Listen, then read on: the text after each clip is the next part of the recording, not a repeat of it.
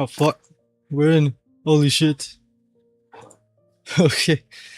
Oh god.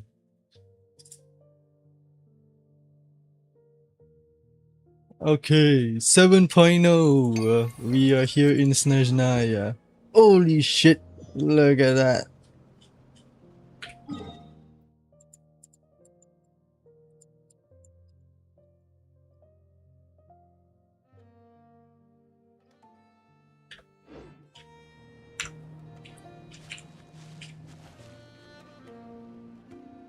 Gonna take a screenshot of that real quick.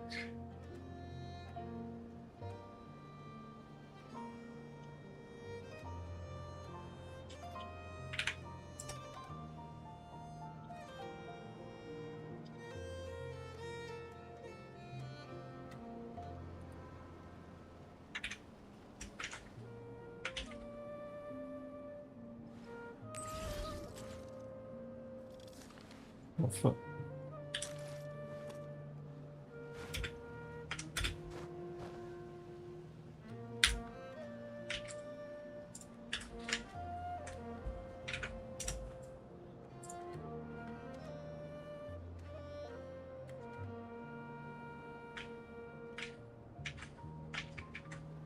Okay. So. Called back to the Zeppel Yarny Palace again. Whoa. Whoa. Whoa. Whoa. All geared up. All geared up.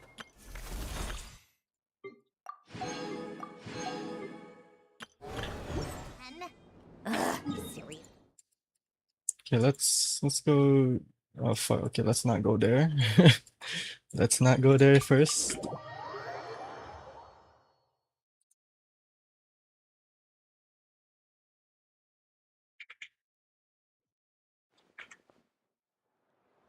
Hold on, I need to pull up chat.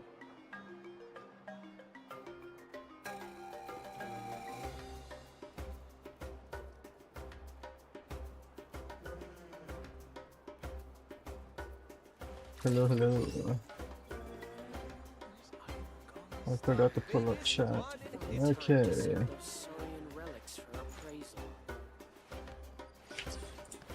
Let me just do this real quick. Welcome to.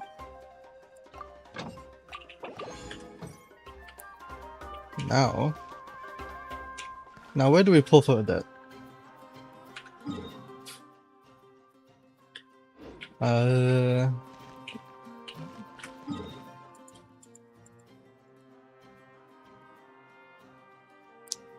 I know where to pull for that.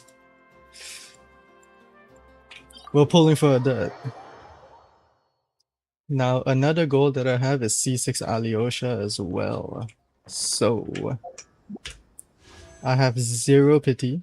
Like, just straight up 0. I'm not gonna pull for the weapon. 7 fates, 41.6k primo gems.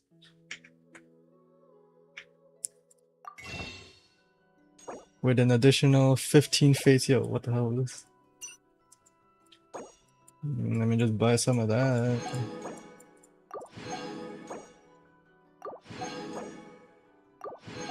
New materials.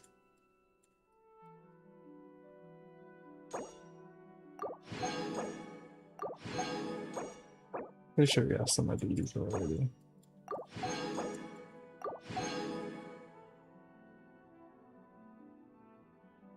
Does anything use the...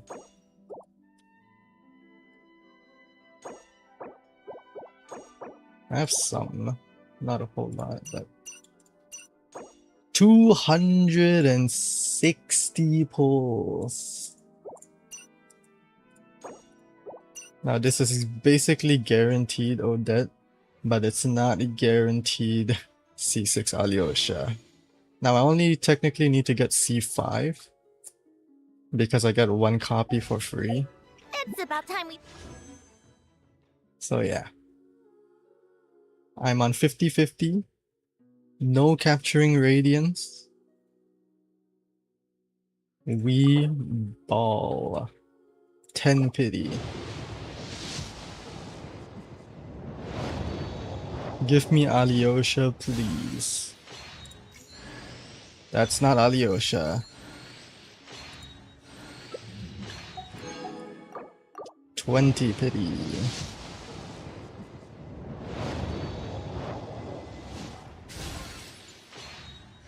That is not Alyosha. God fucking damn it. Not the C4 hunt.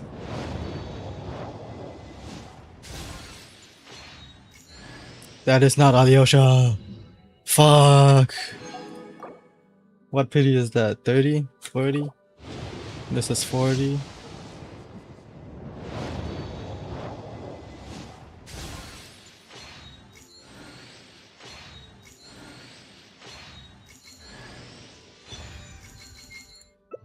Dog, give me Alyosha, please.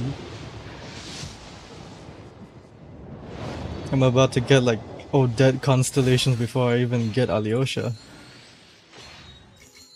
Thank you. Hello, I'm Alosha. I'm a hunter.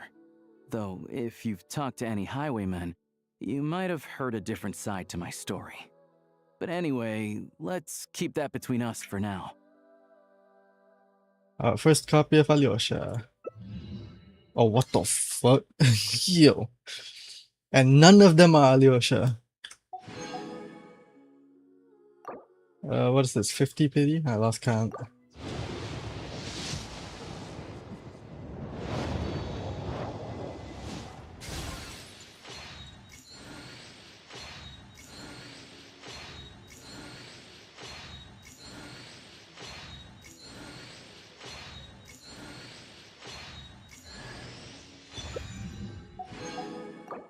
This is not going well. Oh my god, bro. This is a 5-star, I think.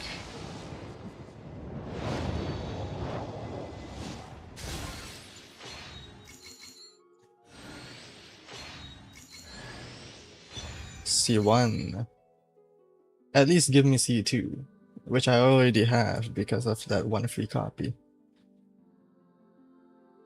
So I still need 4 more copies.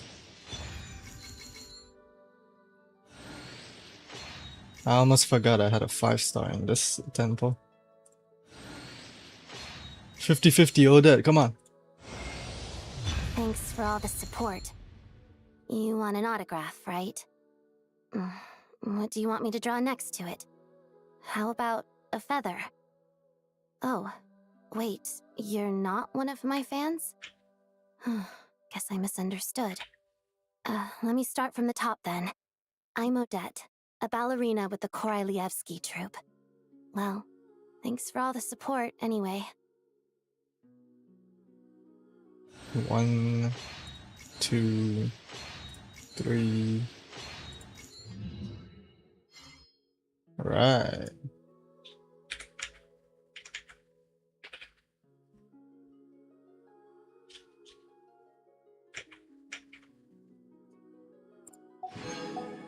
So that's 3 pity. 4,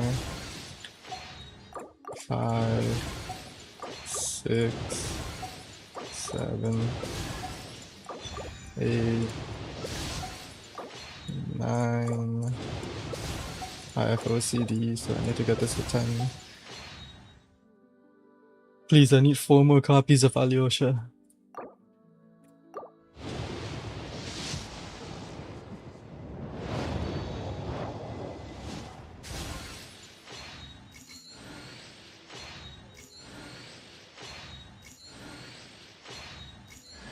Oh, stop giving me fucking 2 sucroses.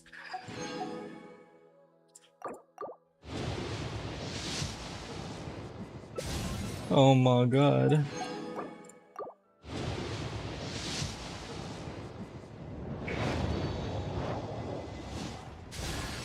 And I still don't get Alyosha.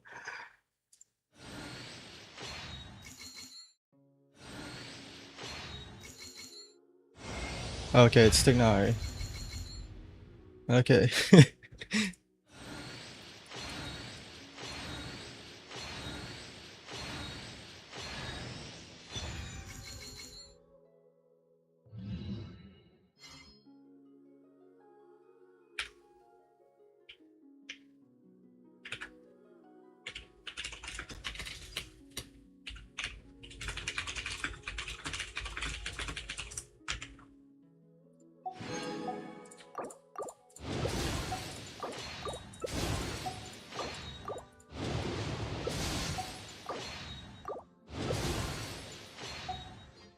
Okay, Another tea party. what constellation am I at right now? C2. C3, so I need 3 more copies.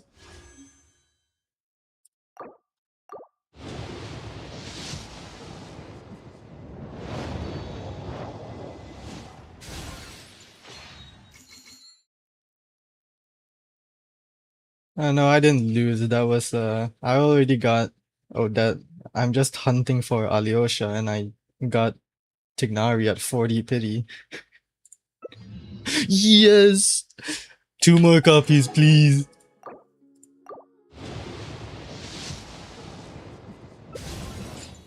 One more copy.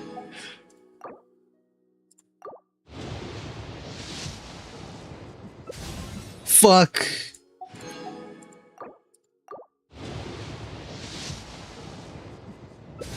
Fuck.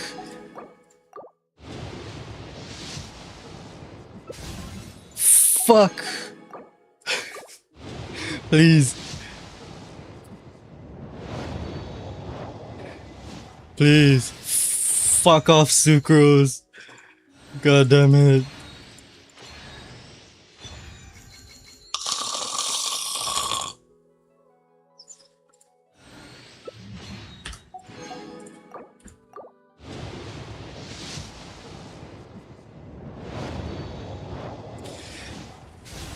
It's okay. Odette cons are good. And we still don't get I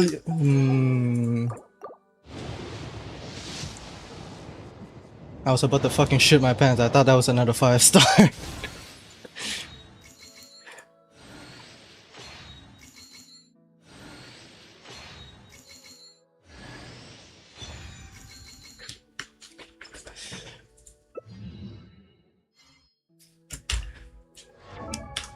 Fuck off my screen, Lynette. Oh my god. I only have 10k left. Please.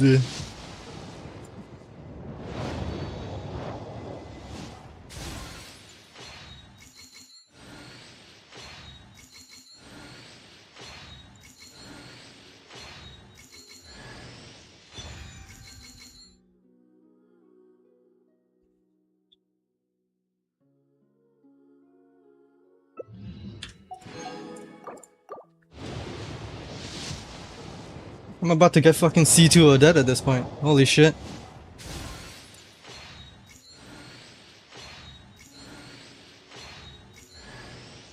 Yes!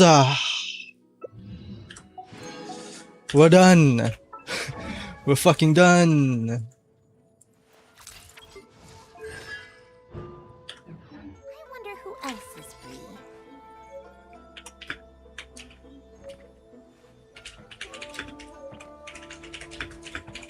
This is no place to loaf around.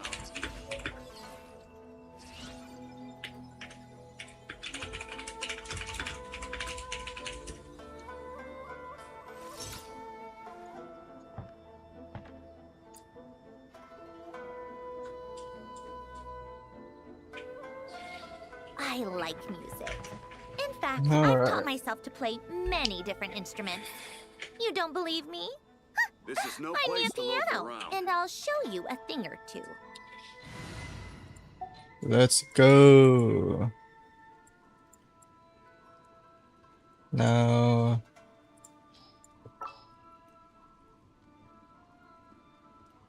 How soon do we unlock Cryo Traveler?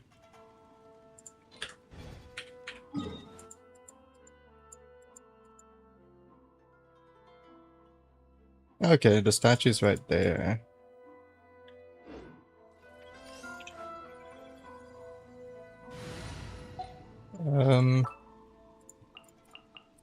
We'll throw in Traveler. And then Odette and Alicia. Yeah. This time. Actually, wait, I can't use them. I have no materials to level them up. Ben short. What the fuck?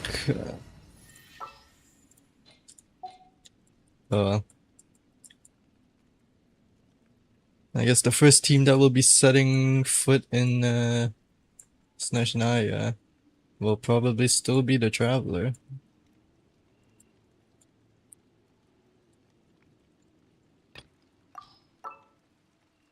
Let's see, Pyro, DPS, Traveler, Overload.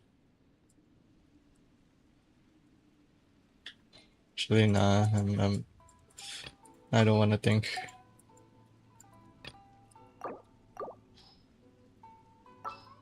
Sanjoni is going back.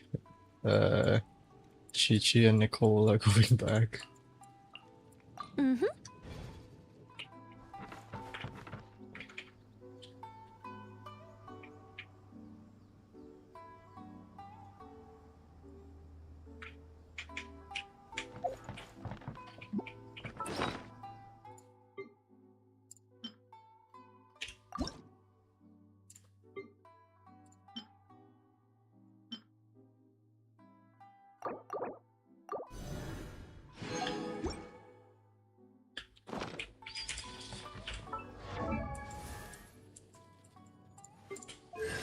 C4 Tignari.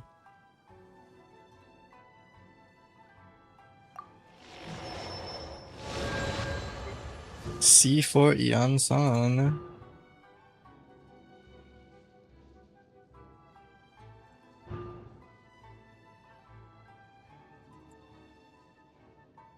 I'm not reading all that. Oh yeah, Lynette is fucking C6. Gee, I wonder why.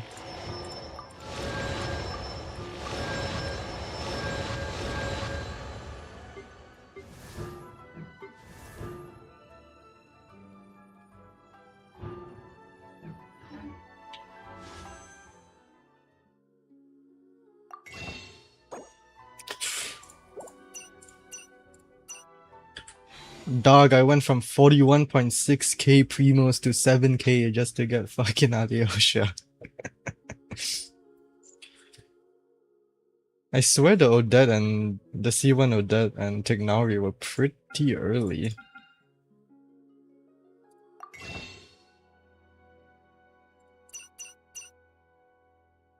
So this means my capturing Radiant counter is at 1.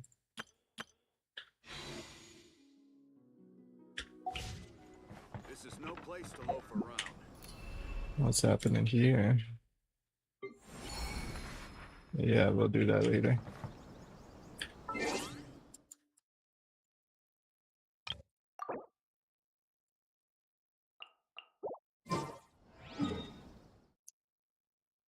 I need to save my resin for the bosses as well. Envisage the echoes. We can go unlock Xiao and Tartalia's echoes real quick.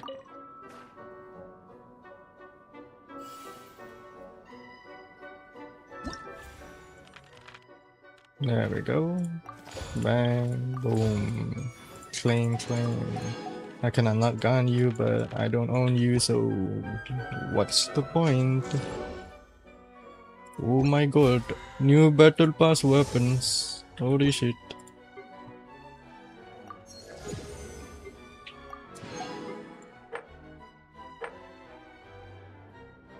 Cook 20, Forge 20.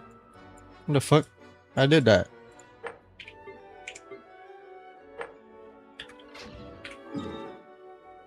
Oh yeah, speaking of teapot, let's go to the teapot.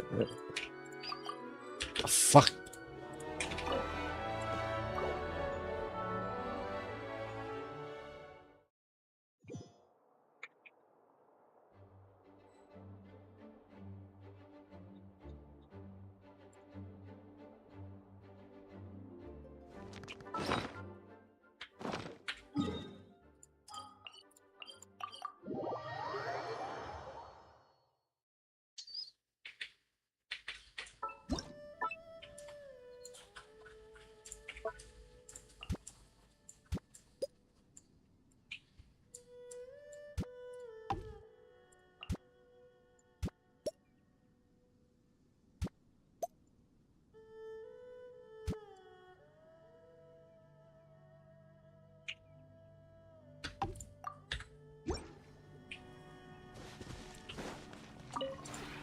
This route.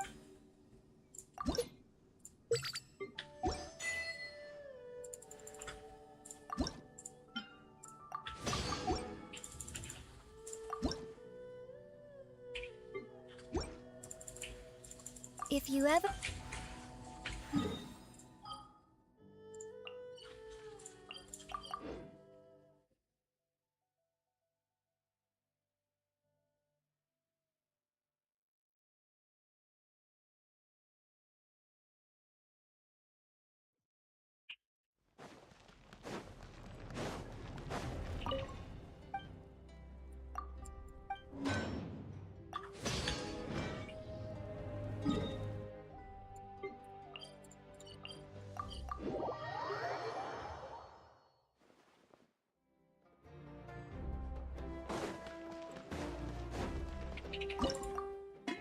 Oops.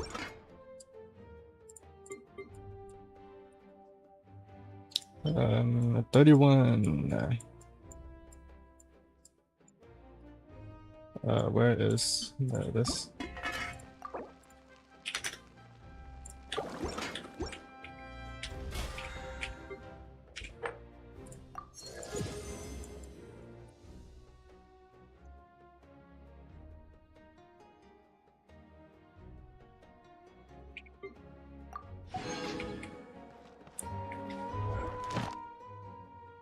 Oh, my encounter points.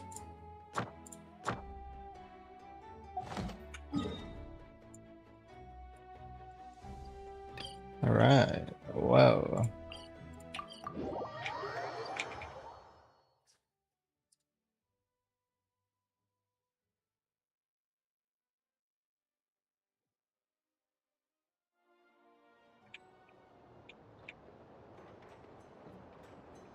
Okay, so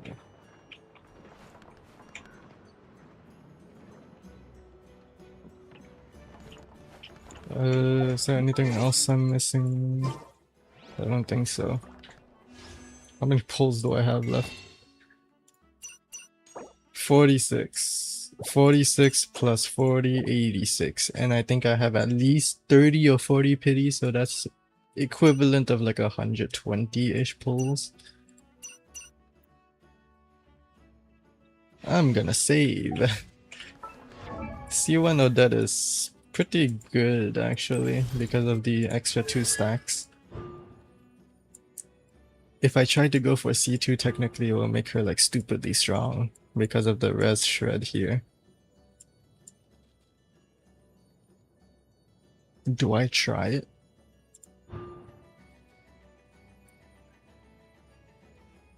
It's a very big damage increase.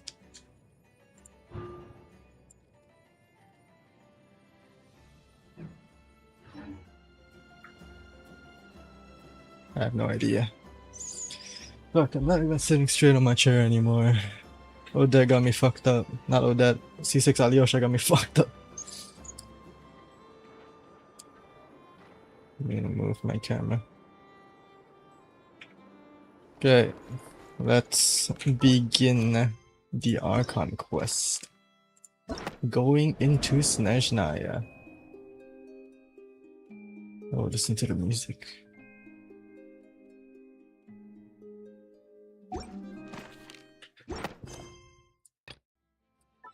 Focused experience mode. Let's go.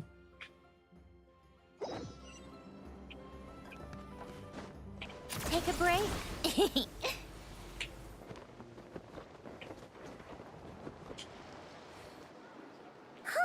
The day's finally come. We're off to meet the Tsaritsa of SNEZHNAYA. What is she planning? And why does she need the noseies? Soon, we'll have our answers. Guess this will be the end of your journey that your sister mentioned. What is she expecting you to find there?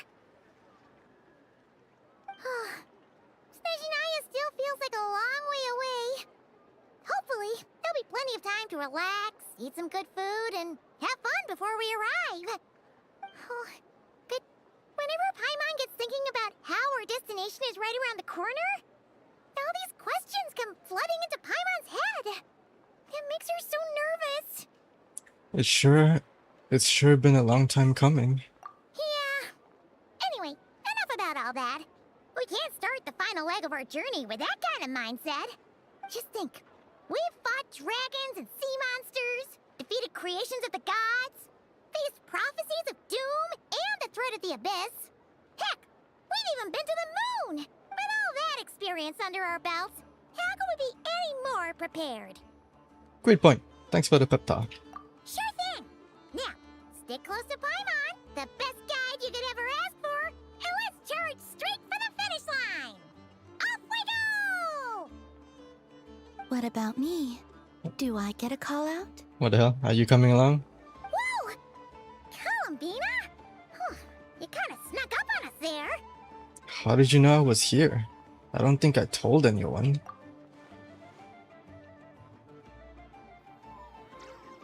Don't look at Paimon! Paimon didn't sell you out this time! Luanatar. Oh, so it was you! Alright, guess there's no hiding it now. All your friends have gathered at the flagship to see you off. I invited SNEZHNAYA too, but she said she had to go back to SNEZHNAYA. She must be busy. We'll see her again. She had some nasty things to say about you before leaving. Would you like to hear them? Yeah, sure. She hasn't changed a bit. Alright, let's hear it. If they're heading to SNEZHNAYA, I'll bet it's to cause trouble for Her Majesty the Tsaritsa. Attending a farewell party for people like that would not be a good look for me right now. Also, please tell them not to count on getting help from a Fatui Harbinger in SNEZHNAYA. Our time working together was not terrible, precisely, but we're on different sides. So when you get there, don't do anything to make life difficult for both of us. Well, that definitely sounds on brand for her. The attitude, the reasoning. Alright, we'll do our best to keep our distance then. The Fatui. A SNEZHNAYAN organization that was established 500 years ago. God damn.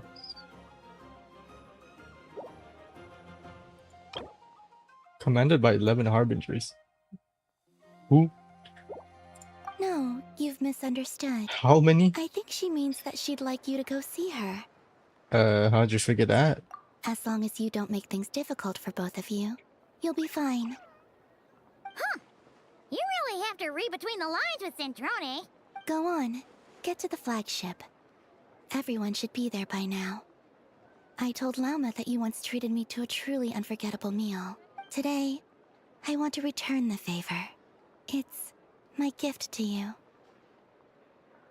It's definitely nice to be treated, but hopefully by this point, you know that you don't owe us any favors. Yeah, friends don't keep score. The moon of Nodcry will always give you a warm welcome. Time flies when you're having fun, enjoying delicious food with friends and reminiscing about past adventures. After a lovely meal filled with laughter and warmth, it's time to start the next chapter of your journey. So we don't even actually get to what the fuck? SNEZHNAYA, no! She went off ahead to SNEZHNAYA first. Oh fuck. Damn, we're instantly just getting teleported here? Okay. Wow! Pure white as far as the eye can see! It's so pretty! Come on, keep up! Everwinter without mercy. We're finally here.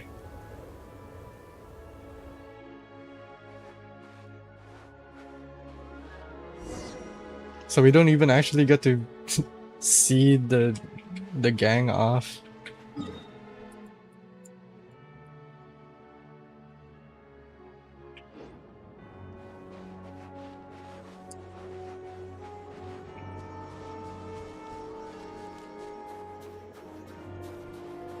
Look! They look similar to the ones in Nodcry! You know, just minus the effects of Kuvaki. That's a sure sign that we're officially in SNEZHNAYA now.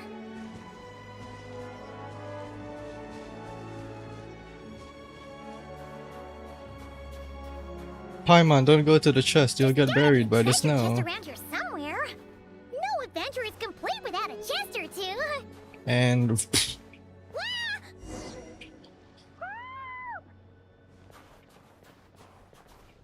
Scorching burn! Yeah. let me melt the snow.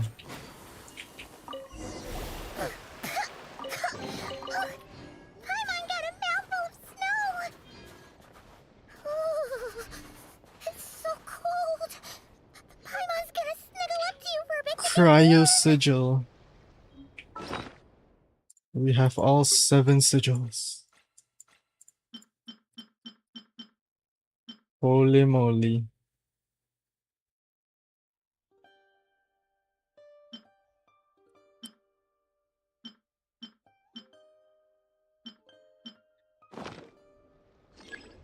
Move, Paimon, go.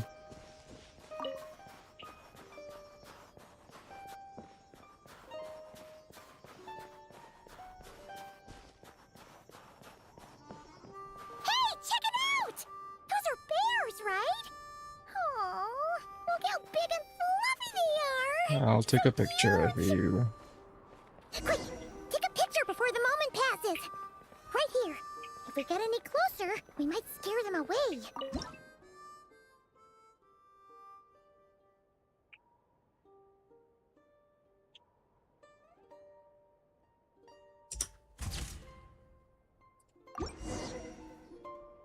Let's see how your camera skills are these days. Oh, wait a sec. Paimon sees something. Come on, quick! It looks like a train carriage.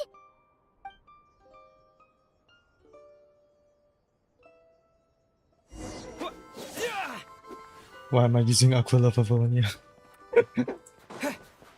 Oh well, it's the same stats as Prototype Rancor. Paimon's heard that SNEZHNAYA has loads of railways and trains. This must be one of them. But why is it abandoned? Ooh, it's still so cold. Still feeling chilly from getting buried in the snow? I don't know. Maybe. Also, is it just Paimon or is the snow getting heavier? This never happened in Not Cry. Yeah. So it can't just be because of the cold. It's hard to describe, but Paimon feels so weird. She's never felt like this before. Everything feels heavy. Getting kinda dizzy too. Should we turn back? Oh, no need. Paimon's just feeling a little low on energy. That's all. It's nothing serious. Not worth ruining our travel plans over. Well, don't push yourself, okay? If you start feeling worse, tell me right away. Yep, sure thing. SNEZHNAYA, here we come!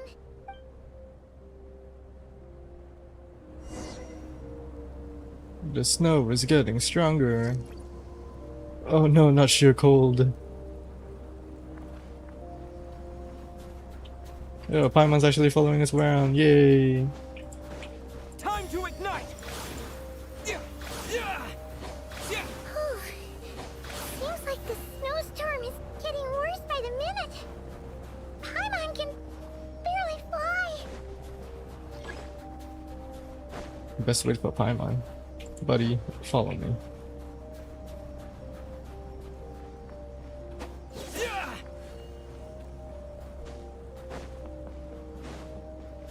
Oh no, a bridge. Oh, look! There's a cabin over there. Phew. Let's get out of this storm. Be careful, Paimon. Try not to get blown off the bridge.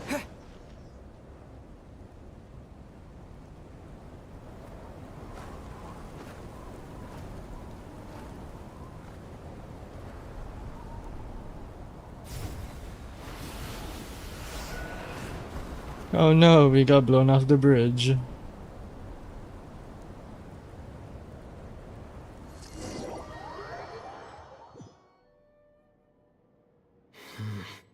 What is this place? Where's Paimon? I need to find her fast.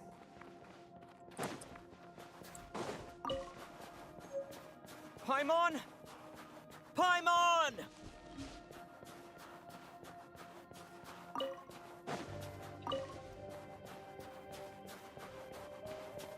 Do I need to go up?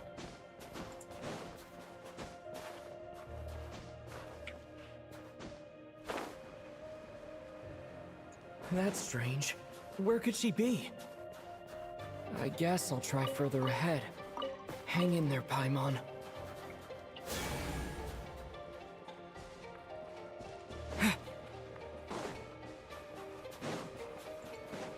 Is that a train carriage? Maybe I can get up from the inside.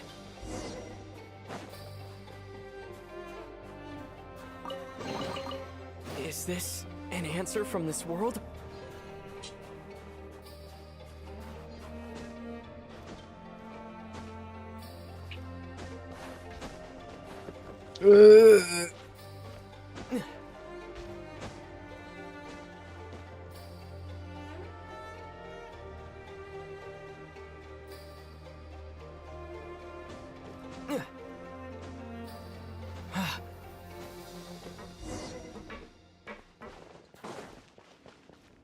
It says here, Kresnik's torch, civilian model. It's definitely getting a little warmer now it's turned on. I really hope Paimon's okay.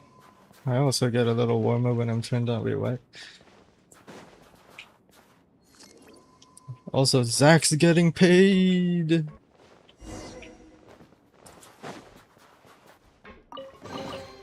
I'll keep this close. Gray, are you here? What was that strange sound? I can't tell if... Paimon? Paimon, is that you?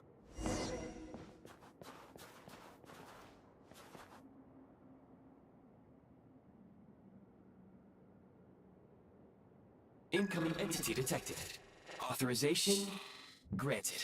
Initiating original. Hello, Descender, who's reached the eve of tomorrow. Eye of Gray at your service. Gray, not Gray. Time's last My bad, yeah. activation. Time measurement unavailable due to the influence of... Anyway, it must have been a very long time. What are you? I am... I was born to fulfill a mission. To reach tomorrow. To this end, I must... Strange. What was it? Wait, my body? Huh? Why is my body like this? I was about to ask you. Apologies. After a long period of inactivity, it appears that a lot of data has been lost. Anyway, I was created so that humanity could reach tomorrow.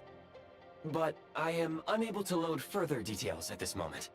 Nevertheless, serving humanity remains my primary objective. I have detected a drop in your surface body temperature. You cannot remain active in this state for much longer. In accordance with my preset programming, upon reactivation, I must ask the one who awakened me the following question. Will you accept me, Transcender? I will assist you, protect you, and fulfill my mission until we reach tomorrow. Yeah, sure.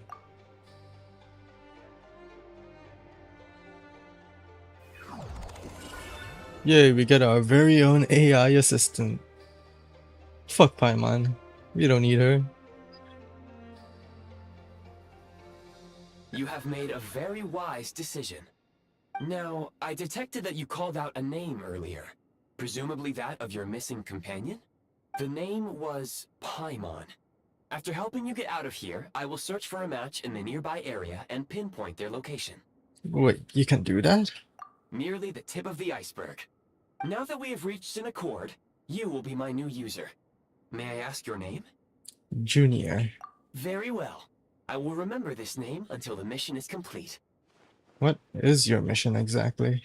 I need to recover my body, retrieve the power to unlock tomorrow, and help the suffering masses to reach the far shores where the empty Ark floats. I can sense my power scattered across this ice-covered land. I even have a vague sense of where it might be found.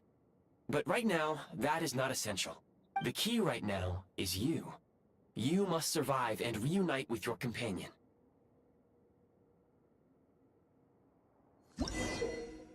You may now execute the command. Prime Ice Unit count has been updated. You may now execute the command build. Use it to create a prime ice construct to prop up the door.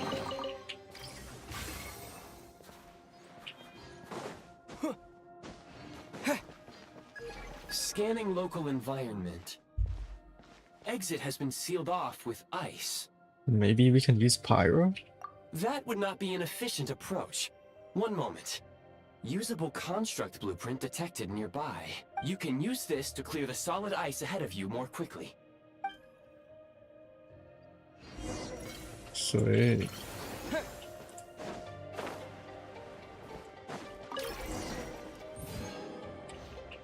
Construct blueprint added to records. You may now execute the command, build heat source. Generate a temporary heat source to rapidly melt the solid ice.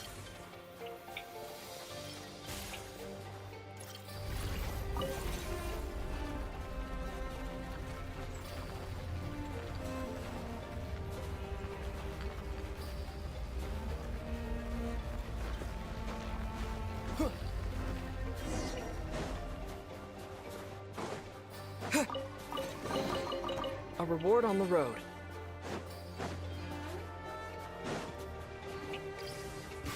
My scan indicates the path is straight ahead. I recommend we proceed.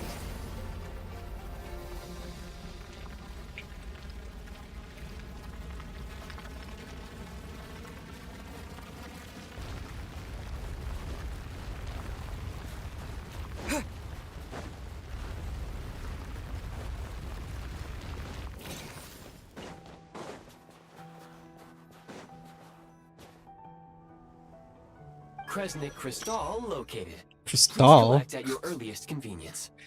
Not a The recent Kresnik construct crystal? you built provides Crystal? highly efficient heating by utilizing the unique properties of Kresnik Crystal. Unfortunately, prime ice constructs have a very short lifespan and cannot be stabilized during the development period. Hence, the authorization to use Kresnik Crystal was granted. That said, I have already forgotten what warmth feels like. Maybe when you get your body back. Yes. Perhaps then, we can warm ourselves by the fireside together. But for now, all you need to remember is this. If you collect Kresnik Crystal, I can extract the energy within and use it to maintain your body's surface temperature.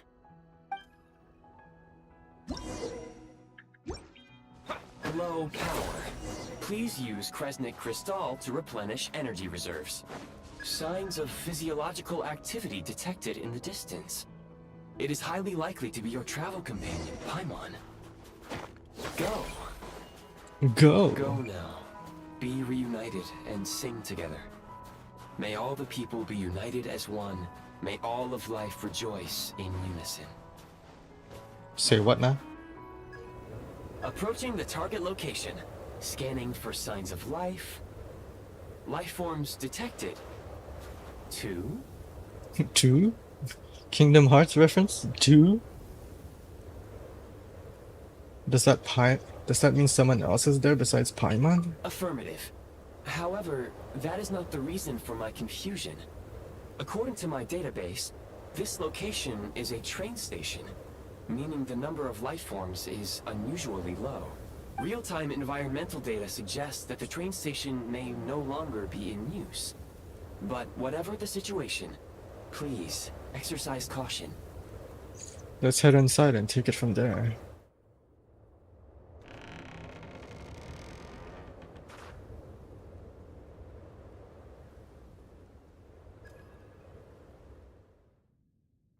Paimon!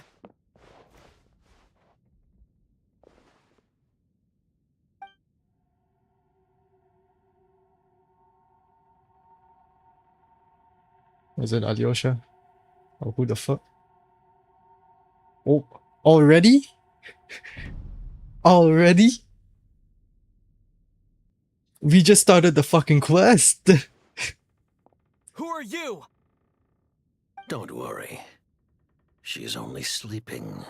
What the fuck? You must be the Traveler. She called your name repeatedly while attempting to battle her way through the blizzard. Newcomers to SNEZHNAYA struggle to adapt to the sheer cold at the best of times. Lately, even the locals are suffering, with a powerful monster having summoned a bitter snowstorm.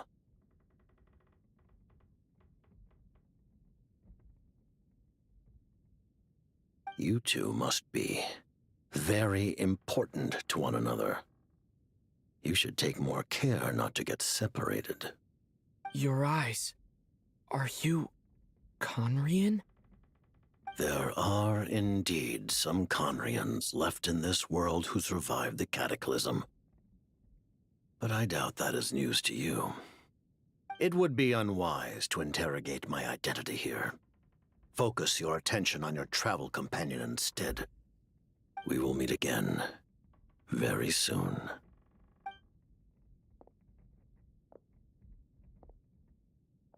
Piero's huge, goddamn. The unidentified subject has now left the area. He appears to be an individual of great significance, but my search has yielded no relevant data. I will try searching the database again. I have a rough idea. He's probably some big shot who works for the Tsaritsa. Against the odds, your companion is safe and sound. The other person even left a blanket for her. I'll boil some water.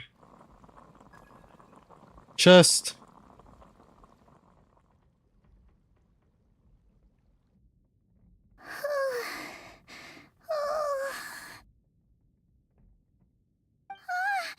Traveler!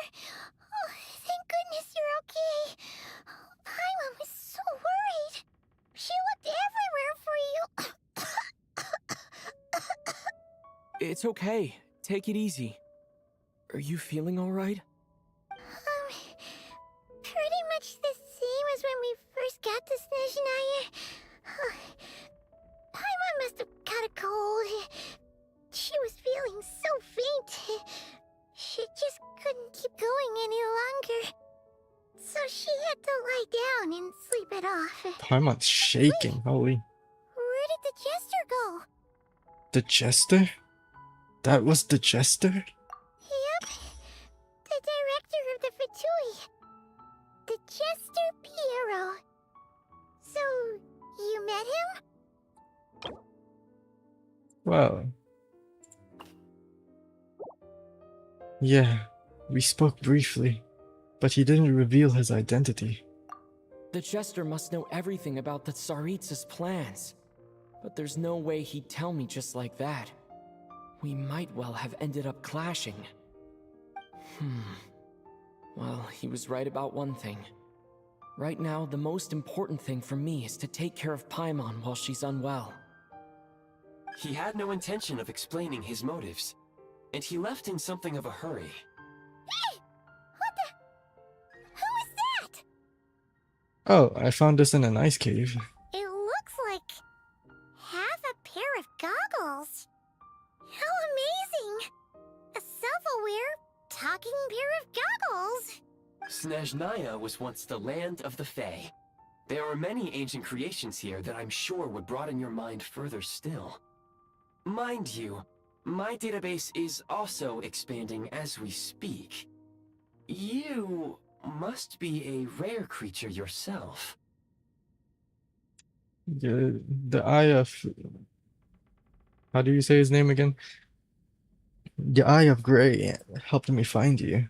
That's how I made it safely out of that cave. Oh, wow! Well, thank you so much.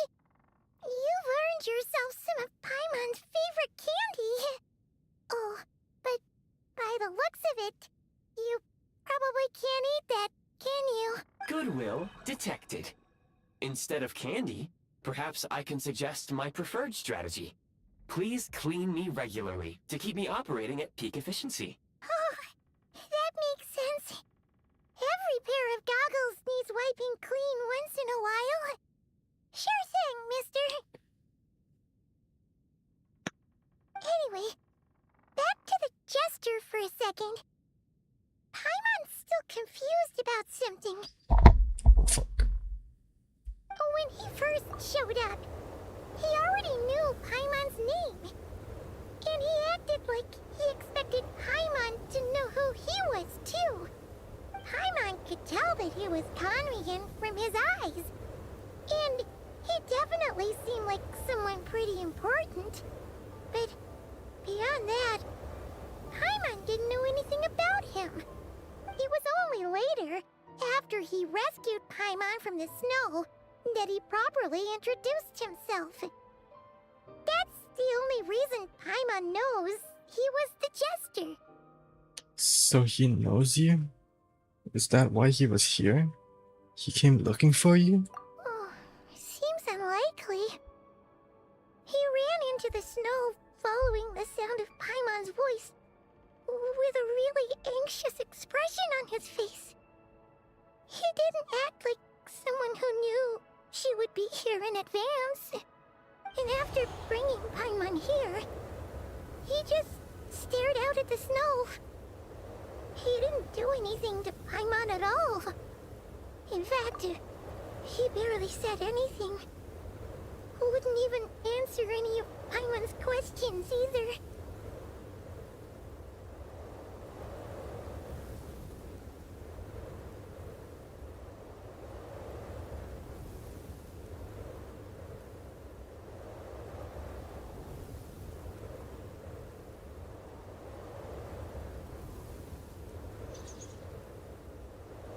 Hold on, give me a second, I need to check something.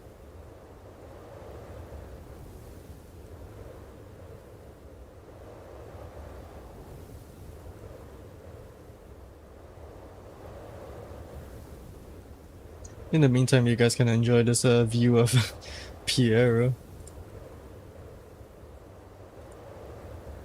What the hell?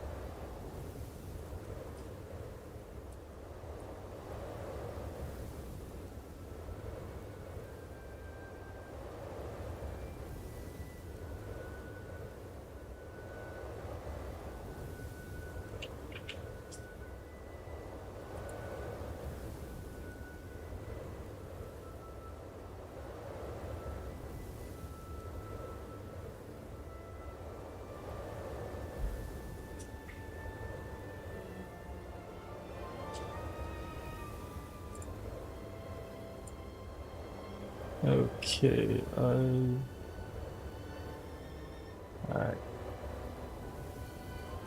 So that should be it.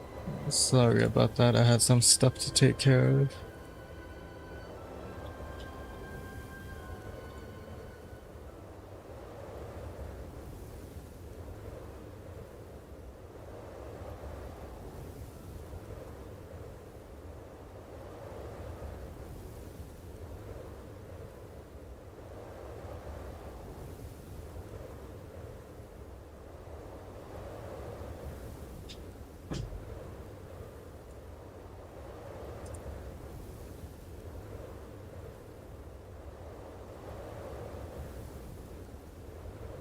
Okay. Paimon didn't feel unsafe around him, and he doesn't seem to have any ulterior motives. For all we know, he might have just ignored Paimon's questions so she'd give up and go to sleep. Please allow me to interrupt. Fatui and director are unfamiliar terms. May I ask for clarification? Wait, you've seriously never heard of the Fatui? Oh, they're like the Tsaritsa's inner circle. Really powerful people. And the director is their boss. Understood. Since they hold elite positions and serve their god directly, it stands to reason that they would conduct themselves with due decorum. I am inclined to agree with your assessment, Miss Paimon. I did not detect any ill will from the gentleman in question. I see what you mean. We'll remember to thank him the next time we meet. The next time we see him. And that was not what it said. Sorry, I shouldn't have encouraged you to talk so much. Paimon, new plan. Let's get out of SNEZHNAYA for now. We can come back after the weather clears up and you're all better. The Jester mentioned that this snowstorm, being the work of a monster, is worse than most. Even if we made it to Snezhnagrad, we'd still have to wait out the storm before we could do any exploring. Oh, well, it's really nice of you to look out for Paimon, but she doesn't want to hold you back. We were really psyched up for this journey when we first set off. Just think of all the burning questions we have. If we turn back now, who knows how long it'll take before we finally get answers. Further information is required regarding the monster situation. But objectively speaking, there is another, more pressing issue at hand. At this point, we have traveled a significant distance into the blizzard.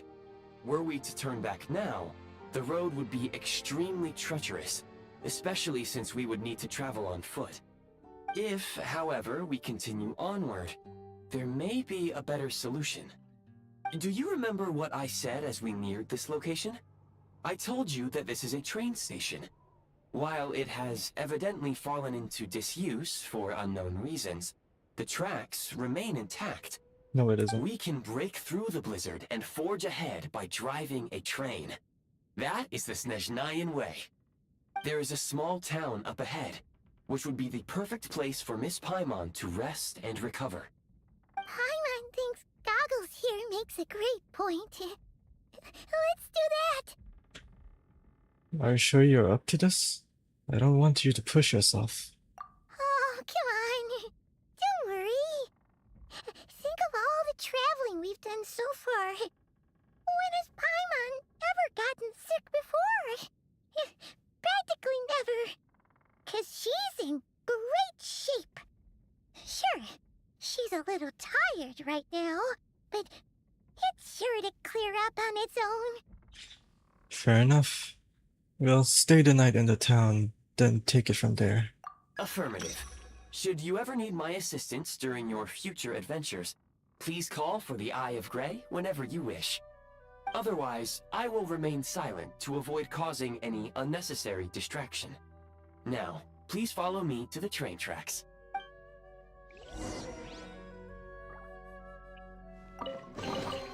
I'll keep this close. Cold.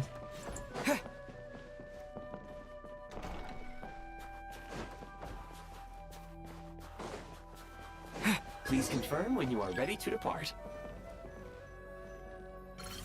Oops.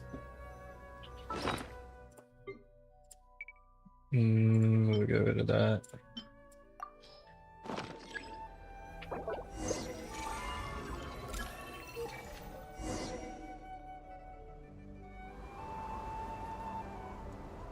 Kaboom!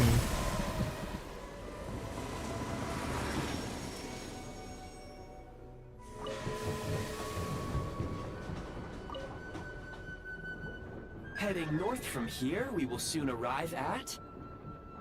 Wait, there's an error message. Could not detect clear tracks.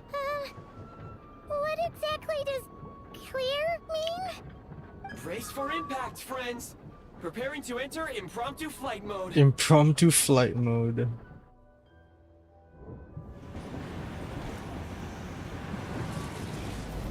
Oh, the teleport waypoint, no!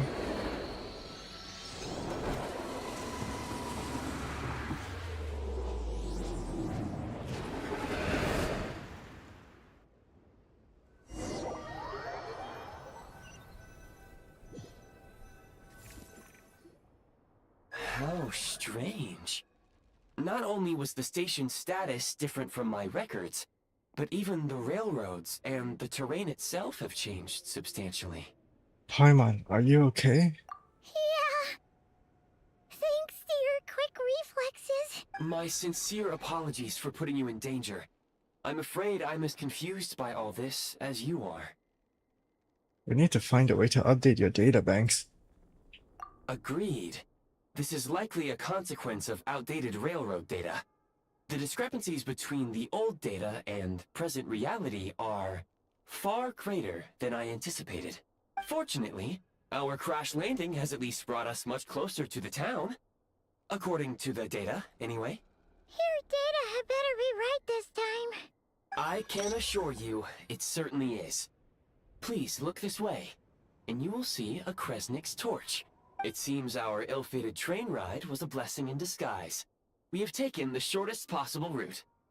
It wasn't what you'd call comfortable, though. Rest assured that I will take user preferences into account next time I plan a route. Next time, I will get it right.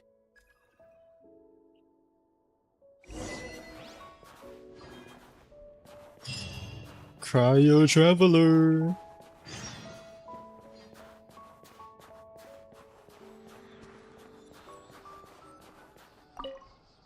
The world opens itself before those with noble hearts. Wow.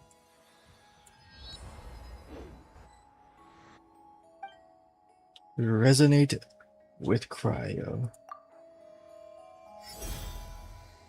And there it is. Cryo Traveler.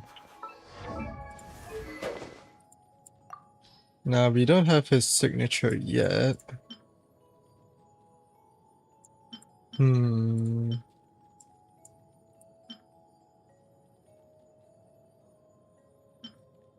We'll just stick with Aquila.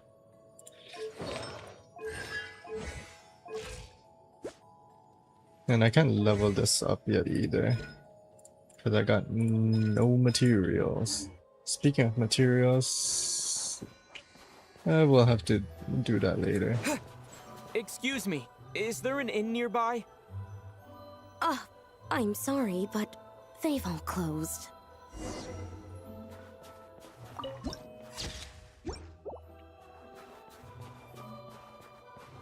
Sorry to interrupt. We're looking for a place to stay. I can't even afford to warm my own house, let alone run a business. Excuse us. Is there anywhere we can stay around these parts? I'm afraid not.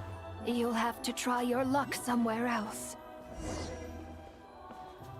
All we can do is wait for the next shipment of Kresnik Crystal to get here. Kresnik Crystal.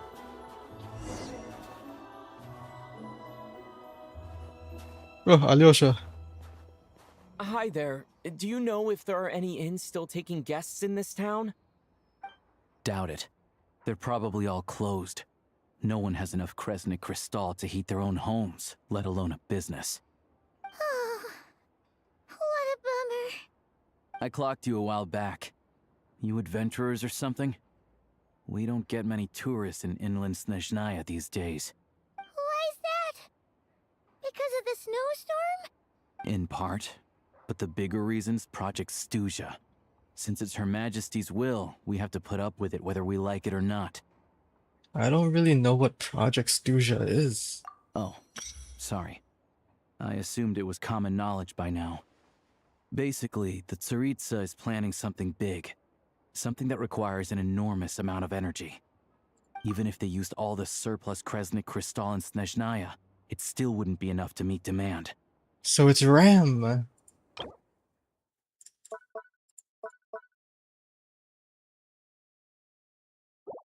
The Tsaritsa is eating up all the RAM. So, the Vetcha passed a resolution requiring all factories and households to reduce their energy consumption. The policy has thus been charmingly named Project SNEZHNAYA, meaning bitter cold. Bitter cold? So, like, it's gonna be a cold winter, folks? You're all gonna have to find a way to get through it? That kind of idea? Pretty much. When you're broke, you scrimp and save. When it's cold, you huddle together for warmth. There's always a way to stretch things out to make ends meet. Trouble is, if you stretch someone out like an elastic band for too long, who knows if they can ever bounce back. You know what? Come with me and see for yourself.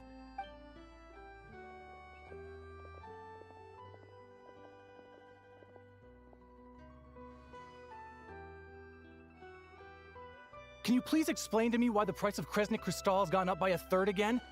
Even as our purchase quota has gone down. You only come here twice a month. This won't even last us a week. The supply and pricing of Kresnik Crystal are based on current production volumes and price data. We Fatui are only responsible for delivery and security. I'm not in a position to explain to you how the figures are calculated, but I assure you, they are as fair and reasonable as possible. Oh, so our lives mean nothing to you? How can you expect anyone to survive a single night in this weather without heating?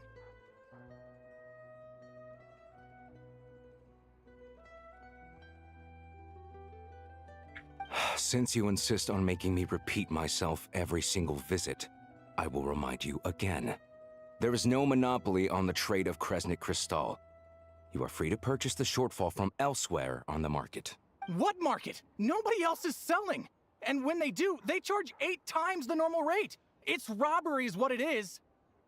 Which is why the Snezhnagrad Veche passed a resolution to support border communities, without which you wouldn't even be able to buy Crystal from us to begin with. So if you're here just to argue, move aside and let the next person in line come forward. Everyone's feeling the cold here. You... All right, everyone, let's calm down for a second. A few words, if I may. We're all subjects of Her Majesty the Tsaritsa, and I'm sure every one of us is dedicated to her great cause. We all know how cold it is. And the more it snows, the harder life gets. Everyone's struggling already. Let's not make things even more difficult for each other. But Liaison Shishkin, there's clearly something wrong with this quota. I have a family in Marepasak who tell me they can buy at least double our Crystal allotment. Oh, believe you me, I had the same reaction when I first saw the numbers. Couldn't believe what I was reading. I even wrote a letter to confirm the true figures, but... I'm afraid the quota really is as low as you've been advised. Still, you must understand that calculating these energy quotas is a complicated balancing act. They have to factor in population, town size, industrial application. Our top priority must be to keep the largest Kresnik's torch burning continuously. Only then can we sell the remaining Crystal for household use, and in doing so, we must make sure that everyone is treated fairly. As our Fatui comrades said, they are only responsible for delivering the goods. They need to keep accurate records, and they do not have any authority to modify the rates or quotas. That's right. Our duty is to do things by the book. Tell you what, listen. I know how anxious and upset everyone is. As a matter of fact, I was just discussing it with the mayor. What we can do is open the lower combustion chamber of the Kresnik's torch to the public. You can come to me directly to register, and I will allocate time slots accordingly. I can't guarantee there'll be ample energy for household use. We can at least make sure you'll be able to boil water and cook food each day. Let's hang in there and make this work together, all right? Fine. I don't see any alternative. So, this is Project Stuja in action, huh? Oh, no wonder nothing's open for business. People are barely getting by. Seems like there's nothing we can do. So where do we go from here? You were looking for an inn, right? For your, Fae friend? Oh, Paimon's not a fae. Just Paimon. She must have caught a cold or something. We only just got to SNEZHNAYA, and we're still getting used to the climate. I have a small place in Sretomoros. I don't stay there very often, though, so it's pretty basic. But if you're not picky, you're welcome to rest there for now. It's not much, but I've got blankets and a warm fire. Are you sure? Oh, that's really kind of you. Thank you so much. This is an enormous help. All right then. This way. Whoa! And there it is, my C6 Alyosha.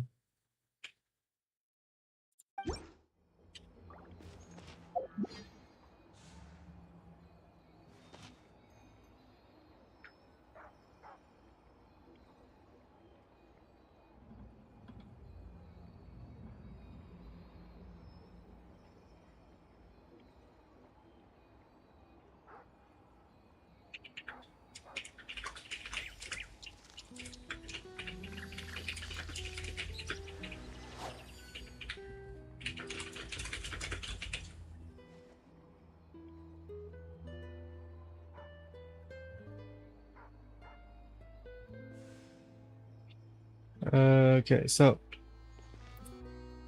Oh fuck, my SNEZHNAYA is dead. Okay, so... I need to pause for a second and I need to take a mini brunch break. I actually haven't eaten anything at all. So I'm gonna be right back. I'm gonna try to eat as fast as I can.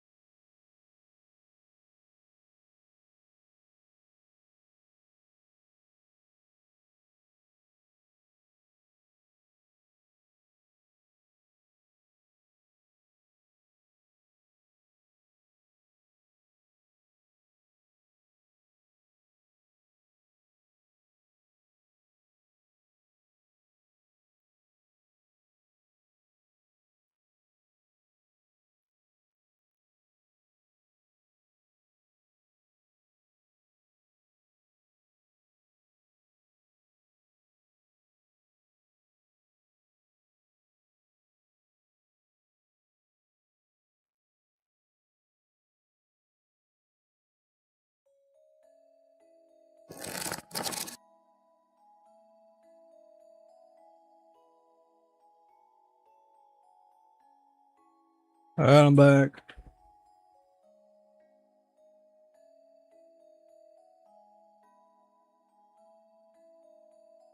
Your boy has eaten his food. Holy shit, I'm at 32 views already. What the fuck? Okay.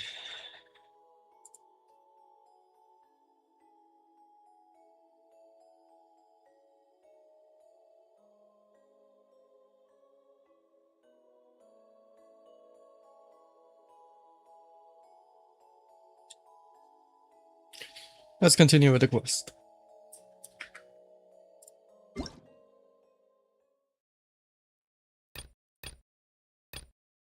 Complete survey. A 50 Primo Gem survey? Wow. Haven't seen one of those in a long time. Holy.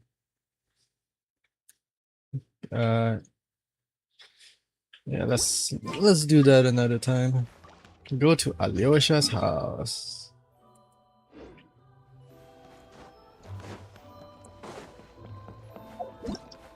Let's All geared up. I need to do the test run. I can at least get some materials and level them up to like 40 or something. At least it's something. One down. It's done. Now that you're enhanced animal module 75. What a joke. Come on, keep up. How tiresome. The fuck just happened there? I just saw a bunch of enemies that just exploding.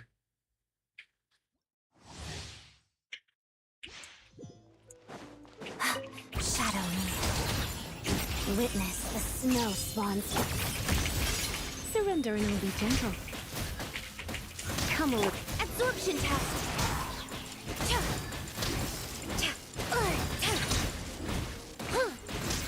Swirl, Mark 2. Feel that.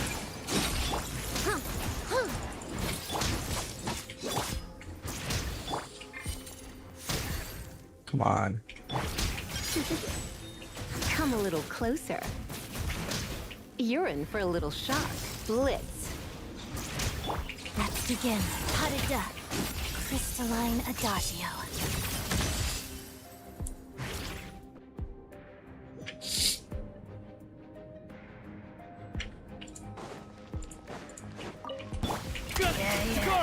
Animal hypostasis emulation. Together. Let's test my hypothesis. Take a break? How tiresome.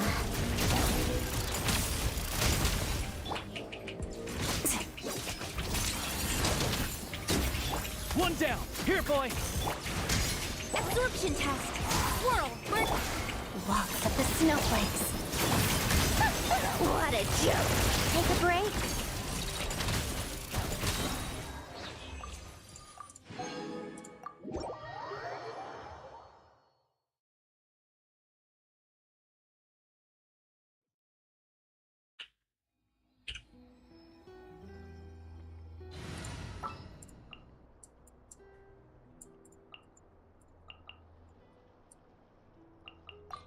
There's still a long... Kinda don't have anything.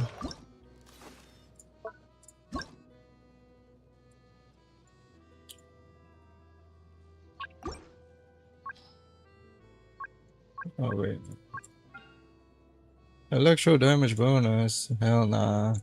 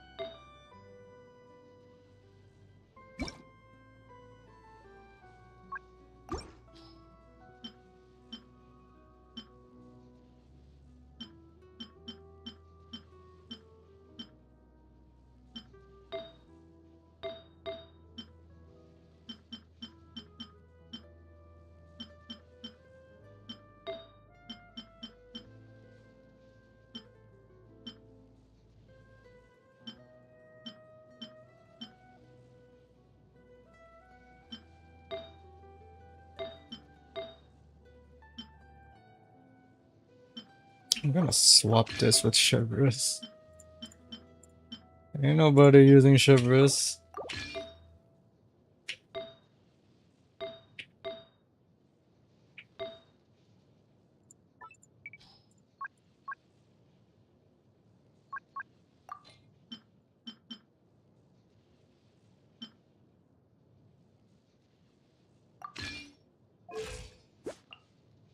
Okay.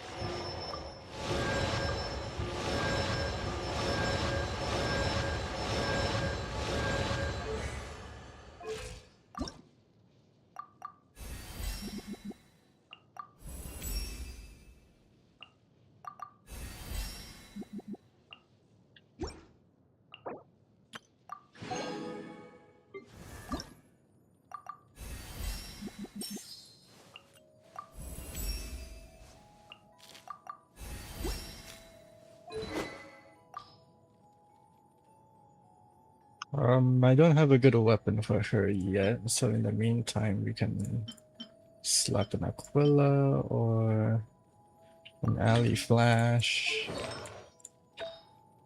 Artifacts.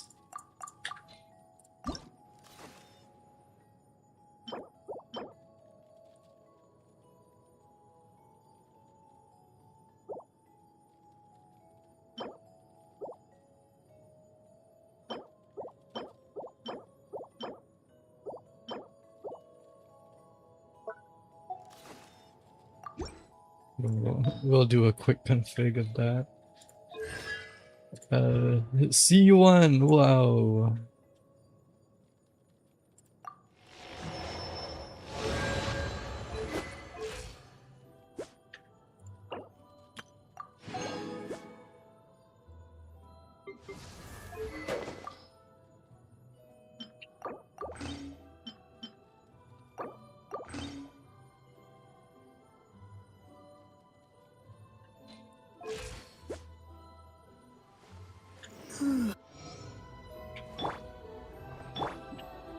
Look at her.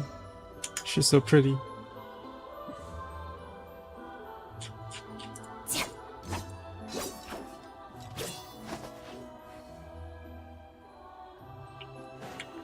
Anyways.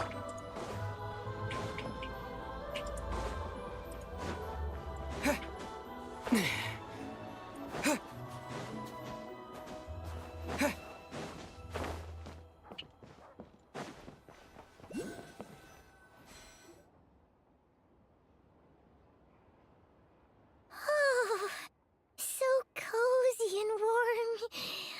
Paimon's getting nice and toasty. Oh, wait. Paimon only introduced herself so far, didn't she? This is Paimon's best friend. The Traveler. Good to meet you. I'm Alosha. Most travelers find the SNEZHNAYAN climate to be a shock to the system at first. But as long as you keep yourself warm, you should be fine. Still, you should keep an eye on your condition. When people are too quick to dismiss a cold, it can easily end up turning into something more serious. Don't say that. Paimon's too young for chronic health issues. Is there a doctor in Sretomorsk? I'm fucking butchering that. But is there a doctor in Sretomorsk? They aren't in town right now, and they won't be back anytime soon. The train station has been closed ever since these power shortages began. I do a lot of hunting, so I spend most of my time exposed to the elements. But even the animals wouldn't survive long in a storm like this, let alone a hunter. Nothing to do but sit tight in town until the weather improves. Is there any possibility of getting the train station running again? I get that you're in a hurry, but even if the station were open, that doesn't mean there'd be any trains. We could end up stuck here for a long time, I'm afraid. Actually, I have my own train. What? Your own train? Wait, hold on. That train? The one that suddenly fell out of the sky and crash landed on the ice? Oh, we got lucky and found it in a cave. Oh, then our luck ran out and we had a little accident. I'd really like to get to SNEZHNAYA and find a doctor. Pretty crazy for a random find in the mountains. Well, as long as your train's good to roll, you might get to SNEZHNAYA after all. I've been doing some digging recently. Turns out, the real reason for the current energy crisis in Stratomaros is that some of the supply is being seized for a private stockpile. But to expose what's going on, I need to catch them in the act. So, I'm heading off to catch a rabbit. Huh? Wait, a rabbit stole the crystal? The It's crystal? a figure of speech. Real rabbits couldn't pull this off. They'd prefer carrots to Kresnik Crystal anyway. Do you have a suspect in mind? Shishkin. Mr. Positive Attitude, let's all get along now, shall we? Him? Really? Paimon never would have guessed. I'll come with you. Let's go. Huh? You're coming with? Solving the energy crisis will help get the station running again. Then we can go to SNEZHNAYA. Oh, okay then. Just give Paimon a second to get ready. You stay here and rest, Paimon. We don't want your condition getting any worse. Alright. Guess there's no point pushing myself.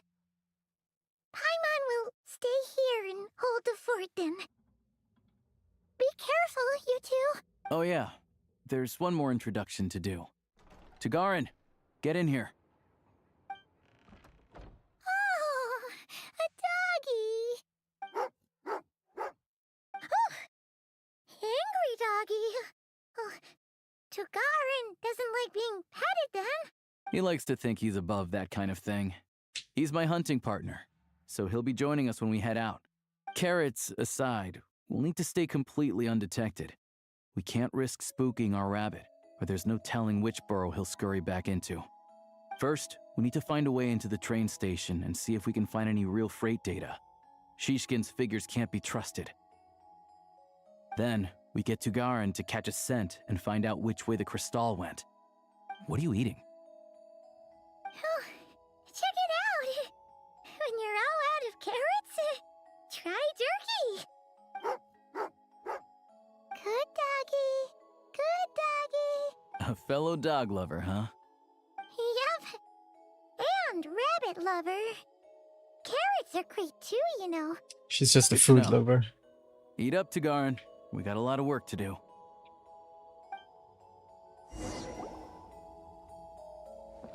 Paimon's just gonna stay here and get some good rest. You guys, be careful out there.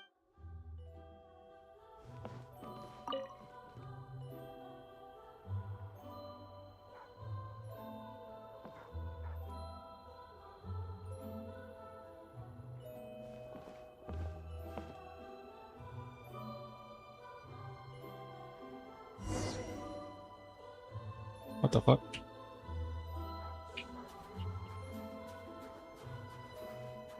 What happens if I fall out? Oh no, I can't. Oh, I can teabag. Wait.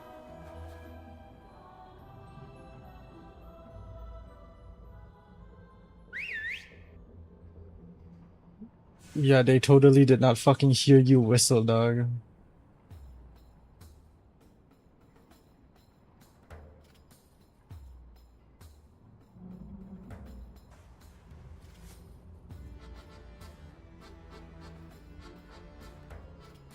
Nice work, Tagarin. Come on, we'll go around.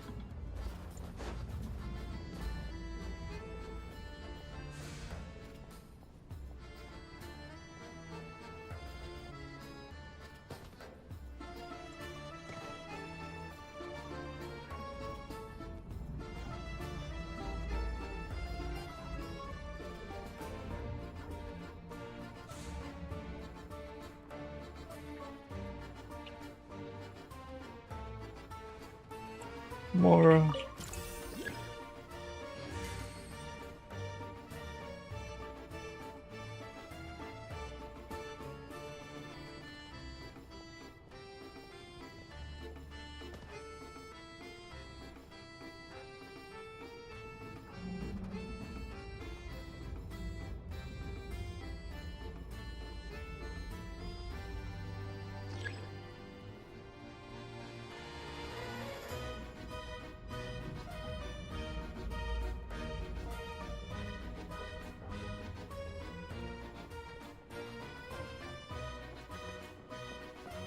This way.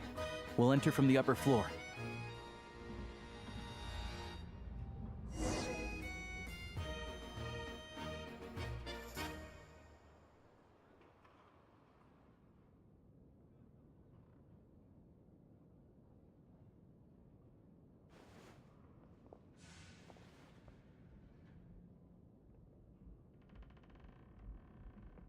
There we go.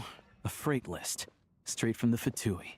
So Shishkin won't have had the chance to doctor the figures. Looks as new as the day it was printed.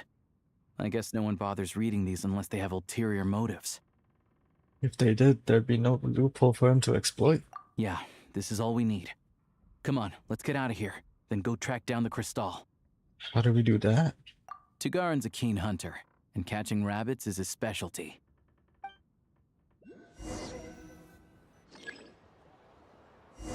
Oh my god, we got to play as a fucking dog. I got that dog in me.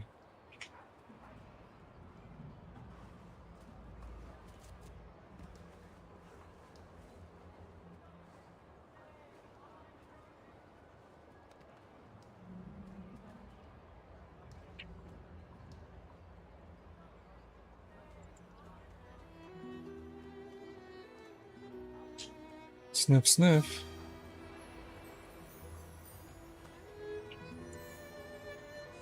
You get to play as a fucking dog.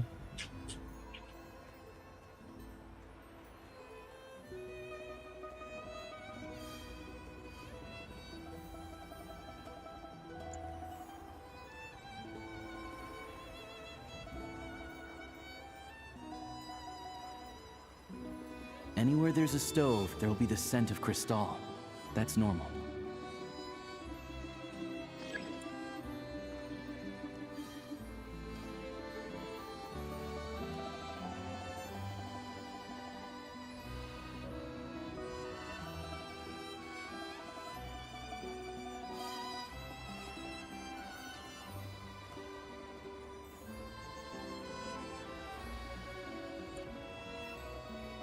But if he picks up the scent of crystal somewhere and there's no stove around, that's how we know something's up.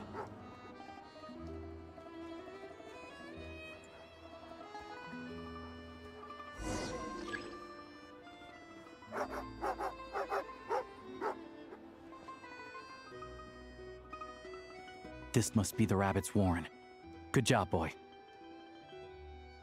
Sure enough, there's a tunnel. You stay here and keep watch. I'm gonna take a look inside. With the investigation complete, you and Alyosha secretly notify the Fatui and recover some of the missing crystal. Tellingly, the entrance to the tunnel is right at Shishkin's residence. Now it's time to confront him. Thanks for looking out for us. Things are getting tougher by the day. No need to thank me. It's my pleasure. Sure as Her Majesty the Tsaritsa watching over us, every sacrifice will be worthwhile. Let's grit our teeth until the blizzard passes. These days of hardship will be over soon. Maybe for everyone else, Liaison Shishkin. But for you, the hard times have only just begun.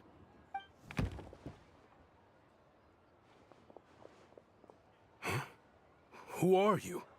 What's the matter?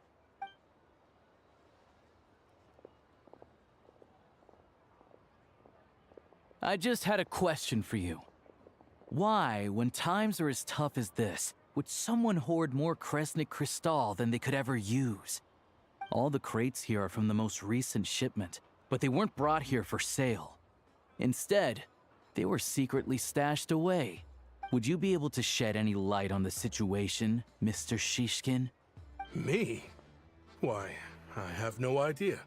But look at how much there is. It's quite a godsend. Now there will be plenty to go around. This godsend was found in a cellar adjacent to your residence following a tip from Mr. Alosha. And this is only a fraction of what we found down there. We're still taking a full inventory.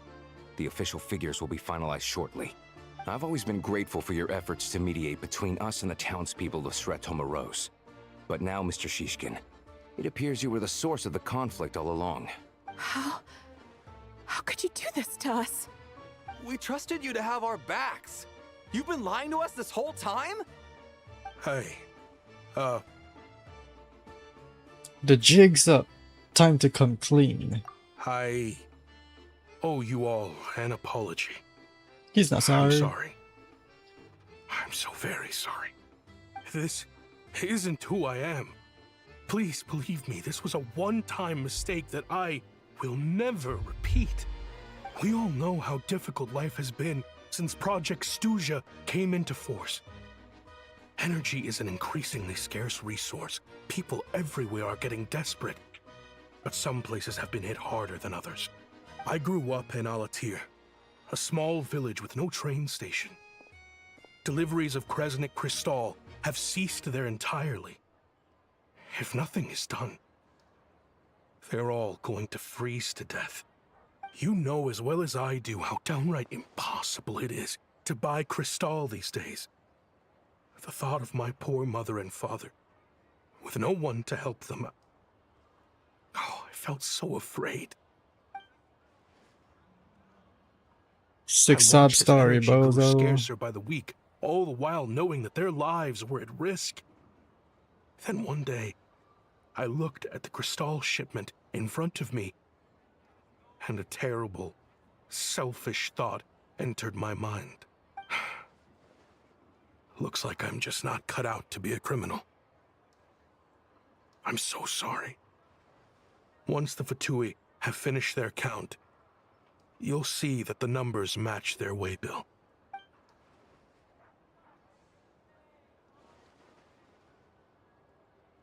I have the official SNEZHNAYAN quotas here. Anyone who has already purchased energy, please make your way over here to correct your transactions. I'll make a batch purchase of Crystal worth 3 months' salary for you all to use free of charge. As for Alatir, I'll think of something else. You don't have to go that far. Yeah, owning up to your mistake is enough for me. You've done plenty of good for the community in the past. I'm not looking for a handout. Drop the act. You claim this was a one-time mistake, but the real reason there's only 1 shipment's worth of stolen crystal in your basement is that you have an accomplice. Reporting in, sir. We've conducted a full search of the mayor's house. As expected, we found many crates full of crystal, half of which were still in their original shipping containers. This wasn't your first time at all. You've been colluding with the mayor of Stratomeros for a long time now. The train station's currently out of service, but it does open for a short window every time there's an energy delivery. And every time a train pulls in, you're there on site to take inventory and oversee the workers unloading the cargo. The mayor handpicks said workers. Per his instructions, they transport the crystal by tunnel at night to the mayor's house, and he sells it out of town. But since he can't get the goods out of town by train, he had to arrange an alternative method of transportation. This meant slower sales, which gave me plenty of opportunity to catch him in the act. Wait, the mayor's involved in this too? Preposterous. What proof do you have of any of this? Basic math.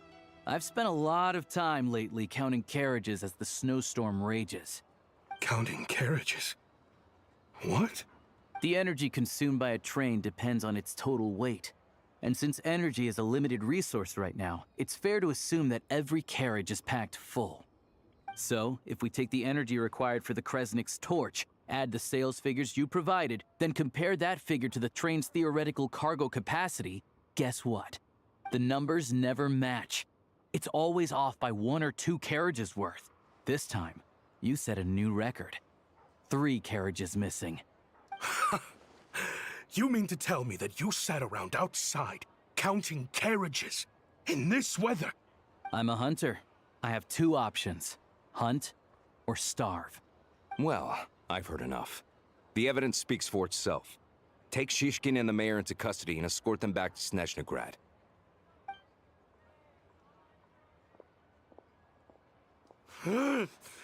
You cocky little brat, ruining my business. Just you wait.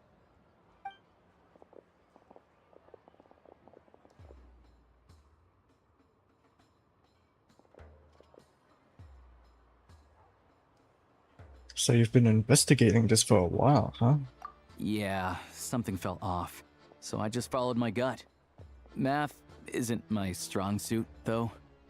I'm lucky my dad made me learn enough to get by, but all this number crunching was a million times harder than the aim and fire work I'm used to. Thank you for your assistance. You're a brave lad. Shishkin was quite the cunning criminal, as I'm sure you can tell. He did all of this right under our noses, and we never suspected a thing. A wolf in sheep's clothing. He had everyone fooled. Even with that sob story he fed us. He was probably trying to keep the mayor out of it, not just mask his own motives. Without the compelling case you put together, even I might have fallen for it. Alosha, was it? Tell me, are you really a hunter? We can go find some wild animals if you want. I'll fire off a couple of shots, and you'll see whether I'm the real deal. I didn't mean to cast suspicion on your identity. It's just... well, I'm sure you've heard of the Rokot. Recently, they've been recruiting people with your kind of talent.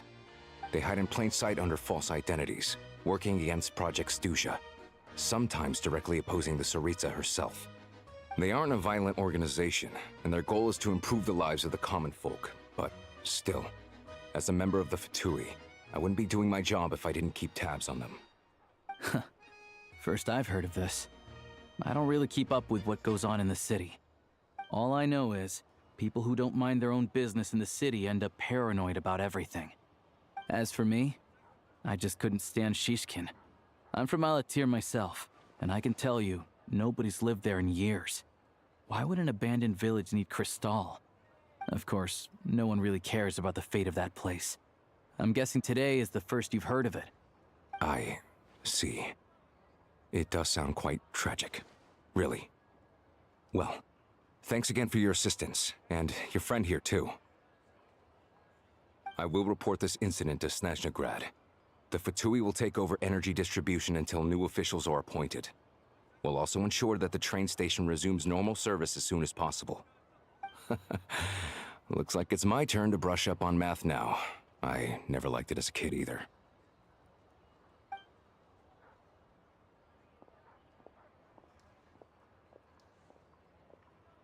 Thanks from me too, Alyosha. Don't mention it. Isn't the soldier overseeing the delivery supposed to verify the quantity of the goods? Was he just careless? Or was he being paid off too? Who knows? Excuse me. I'll take a share of Kresnik Crystal too. Thanks. I need to take a detour before we head back. There's someone I have to deliver this crystal to.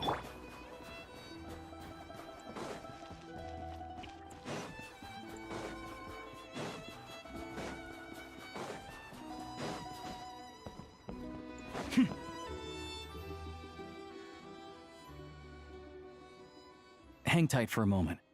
This old lady, she doesn't really know who's who anymore.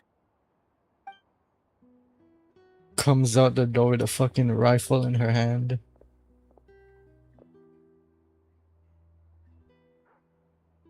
Oh, grandson. It's so cold today. You must be freezing. Ma'am, it's me, Alosha. Alosha? Alosha who? You know me. I came by earlier today. Cleaned the ashes out of your stove, gave you some warmer bedding, and washed your back. I'm sorry, I don't remember. Now, how often do I get to see my grandson? Come on, take a seat and relax while I fix you something to eat. It's okay. You just rest. I'm fine. Oh, you. It's nice to come and visit your old granny once in a while, isn't it? Sretomaros, a good town. All sorts of things to do and people to meet. And the local officials are good to us. Sit down, come on, take a seat. I still have some fruit left. Let me get it for you. Please, don't get up on my account. You need to rest. Where's the fruit? Right under the basket by the door. Or maybe it was on the bedside cabinet.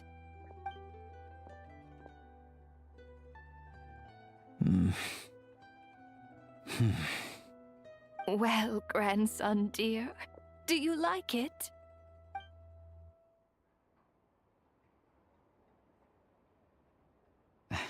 Very much, ma'am. It's delicious. Good, good. Wonderful. You don't need to save any more for me next time, all right? Fresh fruit is hard to come by at the moment. You should eat it as soon as you get it. Oh, I don't need it. I'm fine. But if you like it, come back for some more soon. After a long chat, Alyosha tidies up. Some kind soul must have given these to her. But she always saves the nicer things for special occasions. How do you know her? I met her at the market back before her health began declining. She was a lovely old lady. We're from the same hometown. Not many people have heard of Alatir. And if they have, it's usually for all the wrong reasons. There's a gang of highwaymen that came from there. Now that it's an abandoned village, it's rare to find anyone who shares fond memories of our hometown. So after we got talking and realized we were from the same place, we decided to keep in touch by letter. I first learned of Stratomoros's energy supply problems from a passing comment in one of her letters. Then, after her health went downhill, I started visiting more often to check in on her. The town's been in decline for a while now, but because of her memory problems, she thinks of it as the bustling, prosperous Stratomoros still in its heyday. That said, I kinda appreciate her optimism. There's not much of it going around in this world of ice and snow. Sorry, maybe I shouldn't have asked. It's fine. Everyone grows old. In SNEZHNAYA, some people believe that in your final moments, you'll sense a familiar presence by your side. You turn to look at them, but their face is blurry. So you focus hard, trying to make out who it is. And when you finally see their face, the Grim Reaper reaches out and takes your life. She still calls me grandson, though. So at least I'm not a blurry face in her world just yet. Come on, let's get back and see how Paimon's doing.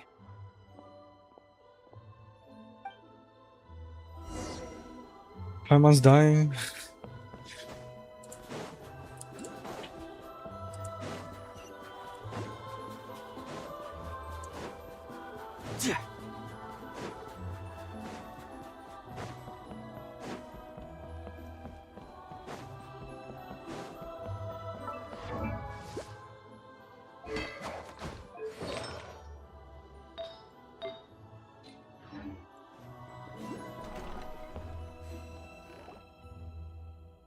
Paimon, we're back. Are you feeling any better? Yep. Paimon's not cold anymore. But she's still a little dizzy.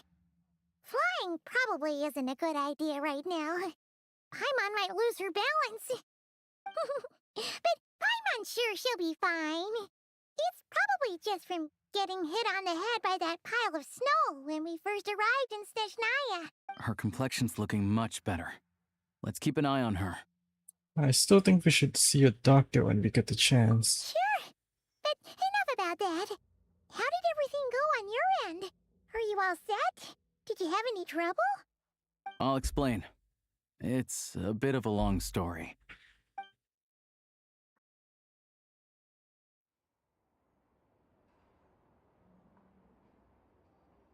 Jeez. You guys got pretty busy. Sounds like the liaison officer and the mayor were running quite an operation. Good riddance to both of them. It's a good thing you managed to catch them. So, you said the train station will open again soon, right? And everyone has enough crystal now? Yeah. Well, enough to survive at least. Project SNEZHNAYA isn't going away anytime soon. People will still have to scrimp and save to make ends meet.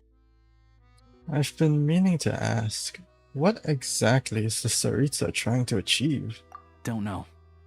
The goal of Project SNEZHNAYA is to gather energy for the Tsaritsa, but no one knows where that energy's going. It's never been made public. The thing is, We were told that the project would only last for 6 months, but time and time again, they keep extending it. Extending it? Does that mean that Tsaritsa's plan isn't going very smoothly? That's what everyone suspects. In principle, any proposed extension needs to pass by majority vote in the SNEZHNAYA Veche. But even though opposition has been growing, any detractors end up caving into political pressure from the rooster, Pulcinella. He's the chair of the SNEZHNAYA Veche and a key figure in the voting process. He has the backing of many powerful and influential people. Sounds like par for the course for the Fatui. How come the Fatui are picking on ordinary people even here in SNEZHNAYA? I don't see it like that. Fundamentally, the Fatui will always think and act in the Tsaritsa's interests. But that doesn't mean they don't care about the plight of the common folk. The only reason Sir Tomoro still receives Crystal shipments is because of a relief proposal put forward by the Rooster himself. Then there's the Fatui soldiers providing support in every corner of the nation. Even the Northland Bank provided some mora for disaster relief, and they're as conservative and indifferent as they come. It's just that the rich and powerful in their fancy palaces live in a completely different world from us. There's always going to be some conflict when those worlds collide. I'm reminded of something that Fatui officer mentioned. The Rokat? Yeah, well, even though we all believe in Her Majesty the Tsaritsa, there are still many differences of opinion on how best to tackle the big issues of the day. Regular folk don't have an easy way of getting their voices heard in SNEZHNAYA, while the rich and powerful are either unwilling or afraid to speak out for all sorts of complicated reasons.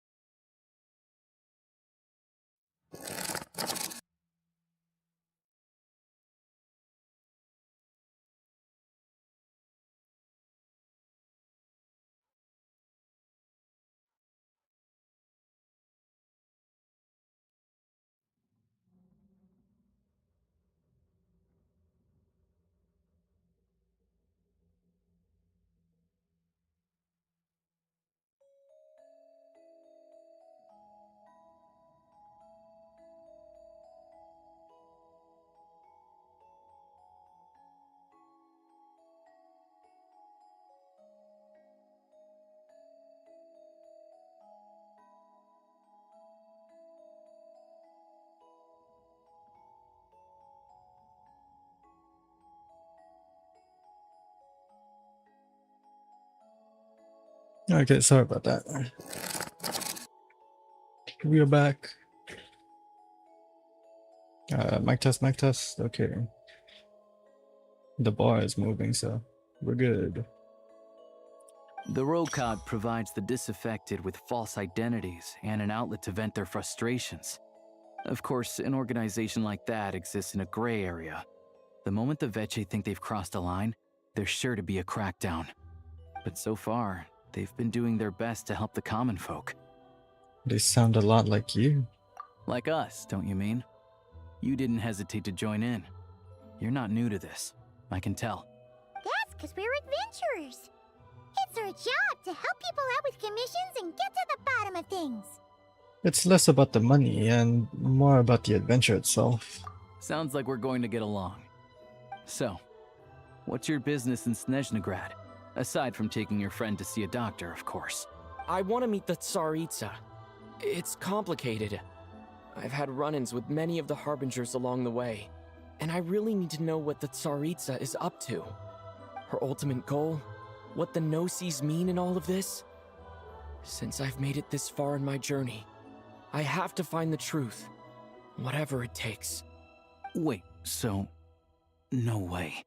Are you who I think you are? Sounds like you've heard of us then. We're getting more famous by the day. Of course I know it won't be easy, so I'm not planning to get there by force. I didn't realize I was in the company of giants. Honestly, we're all as curious as you are about what the Tsaritsa's planning, and why it has to involve us freezing to death in the snow. But getting in the same room as her won't be easy. The common folk aren't permitted to meet her at the best of times, and right now, she's probably not even in SNEZHNAYA. Word is, she's heading east on a campaign to slay a monster. The one that's been summoning blizzards? Yeah, so you've heard of it. A wild, unpredictable monster with the power to summon snowstorms. It also absorbs everything around it into its body, so it's growing constantly. Now, it's so big that the Tsaritsa has deemed it the #1 threat. Luckily, as it grew, it became increasingly less mobile, so it doesn't pose an immediate threat to this town or to Snezhnagrad. I'm sure that Tsaritsa and her personal guard, the Druzhna, won't have any trouble defeating the creature between them. It's just a question of how long it'll take. Suffice to say, you won't be seeing her anytime soon. You'll have to wait until she gets back. That's fine. Getting Paimon treated is more urgent right now. Fair. Well, the Fatui will be taking over management of the train station for the time being. Things should be up and running by tomorrow. Once it's open, we can see about getting your train towed to the station. Whoa! That's gotta take a lot of manpower. Are you sure we can talk them into it? The Fatui aren't exactly spotless in this whole mess. Plus, we helped them out. Should be easy enough to negotiate. I'm more concerned about what paperwork I need to drive the train. As far as I know, all the paperwork is dealt with upon manufacture. I've never seen anyone check it, so I wouldn't worry. Having a train makes everything much easier. We'll reach Snezhnagrad in no time. I need to head there myself anyway. Got some game to trade for Mora. I know a good doctor in the city. I'll introduce you when we get there. Oh, thanks so much. Let's get a good night's sleep ahead of our big trip tomorrow.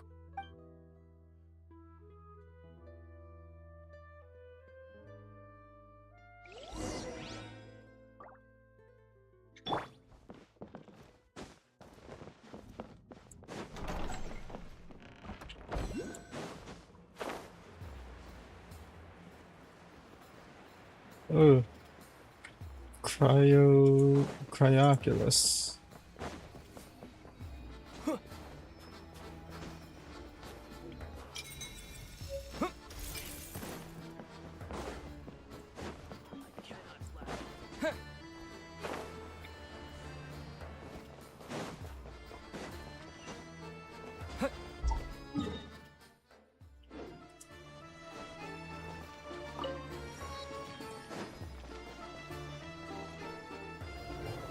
After explaining the situation to the Fatui soldiers, they readily agree to help.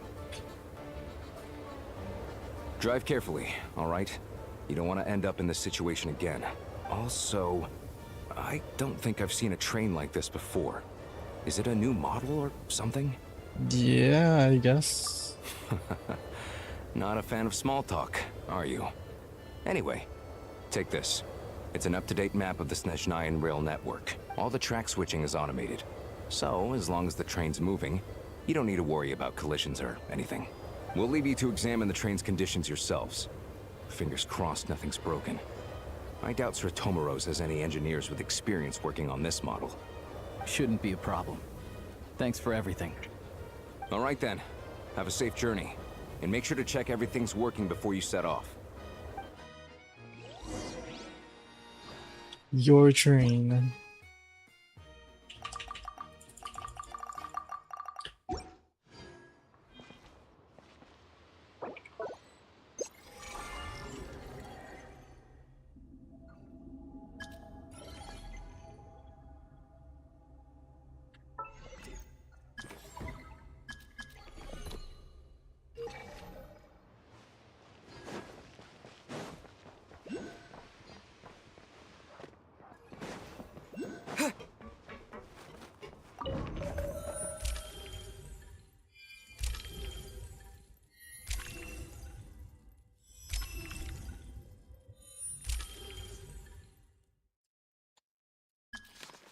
Bing.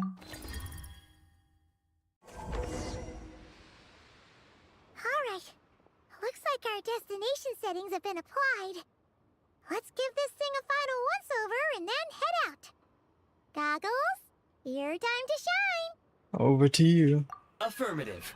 Running vehicle diagnostics. What's this? Think of it as a kind of autopilot system. Engine, green. Wheels, green. Frame? Minor damage, but no impact on function. Diagnostics complete. All systems nominal. Neat! Huh. Paimon still can't get over the fact that you just found this tech lying around in a random cave. Yeah, I definitely lucked out there. I've lived in SNEZHNAYA my whole life, and I've never heard of an interactive talking train autopilot. Strictly speaking, I wasn't designed purely to drive trains, though I doubt you have any interest in navigating the practically unreadable operator's manual yourself. All configurations are complete. Should you require any further assistance, please call for the Eye of Grey. Away we go! Ooh, nope. Paimon's gonna find a warmer seat.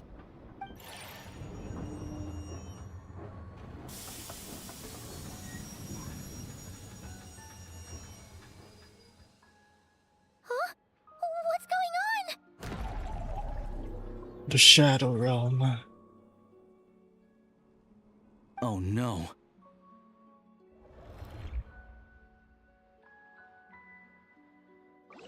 Time to pull out the big guns.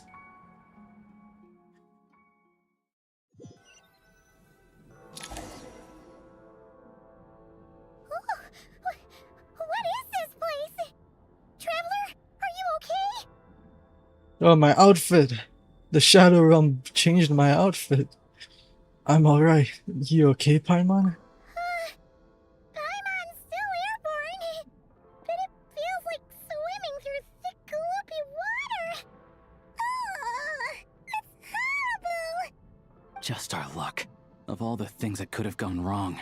Halosha, you're SNEZHNAYAN, right? Any idea what the heck this place is? It's called the Shadow Realm. A place where no wind blows, no light shines, and no elemental energy flows. Even time itself doesn't exist here. It's a world where everything seems to come to a standstill. I've only seen it a few times before, and this is my first time inside. It's a dangerous place. Most people who get sucked into the Shadow Realm are never seen again, and the few who do make it back, they're never quite the same. Huh? Then what the heck do we do now? Oh, maybe Goggles knows something. Goggles? I don't see it anywhere. Great!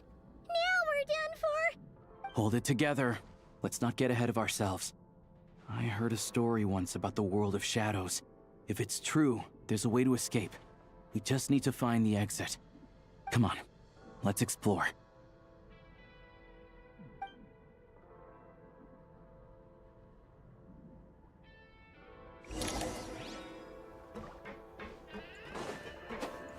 Look at these Fatui!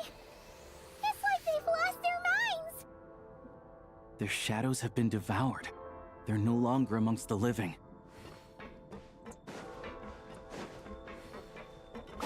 I can't channel elemental energy here, but I have a few gadgets that still work. Oh, the music. The music's gone.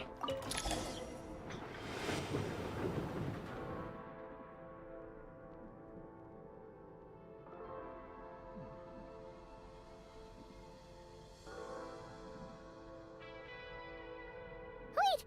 What's that blue thing? Is that... Goggles? Guess we'd better find a way over.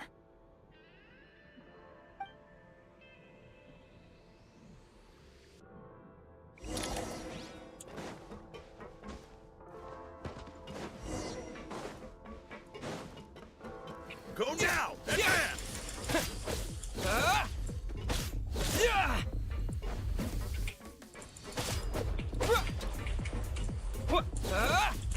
Bye.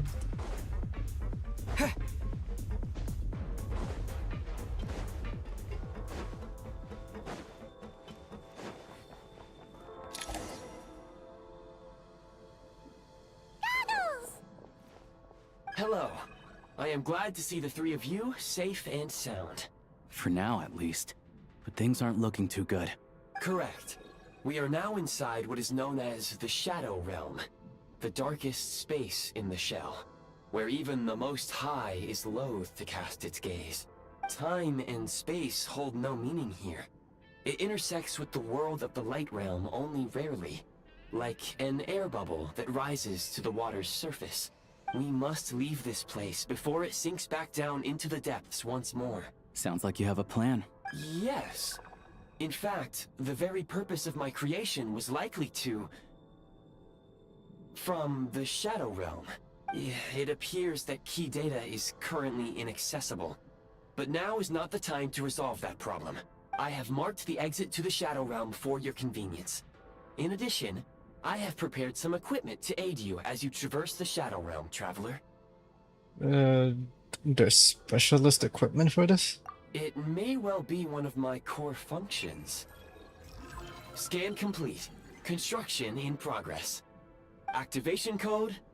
We once peered into the past from the ruins of the shadows. This is what remains of the Golden City, Hyperborea.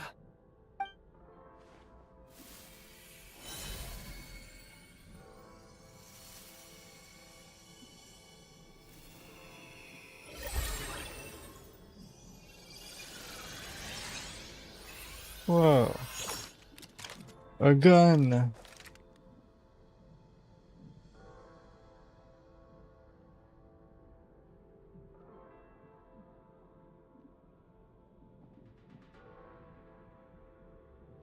Whoa! Now go. Arm yourselves with weapons of the spirit. Bring down the walls of the stronghold, and extinguish the flaming arrows of the wicked. Is this a gun? No, it's a broom. In the Shadow Realm, where humans cannot channel the elements, there once was one who, after much research and many attempts, found this to be the most effective means of attack. Let's go. We don't have much time.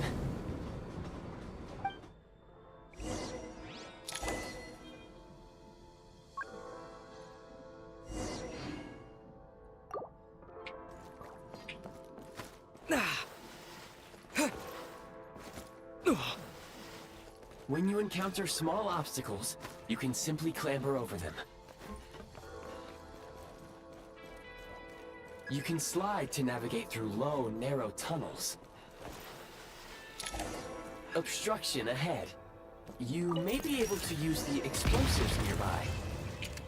Since elemental energy for long-range targets, try using the scope to line up your shot.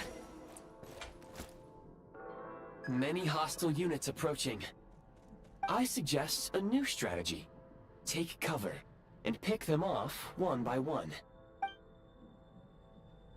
The advantage is ours. Charge!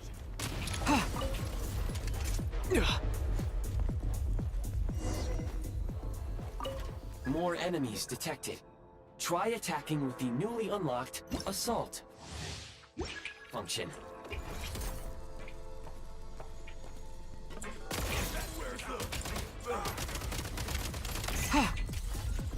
Back in business.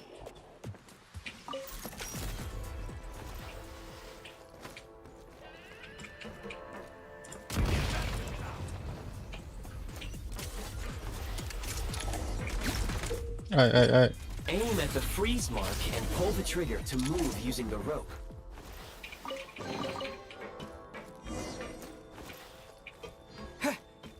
Nice. The defenses have been breached. Die! It's over.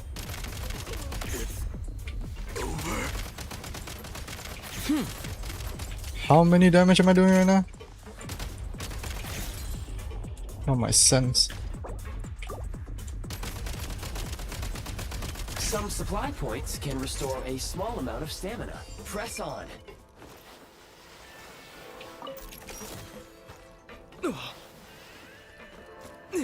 You should be able to use the prime ice construct left here to cover long distances.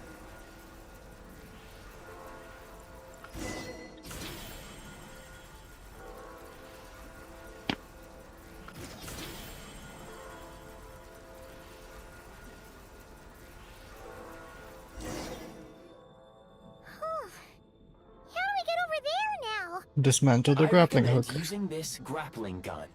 Such devices were originally used to secure structures in the Shadow Realm. If you detach the connected hook, The grappling gun will automatically fire a rope to another nearby hook. Okay? So, we just remove this hook, right?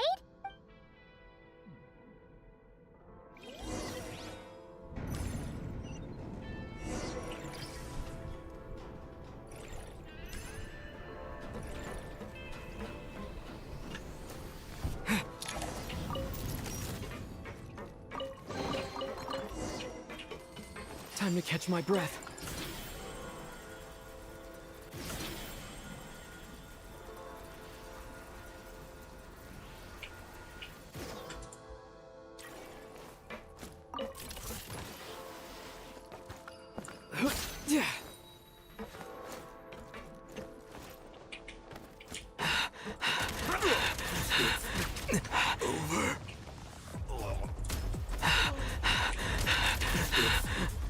Yo, Ether, calm the fuck down. Ice launcher to reach high places with ease. This dude is panting, bro. Holy shit. Mind the rhythm.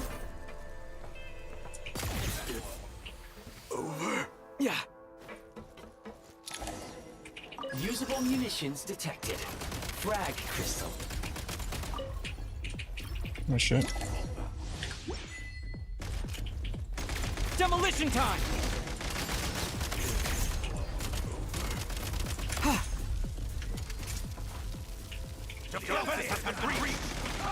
Demolition time.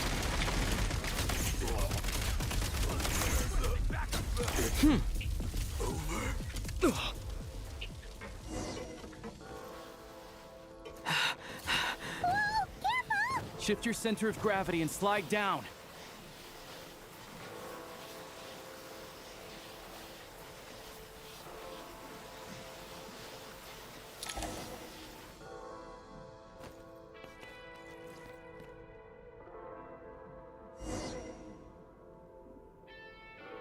Light him up!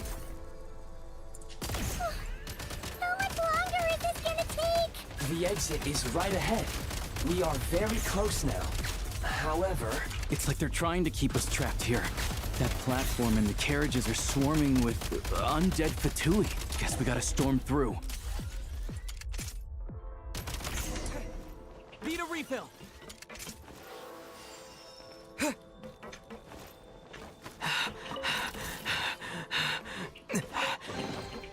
Back in business.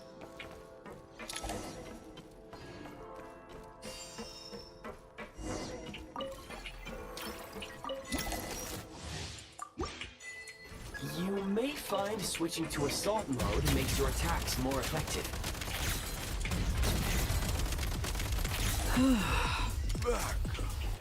Need a refill!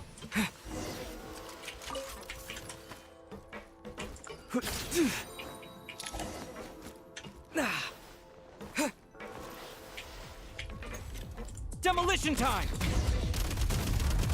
Change of tactics. Frag out! Come on! We're almost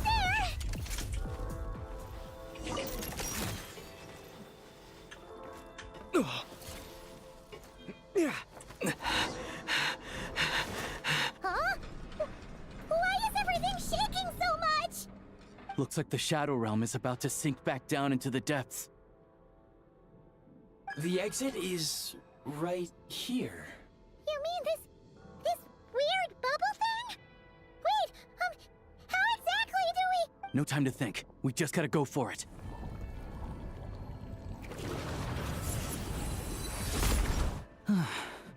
Looks like I was right.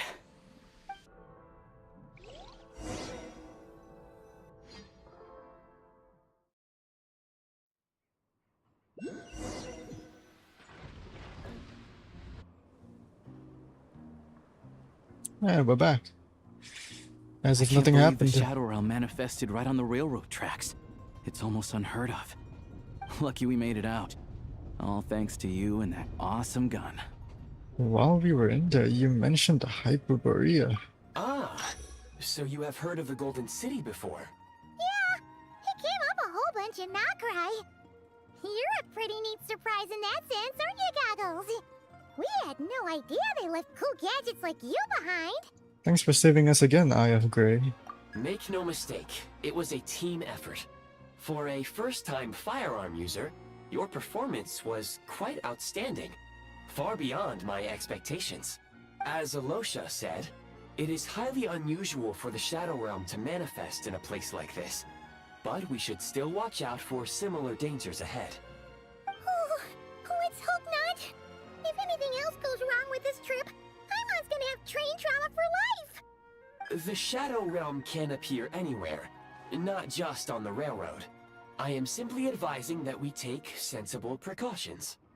Now, if you wish to further calibrate and upgrade your firearm, you may do so over there, provided you have the necessary components. Please take a moment to catch your breath while I repair the body of the train. Amongst other things, You can do that. this will ensure Paimon is a little warmer while on board. Oh, thanks, Goggles. You're a trusty train conductor. Well, maybe trusty isn't quite the right word, considering. Anyway, at least you get the job done. So the gun can be upgraded? Yes, of course. And just like the Eye of Grey, I am sure it will be a great asset to you in your future adventures. If not the trustiest, then it will at least get the job done. Let's get some fresh air while the Eye of Grey fixes the train. Will you be okay, Paimon? Yeah, sure. Paimon wants to forget all about the Shadow Realm. It was so creepy in there. Stretching her legs might help take her mind off things.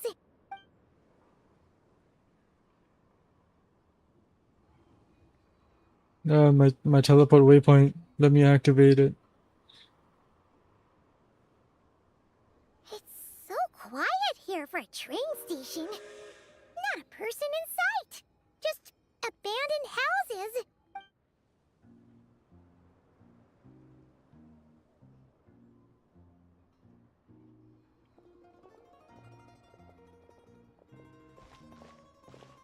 Huh? So much for repair? You've swapped our train out for a whole new model! My plan was to restore the train to its original appearance per my records as quickly as possible. Now that the repairs are complete, the train offers optimized performance and a significantly improved trendiness level. Huh. Didn't know trendiness was a parameter. According to my calculations, parameterization is the most effective way for the Eye of Grey to understand trendiness. Hyperborea, huh? I'm sure I've heard of that in a story somewhere. What an incredible little gadget you are.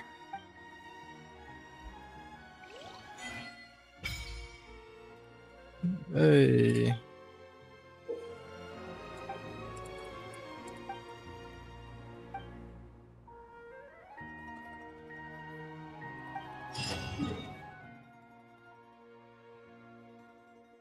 Now I need to find the bosses. There should be one boss here, one boss here. Oh no, wait, I'm fucking stupid. The boss is right here.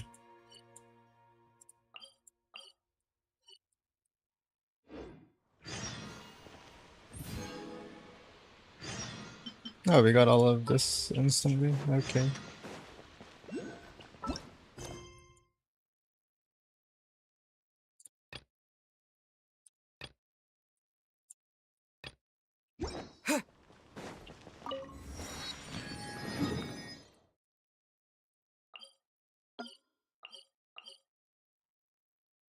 Now we gotta traverse the icy plains and get over to the boss.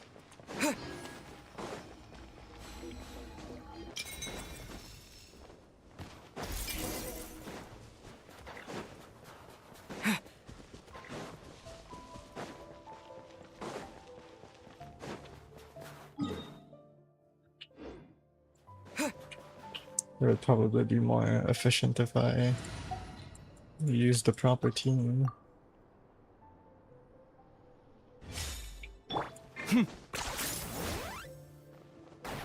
Behold! Rev the engines!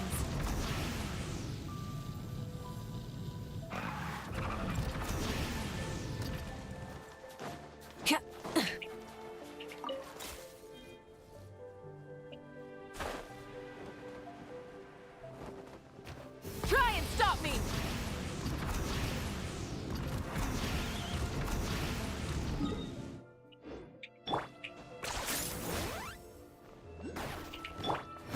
upon the gale.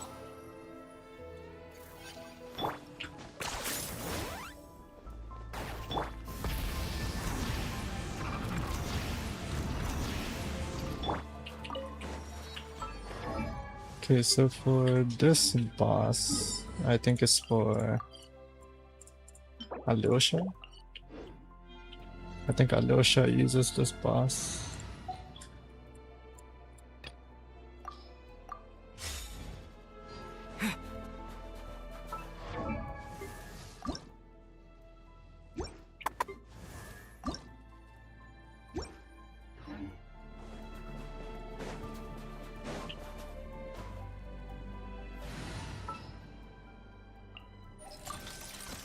Let me help.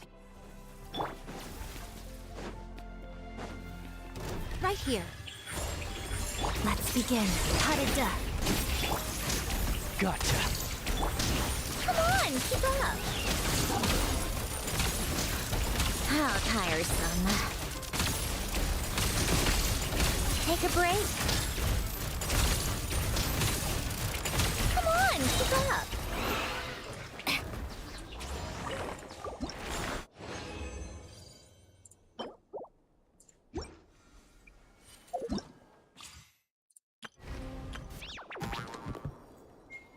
We get, which materials do we get for the quest?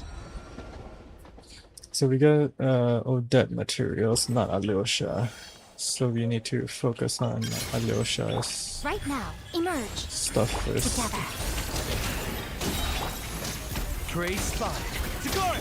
A spot of tea time entertainment. Take a break. How tiresome.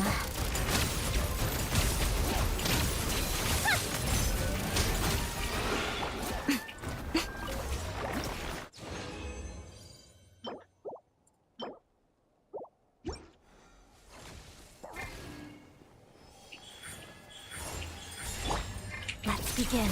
Pirouette. Gotcha. Here, boy. Take a break. Let's test my hypothesis. Come on, keep up. Take a break.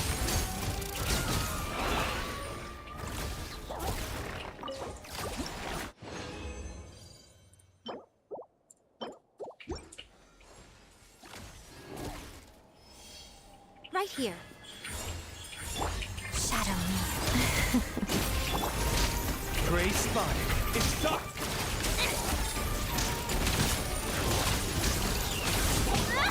Come on, keep up. A spot of tea time entertainment.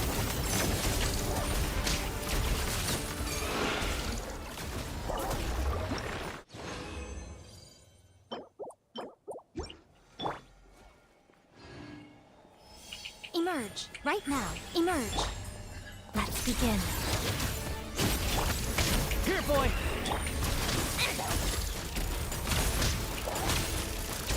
Take a break. Let's test my hypothesis. Come on, keep up.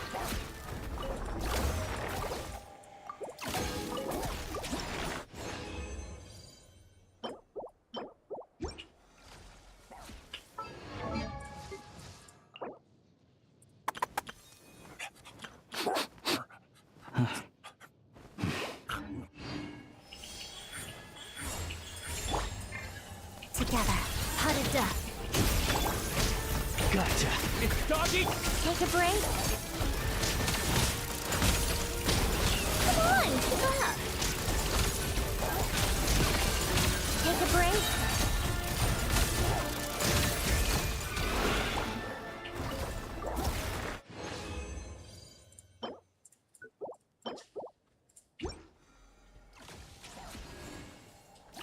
Right here, right now, emerge. Shadow me. Here, boy. How tiresome. Take a break. How tiresome. What a joke.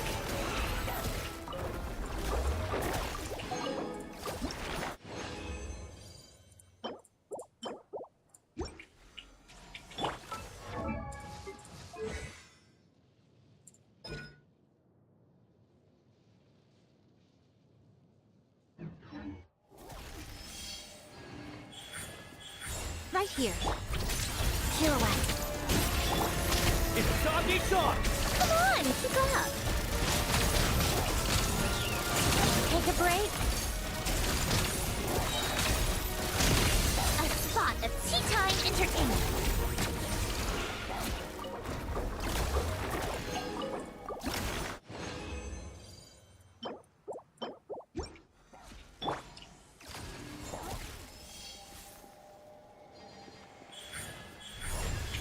Let's begin. Sigari, fast! Come on, keep up. How tiresome. Come on, keep up.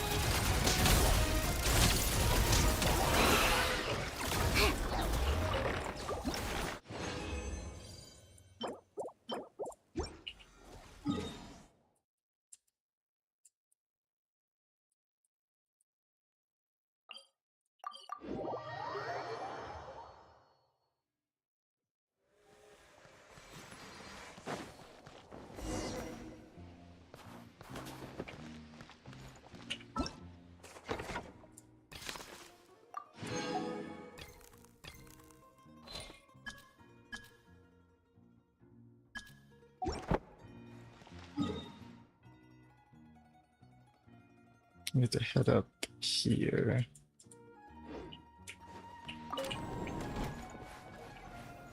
Now, if I'm not mistaken, something we can do here. Oh, we don't have it yet. Our alchemy table is here. Gun.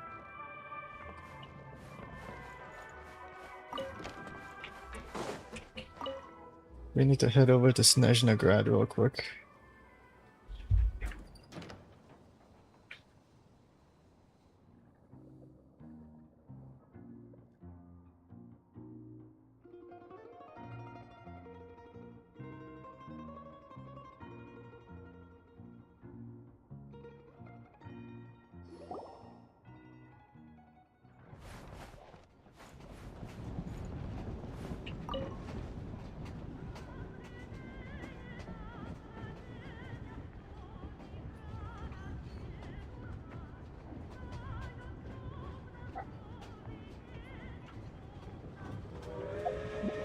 They really had to build the railroad over a canyon, huh?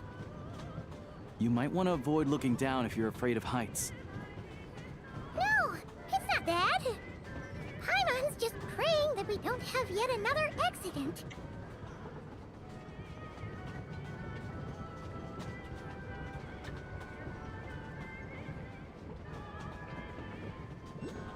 That mountain is breathtaking. Reminds Paimon of Dragonspine. What the fuck? They say this mountain's the domain of a Snegovic lord. A lot of the Snegovic retreated there to live in seclusion, so it's a pretty mysterious place. You hear all kinds of stories. Even the residents of the nearby town of Svietlo-Lidovka steer clear of the summit, and they make a living off of harvesting prime ice.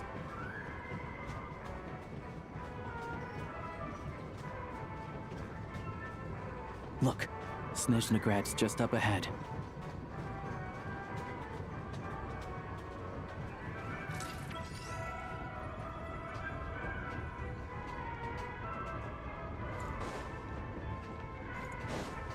We're here. Is Pierre gonna greet us?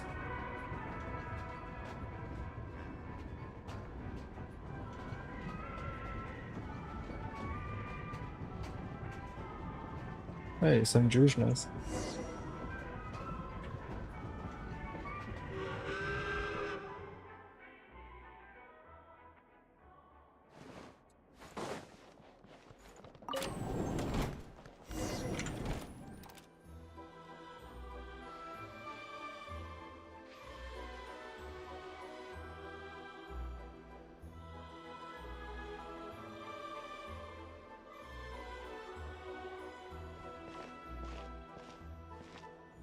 Here we are. Welcome to SNEZHNAYA train station, the biggest transport hub in the nation. KL Central. It's so majestic. Just flying from one side to the other would probably leave Paimon out of breath. It's built for maximum efficiency, but yes, transferring trains here can be a little tiring. In the future, you can use this train station to travel anywhere you want in SNEZHNAYA. For now, though, come with me. Let's get Paimon checked out. This way. There's a lift car that goes straight to Sapoliarni. Even if I wanted to help, there's nothing I can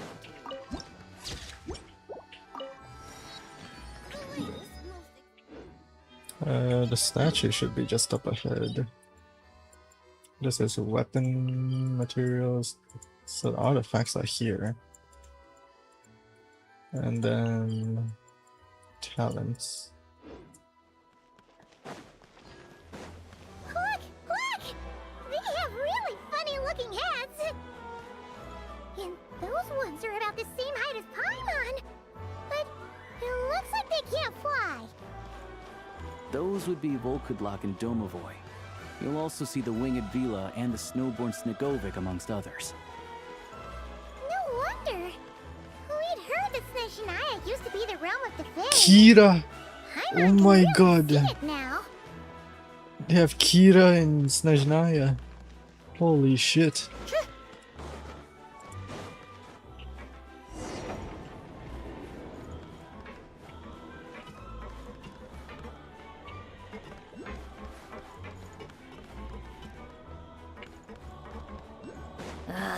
Time for more. To the left is the Market of Zolny. They sell everything there. You can often find some nifty little trinkets. To the right, you'll see the Korolyevsky Theater in the distance. Look at that! Incredible!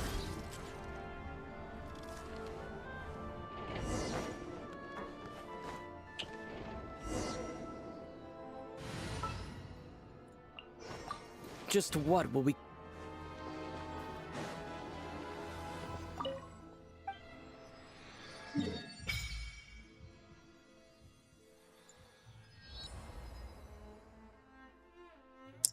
Where's the boss? Oh, there it is. Teleport currently disabled. Fuck. Alright, I was... Oops. Okay, let's teleport there first. I have a new message from Gray. What the fuck?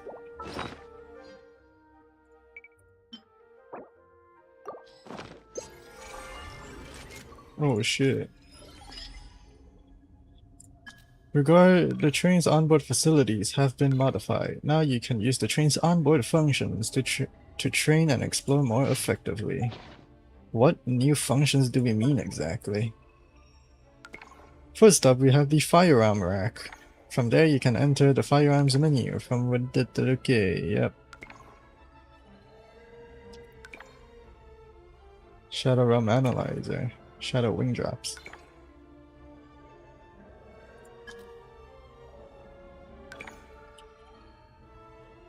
We will continue talking to you in a bit.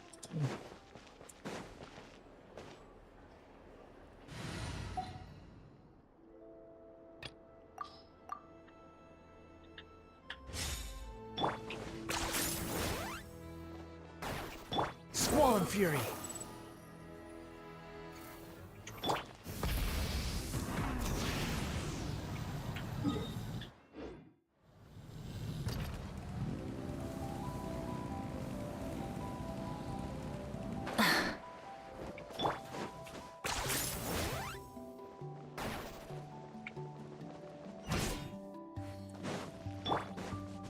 Behold!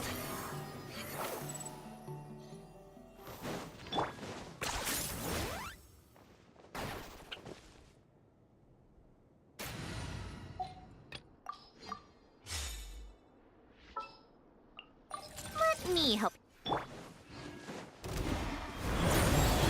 Right now, shadow me. Pirouette. One down! It's doggy! What a joke! Take a break.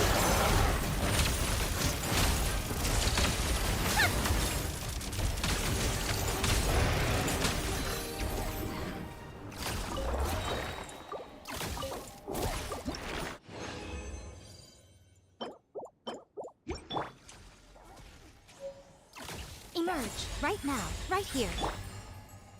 Together, how to die. Good!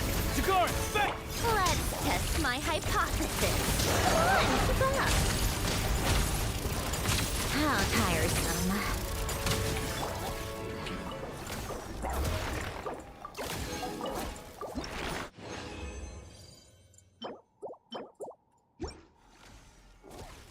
Emerge, right now. Shadow me. Here, boy! A spot of tea time entertainment. Take a break. Come on, keep up.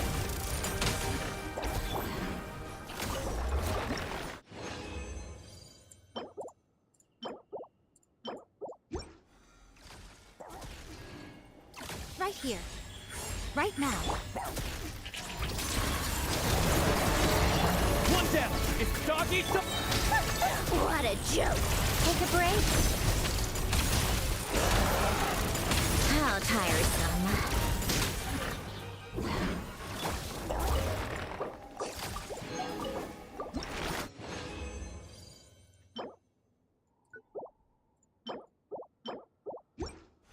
Is Sandrone maxed? Sandrone is maxed. Emerge. Let's begin. Here, boy! Let's test my hypothesis. Take a break. Come on, keep up.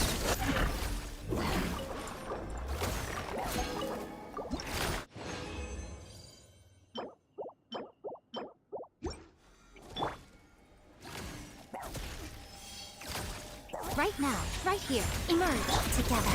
Cut it down. Bullseye! Chigara! A spot of tea time entertainment. How tiresome. Every battle has its twists.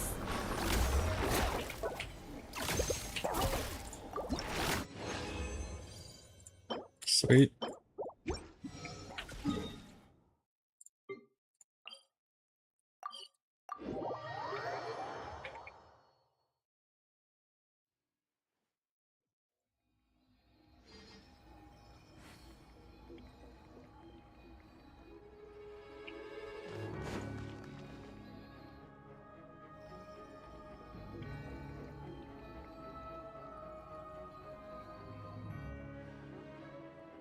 Oh, we are in SNEZHNAYA. Wow!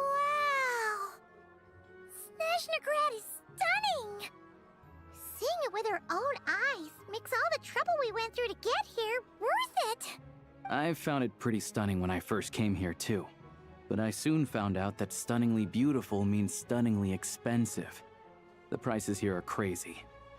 I'm just a small-time hunter, so Zolny is where I spend most of my time. This way will take us to Podvorier restaurant. They offer food and lodging there, so you can get settled in while I fetch the doctor. Is that gonna be stunningly expensive too? Paimon, I have 80 million more. Don't worry about it. Yeah, I mean, there are places to stay in Zolny, but I highly doubt they'd meet your standards. Most of the stoves are out of crystal, the windows are drafty, and at night, four-legged roommates come out to play, sharpening their claws on the roof beams and floorboards. Yep, no way! Not a chance Paimon's staying anywhere like that. Maybe we can split the cost of the room between us? Paimon still has some savings left. What happened to sponging off me? Come on, it's tradition. Fine then. It's your treat. Paimon will save her money for buying a nice little cake. Don't worry, you'll get some too. I'm glad to see you've perked up. If you find yourselves in the mood for some sightseeing later, there's a few places around here worth seeing. This way leads to Zapoliarny Palace, which serves as the Tsaritsa's audience chamber and also her personal quarters. The adjacent block is kind of a city in its own right. That's Glupov, the headquarters of the Fatui. Inside, there's a munitions factory known as the Armory Palace, producing a constant supply of all kinds of equipment for the Fatui. A lot of important research happens there too. And over there is the SNEZHNAYA Vecha, where all the big shots meet regularly to make policy decisions. These places are best admired from a distance. I'm sure I don't need to explain why. Yeah, they probably have super strict security. We're not looking for trouble right now. The downtown area is near the center of Zapoliarny. That's where you'll find the restaurants, bookstores, and gift shops. Another place of interest is the Northland Bank, which is over this way. Oh, and Northland I'm sure Bank? you'll want to make contact with the Adventurers Guild at some point, right? That's right here. Catherine! Ooh, speaking of adventuring, we use alchemy quite a lot. Do you know where we can find a crafting bench? No one practices alchemy at SNEZHNAYA, I'm afraid. Apparently there's some historical reason for it. Oh. We'll just have to use the one on the train then. Kinda inconvenient. Wait, how come there's one on the train if that's SNEZHNAYA too? Maybe we can look into the historical reasons later. Yeah, I don't know. Not my area of expertise. Still, I wouldn't say the absence of alchemy makes life here any less convenient. Anyway... Finally, there's Zolny in that direction. It's mostly residential buildings and factories, but there's a few shops too. Worth a look around if you're interested. That's about it. You guys go ahead and get checked in while I track down my doctor friend. Sounds good. Thanks for all the recommendations. It'll be good to get out of the cold wind. Paimon's starting to feel another headache coming on. Let's get you inside. Podvorier restaurant is right this way.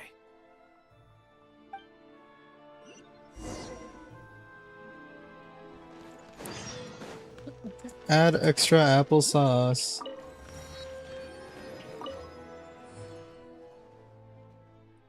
Oh, where's the voice lines?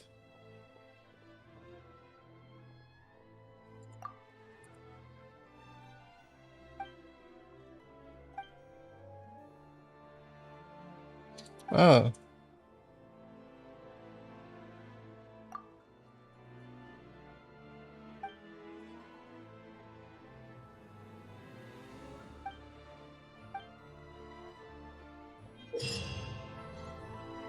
A wondrous prime ice construct gifted to you by Catherine. It appears to be based on a blueprint.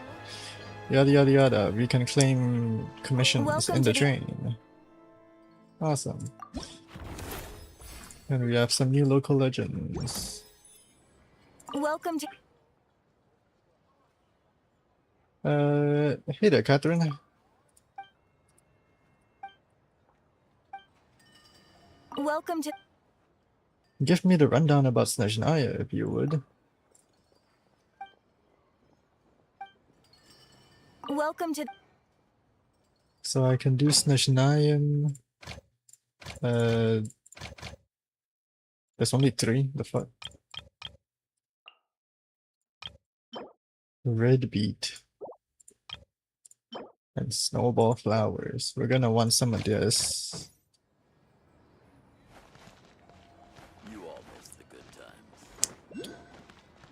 Didn't they mention something about Linnea's sister? Right? Linnea's sister mentioned some stuff.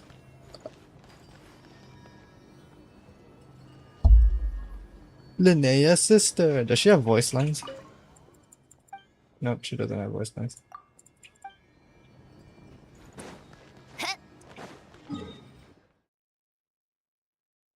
There's a shadow. 1, 2.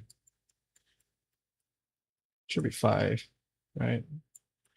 Should be like at least 2 more.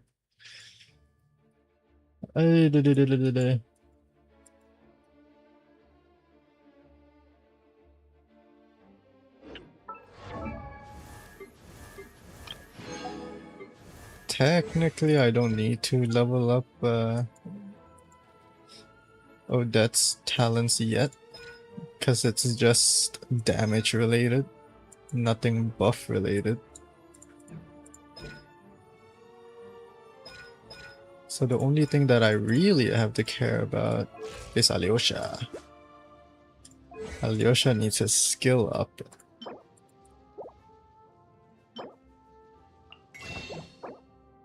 Oh hell nah. Speaking of which, what's my pity?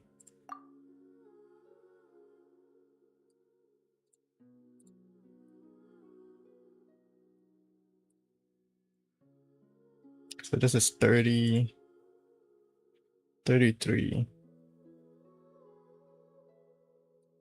34, 35, 36, 37, 38, 39, and 40.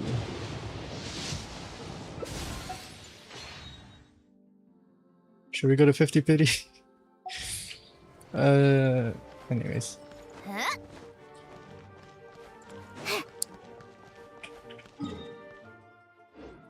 Let's see, what do I need to get the blueprints? Oh shit, wait. The special... Oh, Alyosha, you came at just the right time. The hunting traps you asked me to make are finally ready. Thank you, Mr. Kuzmich... Alpha. I'll take these traps with me. Could you repair these ones for me? Good heavens, how did you even manage to break these? I used nothing but the finest materials. A few days ago, I came across a tough chimeric monster. While chasing it, I realized that we were both trying to lure each other into traps. I had no choice but to use everything I had on hand.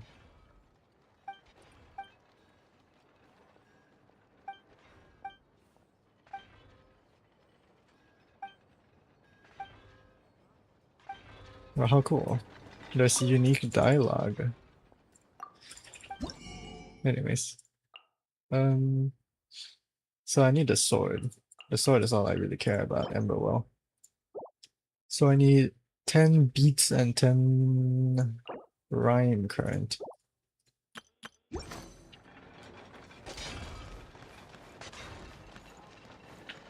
Are there any teleport waypoints around here? There's one over there. We'll go get that. Take a break.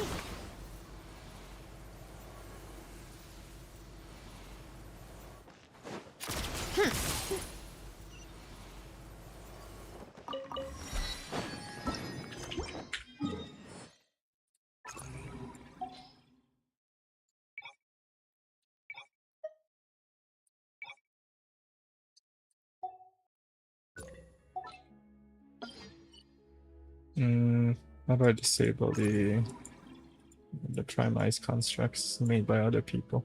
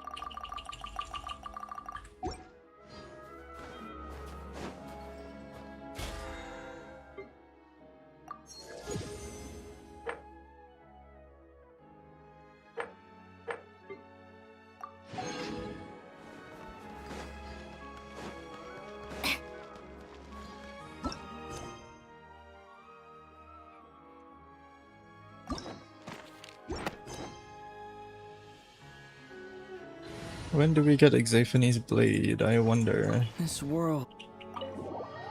I really wonder.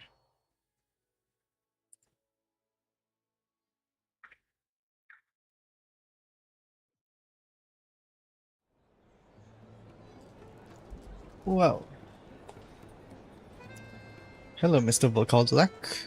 I would like a table for 3.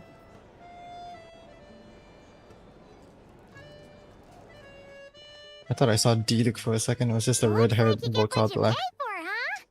Paimon likes this room a lot. You feeling better now? Yeah, much better now that we're out of the cold. Oh, thanks for taking such good care of Paimon. Honestly, she feels kind of bad for throwing a wrench in the works. If this were anywhere else, we'd be out investigating and adventuring by now. But instead, we're stuck here waiting for a doctor. It's okay, we aren't under any time pressure. The sooner you recover, the sooner we can start exploring. You're right. No push ourselves too hard for no reason. A lot happened on our way into the city. Let's review what we've learned so far and try to figure out what to do next. Obviously, the million more question is, what is this Aritza planning? Everything else leads back to that. Yeah, that was our main goal in coming to SNEZHNAYA. Sure was. And so far, we've learned that in addition to the 7 Gnosis, her plan also requires a ton of energy. But we won't get to see her anytime soon.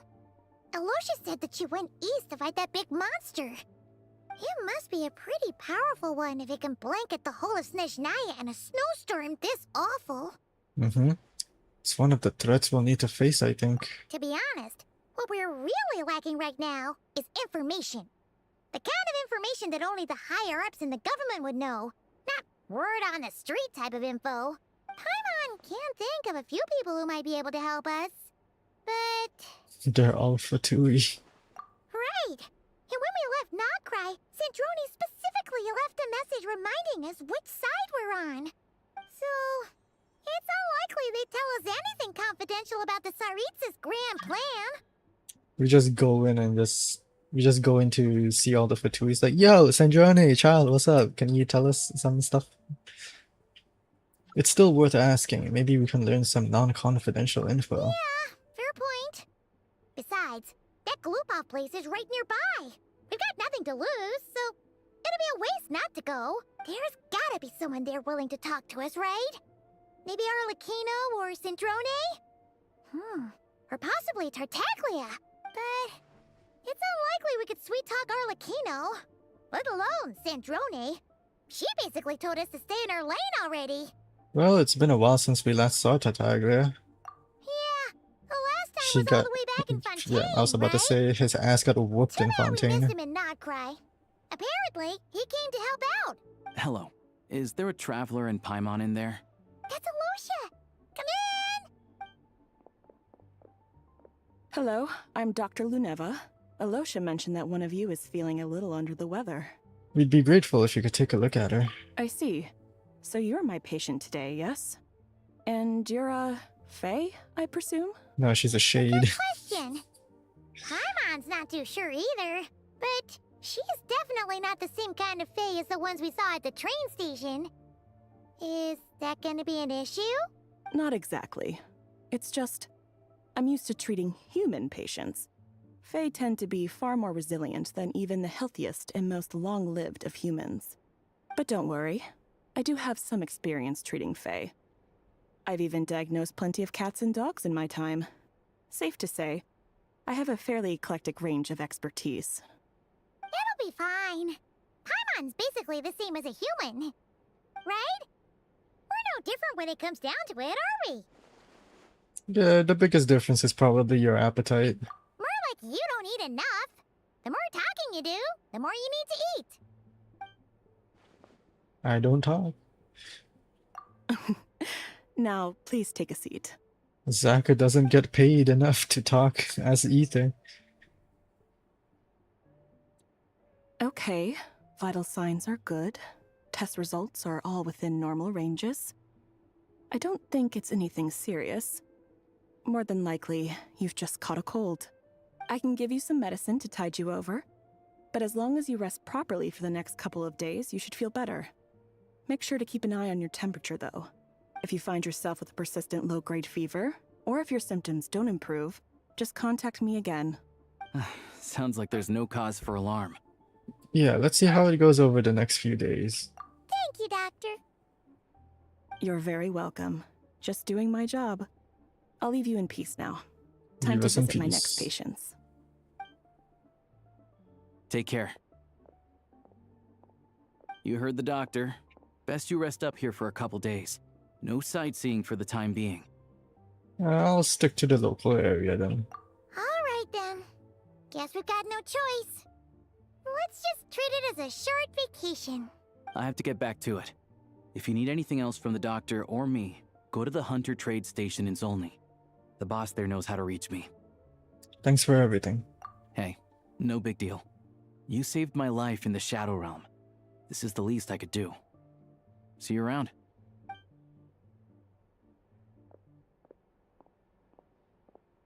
All right, time to find Child and see what he can tell me. Paimon! I don't know if Paimon. She's asleep. I'd better not disturb her while she's asleep. With any luck, I'll be back before she knows I was gone.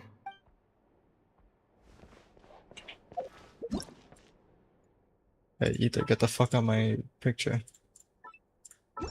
God damn it.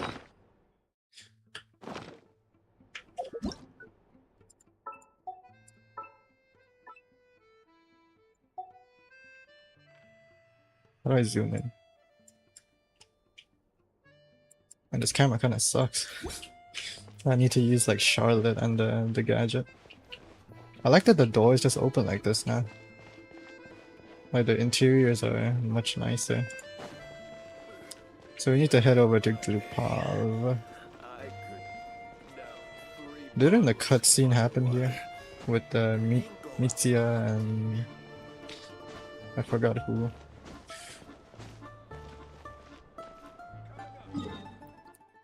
So we need to head over to Glupal. It's a child's hometown. There's Marapasak over there. There's a world quest over here. I need talents.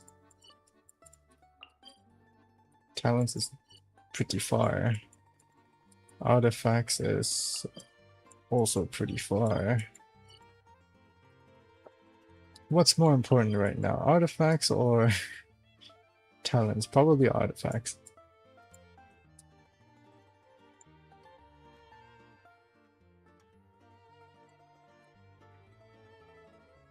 Where's my train at?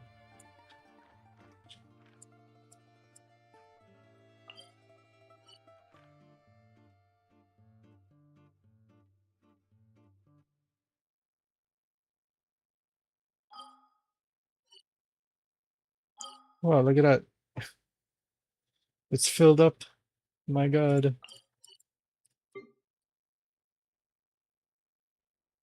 Where do I want to go? Do I want to go to Svetlana first? Make my way to the talent domain.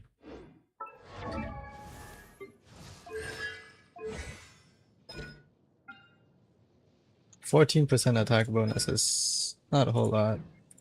This passive is useless.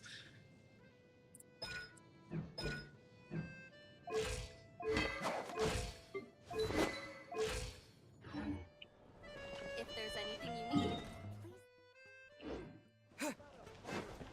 I can buy shit from you? Buturlina!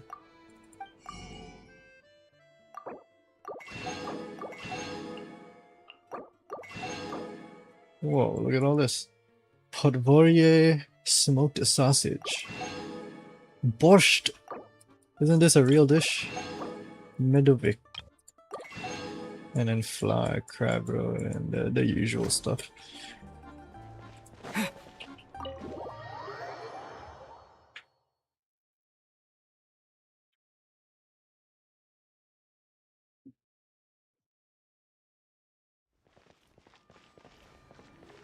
Oh hey, it's this guy.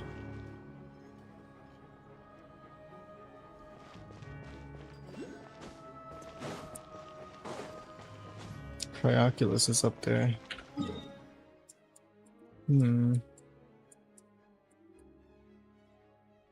I want to unlock this statue. Why is my train over here?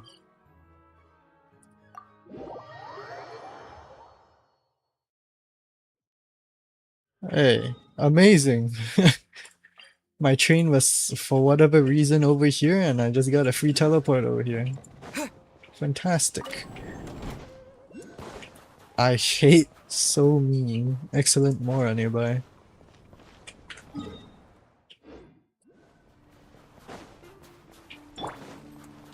She's beautiful. Oh wait, I forgot. I need to give her a nice glider.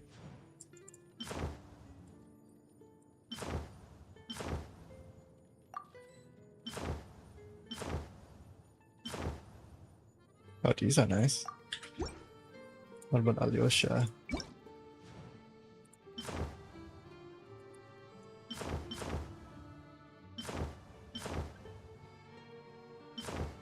The KFC wings kind of work.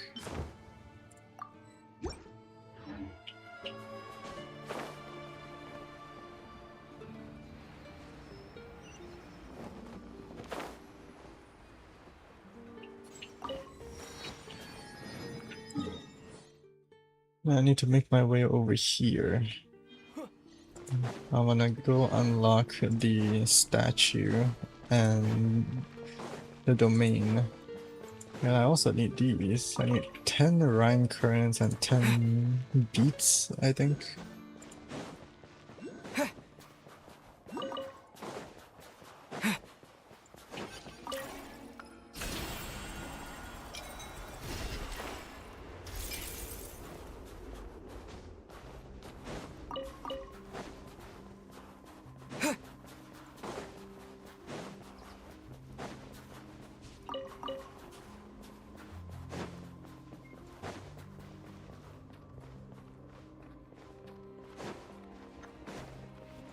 Did someone share some materials?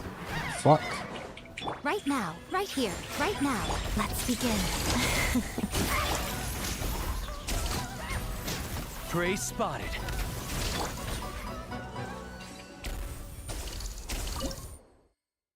Yo, someone shared 5 ores.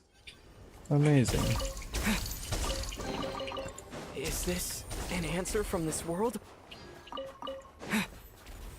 Now, where can I find beats? Oh,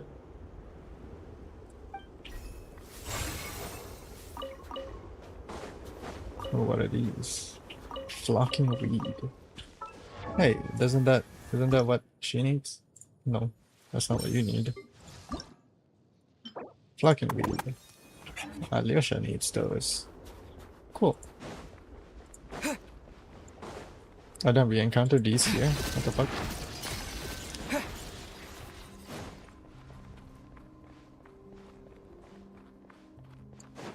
Alright, who left materials here? Holy shit. Someone did not want any of those. They just like, yep, take all my shit.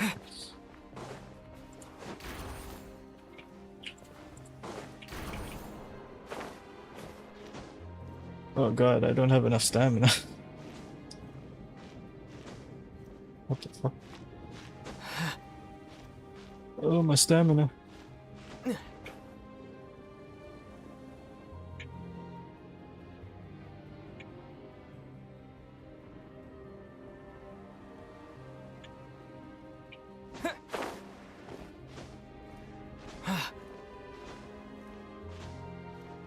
Hey, I'm stuck on ice.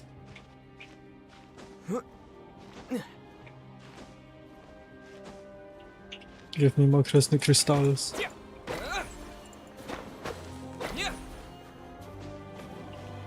Wait a second, why am I still climbing?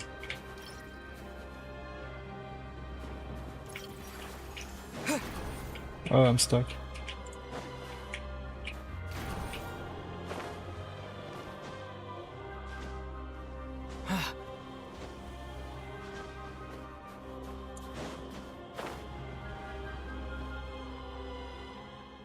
It feels like the farther up the mountain we go, the heavier the storm gets. What's this? Ah, the invitation to the wedding. Pavlina, Grand Duchess of SNEZHNAYA, is inviting whoever is holding this invitation to attend the wedding. The House of Hesperides. Hesperides, I don't know how to pronounce that.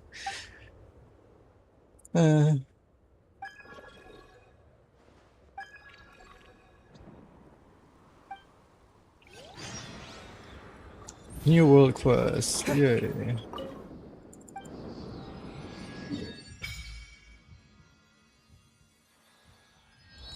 It's over here.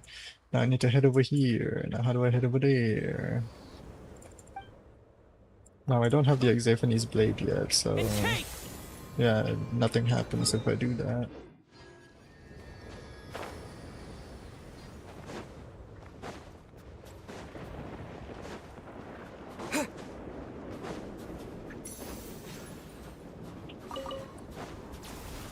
Where are my beats? Give me some beats.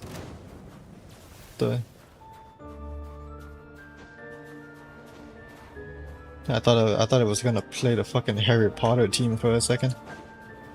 Dun dun dun dun dun dun dun dun.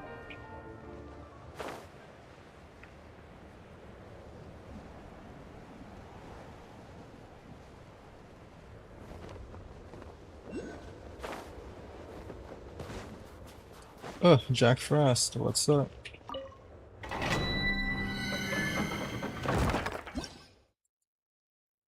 Okay.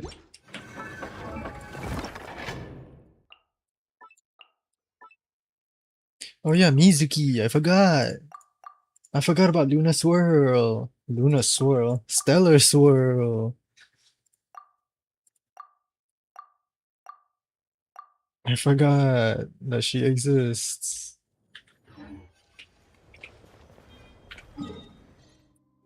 And see, this is artifact. Oh wait, no, this is not artifacts.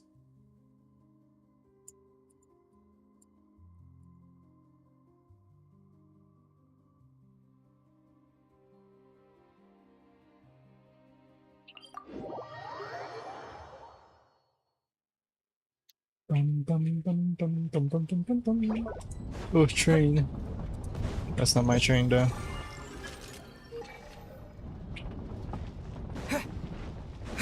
Oh, it moves. Sweet.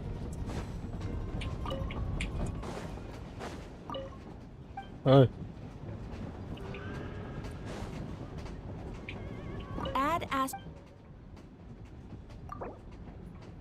Thank you for completing today's commissions. Wow, we can claim commissions. Add as. We can like do everything in our train now. We don't actually have to go to Catherine. We need to head to, where the hell is that? Oh, Pale Crown Palace. We need to head over to SNEZHNAYA. And then we go outside, and then we climb.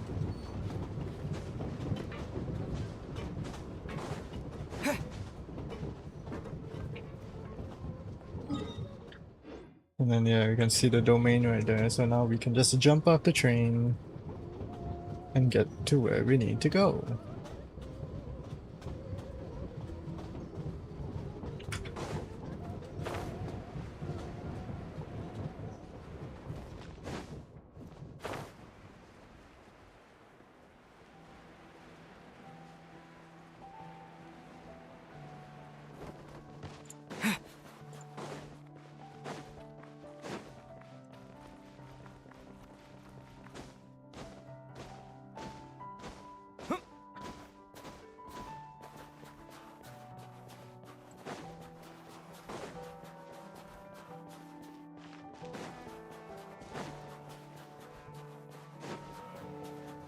Your home. Indeed, this will be my new home. I will be farming here until the end of time. Artifacts.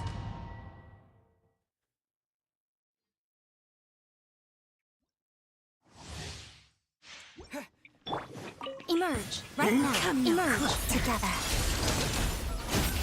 One down. It's dog eat. Fighting frog.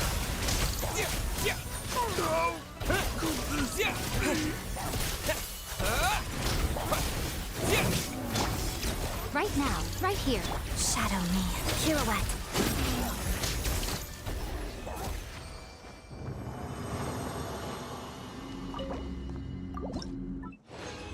My Odette is not built. Oh my god. Wow, that is a beautiful piece for the very first run of artifacts. That is a fantastic piece. My goodness. That is most certainly a piece that I can use on my Odette. Right here. Let's begin. Great spotted. Here, boy. Condense.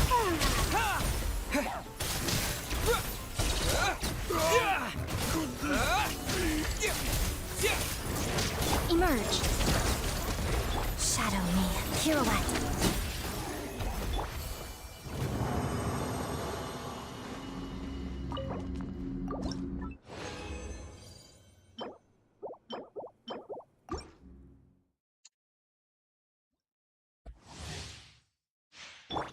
Right now.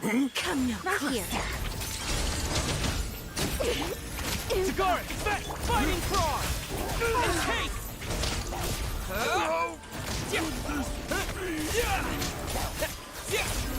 A sight to behold. Right now. Let's begin.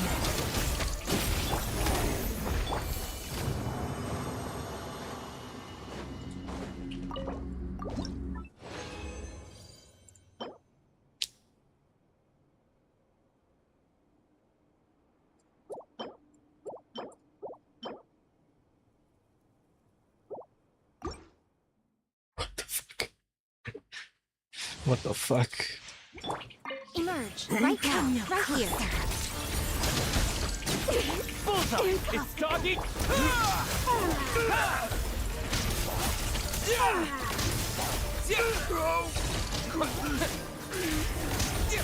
Right now.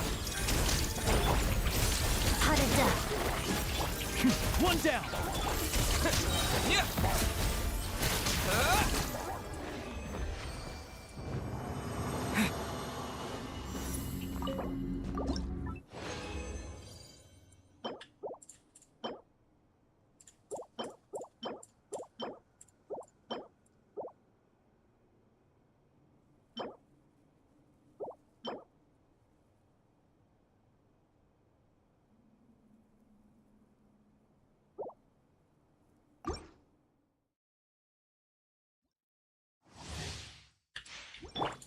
Emerge. Right here. Right now. Ready or not. Tagari, back! Contain!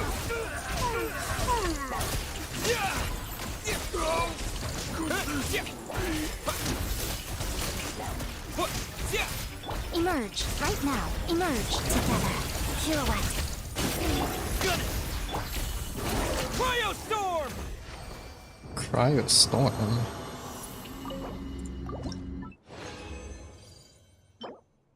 Oh my god.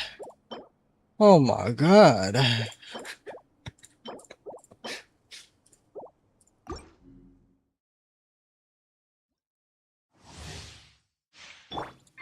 Right here. Come no closer. Shadow me. Gotcha. Here, boy! Fighting frog! And cake!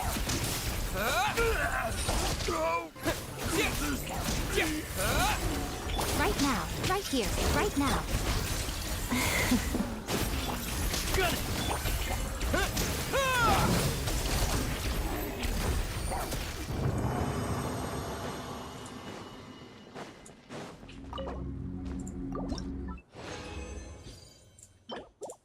Ian.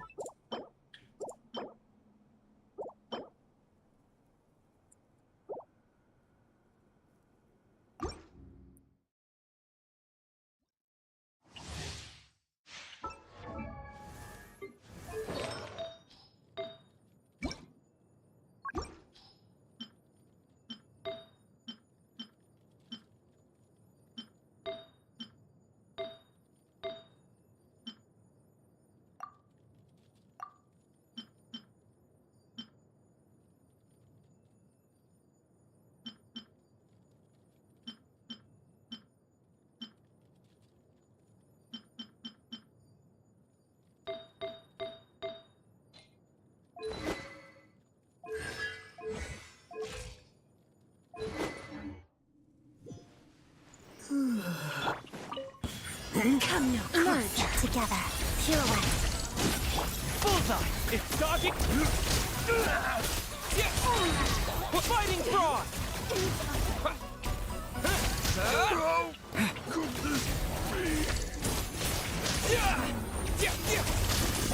Right now. Emerge. Right now. Let's begin.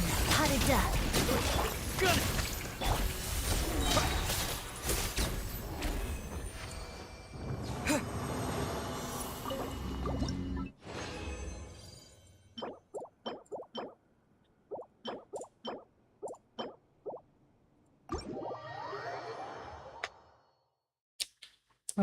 I basically got nothing.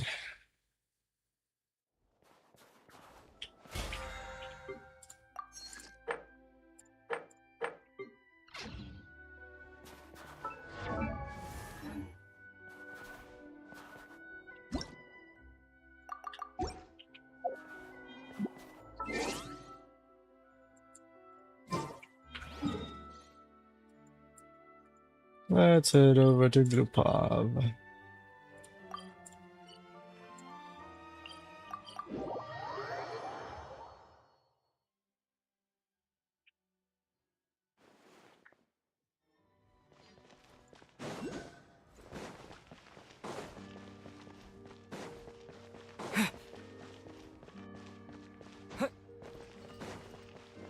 This is the Korolevsky Theater, right? No, that's the Veche Hall. My bad.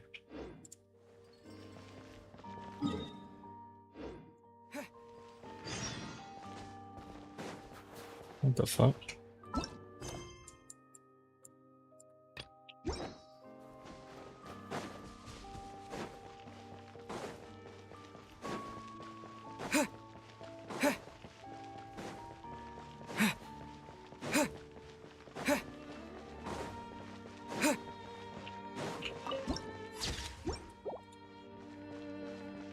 Oh, wait, I need to do something about the co-op thing. How do I... Nope, not that.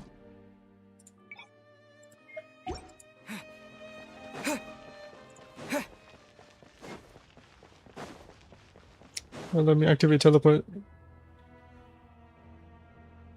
Ominous music. Hold on.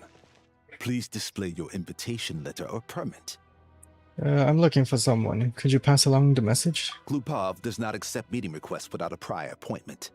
You'll have to apply per the advertised booking process and wait until your invitation letter is issued.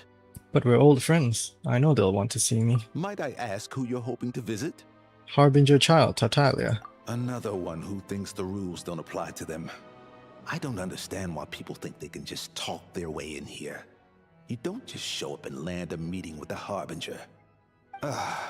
But I have to go through the motions for protocol's sake. Honestly, it's such a waste of time asking when I already know what the answer's gonna be. Wait a moment. I'll pass on your message. If child is unavailable, you'll have to go through the proper procedure.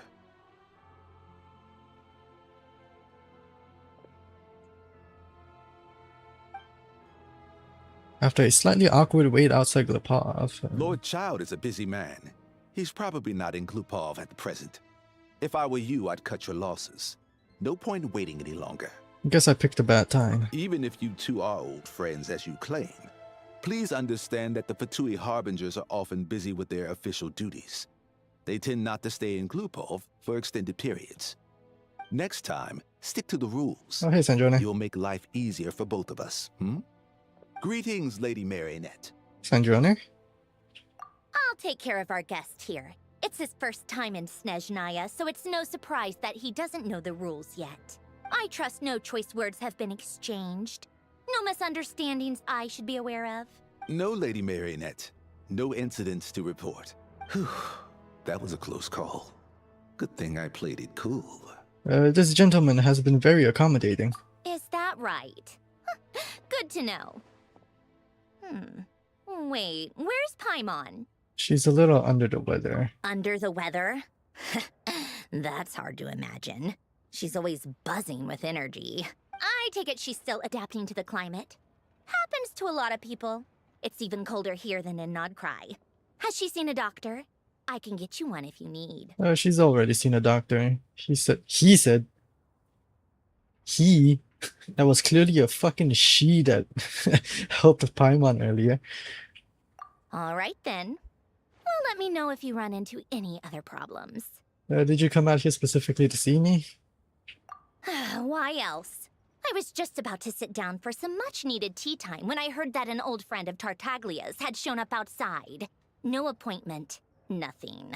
And, as obnoxious as it may be to show up uninvited at Glupov, I couldn't help but take pity on the poor soul who was waiting outside in vain. So I had no choice but to abandon my freshly brewed piping hot tea and come to see this mystery guest for myself. You already guessed it was me, didn't you? Well, I felt our time working together in Nodcry warranted some courtesy. I couldn't exactly let you freeze to death out here in the wind. Unfortunately, I can't invite you inside either. The rules of Glupov wouldn't allow it, and as a harbinger, I have to lead by example. On the plus side, SNEZHNAYA actually has some class, unlike Nasha Town. Torchlight Books has a very nice selection of teas and cakes, so we can catch up there. Your treat, of course. What? Why? Because I already wasted one perfectly good cup of tea today. That's why.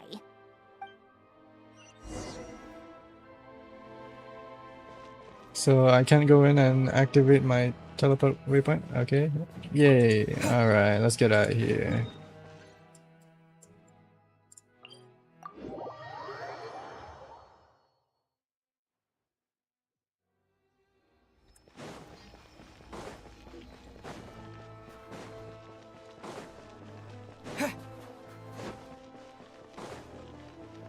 Holy ping. I've ordered for the both of us. No objections, I assume.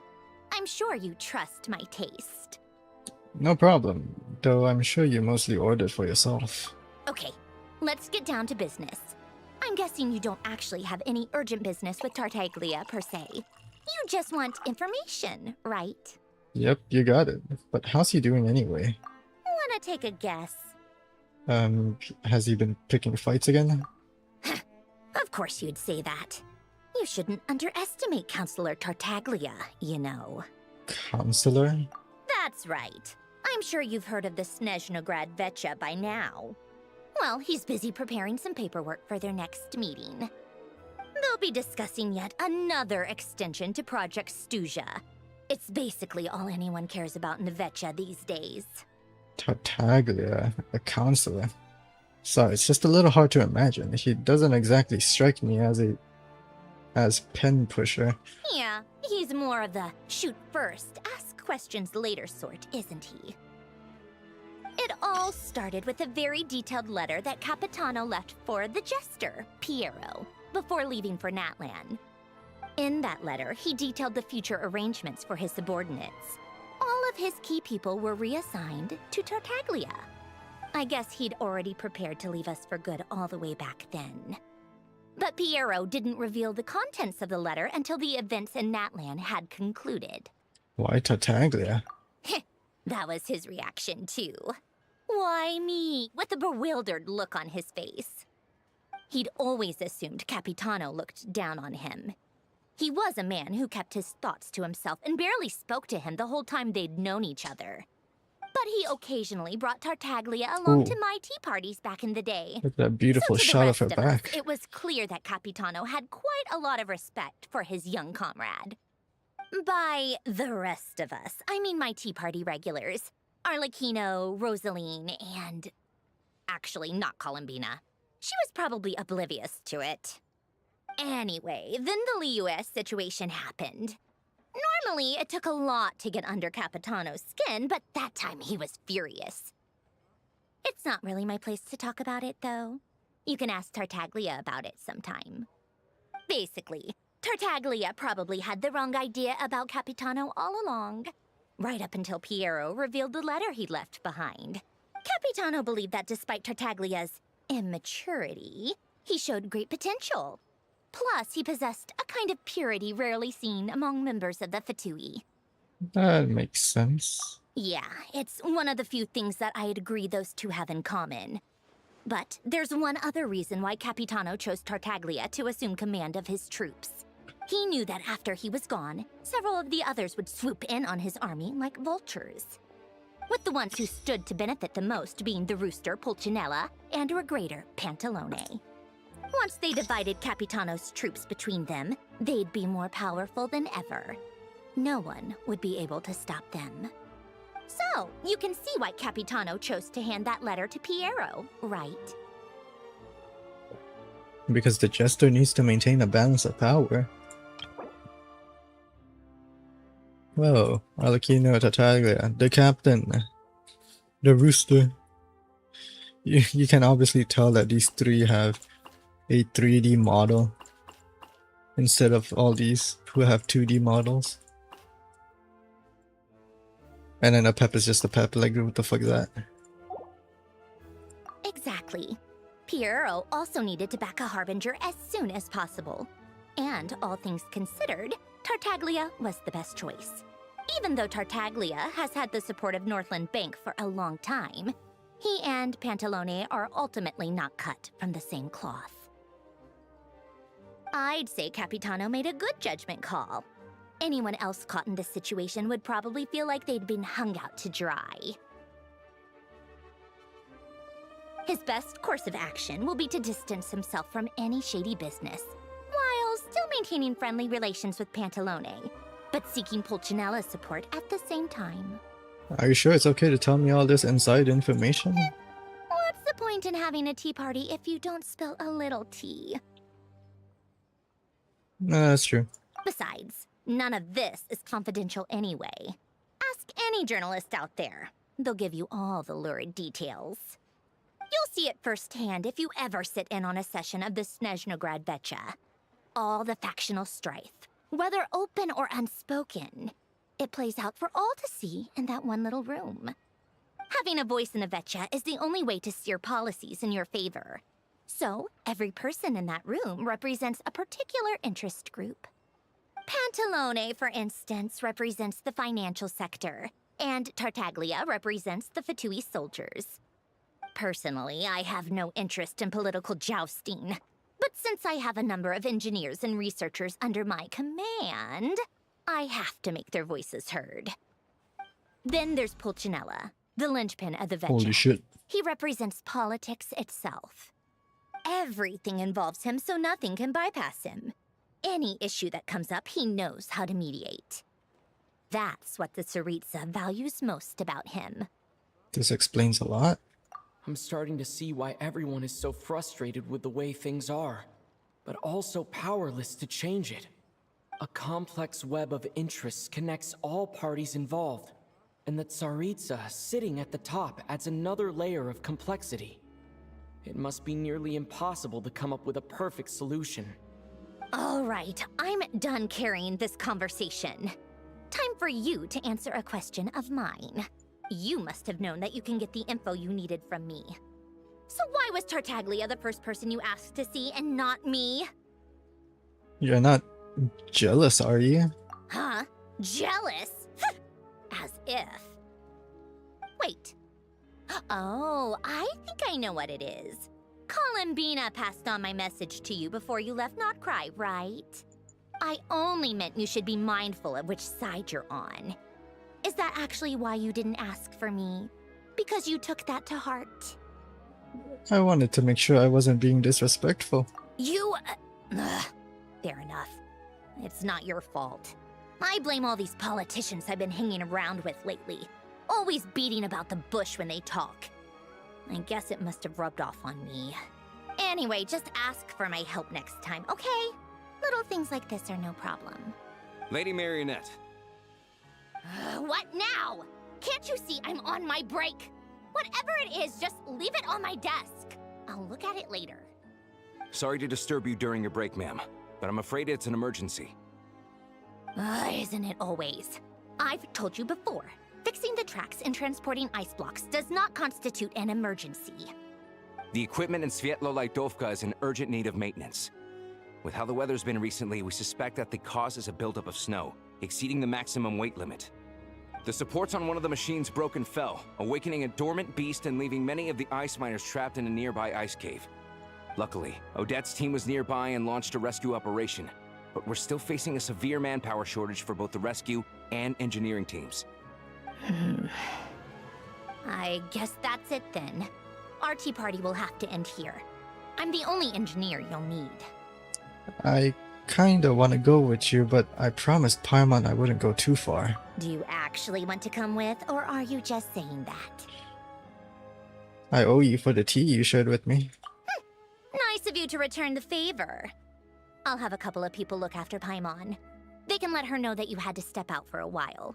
Given how urgent this is, I'm sure she'll understand. And honestly, I'd rather have your help than anyone else's. Between your skills and experience, you'd be reliable help. Great, thanks. Sounds like a plan. Then let's go. You, take 2 people to Pavorier restaurant. Find his room and watch it like a hawk until we get back. If anything happens to Paimon, you'll be answering to me. Yes, Lady Marionette. Okay.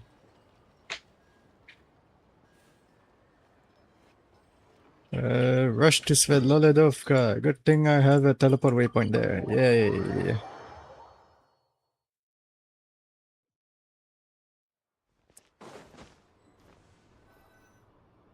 They weren't exaggerating. This is really dangerous. It's a good thing only one of them broke.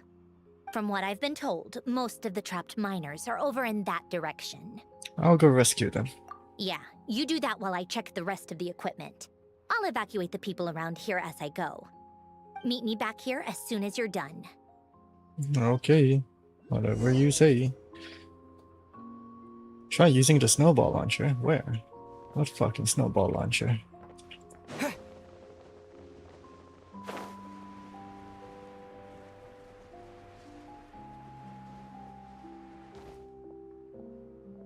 Why am I going in here? I have to be getting close.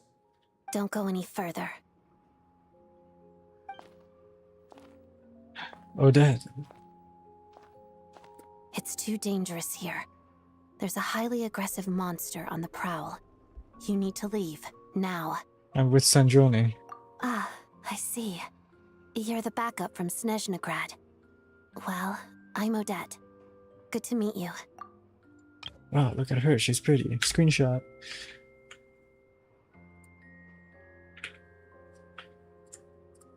Ah, so this is Odette.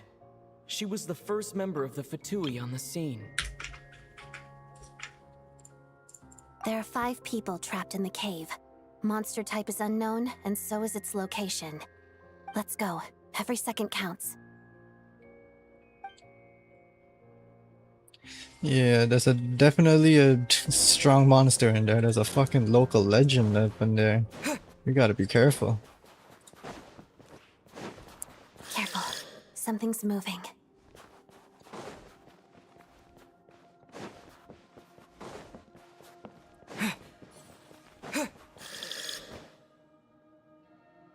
This must be the monster's shadow. Looks like a tough opponent. Whoa. Wait, I'm an Electro Traveler, what the fuck? Disgusting! Stay back! Oh cool, we get to unlock this teleport waypoint here. Awesome.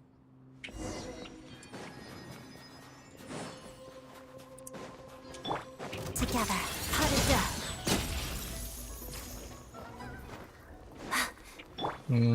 Pretty sure the local legend is supposed to be there. Or is it deeper? I don't remember. Am I supposed to be here? Oh, it's here. I see them. They're right behind the monster. The monster seems very agitated. It could attack at any moment. Let's make the first move. Lightning flash! Thunderclap! Shadow me. Pirouette. Crystalline adagio.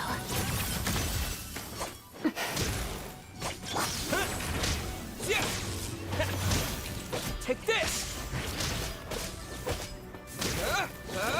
Together.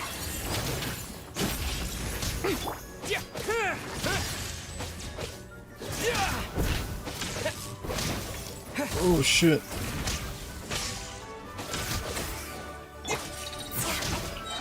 Waltz of the snowflakes. Holy. Oh, thank you for saving us. We'd have been monster fodder otherwise. Thank you. Thank you. You're welcome. You should be safe now. Follow this route out. He and I will stay behind to watch the rear. The path's been cleared. Thank you. Come on, let's go. This way.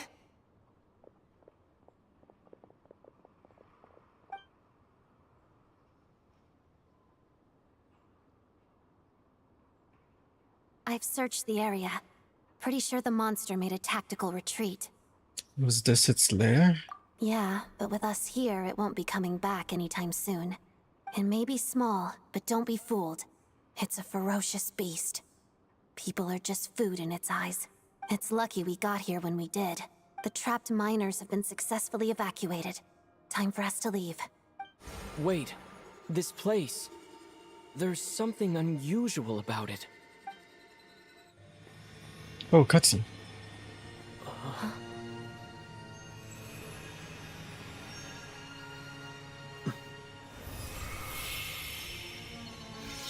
Are we getting our sword?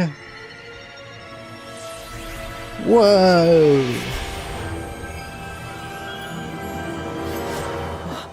What is that? I don't know. It's back? Guess it has family.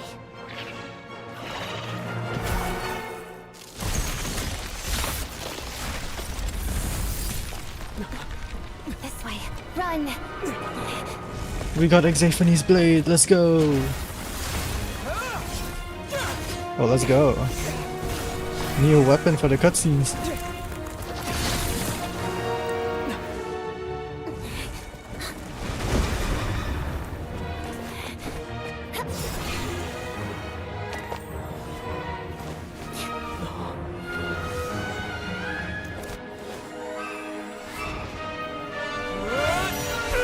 Oh, Geo, what the hell? Thanks. Let's get out of here.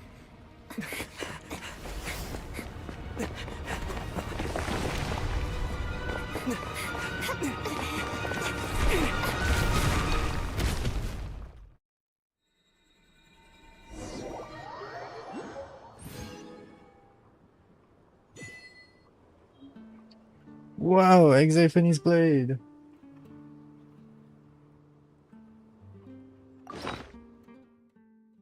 Let's go.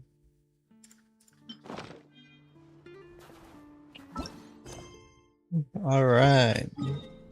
Now, fuck the fuck the Archon quest. We're gonna go upgrade this.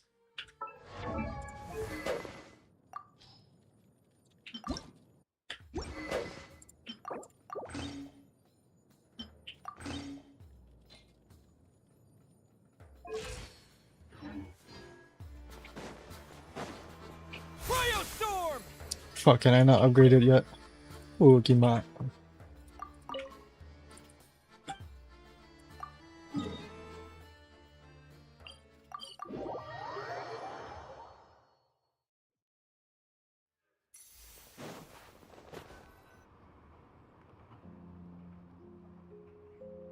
Everyone's accounted for.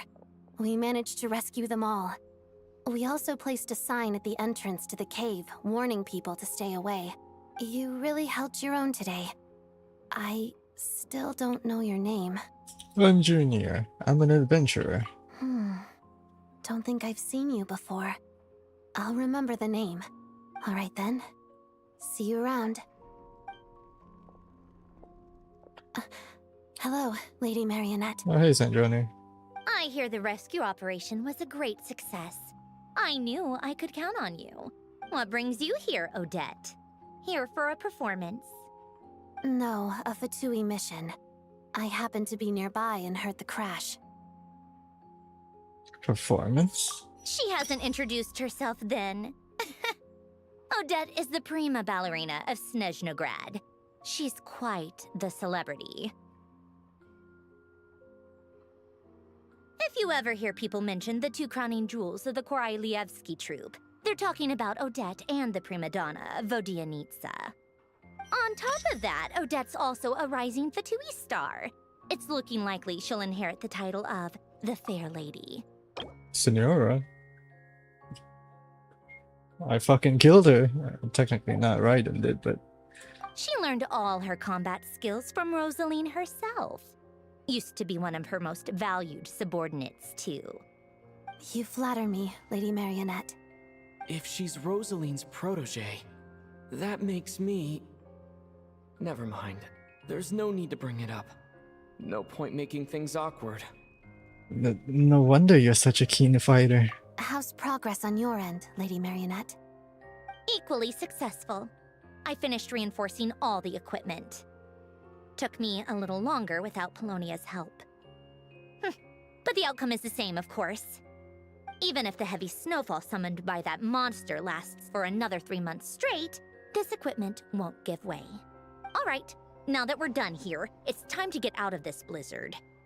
That's it? Isn't there more work to be done here? Sure, but SNEZHNAYA will send someone to investigate and draw up a relief plan.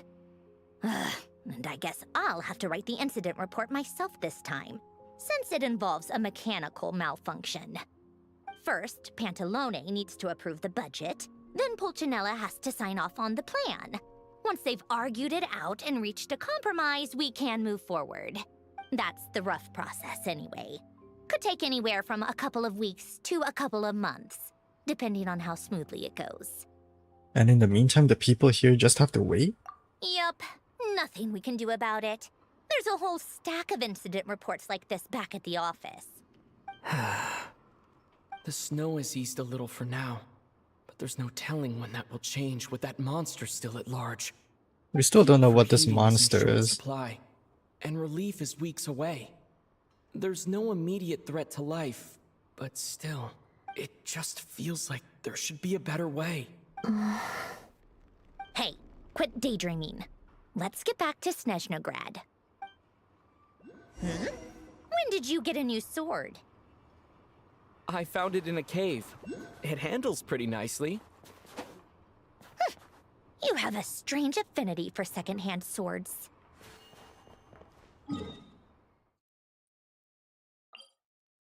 Can I upgrade it yet? Please?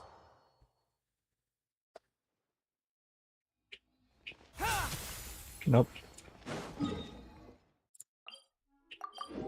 Traveler will use a level 1 sword in the meantime.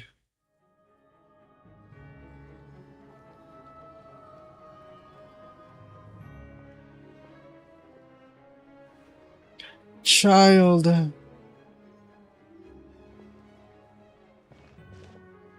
Huh. Well, if it isn't Counselor Tartaglia, Mr. Big Shot himself. Go easy on me, all right? I'm still recovering from the interrogation the real Big Shots put me through. Hey, comrade, it's been too long. I heard you came looking for me earlier. Nicest surprise I've had in a while. Good to see you too, Odette. I'm guessing you guys just got back from Sviatloslajdovka. How'd it go? Crisis averted? It went fine. How about you? Any new developments? Good to see you too, Odette. I'm guessing you guys just got back from Sviatloslajdovka. Lolajdovka. Sviatloslajdovka. Not really. Same as ever. Growing opposition to Project Stuzha, and the usual rebuttals are starting to ring hollow. The results of the mock vote were pretty dire. Pulcinella was fuming. I've never seen the old man so angry. That's not good news. It takes a lot to rattle him. Yeah, obviously if push comes to shove, there are ways to crack down on dissent. But... Sorry, I have to ask something. This is going to sound blunt, but may I? Huh? Of course, fire away. It sounds to me like everyone's tearing their hair out trying to figure out how to deal with opposition to Project Stuzha. But what exactly is this project's purpose? And how can it be so important that even people like you two refuse to stand up for the ordinary people of SNEZHNAYA? Damn. Interesting. I gotta hand it to you, comrade. You sure don't mince your words. Excuse him? What does he mean, refuse to stand up for ordinary people? Oh my gosh. How does he dare speak to the Harbingers like that? Are you interrogating us now? It's okay, Sandrone. Let me explain. I think I understand where he's coming from. If I could, I'd take your side right now. In fact, my position's very similar to yours. I've only held back on casting a dissenting vote in the Vecha because the Tsaritsa would never let me get away with it. Still, I have a responsibility to the Fatui armed forces, so I do what I can to make their voices heard. Most of them are just regular folks from small towns far from the capital. I'm sure you've seen how much those kinds of places are struggling right now. Oh, and for what it's worth, I'm from Arepasak myself. Things aren't going so swell there either. Right, so this affects you directly, hence my question. The Tsaritsa wants to create a better, safer future for the people of SNEZHNAYA, but she's thinking long term. I don't doubt that from where you're standing, Project SNEZHNAYA seems to be creating all sorts of issues for everyone. But considering the Tsaritsa's vision for the future, these are sacrifices worth making. Sounds cold, I know, but I promise it's not as black and white as it seems. Maybe SNEZHNAYA and I can't oppose Project SNEZHNAYA outright, but we're constantly raising our concerns in Vetcha meetings. And even though we can't put an end to it, there are plenty of other ways to make a difference. We're trying everything we can think of, and so is Pulcinella. I respect Her Majesty, the Tsaritsa, and trust her decisions. But at the end of the day, I'm still just a normal guy who cares deeply about my homeland. And my family, who all live here. There's no way I would ever abandon them. As contentious as things can get within the Vetcha, there's no selfishness or malice behind it. Everyone wants to get through this period as smoothly as possible. The issue is that there's no way of pleasing everyone under the present circumstances. Most of the time, we're trying to decide on the lesser of two evils, which obviously isn't a great look. But that is not the same thing as being blindly loyal to the Tsaritsa. No one's got their head in the sand here. We're all well aware of the way things are. We're just doing our best to make it work. In fairness to SNEZHNAYA, she rushed to Svietlo Lidovka's aid the moment she heard that people were in danger. And even Tartaglia, who used to only care about the thrill of the fight, is clearly doing his best to rise to the demands of his new role as counselor. Sorry, maybe my question was a bit rude, but I'd still like to know what exactly the Tsaritsa is up to. Hey, come on. There's only so much we can say, so don't press us too hard. Look, I know how untenable the Tsaritsa's position looks if you don't understand her motives. Maybe you've heard already, but she's currently leading her army on a campaign to the east to defeat the monster that's been causing these brutal blizzards. Striking that monster down will be a significant step in dealing with the present energy crisis. As laser-focused as she is on realizing her lifelong ambitions, she's still putting time and energy into taking down this powerful monster. To me, that says a lot. If she thought SNEZHNAYA and its people didn't matter in the grand scheme of things, why would she waste her time on something like this? You have a point. You've become quite the smooth talker. Thanks. I meant every word I said, though. I wasn't just trying to placate you. I've already done more than enough diplomacy for one day. I still think this adventurer raises a very important point. Our two harbingers have made their positions very clear. But there are many others in the Vetcha who must feel trapped and forced to vote against their conscience. I think it's a very valuable quality to be willing to speak one's mind, despite the risk of offending powerful figures. It's mostly because we know each other quite well. You can say that again. I highly doubt we'd feel the need to explain ourselves so much if we didn't know you so well. Forgive me, adventurer, but might I be so bold as to ask about your background? How is it that you can converse so openly with two harbingers? Oh, haven't you been properly introduced? Easier said than done. I like to think I'm not the kind of person who goes around busting open people's old wounds. I've only learned his name so far, and no details of his experiences. Is something wrong? Uh-oh. Is there no avoiding the subject of Rosaline? No, it's just... Alright, I guess there's no getting around it. This is the world-renowned traveler, who helped resolve the storm terror threat in Mondstadt, cleaned up after the mess I made in Liyue, and then went to Inazuma, where there was a duel before the throne, in which the traveler defeated Rosaline. Oh. I'm sorry. I didn't think you two would be seeing much of each other, so I figured it wasn't worth bringing up. It's fine. It was a long time ago. It's fine. Sorry. I just remembered that we have a rehearsal coming up. Please excuse me. I should get going. To be fair, I didn't kill Rosalind, okay? That was the Raiden Shogun. I've mentioned this to you before, remember? She was Rosalind's most valued subordinate. But they didn't actually get along. Not that Rosalind was really the type of person to make friends, but death has a way of resolving a lot of conflicts. Don't let it weigh on you. Like she said, it was a long time ago. It's in the past now. Odette has a very different personality from Rosaline. Give her some time. I'm sure she'll work through it. Oh, by the way, where's Paimon? It's not like her to hide away. She hasn't been feeling well, so she's resting at Podvorier restaurant.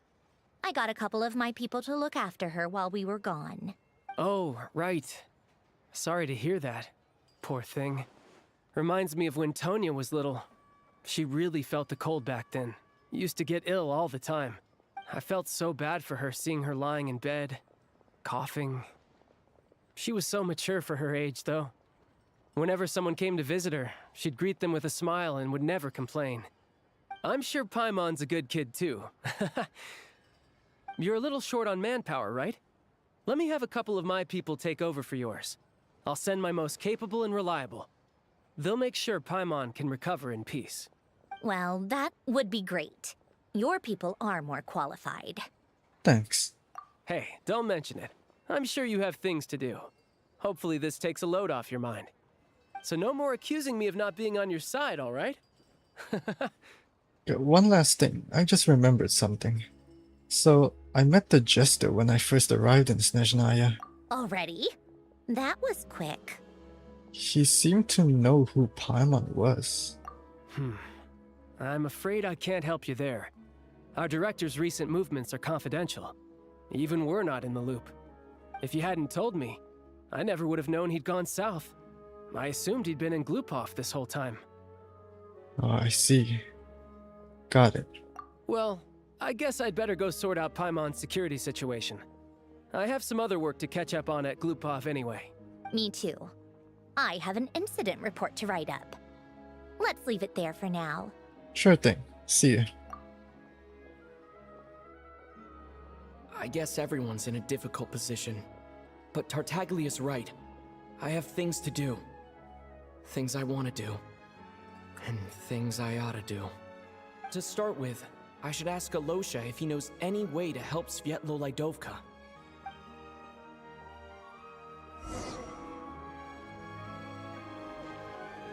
Can we go back to the place and check up on Paimon real quick?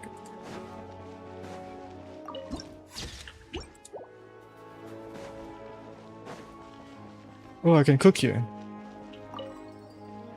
Oh, I need to light it up with fire. Damn it.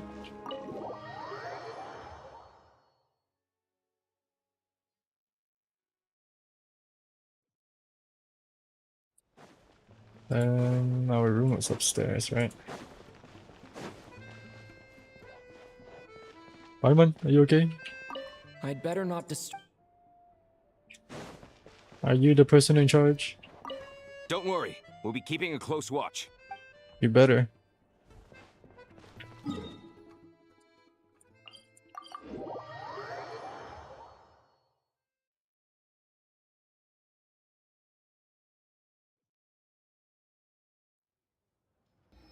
How strange. This sword seems to be vibrating of its own accord. It's a very faint vibration, but it's getting stronger as I get closer to the statue of the Seven.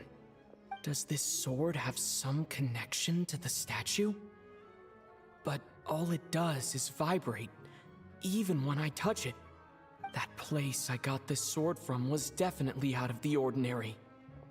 Maybe I should try channeling the power of cryo. If it worked, there really is something special about this sword.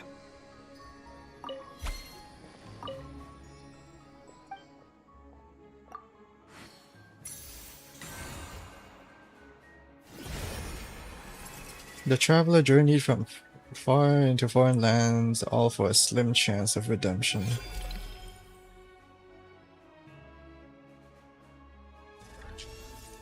I don't really understand what just happened, but I'm pretty sure this sword just got a little more powerful. I'll have to try the same thing again when I come across another statue of the Seven. In the meantime, I'd better go find Alosha.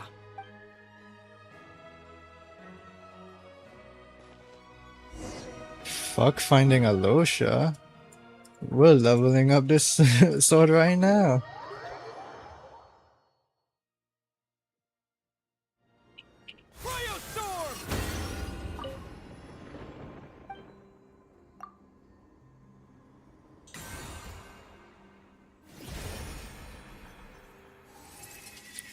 It is not known when the traveler gave up on capturing sound amidst the eternal silence. I did not read the whole thing, fuck.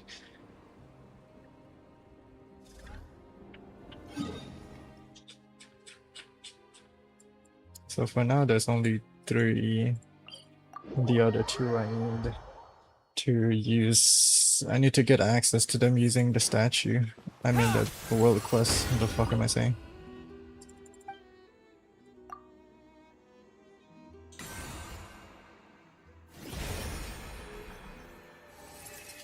In some corner of the universe there must be answers and hope. How much time has slipped away since someone looked somewhere.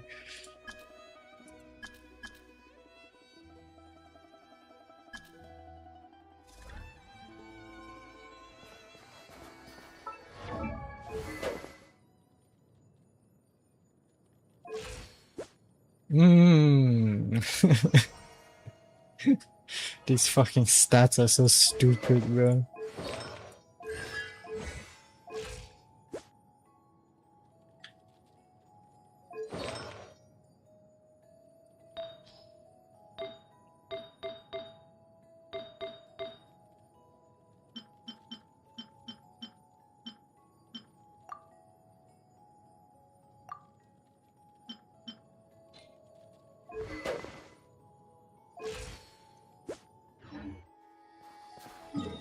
So that's all I can get for now.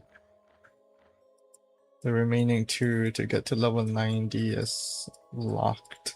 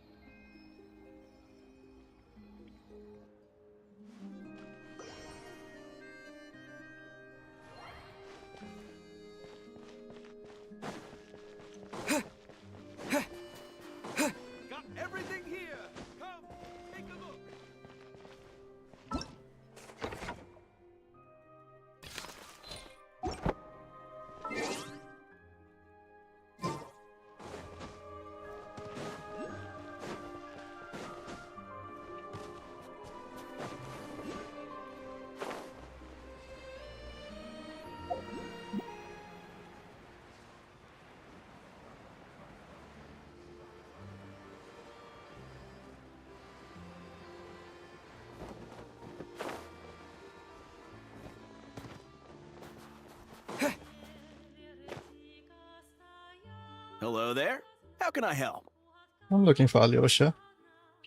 Ah, sure thing. Give me a second. I'll go fetch him for you.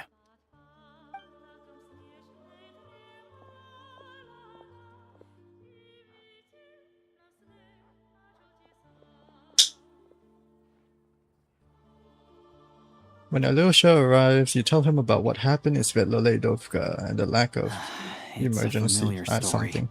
I've had similar experiences. Although SNEZHNAYA doesn't deliberately delay or withhold relief, those first few days of waiting for help are always the hardest. It's a fundamental contradiction. If emergency relief can't be delivered in time, what's the point in even calling it emergency relief? So that's it? They'll just have to wait? Not necessarily. I think there's a good chance that Kresnik Crystal from Stratomoros will start flowing into the market. Really? Why? When we resolve Stratomoros' energy issue, it's like we open the floodgates. A huge backlog of crystal is now available to the townspeople. There's no way they can use it up at once. A lot of them will probably stockpile it and slowly work their way through. Probably a good idea, since energy prices are only going to keep rising. But there will always be people who urgently need Mora. So they'll sell it to the highest bidder. Exactly. At the current prices, selling crystal is an easy way for an ordinary person to make a fortune. Hey boss, how much do I have left in my account? 1 second, let me check. So, you're planning on buying the crystal out of your own pocket? Yeah. I don't know if I have enough, so I'll chip in a little extra and buy as much as I can afford. Let me cover this. I can't let you pay for all of it yourself. No, it's fine. You're new to SNEZHNAYA, and you have your own living expenses to worry about. Besides, you're already providing the train. It's okay. I volunteered for this. Here's your Mora. See what you can find at the market. But I doubt there'll be much crystal left. Yeah, well, can't hurt to take a look. Let's see. Huh? What's Odette doing here? Oh, Alosha, and... Hello. Hello. I didn't realize you two knew each other. We teamed up in SNEZHNAYA. Yeah, I take on some odd jobs in the city to supplement my hunting income. Sometimes I work as a cleaner or prop hand at the theater where Odette is one of the big stars, so I've met her a few times. When the weather's as bad as this, it's better for a hunter to adapt than to keep looking for game. Yes, and we sometimes need extra help.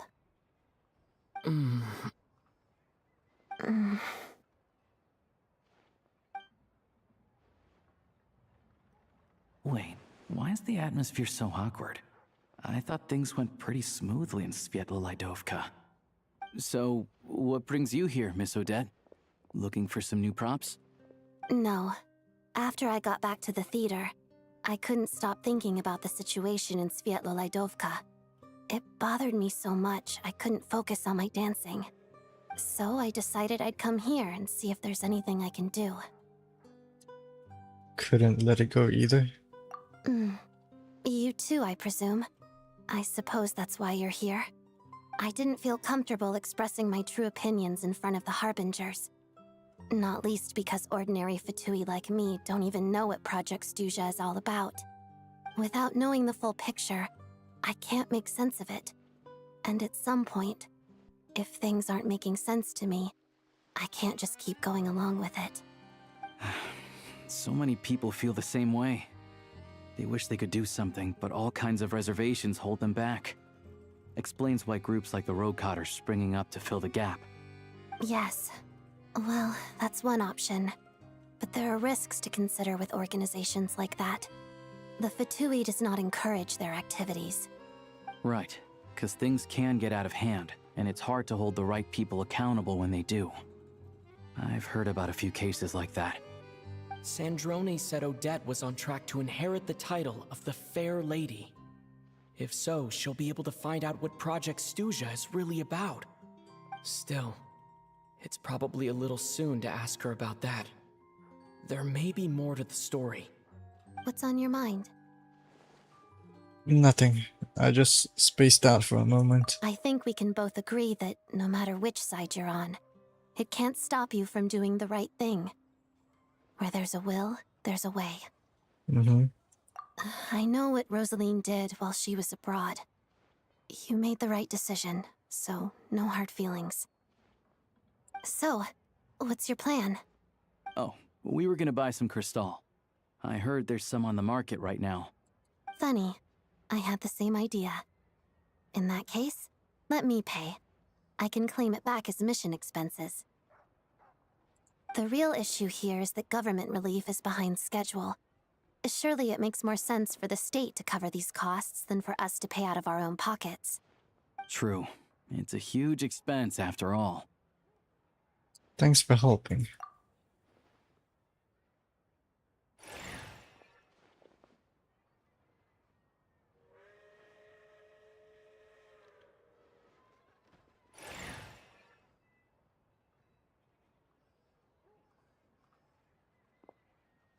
Let me see.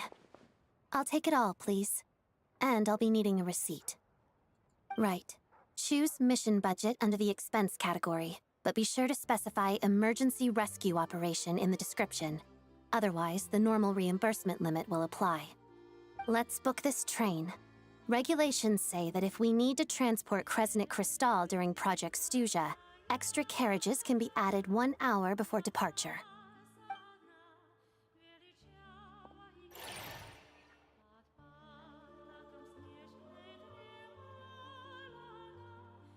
That should do it. The train will be escorted to its destination by Fatui guards. This is my first time seeing you handle Fatui affairs, Miss Odette. It seems you're as skilled an officer as you are a dancer. You flatter me. It's only because I've been doing both my whole life.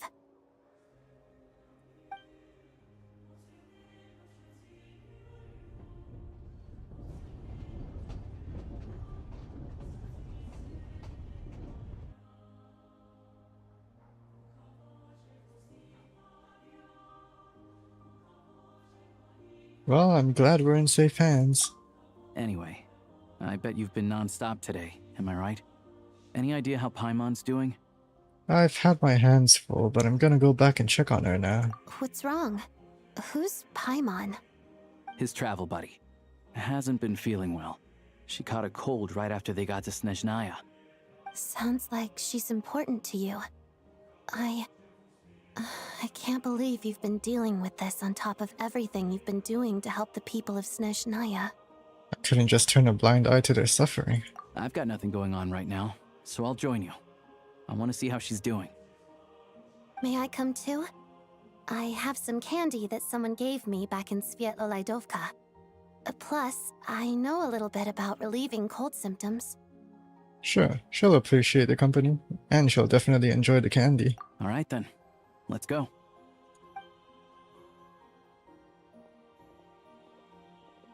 I still don't know what the deal is between these two, but at least the tension seems to have vanished. A good sign, hopefully.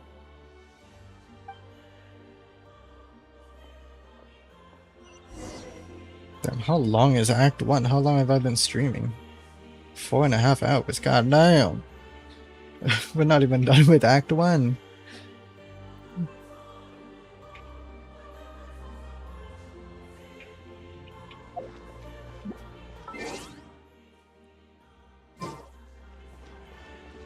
I'm gonna trigger a quest if I go up there.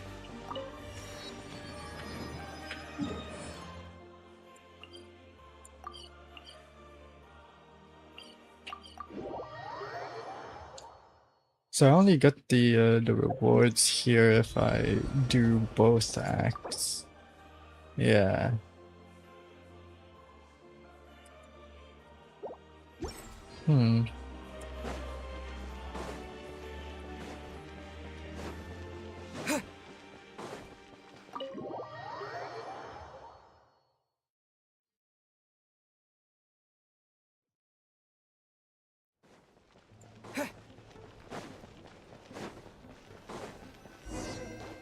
Hello.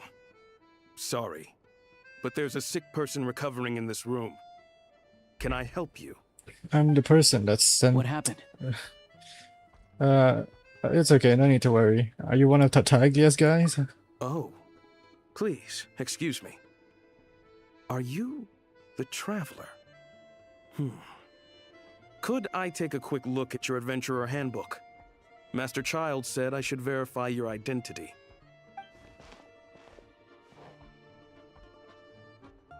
Yeah. Ah, it's really you. Sorry for the inconvenience. We're under strict orders from Master Child to keep this room well guarded. At the same time, we can't interfere with Podvoye Restaurant's business. That would only seem all the more suspicious and draw unwanted attention to this room.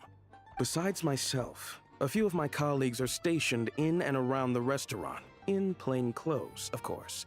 Rest assured, you're in safe hands. I didn't expect such a high standard of protection. Well, Master Child handpicked us for this special assignment. We're not about to let anything go wrong. Anyway, I won't keep you any longer. Please, head inside.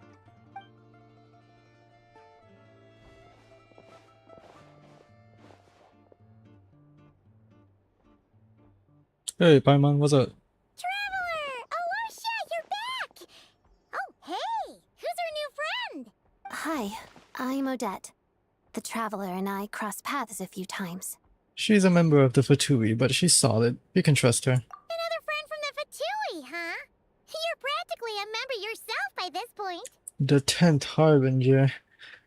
How you feeling? Paimon's definitely on the mend. We should be back to our usual travels in a few days' time. Seems like that doctor was right. It's just... Paimon's limbs are still feeling a little chilly. I have just the thing. The fuck is that? Whoa! What's this? Is that... a flame inside an ice cube? Wait, is this real ice? How's it not melting?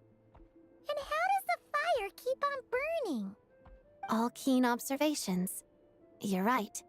This is called core ignis.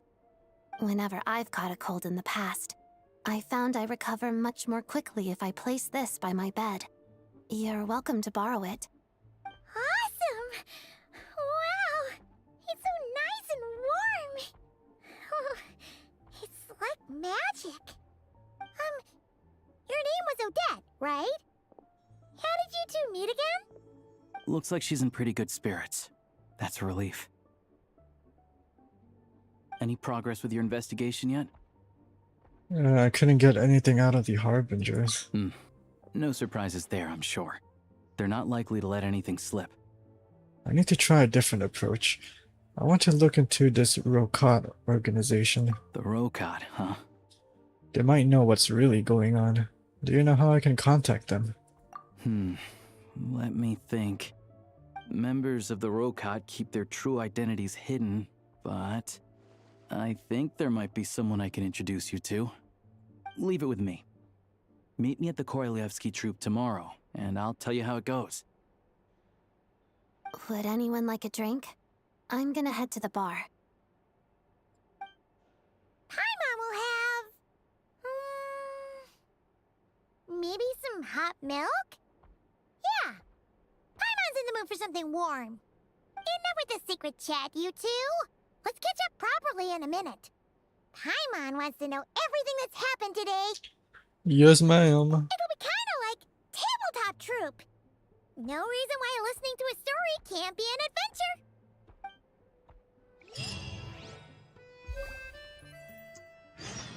The fuck? Why is Paimon still sleeping? Paimon, wake up! Paimon immediately went back to sleep. Paimon, wake up!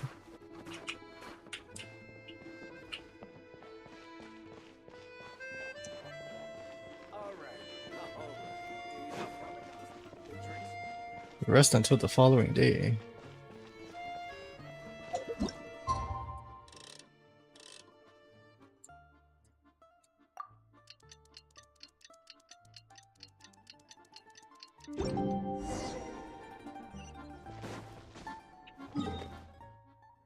Damn, that's far.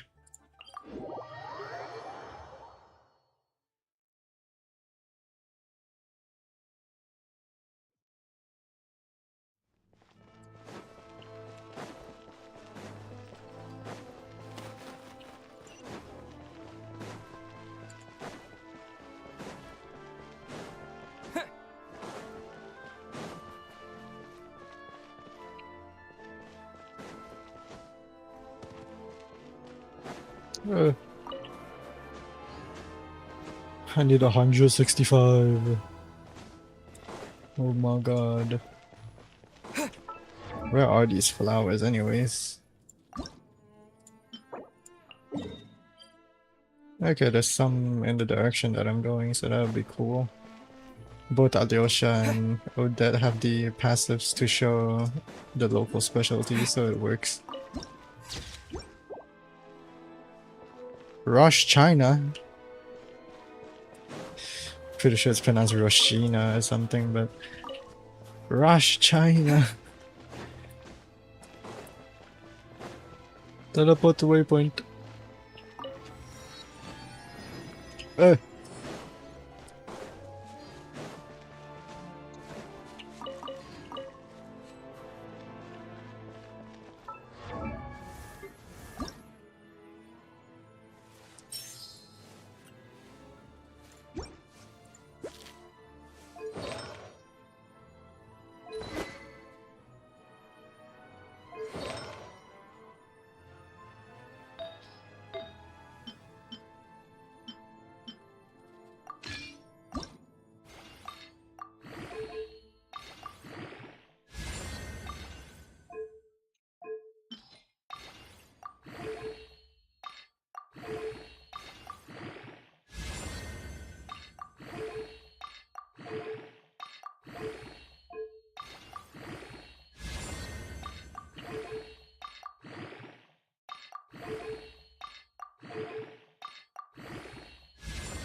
Holy Thanos piece.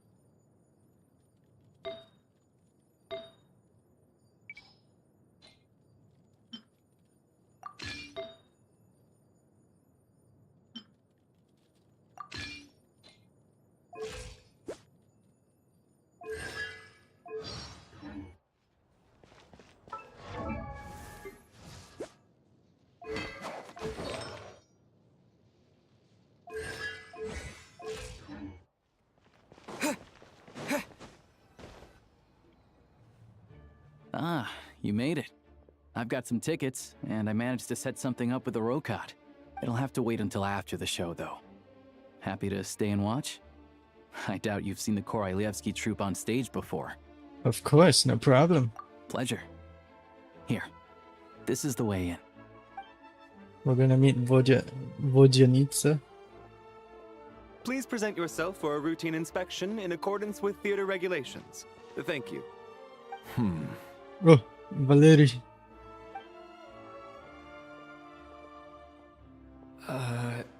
Is that guy with the Fatui?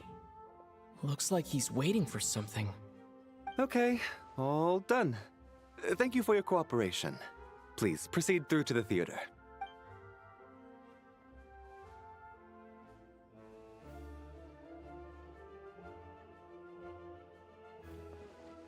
What's up?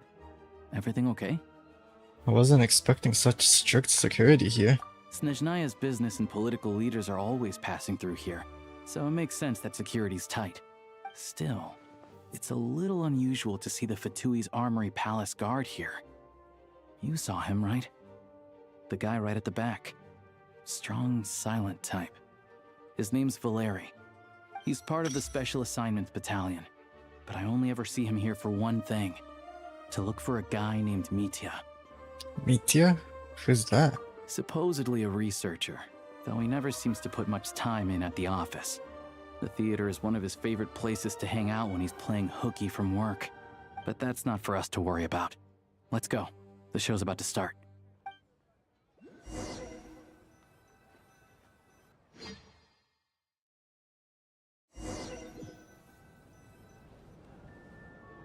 What do you think? Pretty impressive, huh? Reminds me of the Oratrice Mécanique d'Analyse Cardinale. Oh, the one in Fontaine? I hear it's iconic. Never seen it for myself, though. Here we are, just in time. Sorry, coming through. Excuse us. Ugh. If you're gonna show up late, keep your mouth shut. What's his problem? Whatever.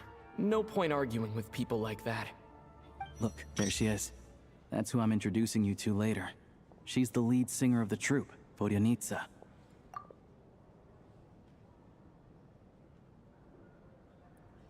Her design's pretty cute, actually. What the fuck? She looks better in game than in the trailers.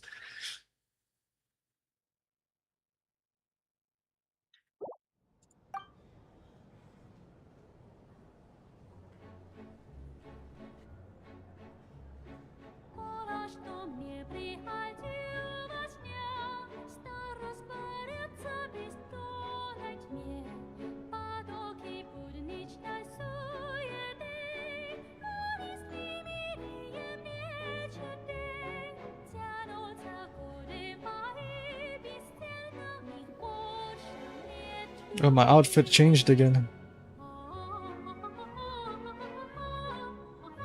Oh shit.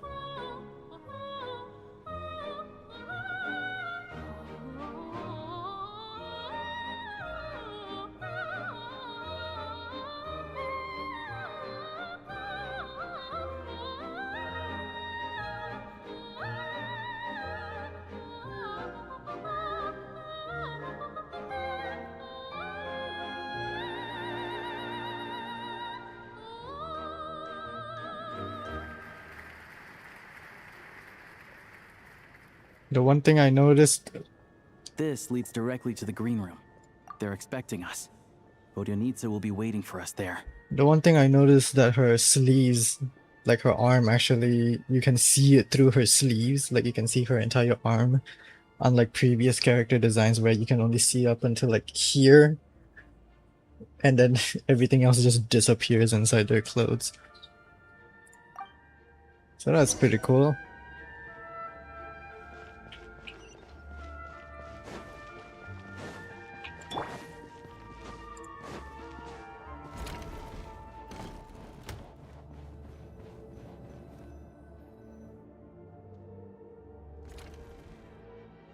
Hey there.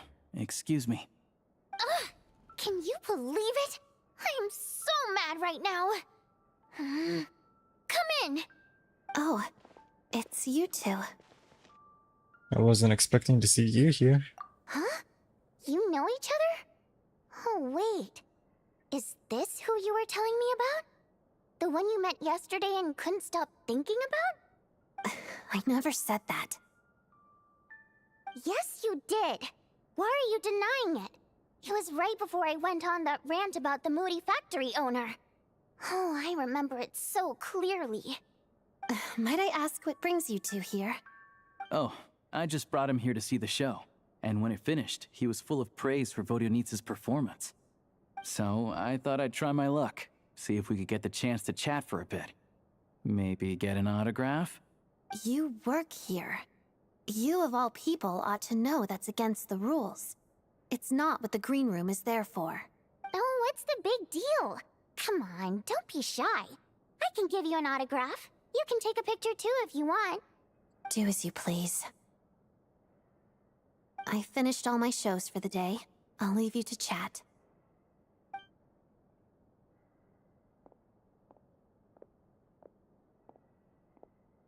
I wasn't making that stuff up, you know. Odette's just too proud to admit it. She thinks very highly of you, and so do I. You did the right thing in Svietloladovka. We're good. Odette's out of earshot. I'll lock the door. What? Confidentiality, of course. The Rokad is very strict on that. Whoa, Alosha! Not out loud! Not with an outsider here. Relax, I've taken care of it. Look at this. The president's reply sent this morning. Wait, so he's been approved to join? As in me? You told me last night that you wanted to get intel from the Rokad.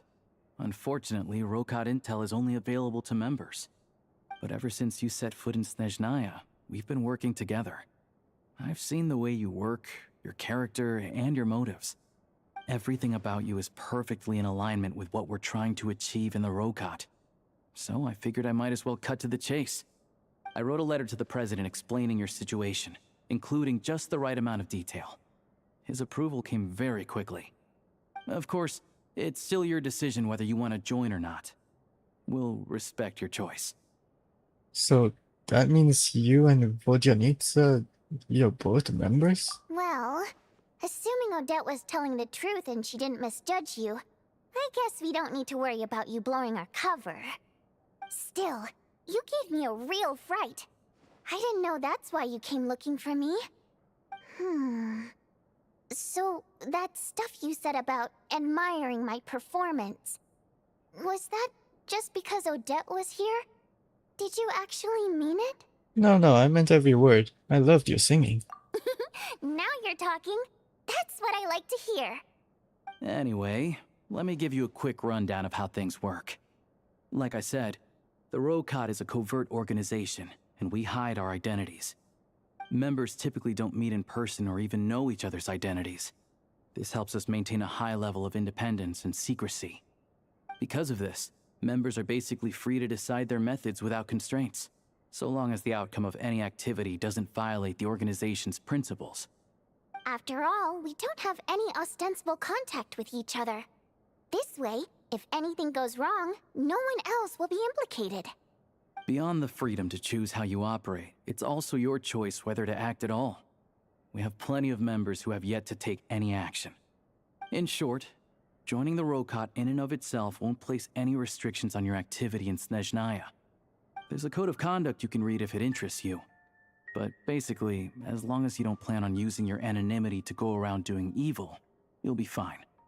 I tried reading it 5 or 6 times. Never made it all the way through. Even the most lackluster script makes for more interesting reading. 5 or 6 times? Why not 6 or 7 times? Sounds good to me, I'm in. Great.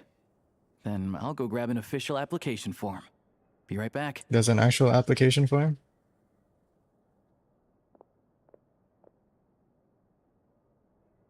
Since you keep your identity secret, how come you two know each other? Well, Alosha has this pet dog, you see.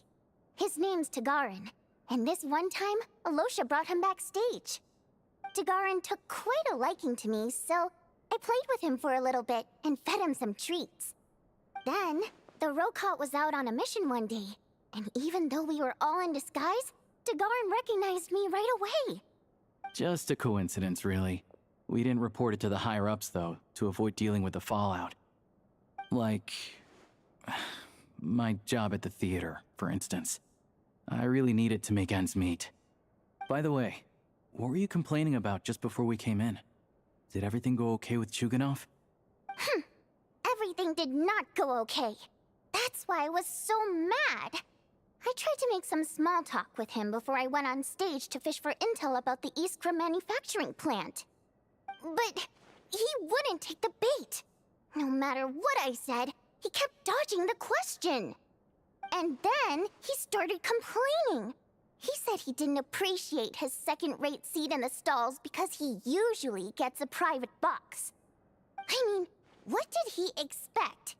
Everyone knows that if you want a box seat, you buy a ticket well in advance. But instead, he sends me a letter the day before the show when we're practically sold out. I had to juggle things around just to get him a half-decent seat, hoping he would appreciate the gesture enough to share some information. But nope, he didn't give me anything. Yeah, meeting Chuganov in person has definitely been a disappointing experience. Oh, you probably don't know who we're talking about, do you? Chuganov was that older guy you were sitting next to today. I'm sure he didn't make a great first impression on you either. Oh, that guy. Surprisingly, he's a family man and a kind boss. But our interactions with him tell a very different story. It's one thing to ask for a favor, but he acts like it's his right. He always expects special treatment. Take the ticket situation, for instance. I've actually gotten him a private box in the past. But not only was he not even grateful, now he's acting like I've sold him short this time. Not to mention that he's never paid for a single one of his tickets. That's pretty outrageous. And another thing, if he's such a big family man, why doesn't he bring his wife and daughter to see the show once in a while? I've never seen them here, not even once. Calm down, Vodyanitsa. If you won't do it the easy way, we'll have to try the hard way. But first things first. Here's your application form. Go ahead and fill it out. There's actually an application form.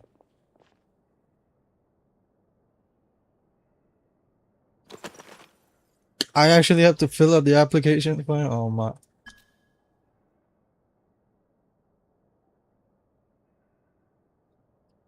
My race.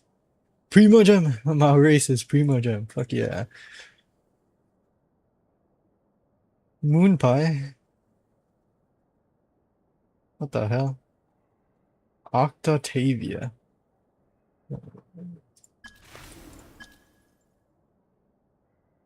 Lord of the Seven Calamities.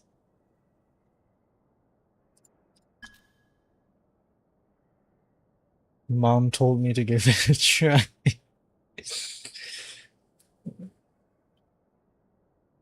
Oh yeah.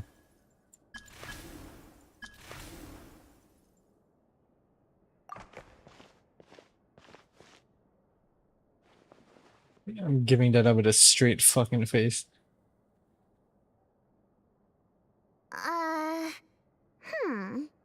Looks like I'll need to make a few little tweaks here and there.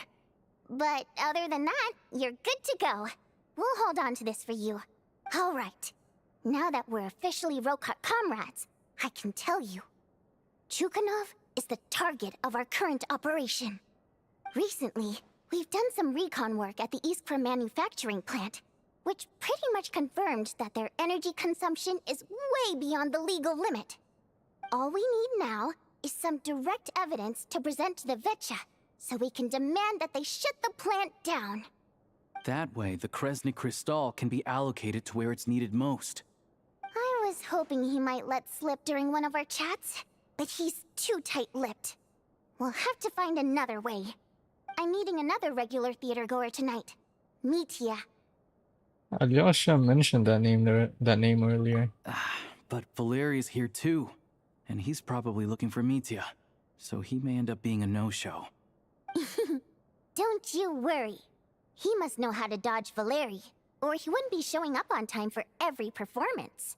Mitya is a renowned energy expert.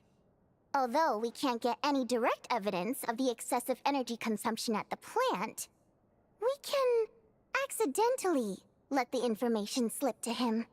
The authorities should take someone like him seriously. So if he starts raising questions about energy use at the Iskra manufacturing plant, there will be a proper investigation.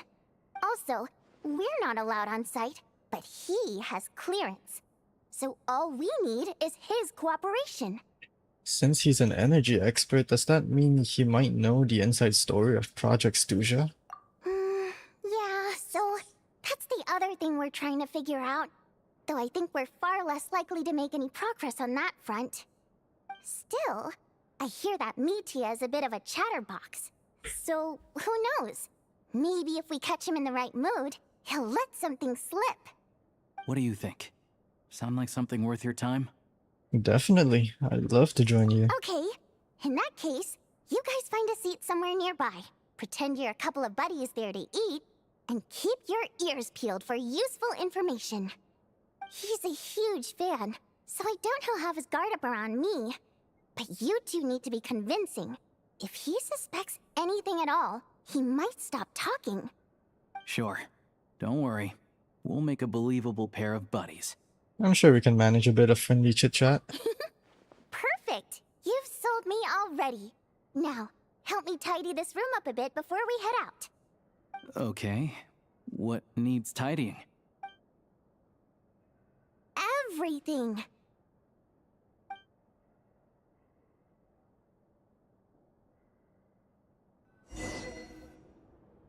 The Howling Gale. I'm pretty sure this is the thing we need to interact with for the meeting point here. Oh, that's it.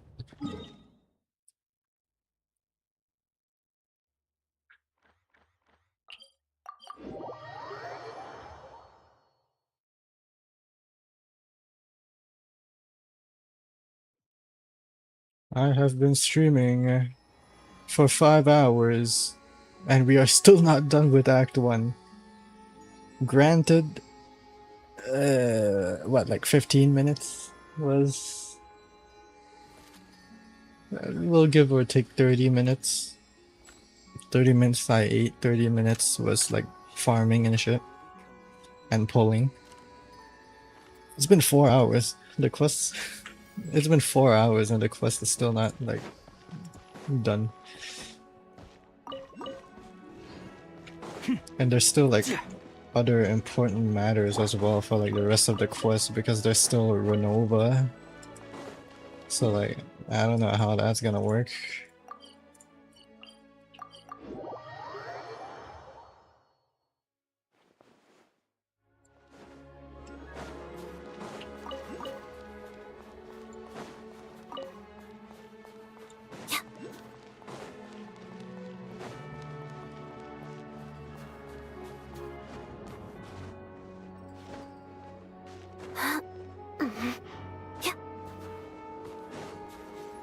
Holy shit.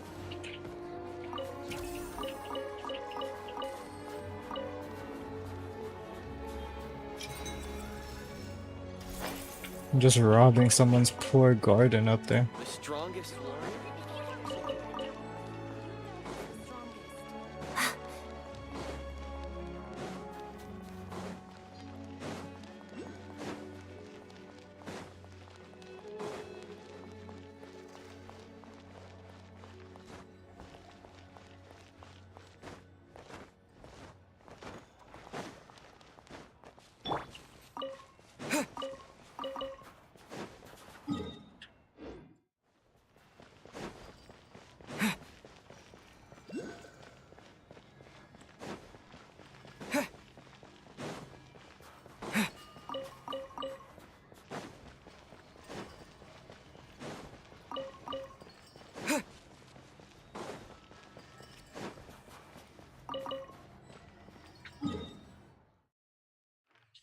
Oh. They're sending me to an inaccessible area.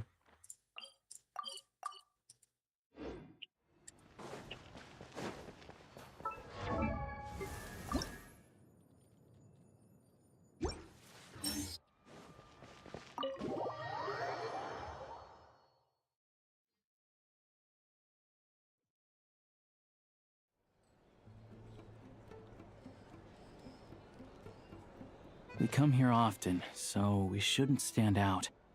Let's sit here. Now, it's up to Vodyanitsa. Let's see how the conversation goes. Ah, so this is where the this is what we saw in the live stream. Holy shit. His model looks great, man. Mr. Metia! Over here! Over here! Oh, sorry. I got a little held up on my way here. Now we have even less time than we planned. Go ahead and order some snacks and drinks. Whatever you like. Let me see. According to my schedule, we still have 25 minutes left. You're really pressed for time today, huh? I was imagining this would be a leisurely chat. If you'd prefer, we can always reschedule for another afternoon when you have more time. No need. Getting to meet the lead singer is a very precious opportunity for me. I'm not about to pass it up. I've already had to decline your invitation several times because our schedules rarely align. If I don't grab this chance while it's here, who knows when the next one will come around? Well, it's very kind of you to make time just for me. What's going on with this scarf? It's like it's alive. I'm not too sure, to be honest. But SNEZHNAYA is full of weird and wonderful things like that, so people tend not to bat an eye. I'm sure the same will go for the Eye of Grey and Paimon. That'll make getting around easier. The reason I invited you out for tea and a chat today was to get some feedback from a true fan of the theater.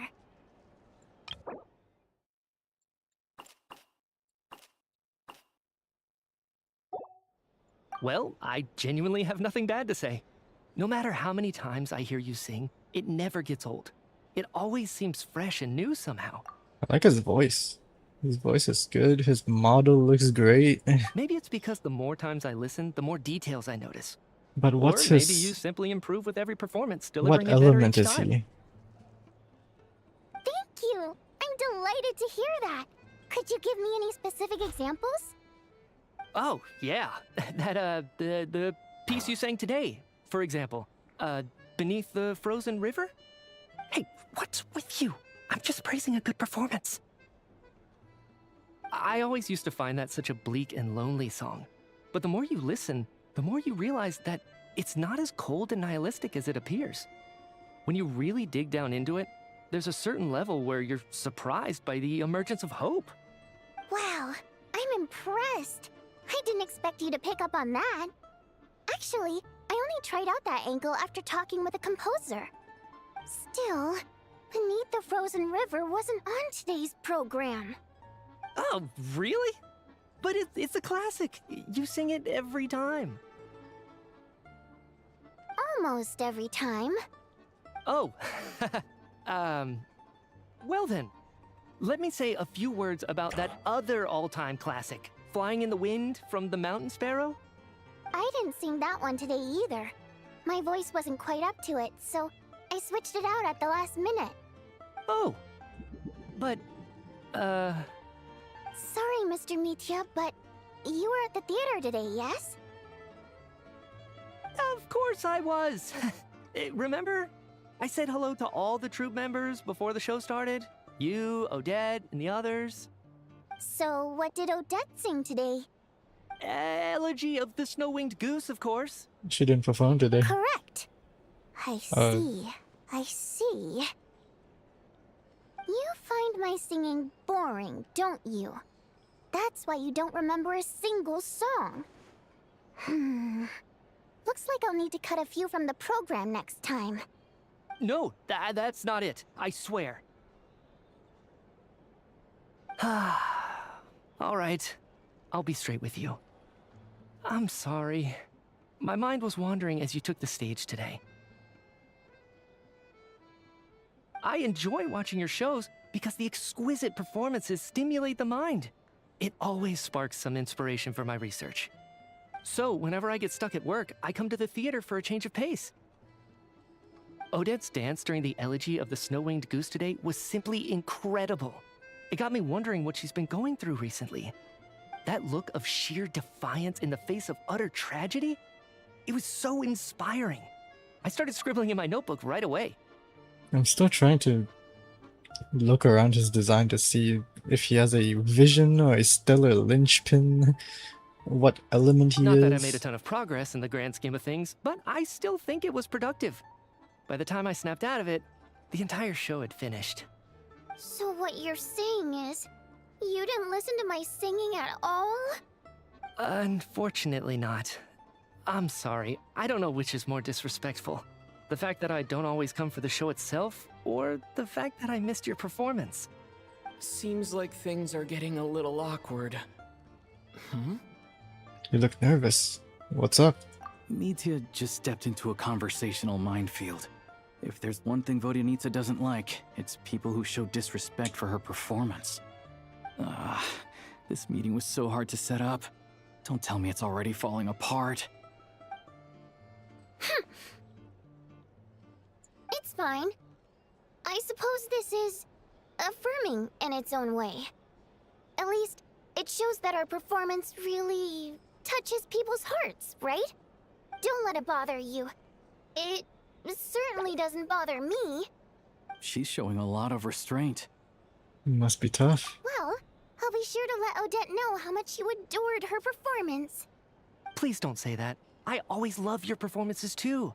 It's just that inspiration struck at the wrong time today. I'm usually all ears.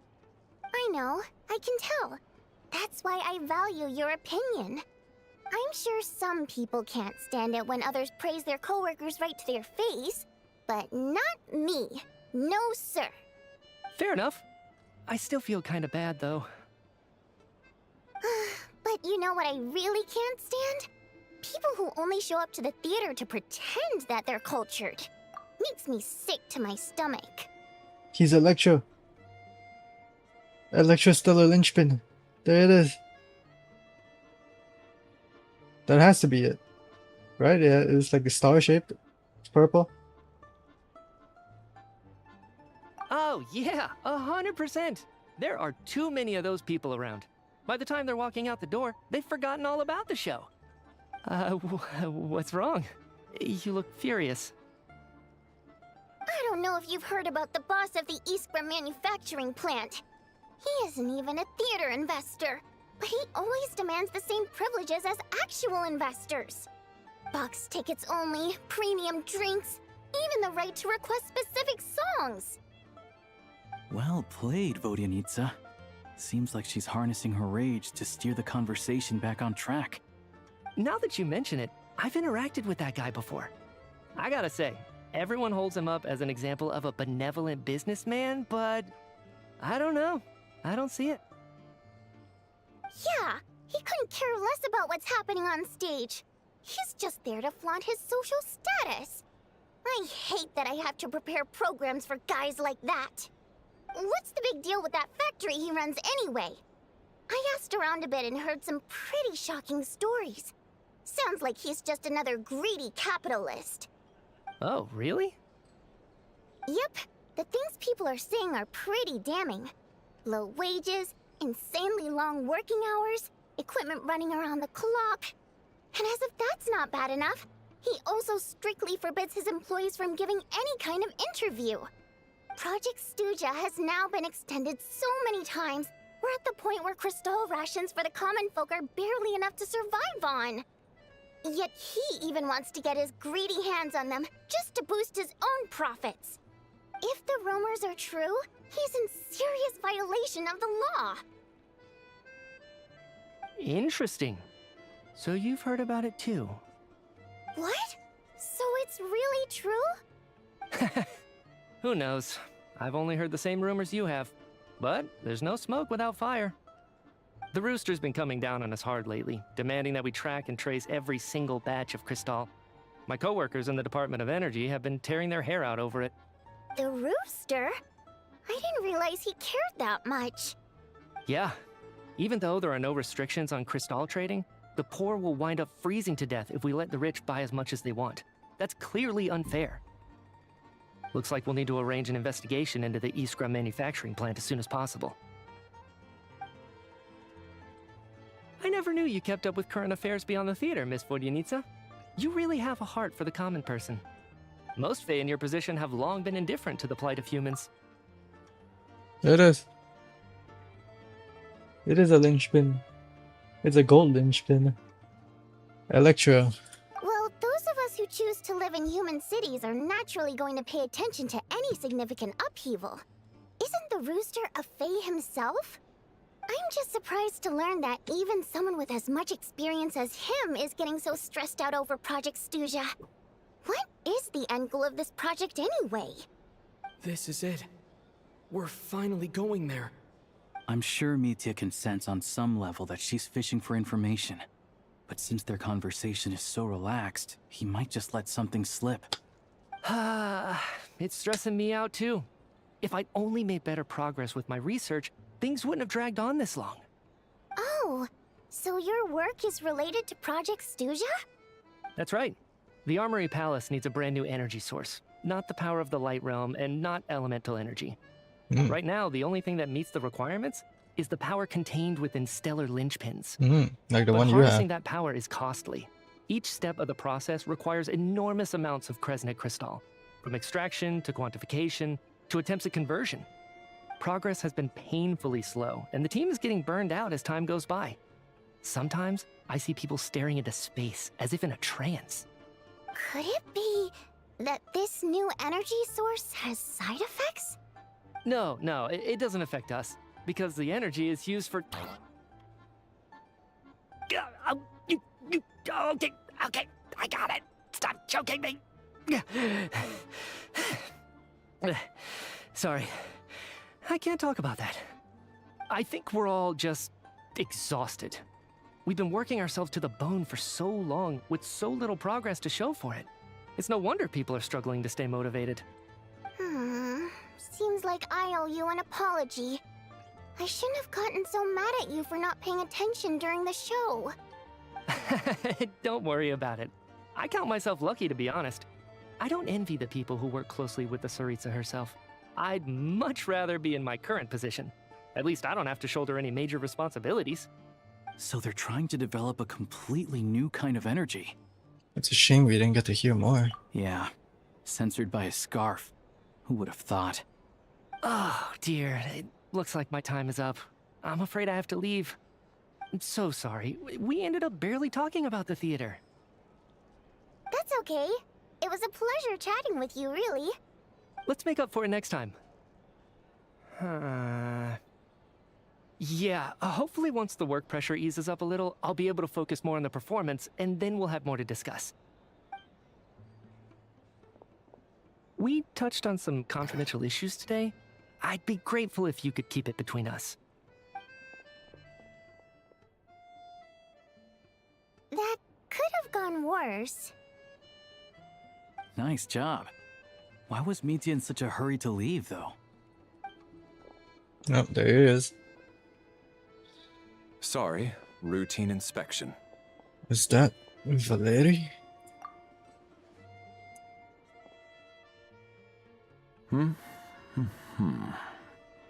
Okay, let's go. So he wasn't rushing to get back to work. He must have calculated that Valeri would find him here in exactly 25 minutes. That's frighteningly accurate. One of the main duties of the Special Assignments Battalion is to ensure that important figures stick to their schedules. Sounds like Mitya's arch enemy then. Alright, time for us to get going too. Excuse me, check please. We'll settle our check too then. Oh, hello there. Mr. Mitya paid the check before leaving. Oh? He also asked me to pass on a message. He said it was an honor to share his tea break with Miss Vodyanitsa and her 2 friends. Wait. So he knew we were here all along? This raises a lot of questions. Did he deliberately mention the new energy source so that we'd overhear it? Maybe his work isn't confidential after all. Maybe the key here is the purpose of this new energy. I guess that's the next thing to look into.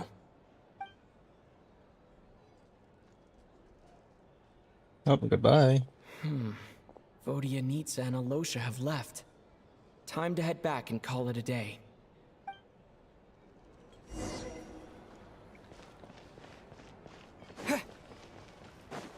Hey, what's up? What's your name again?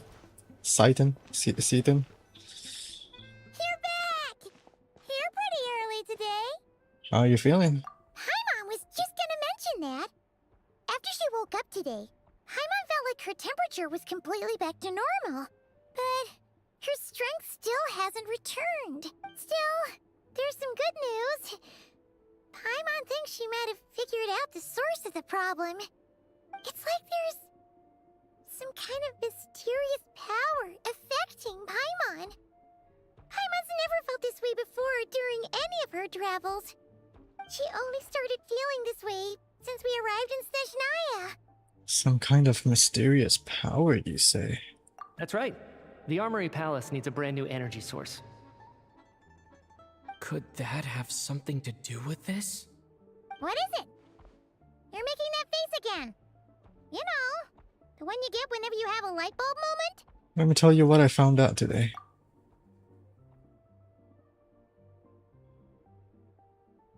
So, they're trying to develop a new energy source here? And you think that might be why Paimon's feeling unwell? Yes. Well, Mitya denied that the energy they're researching has any side effects. Although, he did say that people working on the project have been having issues with their concentration and short-term memory. But even so, those are completely different symptoms from Paimon's. This power you mentioned, can you sense where it's coming from? It's pretty faint, so it's kind of hard to tell.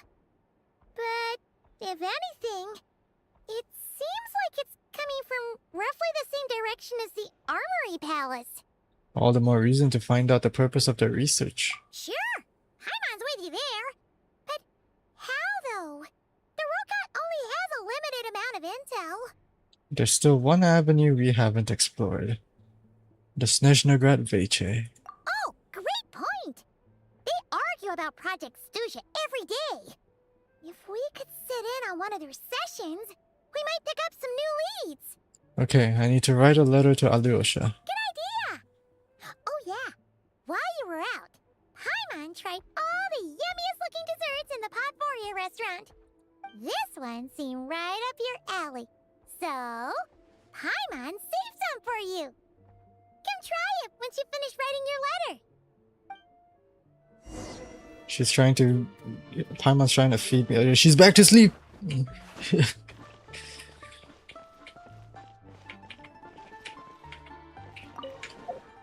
Paimon's trying to get me diabetes or something on the foot. In the meantime, hold on. I need to do something real quick. It's been almost 5.5 hours of stream. And if I remember correctly, my first Nod Cry stream was also pretty long.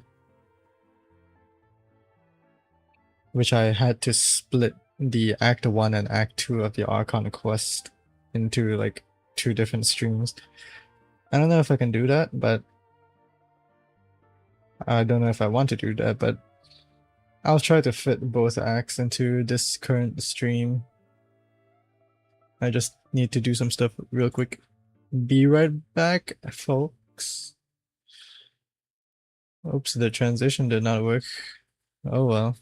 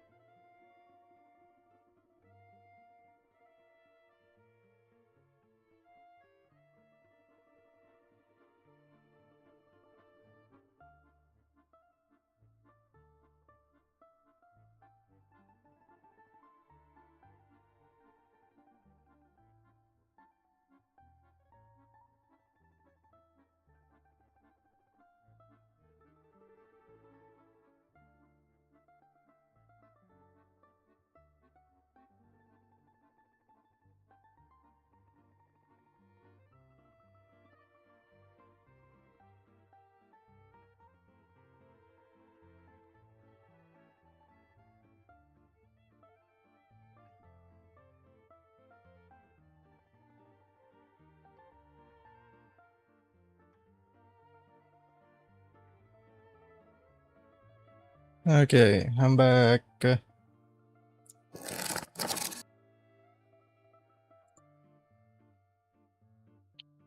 I changed headphones because I want no wires.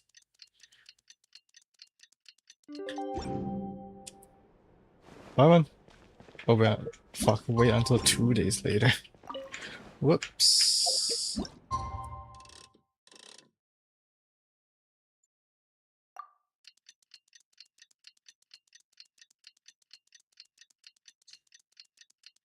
Do I still need to wait 1 more day? Because I think it was like around here.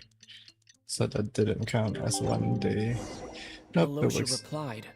He says that we won't be able to speak at the Vetcha, but he can arrange for us to attend as visitors. Time to get ready. Then head to the SNEZHNAYA Vetcha. You're back! Paimon's been working on the crossword puzzle in the newspaper. It's actually pretty fun. Oh, shoot! Paimon forgot the next word. Oh, she had it a moment ago. Think, Paimon, think.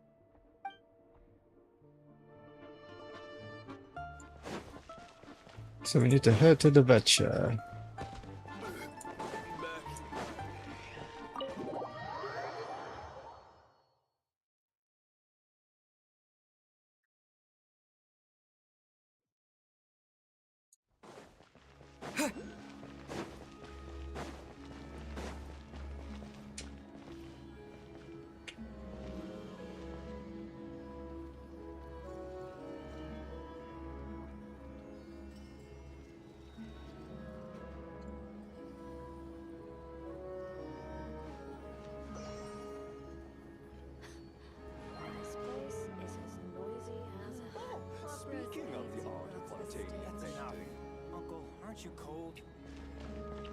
What are you doing here? Fuck it, gun.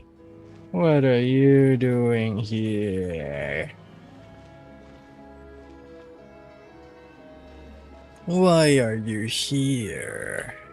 Huh? Selena, do something. Why are you here?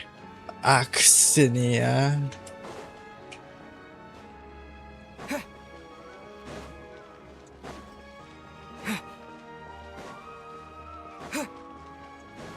Hey, Vodanita. Ah, Miss Vodianitsa, prima donna of the Korolievsky troupe. What a surprise meeting you here. Will you be sitting in on a session of the Vetcha? Sorry, I'm not taking interviews today. Oh good, you're here. The session's about to begin.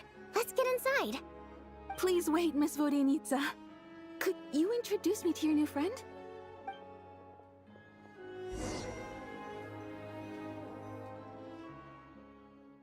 Everyone's so sus. Everybody just... Shortly after you take your seat, the meeting of the SNEZHNAYA Vetcha officially begins. Discussions on whether to extend Project Stuja are saved until the end. Ugh. As the rooster Pulcinella shares various energy-related statistics, the dull and lifeless room suddenly becomes very animated.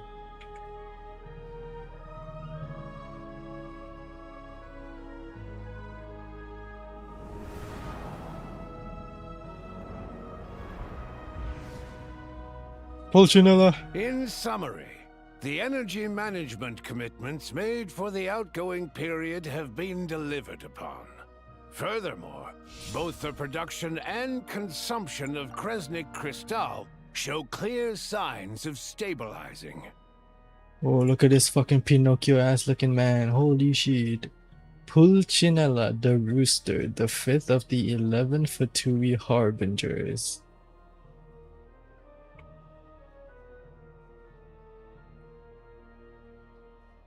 The relevant agencies have assessed the present circumstances and determined that the status quo can be sustained until the next period.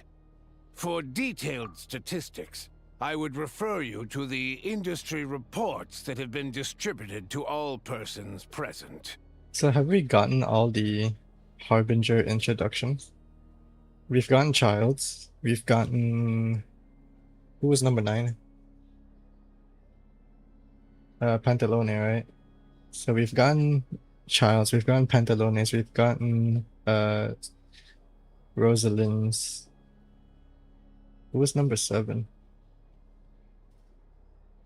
We are missing 2 Harbingers, right, technically? Because 11 Harbingers, we originally thought Piero was one of them, but he's not. And then that makes 10, but apparently there's 1 missing Harbinger the whole time. So there's actually only 9 Harbingers. So we've gotten Child, we've gotten Senora, we've gotten Scaramouche. And then in Sumeru we got Dottore. And then Arlecchino, Pantalone, the Captain, Pulcinella. Am I missing someone?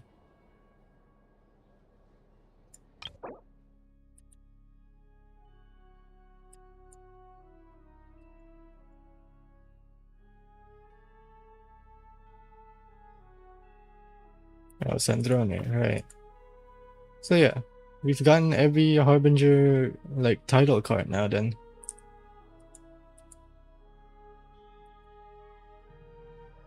Senora was the first one we met. Senora. And then Scaramouche, Child, Dottore, Arlecchino, the Captain, Sandrone, Pantalone, and then now Pulcinella. So we've gotten every Harbinger's introduction card. The Jester didn't have one earlier, right? We just met him. It should also be noted that while the recent blizzards have led to a significant increase in people's energy expenses, this is strictly a short-term phenomenon associated with a remotely located monster. Her Majesty the Tsaritsa is giving her full attention to this matter. We should have every confidence that it will be dealt with swiftly and conclusively. A financial report on disaster relief is also present in this report, courtesy of Pantalone. Why does it keep getting noisier in here?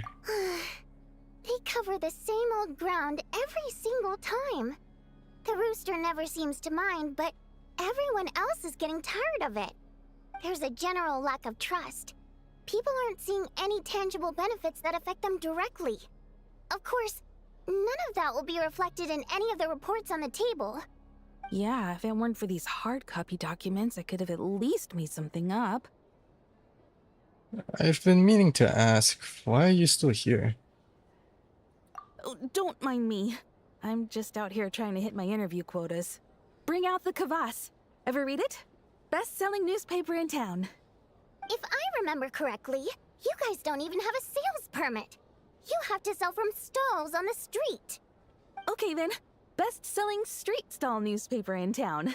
Still counts. Is she just downing vodka right now? Fuck. Order! We will now open the floor to the representatives. If there are no further substantive issues to discuss, we will then proceed to a vote on this motion. There's an empty seat over SNEZHNAYA there. has a long tradition of treating members of the Fatui armed forces and their dependents favorably. But recent surveys shows that Fatui families in remote areas have access to 15% less crystal than the average civilian family in Snezhnograd. It's been said many times before, but it bears repeating now. There needs to be a clear and consistent rationale behind how crystal is allocated, or we will soon face immense public backlash. Perhaps you wouldn't need to keep repeating yourself if you would hear me out for once. I say again, true consistency exists only in principle. In the real world, fairness is relative. You appear to treat resource allocation as a simple function of production and population. So what about when the equipment used in production breaks down? Have you factored that into your equation? And do you even know how long it's been since SNEZHNAYA last conducted a census? If I knew the answers to questions like that, I'm sure I'd be a very wealthy man. And I doubt I'd be going by child. I'd like to bring the focus back to the specific issue I raised. Or do you wish to deny that favorable treatment for Fatui dependents is our long-standing policy? It's easy to be a critic when there's no accountability. That seems to be a running theme in the anti-Project SNEZHNAYA cohort.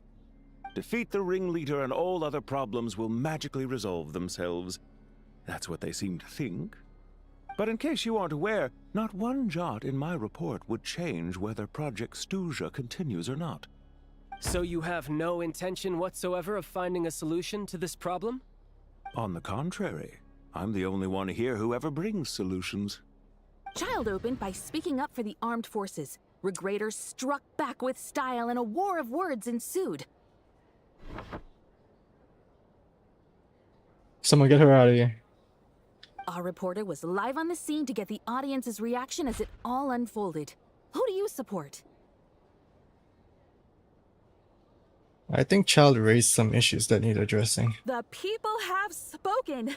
Child received raucous applause from the crowd as he pushed Regrader onto his back foot with a relentless barrage of questions. It had to be seen to be believed. Now you see why they don't have a sales permit. However this reporter wants to spin things, I haven't forgotten that Tartaglia was representing the Northland Bank when we first met in Liyue. So surely their relationship can't always have been this strained. You two are getting off topic. Let's focus on what the data is saying. Mr. Pantalone, may I speak on your behalf? Oh, please do. I'm more than happy to save my breath. Crystal distribution policy undergoes modifications with each new period. The ultimate goal being to find the most reasonable method of allocation, which I believe is what Mr. Tartaglia also seeks. But I fear many may have been misled on this topic by extremist activists. To clarify, Project SNEZHNAYA is not the root cause of the problem. It is merely a framework for resource distribution. The most recent reports all point to SNEZHNAYA's resilience and adaptability during this period of fine-tuning, and give clear indications that a distribution framework is improving with each iteration. To make drastic adjustments without first considering the risks would likely do more harm than good. It would be a waste of the hard-won experience we've gained to date. Renowned scholar of finance, Arapov spoke up to clarify the fiscal logic, clearly alluding to social organizations like the Rokot in his words. With the notorious Lelek still active to this day, should the Rokot be held responsible? No, there is someone else to blame. Where did you get Rokot from? And who is this Lilik? She's just rephrasing what Mr. Pantalone said. The Rokot are the critics he accuses of taking no responsibility for their actions. As for Lilik, you won't have heard of him yet. He's currently the most famous member of the Rokot. Well, more like infamous. Ending Project SNEZHNAYA has become an obsession for him. Unlike the more decent ones among us, he believes that votes in the Vetcha are all that matter. So whether it's threats, coercion, or bribery, he'll use whatever means necessary to get people to change their vote. Wow, so there's more to the Rokot than I thought. And since we're already on the subject, what do you think of Lelek's methods? Are you for or against? Hard to say. I suspect there's more to his story. Well, whatever the story is, his actions benefit us all. We stand with Lelek. At least someone here wants to take this discussion seriously. I've been considering that issue myself. What you really need is more precise regional data, right? I think it would be easiest to let the Fatui handle it, since they're already in charge of Crystal shipments anyway. We may as well get them to collect some data while they're at it. Whatever you need, you can ask the Fatui to look into it for you. In terms of supervision, I think the SNEZHNAYA would be a good fit. I had hoped to discuss this with Miss Vesna, but sadly, she's not present. I will be happy to take a note of your suggestions and present them to Commander Vesna for a decision upon her return. The Commander has always taken a keen interest in Project SNEZHNAYA. However, given the SNEZHNAYA's demanding workload, I'm afraid it may prove difficult for them to provide any practical support. Akvilina? She's one letter away from Aquilina. Let us refrain from jumping to conclusions until a concrete and actionable plan is in place. My apologies, Lord Rooster. There are numerous issues to address here, including manpower, time sensitivity, and reporting lines. Nevertheless, I support drafting a proposal. Follow the usual procedure, and it can be raised as a new motion for all parties to evaluate at the appropriate time.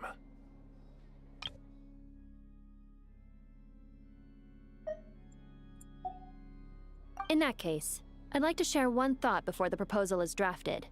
The issue of time sensitivity was raised just now, which I presume relates to the official reports. In fact, the Energy Commission already collects regular statistics on each urban center and its surrounding area. Would these be of any use? That's a good idea. I read every issue of Svietloslaidovka's report, and although my focus is mostly on the section about equipment operation, the energy consumption statistics also yield a lot of insights. Be that as it may, does no one see an issue with using local data to determine crystal quotas? In the long term, it seems like a very risky solution. Not if they are used purely for reference. So long as we have the report from the Northland Bank's headquarters to corroborate it, no one will be able to fool me. Very well then. It appears that this arrangement is acceptable to all parties. Yeah, sounds good to me. The members reached a provisional consensus on the issue of improving treatment for Fatui soldiers. You notice the reporter jot down a few words before suddenly crossing everything out and starting a fresh paragraph. Today, the prima Graph? donna of Graph. the Korai troupe attended a session of the SNEZHNAYA Vecha in the company of a dashing young man. The question on all our minds is, what is the true nature of their relationship? Write anything like that again, and I'm revoking your permission to interview the troupe. Got it? The remaining discussion covers everything from energy to healthcare, technology, and industry. All parties took the opportunity to express their stance on Project SNEZHNAYA. You ignore Mironova as she carries on writing her sensationalist report, but after a while you start to feel that reading the news from her might actually be more interesting than being here in person. Now then, if there are no further contributions from those present, we shall proceed to the final vote. Hey, check it out! Is that Chugunov? What made him vote against? Why now?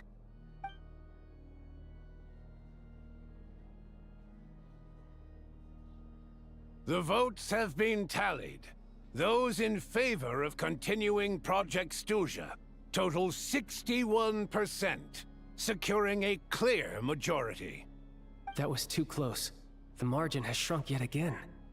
Chugunov was a huge loss. I'll bet Lelek is behind this. I wonder how Pulcinella will respond this time. Chugunov. I see. Lelek strikes again. Yes, go, Lelek. Once Project SNEZHNAYA is defeated, our unwavering support at Bring Out the Kvass will finally pay off when we make our comeback. I can taste our victory already! In accordance with the result of this vote, Project SNEZHNAYA will remain in effect until the next Vecha period. Finally, may I remind us all, we debate only for the greater glory and solidarity of our nation. May the aurora shine ever on, and the tundra always stand firm. The session is concluded.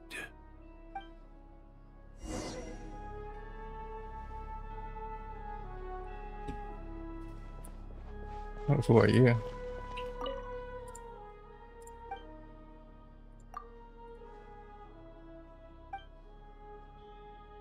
I'm not saying your name.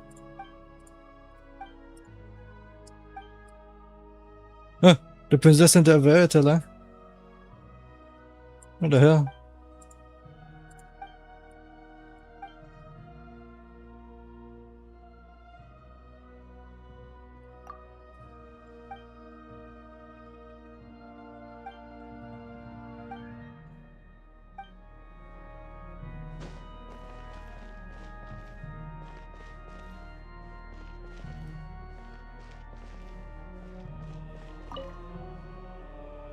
I have to say, I really wasn't expecting Chulkunov to vote against Project Stusha.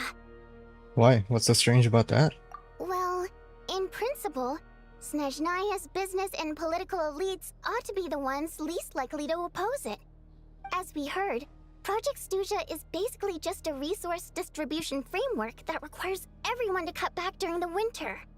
But even if the policy got cancelled, the Tsaritsa's energy needs wouldn't suddenly go down.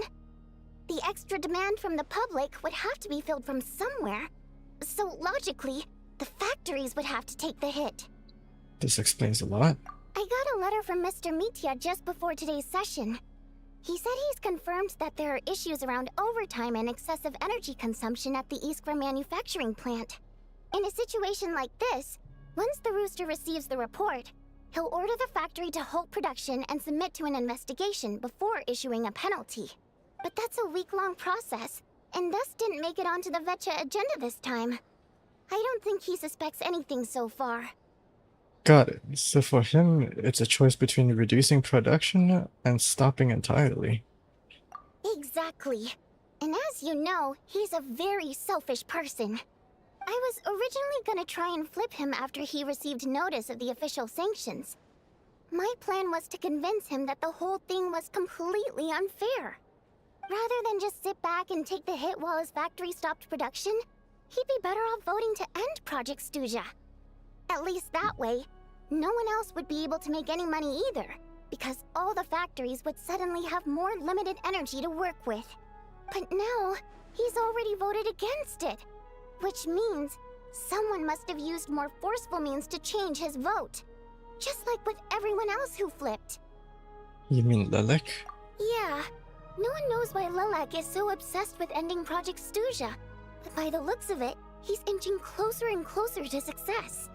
Lilac must have strong motivations, given how he'll stop at nothing to achieve his goal. Maybe he knows the full truth of Project Stusha. Maybe my next step should be to focus on him. All right. What are your plans for the rest of the day? Shall we head out? Hey, comrade. I noticed you were here during the debate. I didn't take you for a political enthusiast. Greetings, Harbingers. I just happened to have some free time today, and my new friend here thought it might be fun to check out the Vetcha. Ah, Odette must have introduced you. Looks like you two are getting along pretty well. I'll leave you to catch up. I should head back to the troop. Sure. Break a leg and all that.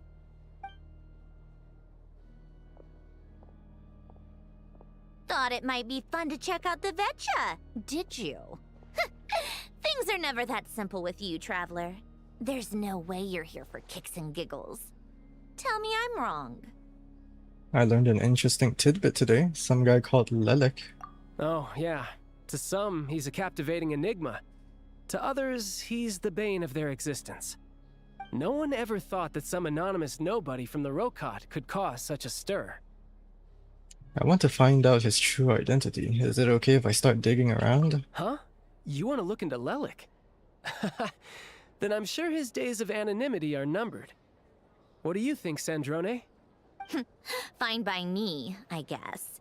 If the Traveler actually manages to expose Lilac, it'll be doing Pulcinella a favor. In return, it seems fair to let him in on what we've learned so far. My thoughts exactly. Sharing is caring, after all. Head back to Glupov and grab the files on Lilac. It's easier to just pull the records than go through the rigmarole of getting the Traveler a visitor's permit. As you command, child, sir. In that case, since we're going to be waiting anyway, I'll have someone brew a pot of black tea.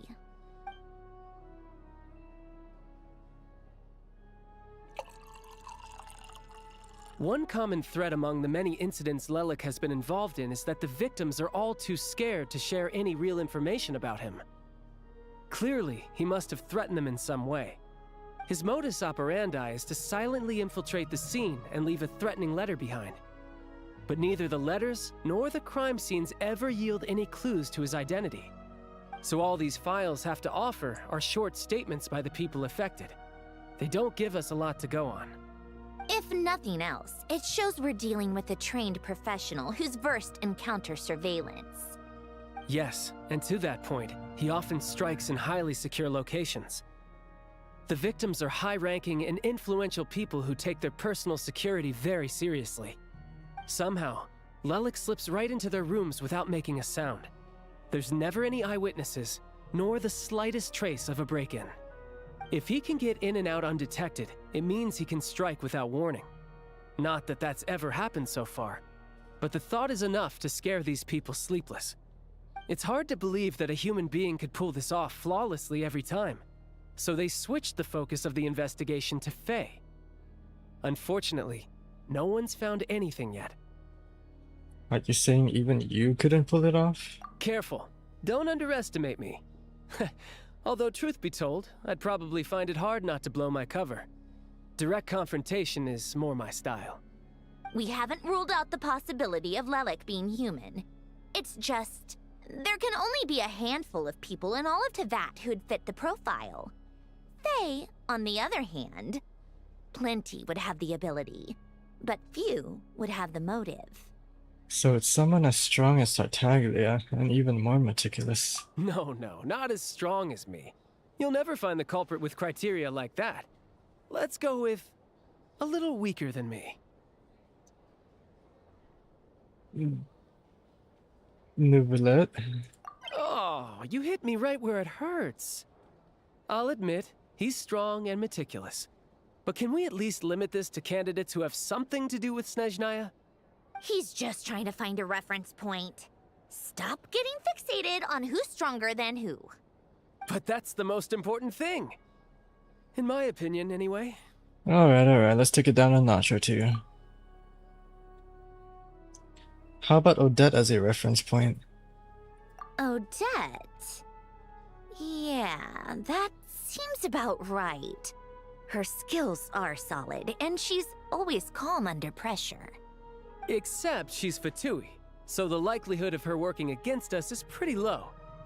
But yeah, much more accurate than your previous example at least. No, wait a moment. Maybe we should interrogate that assumption. What do you mean? Which assumption?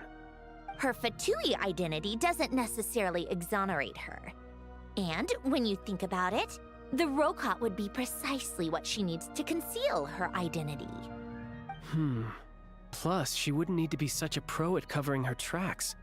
She'd already know where the Fatui will be and when, so she could choose the perfect time to act. Oh, yikes. I was just thinking out loud. Why is this starting to sound like such a convincing theory? Still, what reason could Odette possibly have for trying to call off Project SNEZHNAYA? Arlecchino would be the best person to ask. She knows Odette best. Unfortunately, she isn't back yet. Arlecchino? Rosaline used to open up to her in private about her struggles with Odette.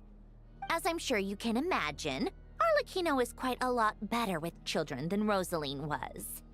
She gave her some tips on how to handle the situation, and Rosaline managed to reach a settlement with Odette before leaving. So I suppose there were at least no lifelong regrets left behind. Beyond that, I don't know the details about that side of things. But I do know that Odette definitely has a motive to hold a grudge against Project SNEZHNAYA. The reason being, her father passed away during the early stages of the project. That was back before it had been named Project SNEZHNAYA, when things were still being worked out. But in essence, it's remained the same ever since. Huh. The more you know. Rosaline was always so self-centered. I never understood why she started paying so much attention to Odette. Oh? Even you didn't know about this? Is that such a surprise? If you cast your mind back, you may remember that Rosaline and I weren't exactly close. We had tea together a few times, but that was about it. Odette's past is no secret. Her father was a Fatus and her mother was a very famous ballerina. On the surface, it looks like she followed right in her parents' footsteps. But the truth is quite a different story. After her father passed away on a mission, her mother was overcome with grief. She broke her leg during a performance and could never dance again. Odette was only interested in ballet at the time, but this tragedy left the family with both breadwinners gone. They could barely make ends meet. Per Capitano's policy, family members of Fatui who died in the line of duty had to be appropriately accommodated and provided with adequate assistance. So, regardless of how Rosaline may have felt about it, it fell to her to resolve the issue of Odette's family's livelihood. In the end, the solution they agreed upon was to have Odette join the Fatui. Right, because the alternative would have been a one-off compensation payment, I guess. In that sense, joining up was definitely the better option.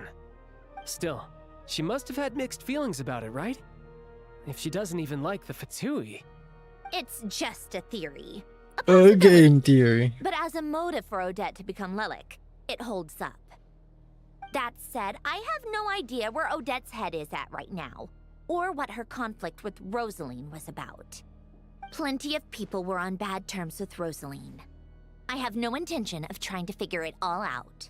So Senora actually wanted to mend her relationship with Odette? Yes, but there's not much point in discussing that now.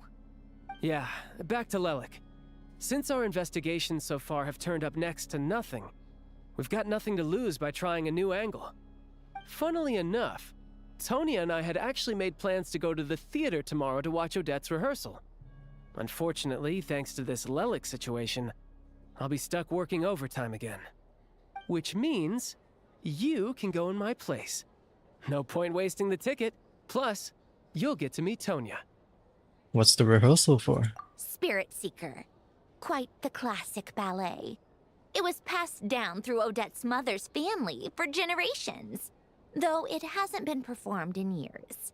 But Odette's been practicing it diligently, and it's finally ready for a return to the stage.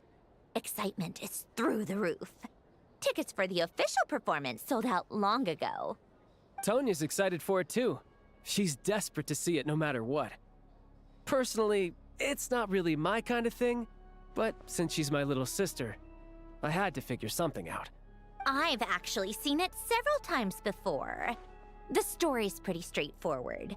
The lead character follows a trail of clues left behind by a spirit, gradually recovering her memories along the way. It's a tale of love and regret. So not exactly reinventing the wheel, at least by today's standards. But when that classic melody kicks in and the lead character begins to dance, it always gets me. It really is beautiful. Not an easy dance to do justice to, though. I know it's always been Odette's dream to perform this piece, but I'm not sure she's really ready. In that case, I think that even if she is Lelik, we should wait until her performance is over before we respond. I'll let you take it from here, comrade. We get to see Child's younger sister. Return to the restaurant.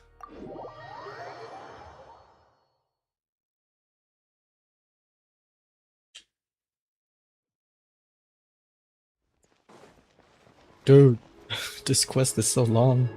Holy shit.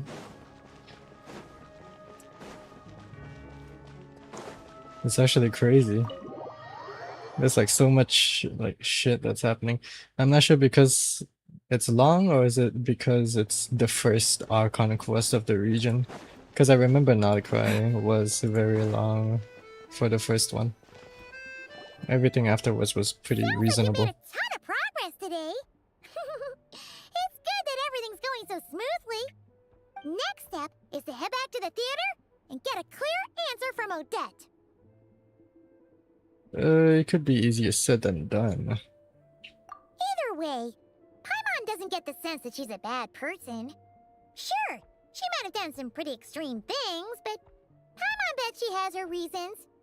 Maybe this is going too far, but like, with everything she's managed to do so far, wouldn't it make more sense in theory to be even more, you know, heavy-handed? Why leave a letter when she could, well, we know there are plenty of other ways to keep people in line, right?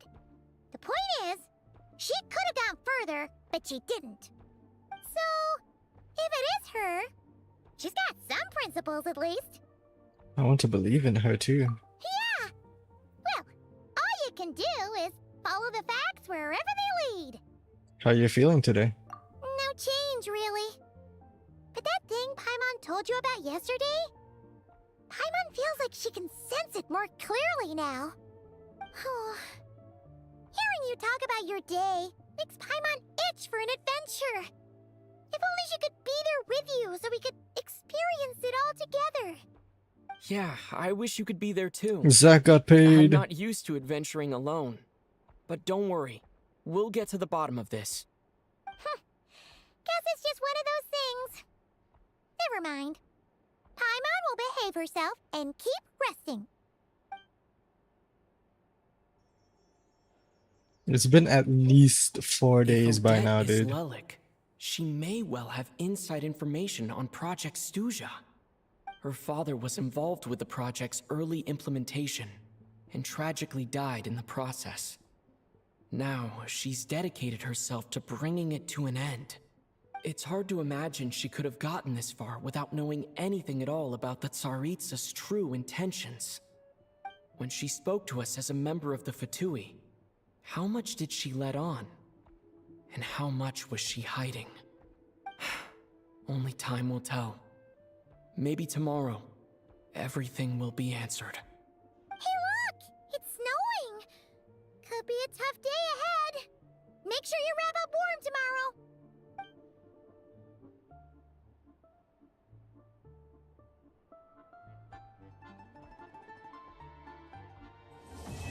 Whoa.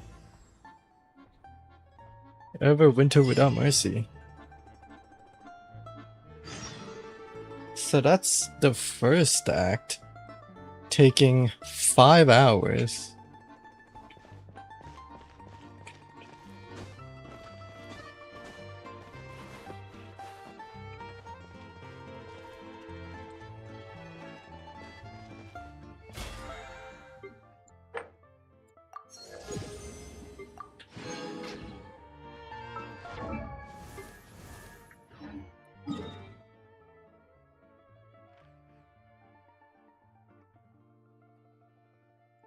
Oh, we have the meeting points.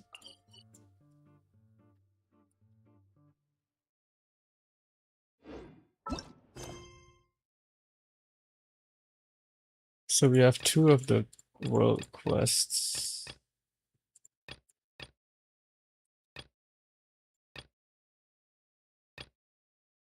Now the real question is, do we do Act 2 in this stream?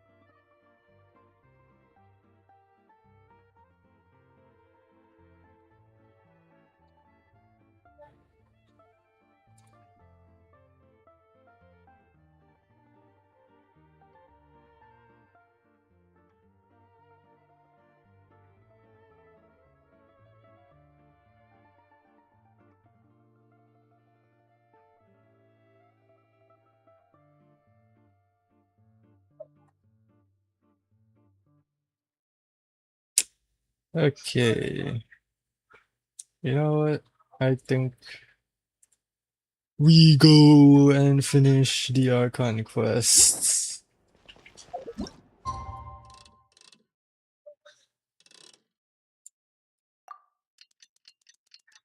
It's getting really hot here. Oh my god.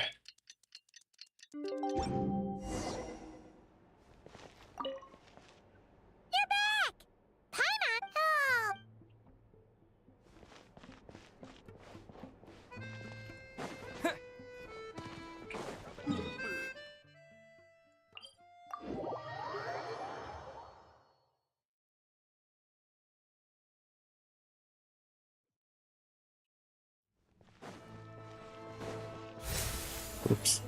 I forgot I'm not using SNEZHNAYA. Great deeds on the tundra. You met Odette in Svetlalaidovka and acquired the Exaphanes blade.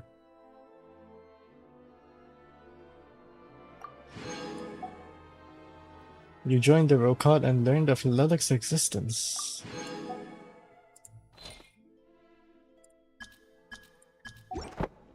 What's the lore on the Exaphanes blade? A long sword that once shone with the pale star's light. In the Voyager's hand it becomes a brand new light that has nothing to do with any past era.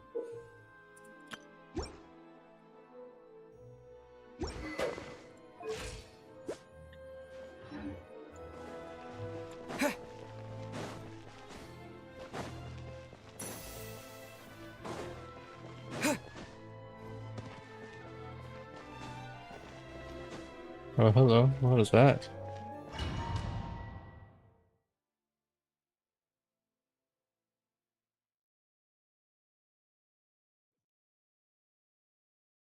Oh, shit.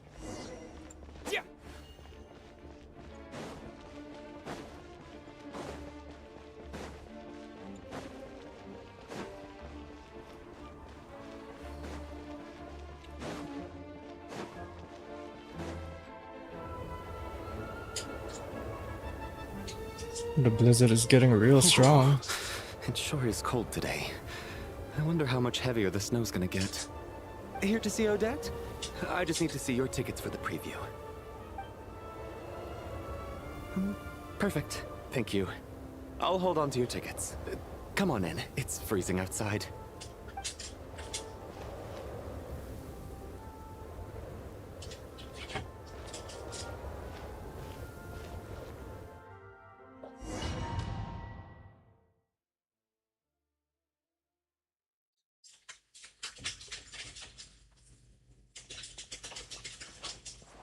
My dog is scratching my door. I think I'll leave the Lelek question until after the show's over. Then I'll go find Odette. My dog. Where the fuck do you want, dog?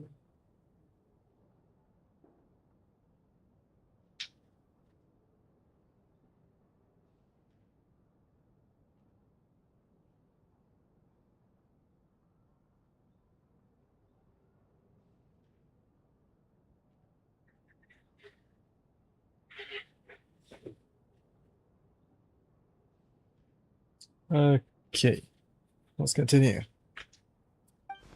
Benefits of having a wireless headset is that I can just walk around. Child said he was originally going to come with Tonya. So I'm guessing Tonya's already here somewhere. Is there anyone here who looks like a Tonya? Who looks like Let's a see. Tonya? It's a small audience. Oh, Makes Mitya. sense for a preview. And Valeri. But wait, I do see some familiar faces. Mr. Chuganov's back again by the looks of it. Oh, and is that Mitya? And that Fatui officer, Valeri. Guess he must be playing cat and mouse with Mitya again. Electrovision Valeri.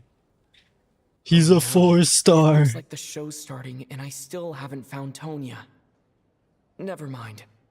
I'll just have to take a seat for now and see if I can catch her afterwards.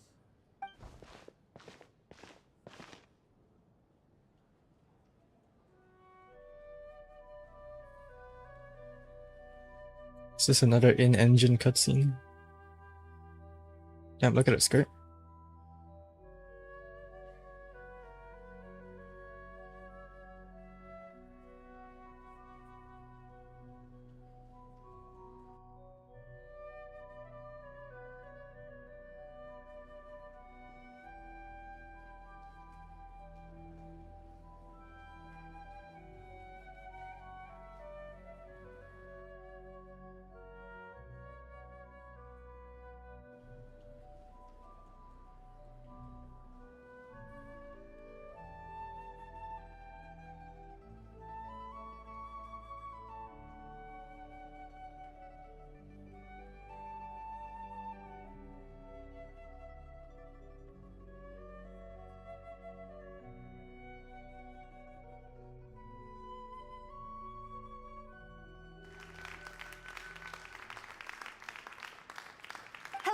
members of the audience. I'm a staff member here at the theater. You Today's don't say. performance was a very special one for us, as it marks the first attempt in a long time to revive the classic SNEZHNAYA ballet, Spirit Seeker.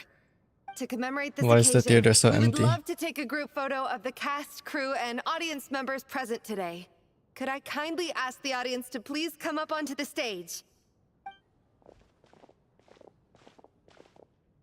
Oh, did I just see Tanya for a All second? right, everyone, huddle in a little more. Is this Tanya? Now, look at the camera. 1, 2, 3. What the hell? Alyosha's here.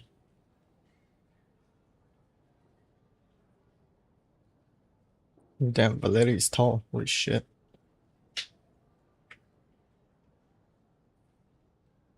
Screenshot this.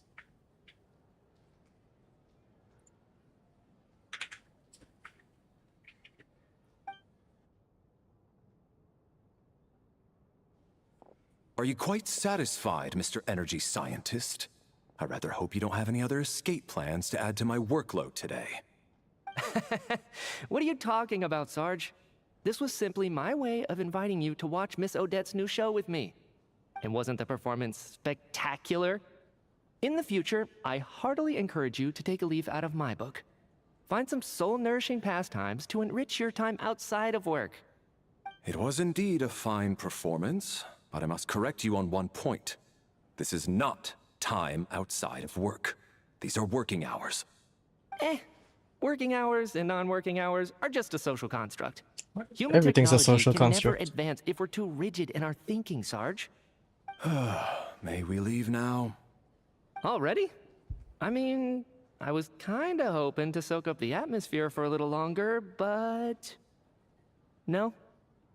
Okay, guess I'm pushing my luck. Didn't seem like too much to ask, but fair enough. Off we go then, Sarge. Back to the land of working hours. Lead the way. That has to be her.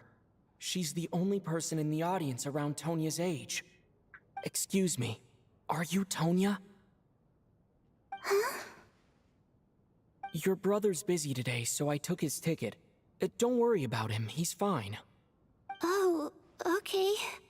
Sorry for the trouble. What's wrong? Are you sick? No, I'm fine.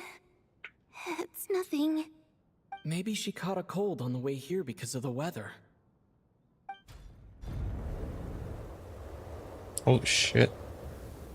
I haven't seen snow like this in a long, long time. It's most unusual. I know. It's completely white out there. You can barely see a thing. I've never seen such heavy snow in my life. Let's wait it out for now. You'd be lucky not to freeze to death in this weather, let alone find your way. Well, look at that. Maybe we shouldn't be in such a rush to get back after all.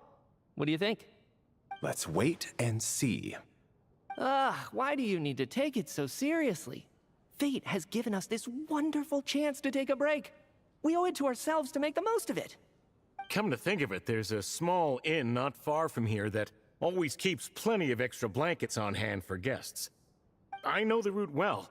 Shall I head over and borrow a few blankets? That way, anyone in a hurry can wrap up warm for the journey back. Just remember to return them next time you're over this way. Sir, there's really no need to go to all that trouble. Hey, it's no trouble at all. Wait here, I'll be right back. What a kind gentleman. Very good. My wife and daughter are waiting for me at home, so I shall be heading back as soon as I get my blanket. So... are you expecting us to go back to the Armory Palace wrapped in blankets too? Don't worry about that. I made arrangements in advance. Should I not return to the Armory Palace within 3.5 hours after Operation Showtime begins, an armed squad will be sent to collect us. They will escort us back. You are one of our key military personnel, so any weather-related risks must be eliminated. Operation Showtime? So, wait. Every single time you drag me back to work when I sneak out, it's a whole official operation? I gotta say, you've really turned this into quite a moral dilemma for me. It's snowing pretty hard out there. I think you should stay here for now. You seem a little under the weather. Sure. My brother might come pick me up in a bit anyway. Time to get to work. I should head backstage and find Odette. I need to look her in the eye and ask her about Lelik. Excuse me, are you looking for someone? I'm looking for Vodyanitsa. How do you know that Miss Vodyanitsa is backstage? Unless... oh, are you here at Mr. Chuganov's behest? Sorry, but that area is currently off limits to everyone except the cast and crew. Bad timing, I guess. Well, I might as well stick around. I doubt Odette will be leaving before the snow lets up in any case. An hour goes by, but the snowstorm shows no sign of stopping. Did the What guy who happened went to out the fucking gentleman who went to fetch the blankets? How has he still not returned? motherfucker I was died? thinking the same thing. It's still snowing very hard. Do you think something might have happened to him? Whatever the reason for his delay, I must say I hate nothing more than people who make empty promises and fail to deliver. Well, I have to treat my employees like that on occasion, but that's different.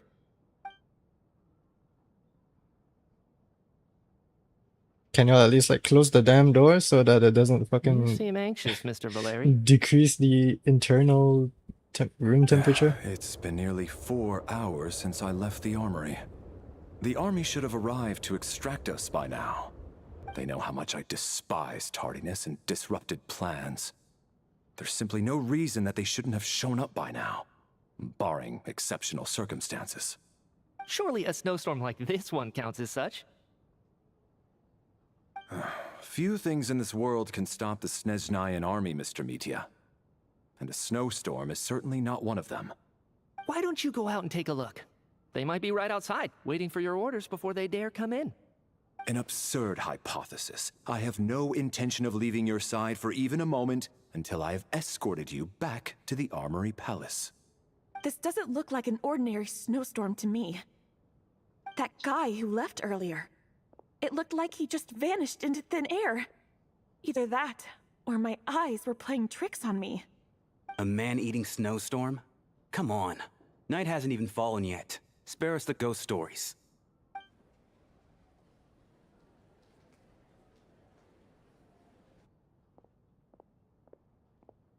Traveler, didn't know you were coming today. How come you didn't say anything? I'm here to see Odette. Oh, right. I assumed you were looking for me and Vodyanitsa. Odette's still backstage. Whoa, that's quite a snowstorm out there. I've been working backstage this whole time, so I didn't even notice. No wonder the audience hasn't left yet. Is weather like this rare, even in SNEZHNAYA? Yeah, snow like this. I'm sure I've seen it out in the wild before, but never in the city. Actually, I take that back. I don't think I've seen snow this bad even in the wild. This is something else. It's not normal. If even Alosha thinks snow like this isn't normal, could it have anything to do with that monster people have been talking about? We can't stay cooped up here forever. Someone needs to go out and take a look. Should I go with you? No need. I have plenty of experience with snowstorms. Besides, I work here while you're an audience member. I should be the one to do it.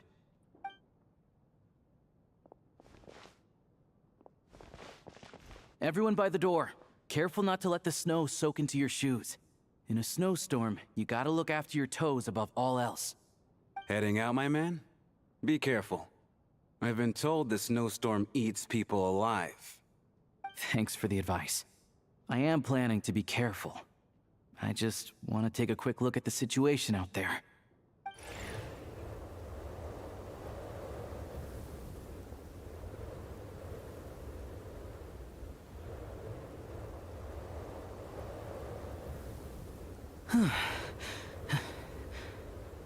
He's back! He's back!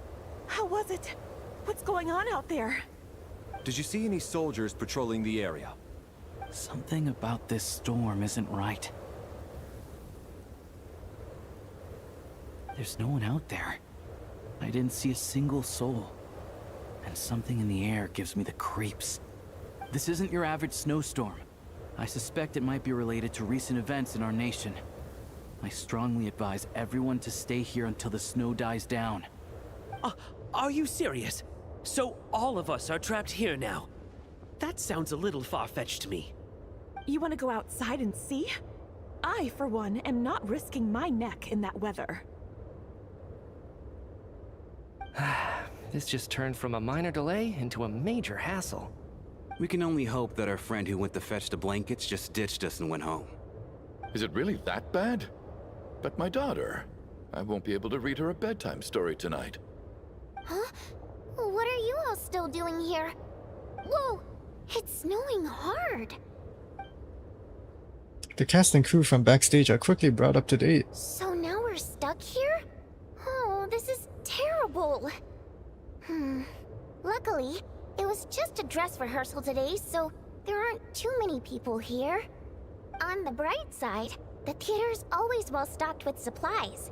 If the snow still doesn't let up as we get into the evening, you can spend the night here, everyone. At least, I assume that's alright? Odette? Fine by me. This seems like a sensible backup plan under the circumstances. My thanks to the theater for being so accommodating. What are you staring outside and praying for, my man? My you man? anxious to get home too? Oh, Your Majesty the Tsaritsa, I beg you, please do not let tonight's snowstorm stop. This is a golden opportunity to spend the night under the same roof as the two top stars in all of SNEZHNAYA. It's a once-in-a-lifetime experience. I think I've changed my mind. Sir, if you so much as look at us funny, you'll be seeing stars in a whole other way. Behave yourself, or you'll be begging for that blizzard. It's getting colder. We need to keep the indoor temperature up. Close the door and lock it tight. Let's head somewhere warmer. The door should have been closed this entire fucking time. What do you mean, close the door now? Oh, fuck.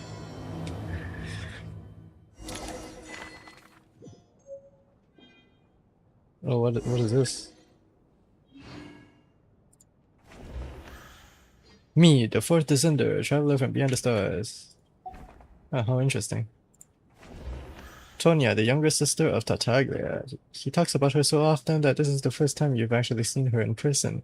Though in poor health and prone to coughing, she's excited about spending the night away from home. Shuganov. I ain't reading your ass. No details on this person yet. Alyosha. Coolish. Odette. Valerie. Voljanitsa. That's cute. Mitya. Unknown. Rampana.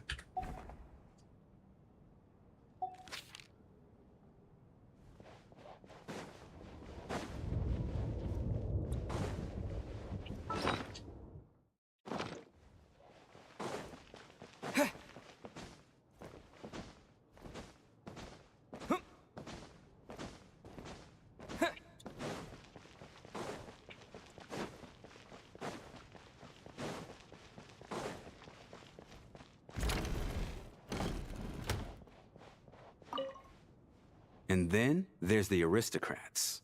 Easiest of all to deal with. You don't need to use any force whatsoever. All you have to do is show them the rope you plan to tie them up with. Do you know why? I don't. Do tell. Because nothing horrifies them more than the thought of a cheap, coarse rope leaving creases on their precious million more coat. They'll do whatever you ask to avoid that fate. Unexpected, but funny nonetheless. Tell me another one. Well, look at that. I got myself a new listener. Hey there. Let me introduce myself. The name's Shram, and I'm a mercenary. The kind that gets paid to do odd jobs for rich folks. And I am Chuganov, an entrepreneur. If my name is unfamiliar to you, you will no doubt have heard of my factory, the renowned Iskra manufacturing plant. I'm the traveler. Are you really that famous, Mr. Chuganov? How come I've never heard your name before? Excuse me? Is that a joke? Or are you being serious? Oh, I'll have to ask my rope later. He's probably tied up more entrepreneurs than I've ever heard of.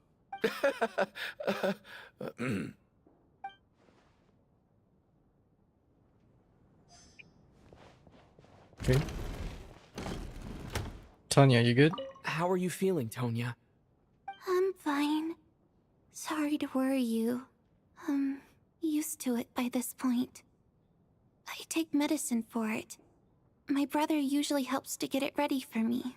Child must take great care of his sister.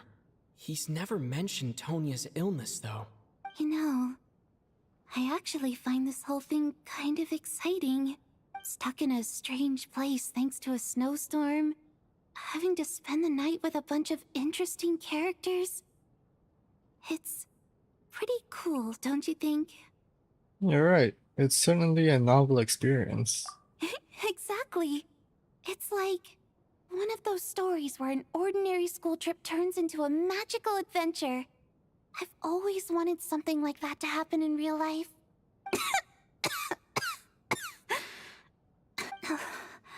I'm fine, really. Just got a little overexcited. Look after yourself. Otherwise, your brother will come after me.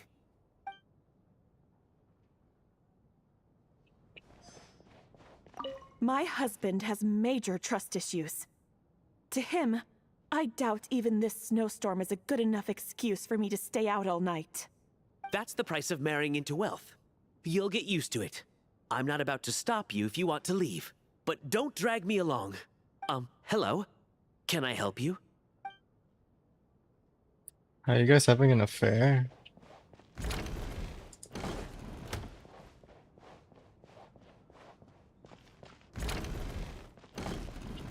This is highly irregular. A delay of over an hour during an operation like this theoretically warrants a Harbinger-level response. I wonder what the issue is. The storm, or something else. Sarge, the day you learn to let go and just enjoy moments like this is the day you'll finally understand the meaning of life. Ah, why, hello, sir. I believe you were the one sitting at a nearby table back at Podvorye Restaurant. Any friend of the theater's star performers is a friend of mine. It's a pleasure to meet you. I'm Mitya from the Energy Commission. Greetings. Major Valeri, head of the Special Assignments Battalion. Armory Palace Royal Grenadier Guards, 1st Grenadier? Regiment. I am here to ensure Mr. Mitya's personal safety. Please let me know if I can be of any assistance. I'm the traveler, delighted to meet you both. Mr. Traveler, I cannot help but notice that Miss Odette is stealing glances at me. Any idea what that could be about? I've racked my brains, but I can't think of anything I might have done to offend her. Perhaps she noticed me spacing out during her performance? No idea. So, Mr. Mitya, is your work related to Project Stuja? Yes, that's right. The higher-ups in the Fatui transferred me from the Energy Commission to the Armory Palace because they wanted me to... Really? I can't even talk about that? Pretty sure it counts as part of my private life. All right, I won't say anything. Sorry, Traveler. As you can see, I'm afraid this pleasant chat will have to end here. Okay.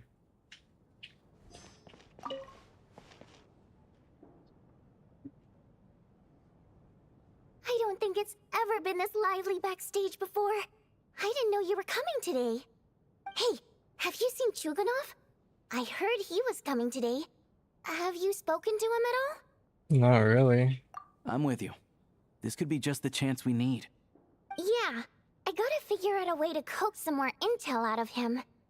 I want to know why he suddenly changed his stance on Project Stuja. What exactly happened before the most recent Vetcha vote? For the Rokad, or just out of personal interest? Shh! There are other people around. Don't say the R word. Don't say the R word. I have to say, Even though today was a rehearsal and there were some hiccups along the way, Miss Odette's performance was one of the best I've ever seen, even compared to an actual show. I couldn't agree more, especially considering the weight of the subject matter. It takes a truly seasoned professional to do justice to a theme like love and regret. Do you think we were coming on too strong? Odette's ignoring us again. What about you? What did you think of today's performance? I think it was stellar.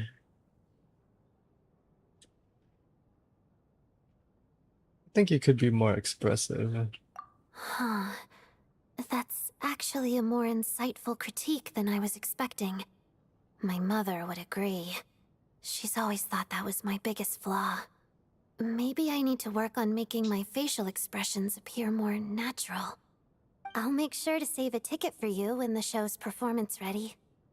This doesn't seem like the time or place to bring up the subject of Lelik. I need a chance to speak with her in private. The lighting So here unfair. looks fine. Talk about double standards. And now it looks like I've been spotted.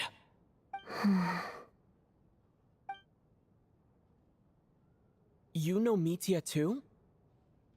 No, I don't. I just have a feeling that he might be dangerous.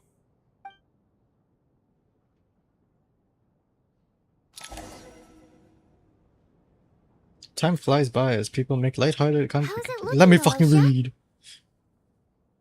No change from this afternoon. Heavy snow with no sign of slowing down. May I have your attention, please? The storm is unlikely to stop tonight, and it'll be even more dangerous outside at night than it was during the day. We at the theater owe everyone here a duty of care. Therefore, we strongly suggest that you stay on site overnight and avoid going outside unless absolutely necessary. In a few short moments, we'll give you a tour of the theater's various quarters. You can choose to sleep in the VIP room, the office, or backstage. Or on the stage if you'd prefer. We won't mind. I'll pass on sleeping on the stage. What if the snow is stopped by tomorrow morning? The early birds in the audience might think we're part of some experimental new show. A drama about sleeping? That could be fun. Maybe we could come up with a title for the production. Sleeping Beauty? Not bad. Clear selling point, at least. Could be a big hit. Anyone who doesn't wish to sleep on the stage, please follow me. I'll show you to the rooms.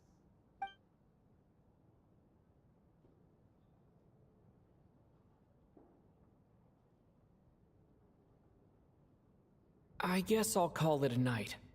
Though I feel like I won't sleep very well without Paimon here. I'm sure she'll be worried that I haven't made it back yet. But as long as she looks out the window, she'll probably realize what's holding me up. I wonder if she's feeling any better yet. At least she hasn't been getting any worse. Still, I should try and get back first thing tomorrow morning.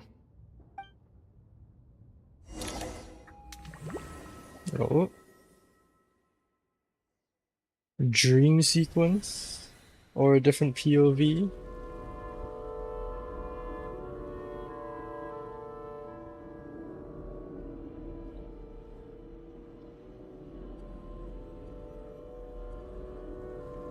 Ah, finally. Welcome back to the world of the living, lazy bones. I was about to wake you. The black mist is almost on us. What black mist? Still waking up, huh?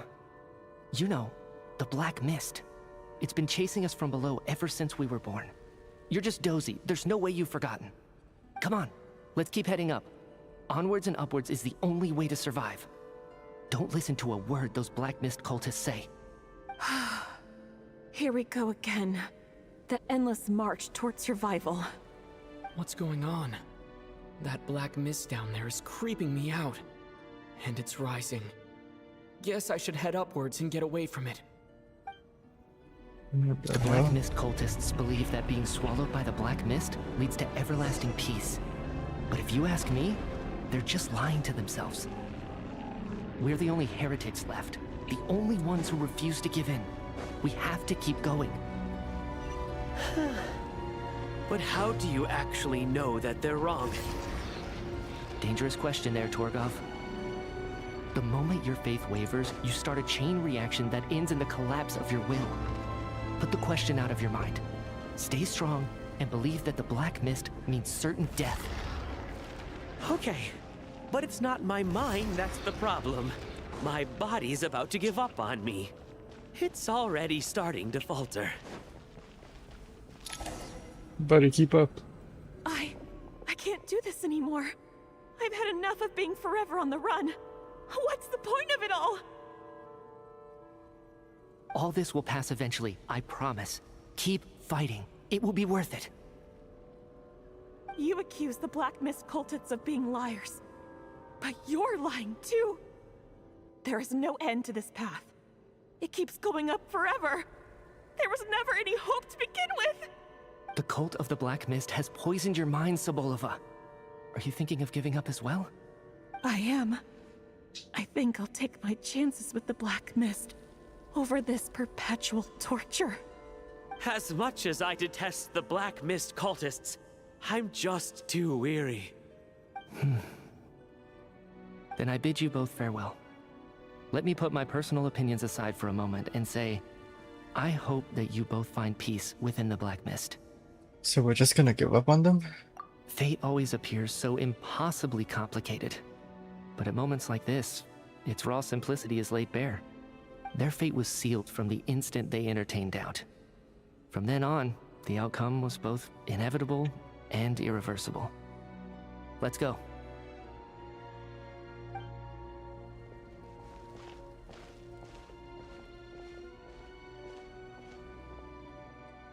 Torgov and Sobolova are gone. I never thought the day would come when even they would be swallowed by the Black Mist. It's just you and me now.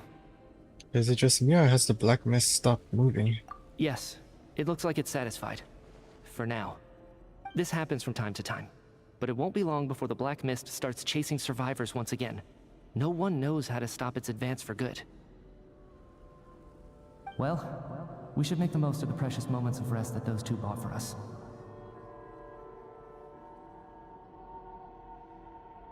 Huh? Are you really that sleepy, Traveler?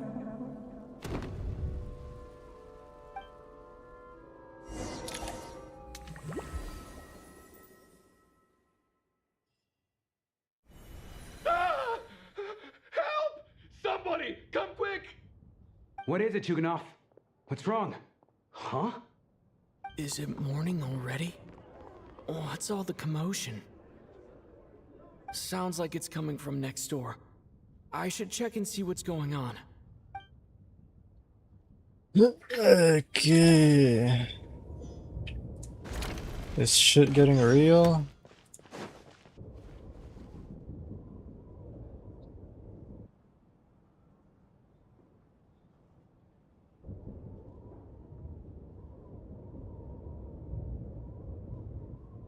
Don't look, Miss Tonya. Stay here. Okay. What happened to them?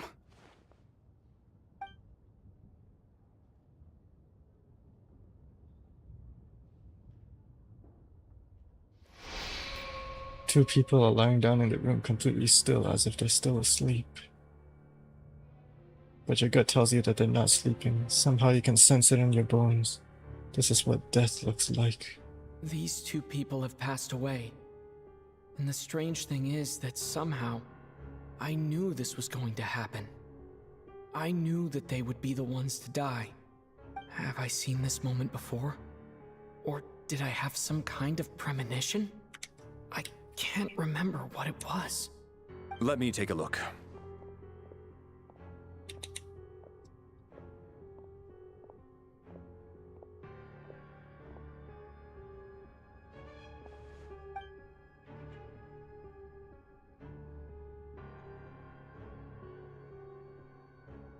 No vital signs in either of them. They're dead. The cause of death, however, remains unclear. No wounds on the bodies, no signs of a struggle, and no skin discoloration caused by the buildup of toxins. But just last night, they were chatting and joking away. This is so sudden. Could they have had pre-existing medical conditions? Even then, the odds of them both dying of sudden complications on the same night are extremely low. It's hard to believe that they died of natural causes, nor does this appear to be a suicide. Are you suggesting they were murdered? Who was the first to discover the bodies? It was me. But these deaths have nothing to do with me, officer. I got up early because I wanted to see if the snow had stopped. Then I noticed that the door to this room was open, and it looked like there was a man and woman inside. I just went over to see what was going on. I had no idea they were... It's Among Us time. I was doing my morning exercises near the stage. When I saw Mr. Chuganov heading this way, I followed him. I can also confirm that I didn't see a single person approach that room before him. The snowstorm was raging all night, and it's still going now. There's no way someone could have come in from outside, correct? You mean an intruder? No, not possible. I slept by the door last night as a precaution. There's no way I wouldn't have noticed if anyone had tried to open it. Everyone, split into pairs and search the theater for anyone in hiding, or any signs of suspicious activity. I'll follow up with a full search of my own shortly. Go, there is no time to waste. The pair of Iftonia. After a thorough search, you're satisfied that no one else from outside the group is in the theater, and everything is exactly as it was left last night.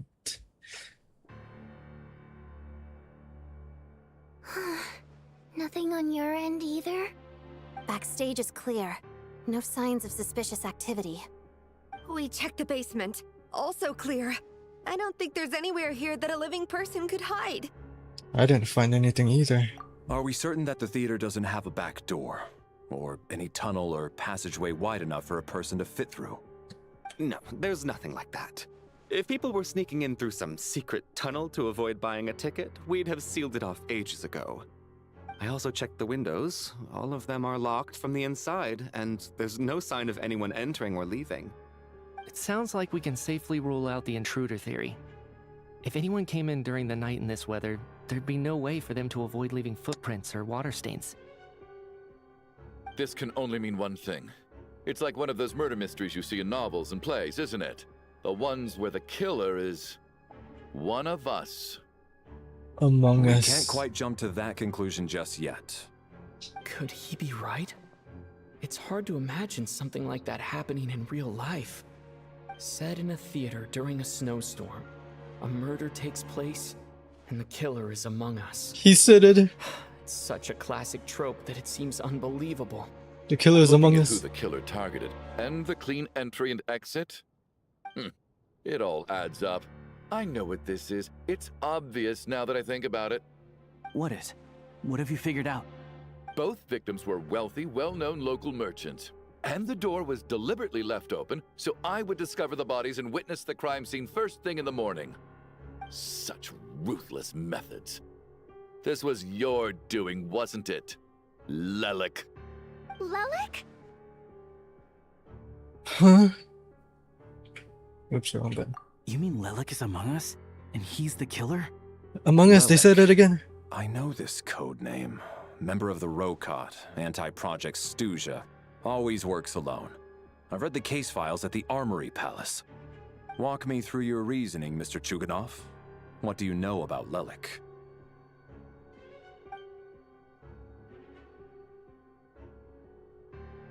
What now, huh? What now, Lelik? What more do you want from me? I already voted against Project SNEZHNAYA at the SNEZHNAYA. You snuck into my house the other day while I was asleep. Left a threatening letter. And I did all that you asked. But Project SNEZHNAYA cannot be so easily shaken. Not with the rooster in charge.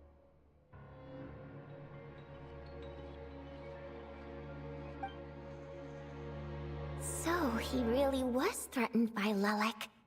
That makes sense. And now you're resorting to murder to threaten me. Isn't that right? I knew it.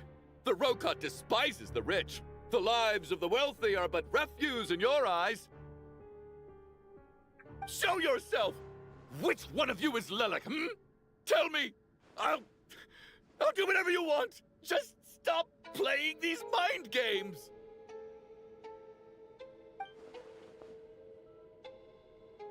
Was this really Lelek's doing? Would Odette really do something like this?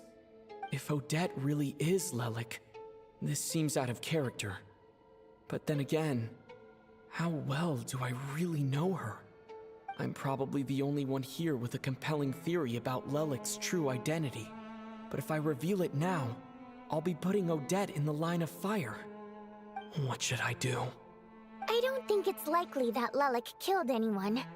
At least from the stories I've heard, he's never killed anyone before.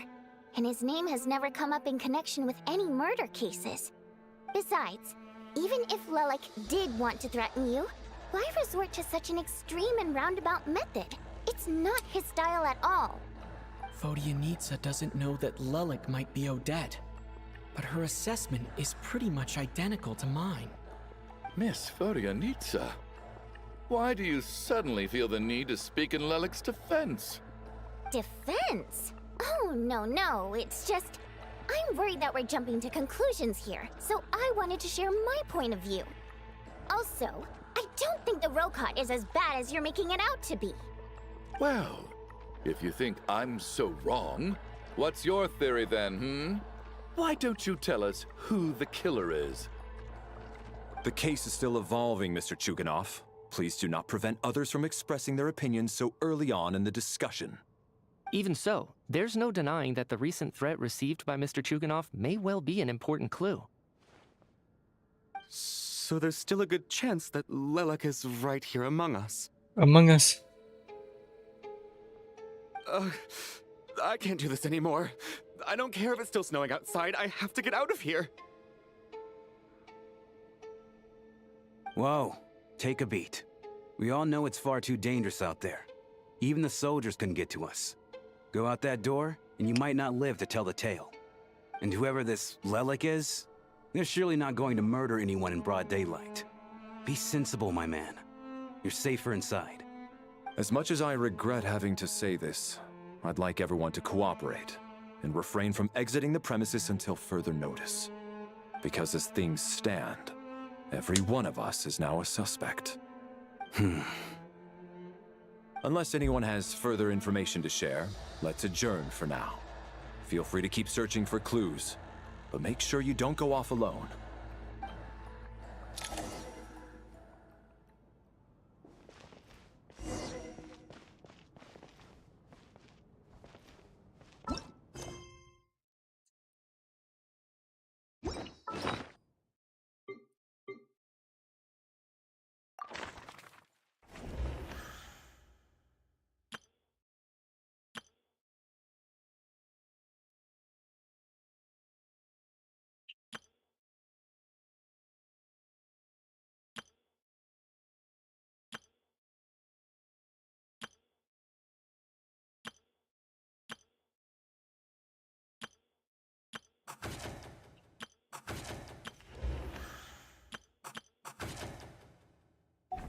Jesus Christ.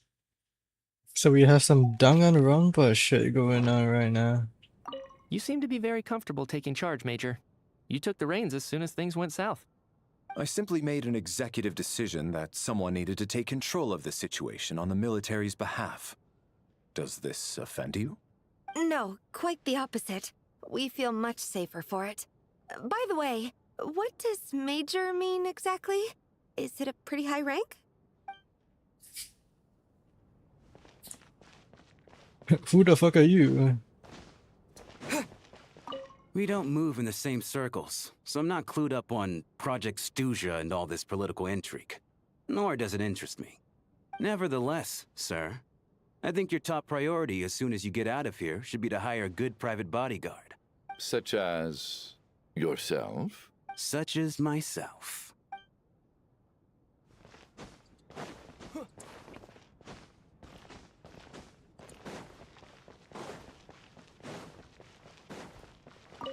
I still find it hard to believe there's a murderer among us. Among Us? Just last night, I imagined we were like classmates out on a hiking trip.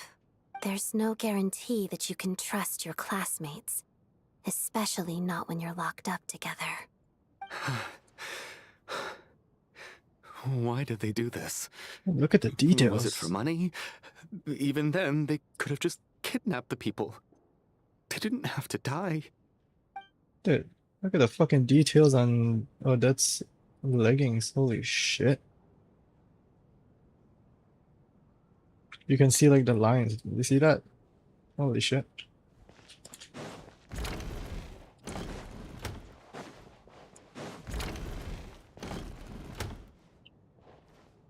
You're right. That was my bad. It was a knee-jerk reaction. I didn't think it through. Luckily, no one suspected my identity. Hello. Oh, phew. It's just you. I thought someone was eavesdropping. Since Vodyanitsa and I were on the same page earlier, I think I should share my thoughts with the Rokot members first.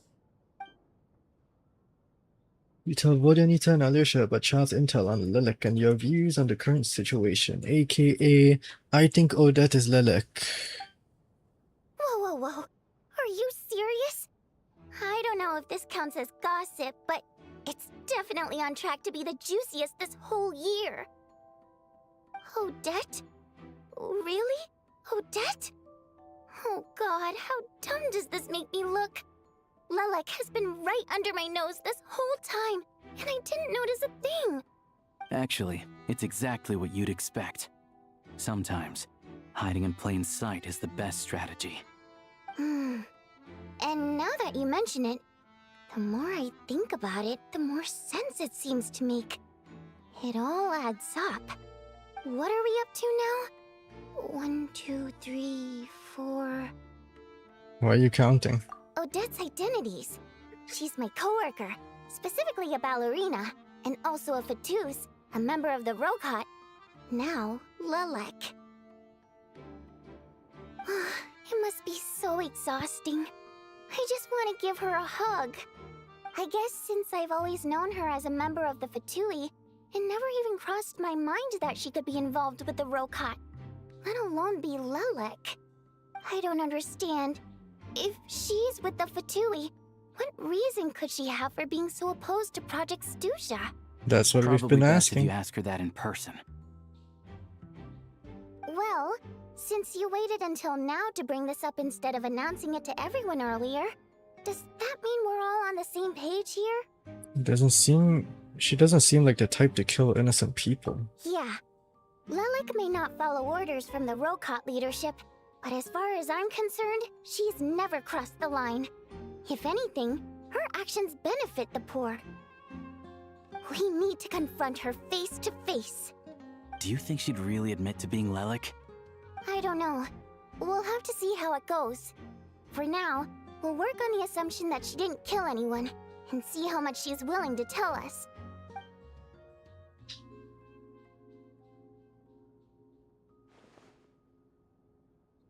Now's her chance. Odette's alone. Let's go. Hey, Odette. What is it, you guys? Shh. Keep your voice down. We need to talk. So, you're Lilac, aren't you? Alright, fine. You don't have to say anything or explain yourself. Just hear me out first. None of us believes you kill innocent people. Whoever murdered those 2 people last night, it wasn't you. The Traveler was the first to figure out your identity, but he kept quiet during the discussion just now. Still, it's clear where the group consensus is heading. Everyone believes Lilac is the culprit. If your identity is exposed, you'll be in a really bad spot. We're your colleagues, and we know what kind of person you are. I don't want anything bad to happen to you. So, can you clue us in? Tell us everything. The more we know, the more easily we'll be able to cover for you. Alright. Yes, I'm Lilac. And no, I'm not the murderer. Just like And that? thanks, but I don't need you to cover for me. Actually, I'm planning to reveal my identity. Huh?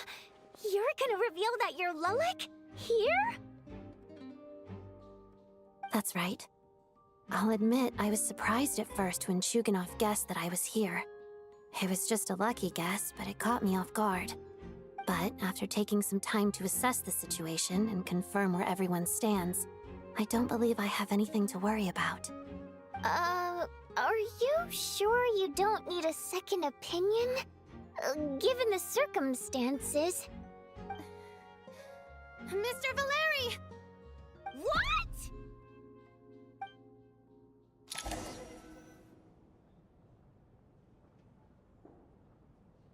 What the fuck?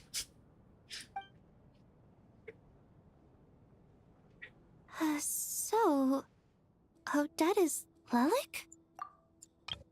Mr. Valeri! She just fucking... I don't know what game you're playing, but you've got a lot of nerve. It's just one identity. So what if it's exposed? I can disappear and adopt a new identity anytime I please. I made my peace with this when I chose to become Lelik. But more importantly, I promise I am not the murderer, which means that someone else is. So, if anyone still insists that I did this, you'd best produce the evidence now. Otherwise, I suggest that you bite your tongue.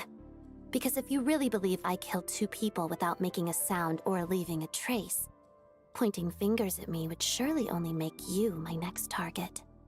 Is this really the truth, Miss Odette? That's confidence, all right. I believe you. A real no-nonsense attitude. I can see why Marionette said that she's on track to inherit the title of the Fair Lady. Are you seriously buying this? Hey, officer! She just admitted to being Lelik. Aren't you going to do something about this? I do have one question, Miss Odette. Why have you chosen this moment to come forward and reveal your identity? If I didn't say anything, everyone would be focusing all their efforts on finding Lelik. And that is exactly what the real culprit wants. I don't want to be the scapegoat who lets the murderer get away with this crime. Despite all the accusations, she made the smart choice. A remarkable display of rational thinking under pressure. Clearly, Odette's talent extends far beyond the art of dance. She thought so far ahead. Ugh, why do I always feel like I'm one step behind her in everything? You've convinced me. Dealing with the murder case remains the top priority right now. Let's put the name Lelik and all related incidents aside until further notice. Nevertheless, the group still considers you the prime suspect. I assume you have no quarrel with that, Miss Odette? I understand. You're welcome to keep an eye on me around the clock. I have no objections. Mr. Chuganov? For my wife and daughter's sake, I'll let you off the hook for now. But don't think you're forgiven for breaking into my house and threatening me. Just wait till we get out of here, Lelik. We'll settle the score then.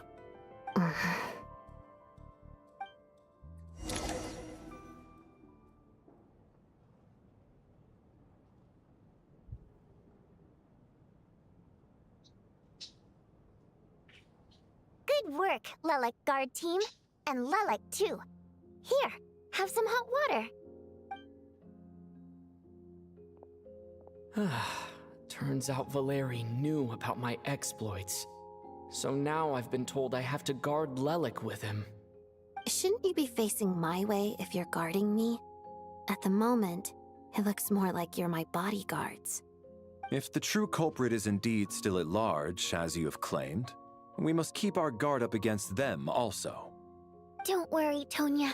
We'll get through this. Once the snow stops, the officials will step in. The investigation will get easier, and then we'll be safe. But once the snow stops, won't everyone just leave? You're gonna miss us, huh? Well, some of us work at the theaters, so we'll still be here. I'll even give you a special backstage pass. Really, Miss Vodyanitsa? That's awesome! You've made a fan for life. Aw, you're so cute, Tonya. Alright, let's swear to it. I promise to give you the pass, and you promise to never change your mind about being my fan. Promise. Don't indulge her, Tonia. You don't have to swear an oath over things like that. You really do get carried away sometimes, don't you, Miss Vodyanitsa? Hey! Mind your own business!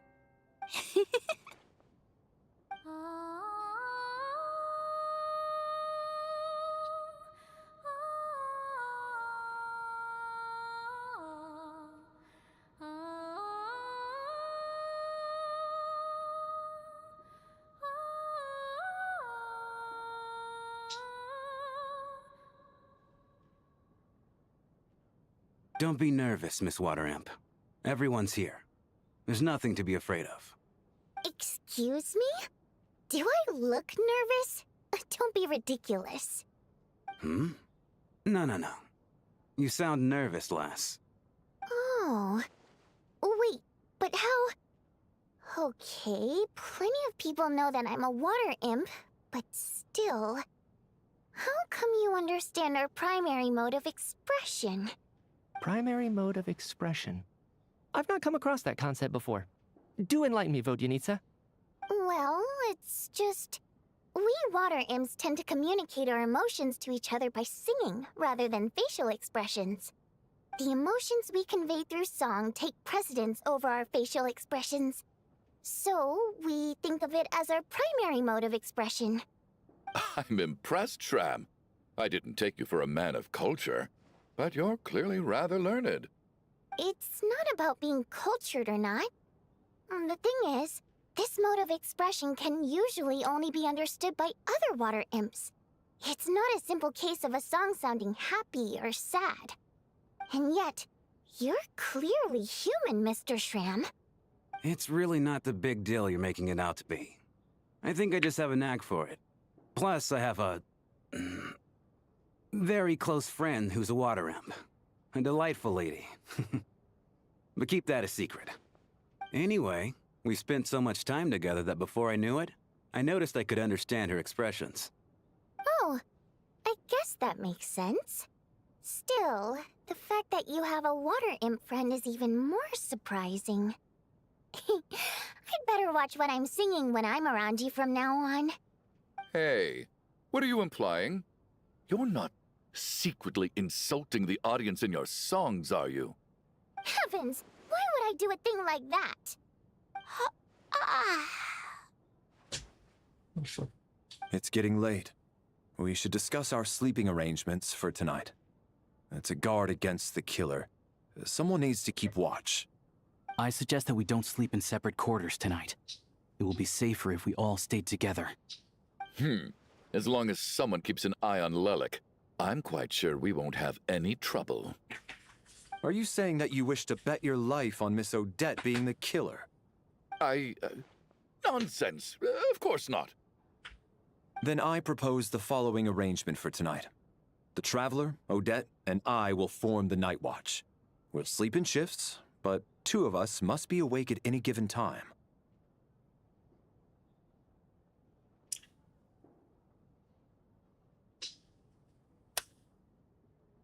Sure. An excellent idea. Sure. This allows us to handle the Night Watch while also keeping an eye on Lelik. Meanwhile, the rule of taking shifts in pairs resolves the other issue. Namely that we can't necessarily trust the Traveler or Valeri either.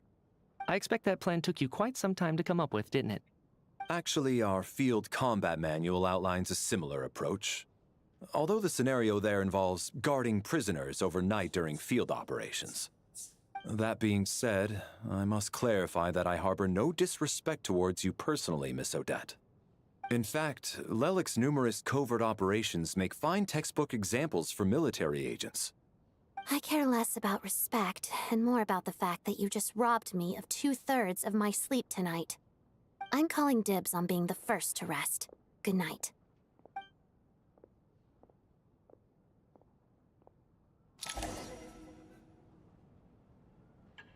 As night falls, you and Valeri take the first watch together. Everyone is sleeping on the stage, making for a scene right out of Absurdist either. Eventually the time comes where the first shifts change. It's almost time. We should wake Odette. How are you faring?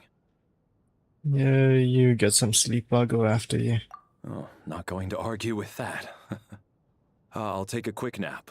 If you start to feel sleepy, wake me up anytime. It's finally time for Odette and I to share the night watch. I should wake her up.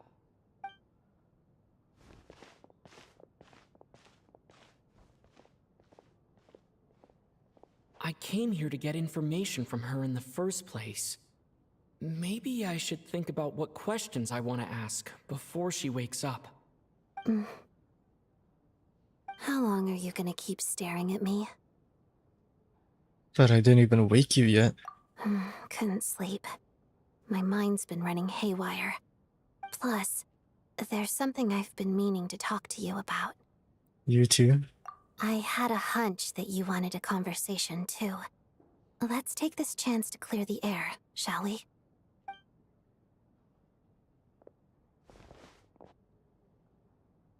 I just had a simple question for you, really. It's, Rosaline. In her final moments, did she have any last words or anything? Not that I remember. It all happened so fast. I see. Well, that was all. I have no other questions. Do you miss her? No. She was utterly ruthless in pursuing her goals. That kind of person should be hard to miss. And yet, even though I never approved of her methods, and she was an abrasive person, the fact remains that I am indebted to her. I heard a little about that from Sanjone. Oh, she told you. I guess that makes sense. I think she and Rosaline were on pretty good terms. Still, she didn't know the full details. Yes. Rosaline wasn't the kind to gossip about this sort of thing. Not that it's any huge secret to me, though. When I was a child, I had to join the Fatui for the sake of my mother and me. I trained under Rosaline. It was extremely grueling, and it didn't exactly come naturally to me. All I could do was try to ignore the biting cold and practice, practice, practice. I was a newcomer who'd managed to make a good first impression on a harbinger. There was pressure to live up to her expectations, to be worthy of the fair lady's reputation. Every day was a struggle against the cold, pain, and fatigue. And most nights, I struggled to fall asleep. After enduring all that, I've become almost immune to the sensation of pain. I suppose that was the cost of survival. Surely, any child who had to experience that would grow to hate her lot in life, don't you think? You really paid an enormous price. So, I put an equal amount of effort into my ballet. Because in my young mind, that was the only way to defy my fate. It was my way of telling her, the Fatui's demands and your expectations of me are not what I wish for. One day, I will leave. I think she probably blamed my poor performance in training on my passion for ballet. She knew my heart wasn't in it. One time, when I was secretly practicing a dance at night, she suddenly showed up. I knew she was there to catch me red-handed. I told her, "You don't deserve to watch the dance I learned from my mother." She looked stunned. I guess she was surprised that I lashed out first, before she had the chance. But strangely enough, on that occasion, she wasn't fierce with me like she was during training. Instead, she fell silent for a moment, and then left. After that, she never interfered with my dancing or asked me how it was going. She never came to watch me dance again either. Not even once. She was a very proud person. She was. But even now, whenever I take out this core Ignis, I can't help but think of that night.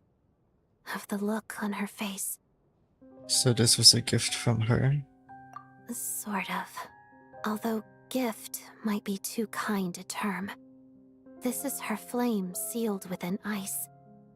A symbol of her favor, yes, but also her way of keeping an eye on people. She knew the location of every piece of Core Ignis. If any recipient started acting suspiciously, she'd be on to them immediately. Trust her to make even a mark of approval feel suffocating. So, when news of Rosaline's death reached SNEZHNAYA, many people immediately crushed their Core Ignis. It gave them a profound sense of relief, like they'd broken free from her shackles. We could potentially revive Senora? With my sensitivity to pain being as dull as it is, the warmth from this Core Ignis is one of the few things I can still feel clearly. I still wonder, did she really come to stop me that night? I wasn't sure, but I was scared, so I said some really awful things. I guess she didn't leave anything behind. Not that I expected her to. It's fine.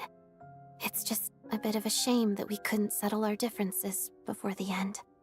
Wait, but Sanjone told me you two had settled things. She did. Are you sure she was talking about this event? She said that Arlecchino gave Rosaline some advice, and that Rosaline went to see you. Huh. No, she didn't. I didn't even find out that she'd gone to Mondstadt until a while after she'd left. Wait, in that case... I think you should go and see the knave. Okay, I will. Thanks for letting me know.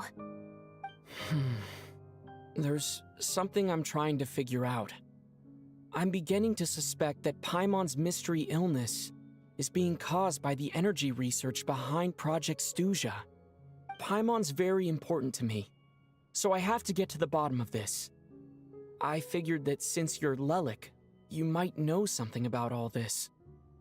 The ultimate goal of this energy experiment is to create a weapon for the final battle. The weapon's construction was completed in Nodkrai. Now, all that remains is to arm it with a sufficiently powerful energy.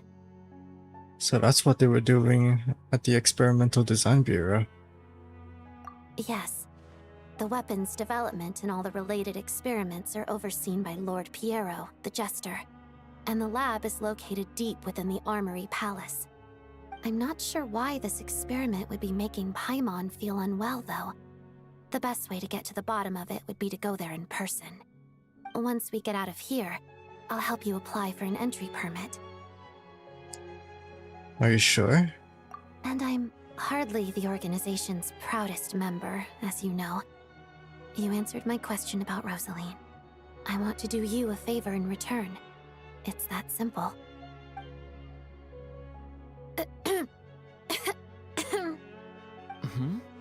What's wrong? Are you not feeling well? You two seem to be hitting it off.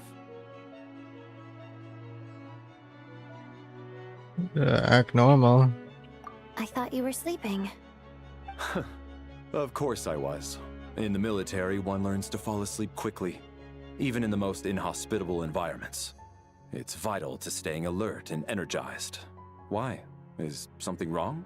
No, nothing. Even if he was awake, he can't have overheard us, right? Well, thank you both for keeping watch. Traveler, I'll take over for now. It's your turn to get some sleep. Sure.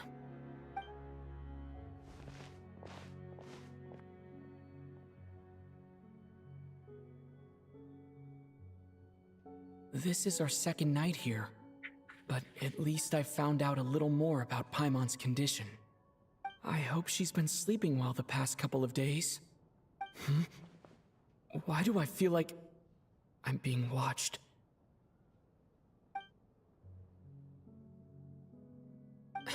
Seriously? Is this payback for when I stared at her earlier? But I thought she was asleep. Never mind. I'd better try and get some sleep myself. Back to another dream sequence. Whoa, first person. Hey, what are you spacing out for? Are you reaching your limit too?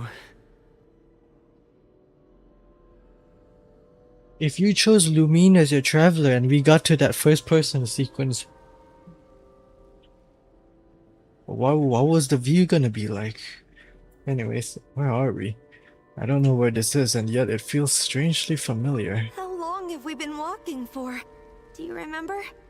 Time's lost all meaning. Ever since we noticed that thing above our heads. What was it called again? A star key? Or key star? Anyway, the person who named it was swallowed by the black mist. Whatever it's called, ever since we noticed it, we've been walking up and up, hoping that as long as we reach it, we can find a way out of this place. But it seems like no matter how far we walk, we never get any closer. Well, we've come this far. You never know. Maybe we're almost there? Come on, enough moping. Let's go. The black mist is catching up. Hold on, give me a sec.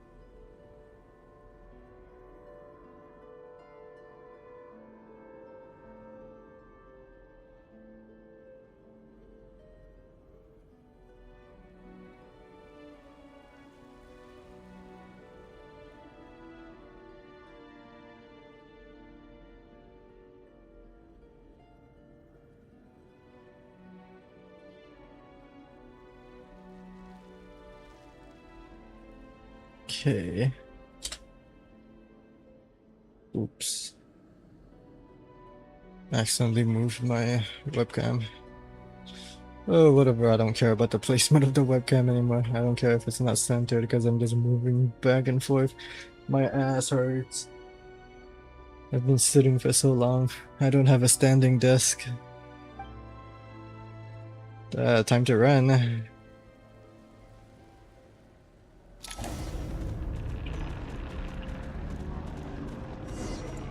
Why the fuck do they have weapons and HP? Monsters! Watch out! Not again! I've lost count of how many times we run into them. Be careful.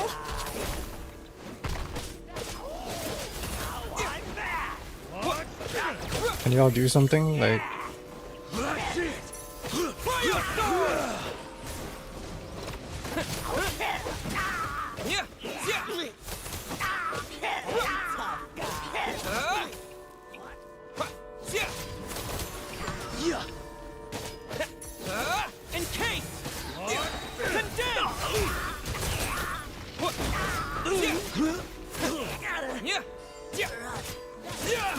Shut up. Run faster. What the fuck?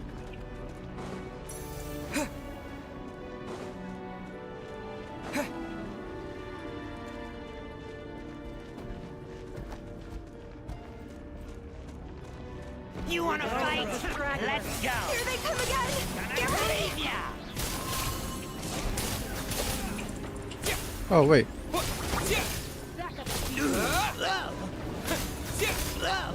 Fuck off.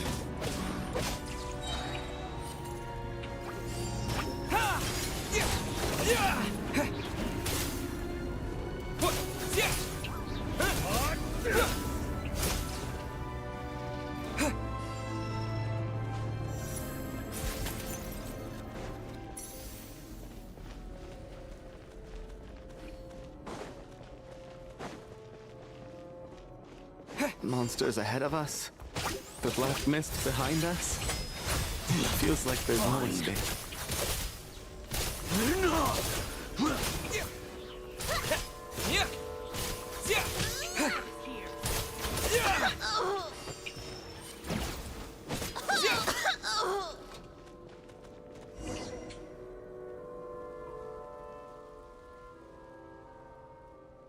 Are you hurt, Coolish?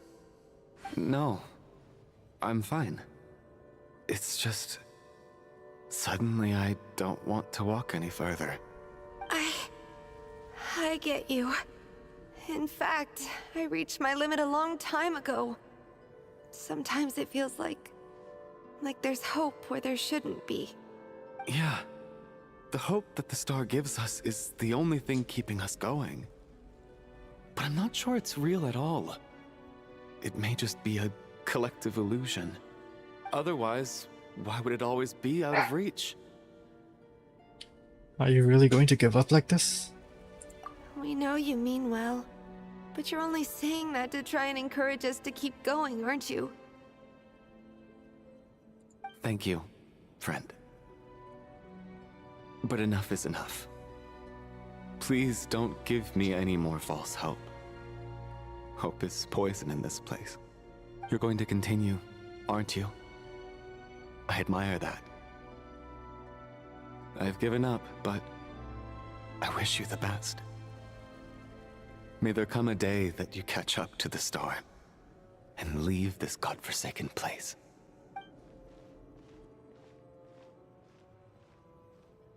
Two more people did again. So we have another Among Us section. What the hell? Oh shit. It's not an illusion. We really are getting closer to the star.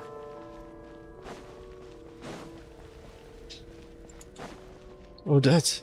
Congratulations. You're the first person to make it here. I actually made it.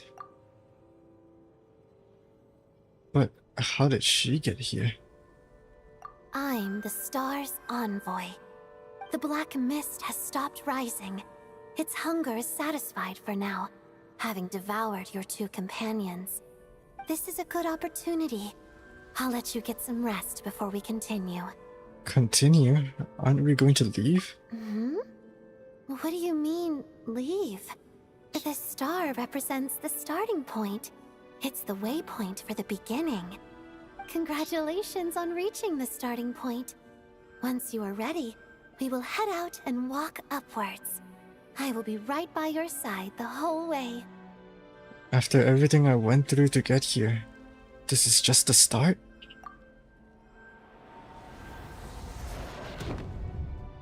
Huh? What's wrong?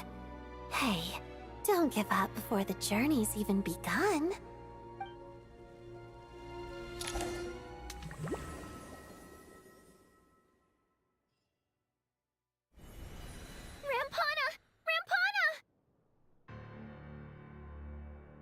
Is that Vodyanitsa's voice? What happened? Coolish, wake up! Please wake up! A drama about sleeping, which began as a joke the other day, is now playing out on the stage. No one counted on it being a tragedy. Everyone is gathered around the two sleepers in the center of the stage. Without even inspecting the scene, you already know what has happened, as if someone had told you in advance.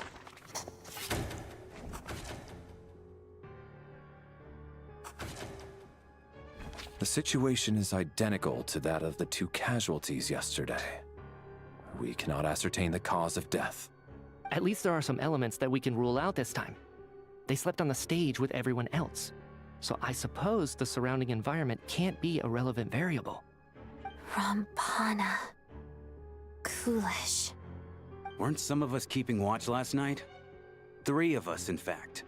How could you not notice something was wrong? I'm as confused as you are. Certainly nothing unusual happened on my watch. Likewise, and from what I've observed so far, both Miss Odette and the Traveler can be trusted. I have no reason to suspect Valerie or Odette either. To be honest, I didn't get a wink of sleep last night. I couldn't help but think I was the target, so I just laid there with my eyes closed. I heard the Traveler and Lelik chatting, but otherwise I don't recall hearing any commotion during the night. Me too. I didn't want to wake everyone up, so I was concentrating hard, trying not to cough. I hardly slept at all. If anything had happened, I'm sure I would have noticed. Then, what could possibly be causing this? Once was bad enough. I can't believe it happened again. I worked closely with Rampana and Coolish for so long. I never imagined that one day they'd... And on this stage of all places... Vodyanitsa... 4 victims in just 2 days, and we still don't have a single lead. I need to get to the bottom of this as soon as possible. And above all, keep Tonya safe. I'd never be able to look Child in the eye again otherwise. Still snowing? Yes, I just checked. Still no sign of anyone outside either. So we only have ourselves to rely on. If you ask me, this killer can clearly strike whenever they please. The Night Watch was a useless endeavor from the start. Lelik must be an expert in poisoning. Clearly she used some poison that can't be detected on the corpse. Here we go again. Listen, I was already thinking to myself last night, was Lelik's reason for revealing her identity the real story? Well, now I have my answer. It most certainly was not. She's been playing us for fools. You get off on this, don't you? Revealing your identity, only to carry on with your killing spree? That's a hideous thought. One that only a hideous mind like yours could dream up. How dare you! That's enough!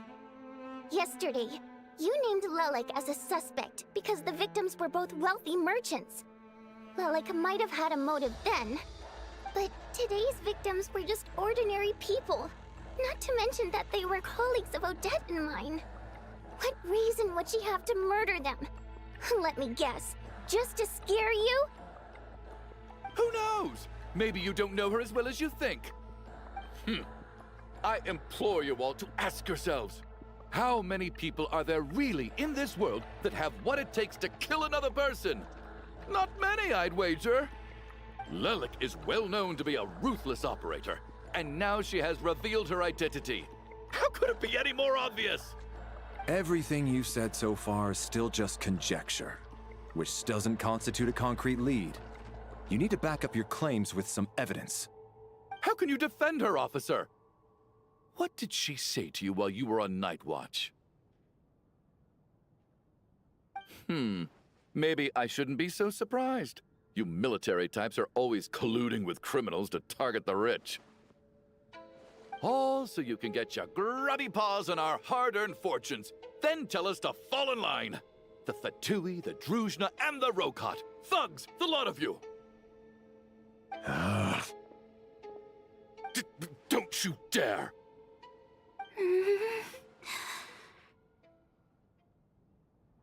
Sir, but...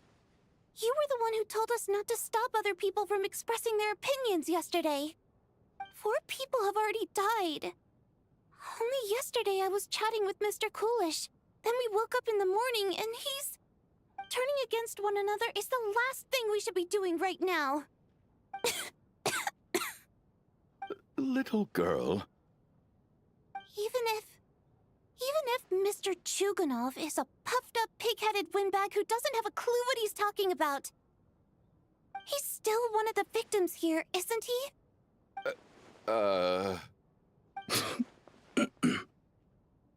Quite. I had no intention of resorting to violence. But you're right, Miss Tonya. I ought not prevent him from speaking his mind. In any case, I believe Mr. Chuganov has calmed down a little now. We may resume our discussion. I don't think there's any need for that.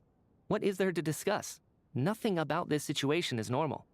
Did you have an idea, Mitya? You're the brainiac here, right? Come on, clue us in. I've been mulling something over. all the leads we have so far concern things from outside the theater. Miss Odette's alter ego, the threats Mr. Chuganov received. But then there's the 2 double murder crime scenes themselves, which have given us absolutely nothing to go on whatsoever. That's highly unusual. Even with the most careful killers, there's always some evidence left behind. So what are you suggesting? I think this could be a supernatural event. It isn't characteristic of human-on-human homicide at all. Correct me if I'm wrong, but aren't you supposed to be a scientist? That doesn't sound like a conclusion someone like you is supposed to make. I got into scientific research because of my insatiable curiosity. But if the present situation defies all known scientific explanations, I don't mind shifting my curiosity toward the paranormal instead. Now that you mention it, I remember when I first came to the theater. I heard rumors about this place being haunted. Haunted? Yeah, I think I heard the same thing. But I mean, they're only rumors, right? We've worked here for years. Surely we would have noticed any spooky goings-on by now. Well, this has taken an unexpected turn. A haunted theater? If Paimon were here, she'd probably be hiding behind me in fear right now. Why don't we take this opportunity to look for clues again with a more open mind? Maybe a different perspective will help us see something different. Very well. Whether it's criminals or ghosts we're looking for, the same rules apply. Everyone needs to tread carefully. I'll move the bodies into the same room for now.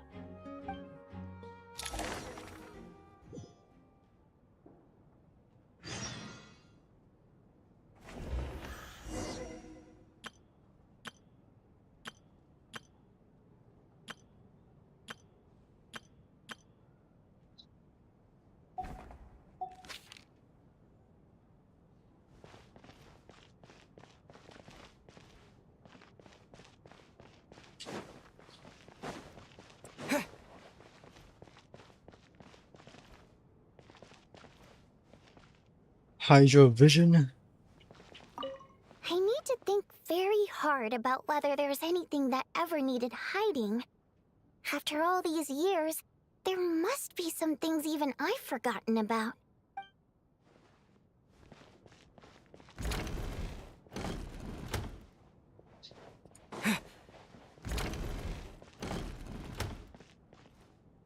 Tonya, you good? Did you find anything? Not yet. Still looking. So... Are we supposed to be looking for something paranormal? I think I'd prefer teaming up with you than looking around on my own. This looks like somebody's notebook. Shall we read it together?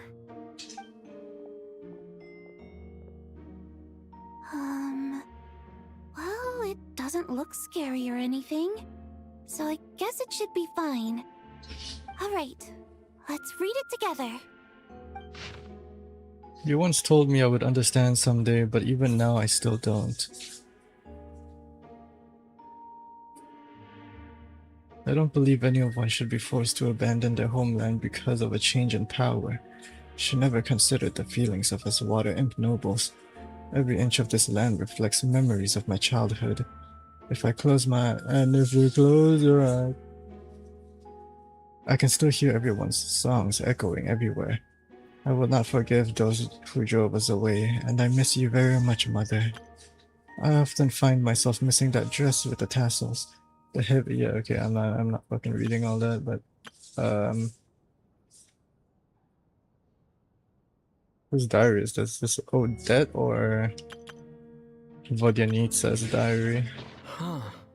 This has to be Vodyanitsa's writing, surely. Maybe it's a little rude for us to peek at this. I feel like I just read someone's secret diary by accident. Since it's an accident, it should be fine. It sounds like she's writing this for her parents, right? I don't understand. Why put this stuff in a notebook instead of mailing it in a letter? Because her water imp parents belong to the aristocracy, who were driven out of SNEZHNAYA by the Tsaritsa long ago. And now they live somewhere new, where the postman can't get to. Oh, hey, Vodyanitsa. We're sorry. It's fine. My fault for not storing it properly. I can't leave things lying around and expect them to get ignored when everyone's scouring the place for clues. Alright, give me my notebook back. I'll take over the investigation in this room. That's my dog.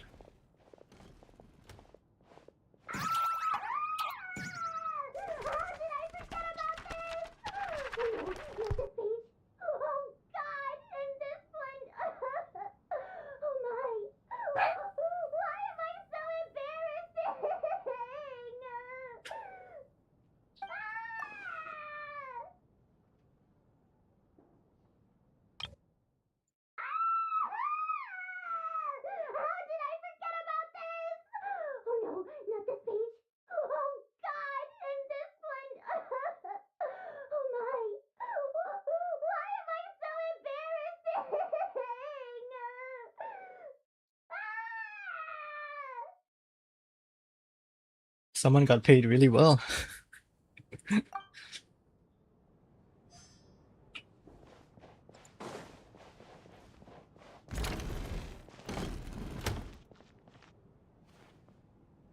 Valeri, come take a look at this. You too, traveler. Some sort of notebook. What is it for? It's the on-duty logbook for the theater. Coolish was the main person to use it. He mostly used it to record any unusual incidents during a show, audience numbers, exit times, and so on. I saw Coolish at the entrance before coming in. I think he was holding this book at the time. Yes, he'd always have this logbook with him when he checked tickets at the entrance. This should confirm a lot of key details about the recent show. So, you find anything unusual? Yes. The number of people.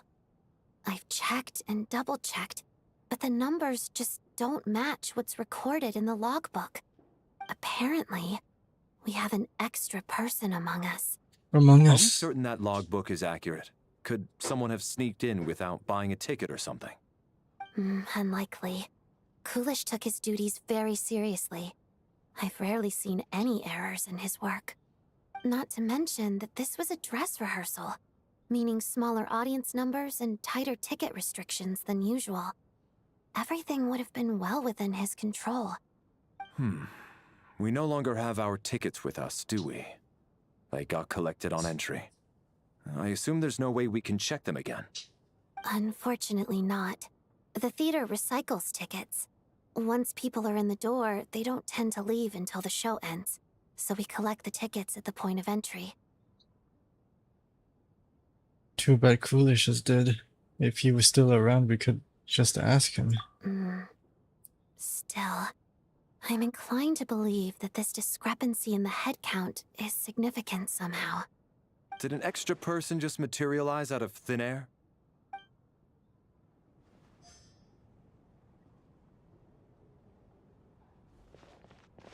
Did an extra person just...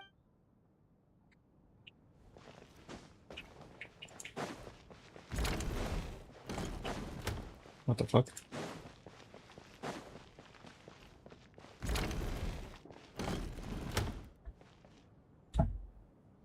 Ah, traveler.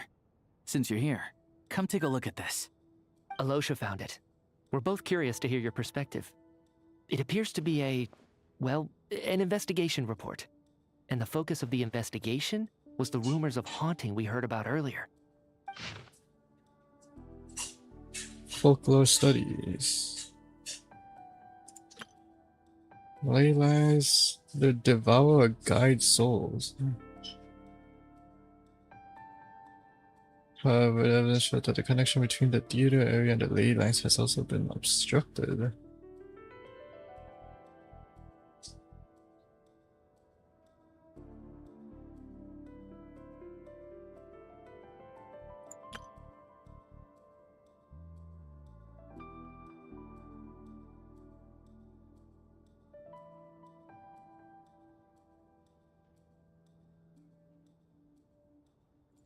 An investigation report, huh? Looks quite old. This person's name looks to be of Sumeru origin to me. Was the investigator from Sumeru? He's just The fucking theater manager Zandik must have again. hired an investigator once specifically to look into this issue. But it doesn't look like anyone ever looked at the report.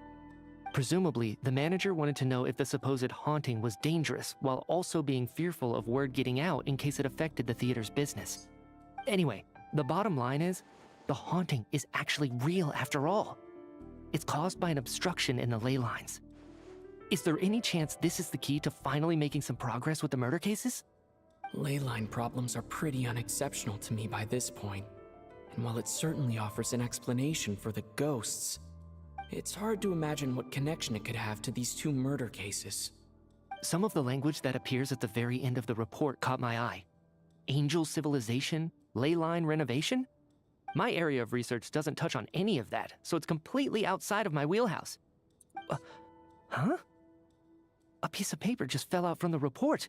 It landed right by your feet. Let's see.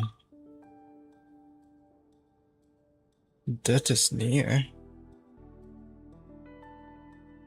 I just got a goosebumps. It's pretty ominous no matter how you look at it. How unnerving. It was tucked inside the report, so it must be a note left by the author. Death is near.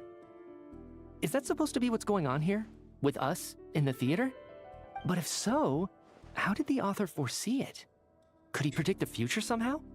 Maybe things are more complicated than we thought. No, wait a second. If we take the report and the note at face value, they completely contradict one another. The report definitively concludes that the hauntings in the theater are harmless and cannot affect the real world. But the note seems to be warning of potential danger. The question is, what exactly does the note mean by death? Is it simply describing our situation?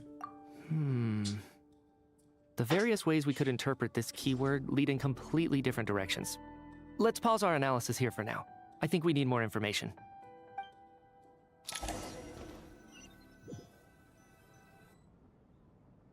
If we take all this together, it's not impossible, is it? If anything, it's the natural conclusion. Oh, I beg to differ.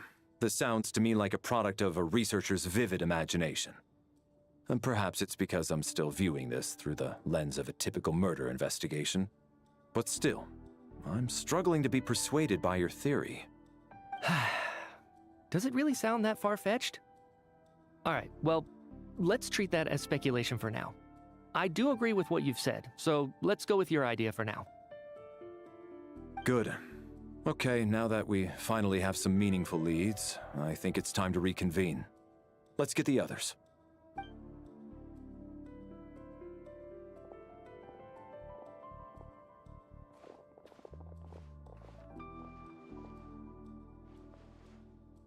So, that's about everything we've discovered so far.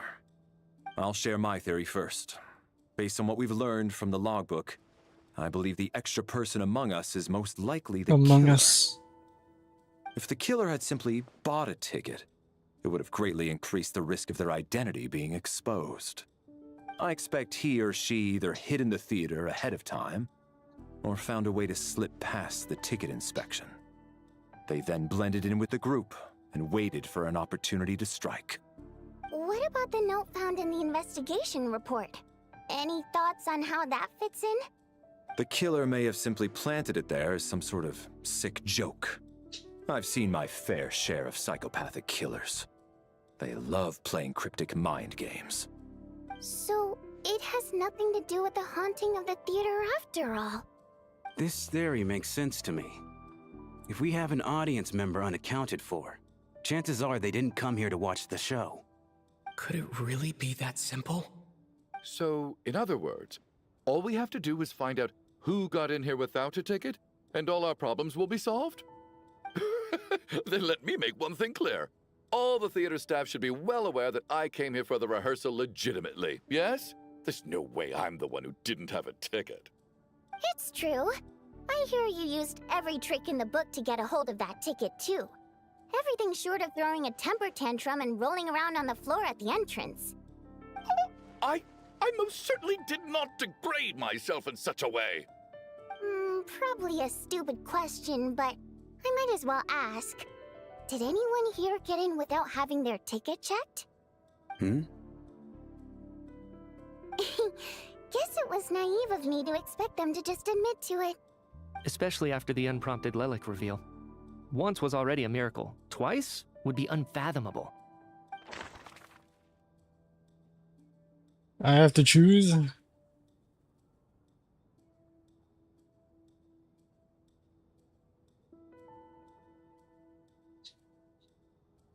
We didn't see Tanya in the beginning, did we?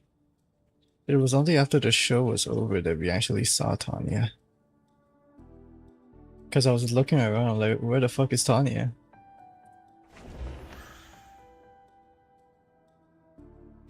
Tonya received her ticket the same way I did. I assume Child got both of them together. In any case, I knew in advance that Tonya was coming.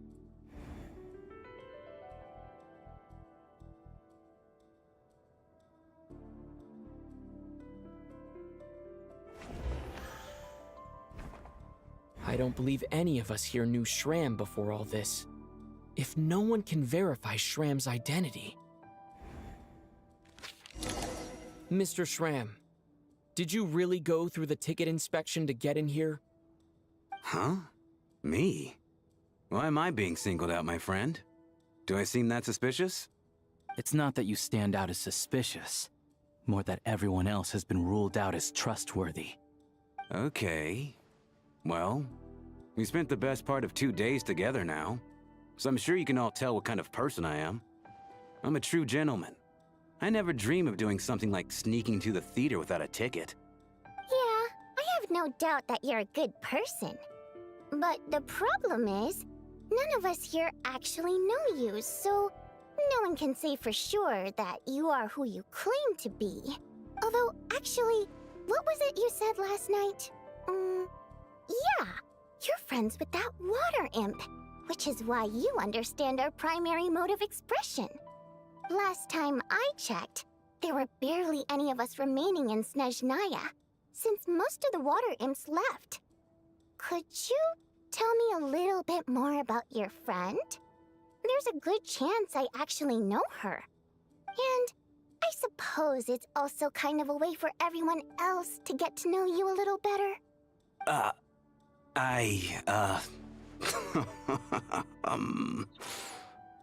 Good grief. Are you blushing? Pull yourself together, man. Stop giggling like a teenage boy. It's revolting. Hey, revolting is a little strong. All right, fine. I'll admit it.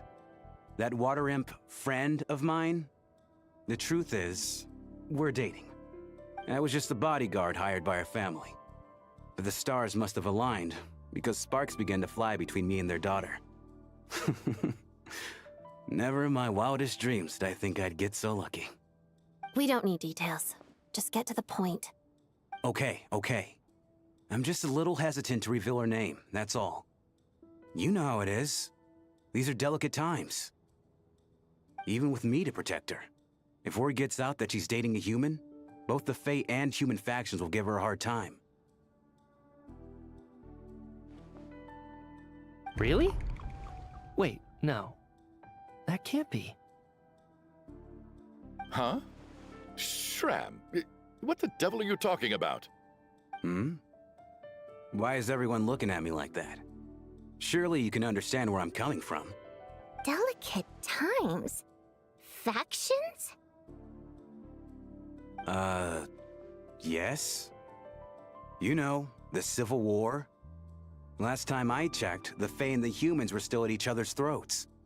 If I'm not mistaken, the last significant civil war in SNEZHNAYA history was over 400 years ago, when Her Majesty the Tsaritsa had just taken the throne and was consolidating her reign. What do you mean, 400 years ago?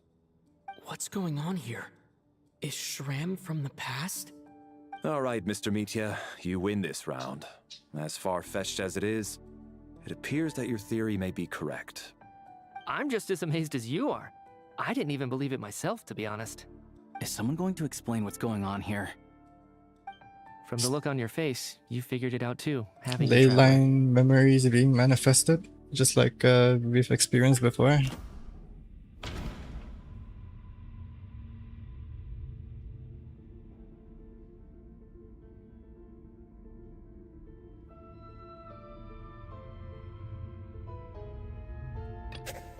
That seems to be the case. Shram's the extra person, but there's no way of learning his identity from this clue. The theater's ley lines have been modified to block souls within its grounds from returning to them. Some souls can even wander this place forever. Mr. Shram's statement proves he is from hundreds of years ago. And according to the investigation report on the theater hauntings, Mr. Shram is very likely a lost soul wandering the theater. But that doesn't prove anything that he's the one that killed them.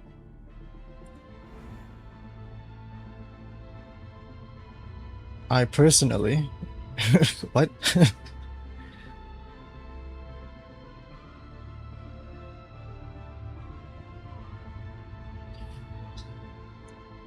The true nature of this extra person is a soul wandering the theater. For some unknown reason, the soul that has been wandering the theater due to the ley line issues has joined our group and blended in. Yeah, that must be the immediate reason why the ticket count doesn't match the number of people present.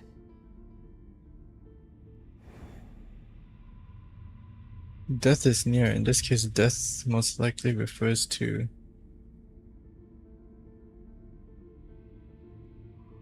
someone who died long ago.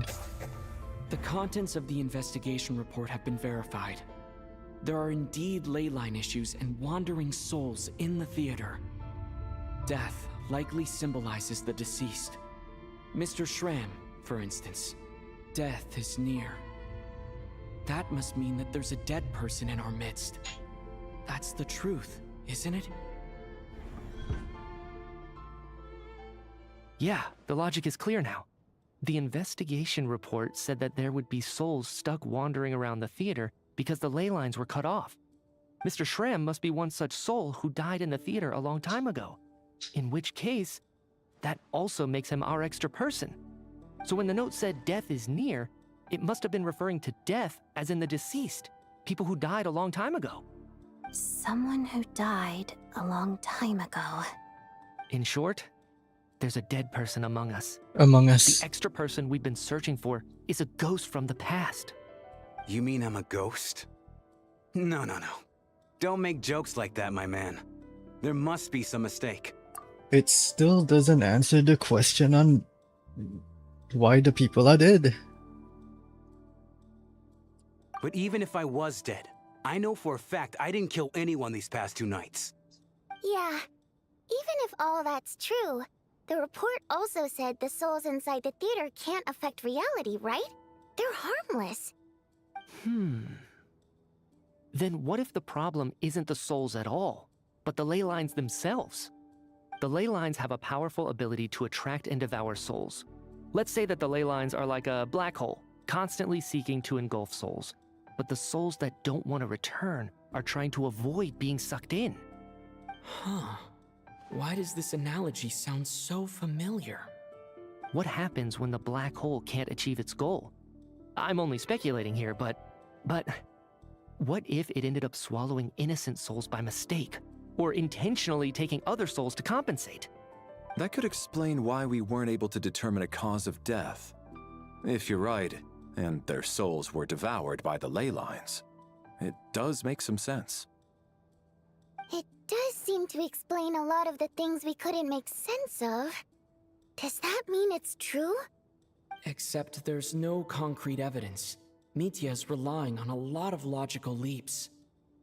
Still, it seems like the best explanation we have under the circumstances. Alright, so how could Shram not know that he's dead? Seems a little unlikely that he hasn't noticed anything unusual even after several days interacting with us. On the contrary, it's perfectly normal for a soul to wander the theater for centuries without questioning their existence or reason for being there. It's simply what's natural for them.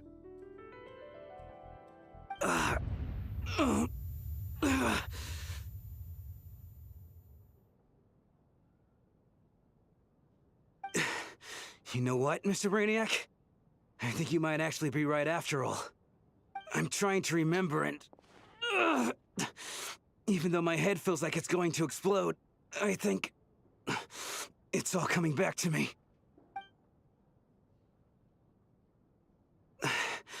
I was the one who didn't want to remember my own death, so I forced myself to forget.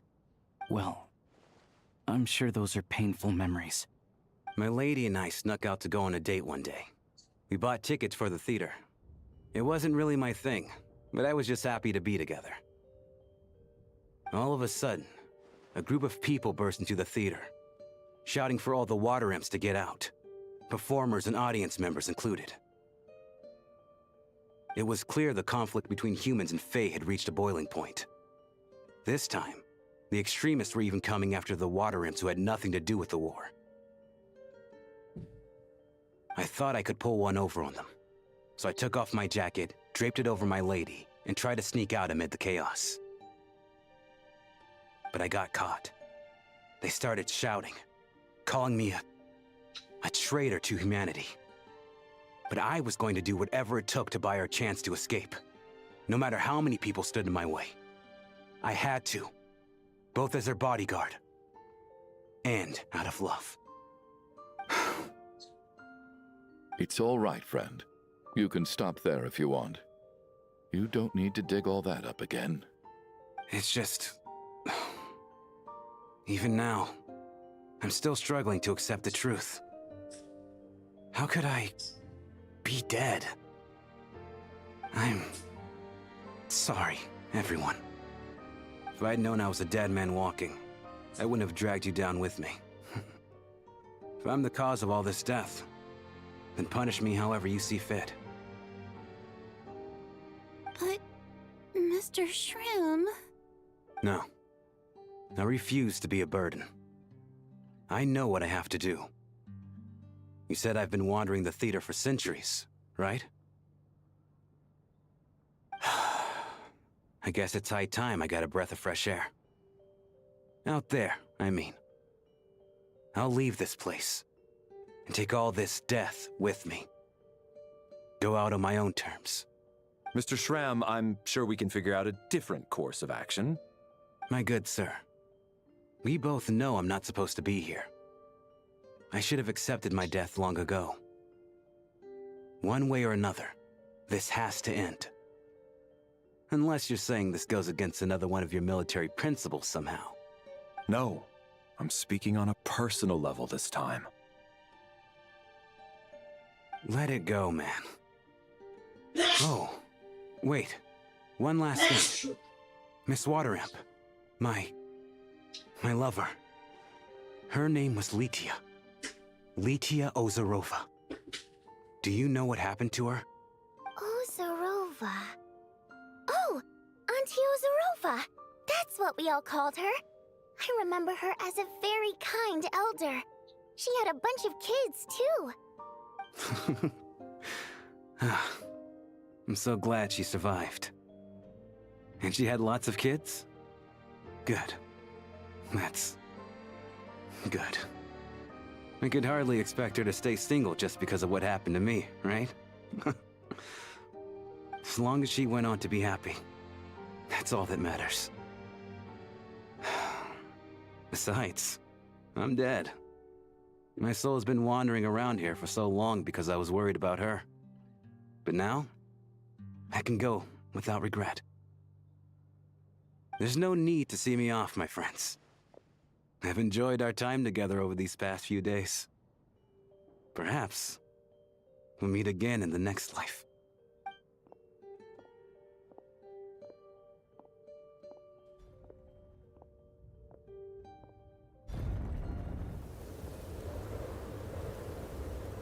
Take care, my man. I knew Mr. Shrim was already dead, but...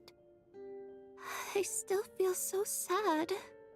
Death is cruel, no matter how we might try to make sense of it.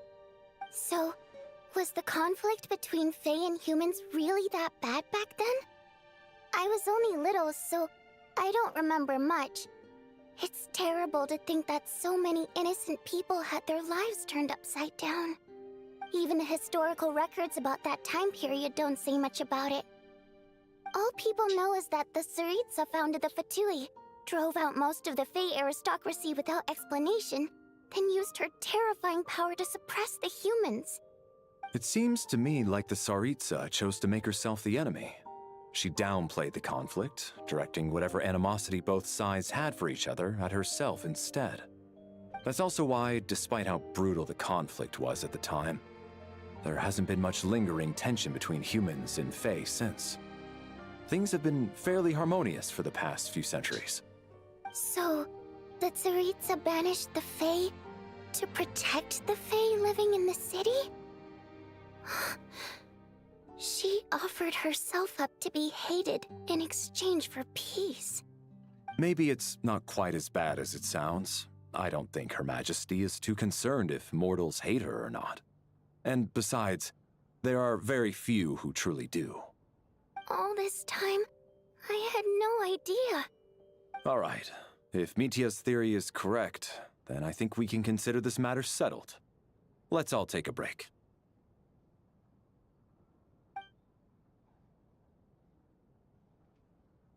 Ugh, if only this blasted storm wasn't still raging on.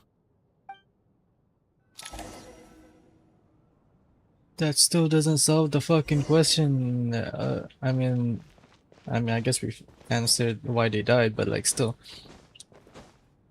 Why is the storm still going on? What's happening? Is the Tsaritsa still fighting the monster or something?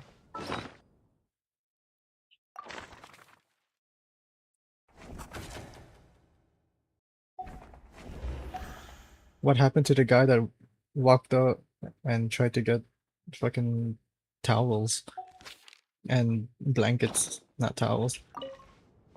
Even though Shram was already deceased, his decision to walk into the snowstorm was still a sacrifice, and a very brave one. This is one of the few times I don't feel at all happy to have my theory proven true.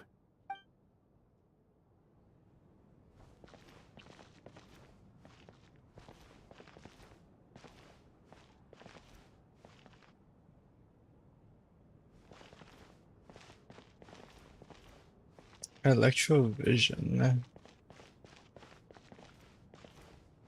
Electro linchpin. I was actually planning on hiring him as my bodyguard after we got out of here, you know. Oh, poor guy.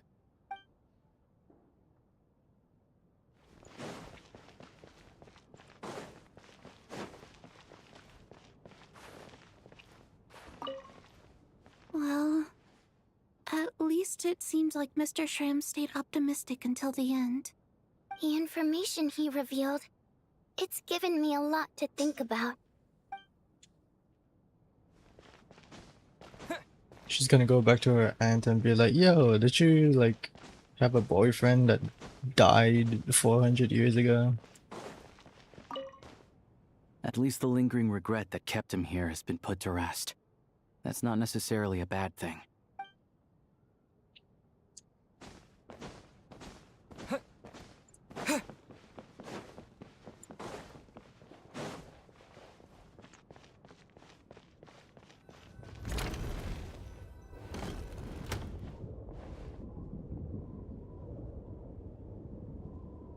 Looks like now we can just rest until the snowstorm stops. I still can't believe Shram turned out to be a ghost who'd been in the theater for hundreds of years. To think he was dead this whole time. What a strange turn of events. Knock knock. Who's there? Huh? Knock knock. You know the door isn't closed, right? You don't have to knock. Think of it as a signal then. When I'm entering someone else's room and I knock, I'm here as Odette. If I don't knock, it's Lelek. Please come in, Miss Odette. Thanks. So, why did you come to find me? Is there something I can help with? Vodyanitsa said you knew about my secret identity from the start. But when everyone was discussing who Lelek could be, You were worried that revealing what you knew would be unfair to me, so you kept it to yourself, right? That's what you wanted to talk about? Yes. I'm extremely grateful for that. It's nothing. I mean, you didn't hold what happened with Signora against me, so I should thank you for that as well. Actually, there's something else as well. I found myself in a situation similar to the one you were in when you helped conceal my identity. So I thought I'd come and ask you for advice. What's the situation? It's about Mitya. Before all of this, the last time I saw him, he was dead. What? As I'm sure you know, my goal as Lelik was to stop Project SNEZHNAYA. Well, when I found out the tech lead for the experiment behind Project SNEZHNAYA was Mitya, I immediately started planning to track him down and threaten him to back out. I often saw him around the theater, but I soon concluded that making my move there would risk exposing my identity. So I decided to infiltrate the Armory Palace and go directly to his lab. That way, the threat would be much more effective.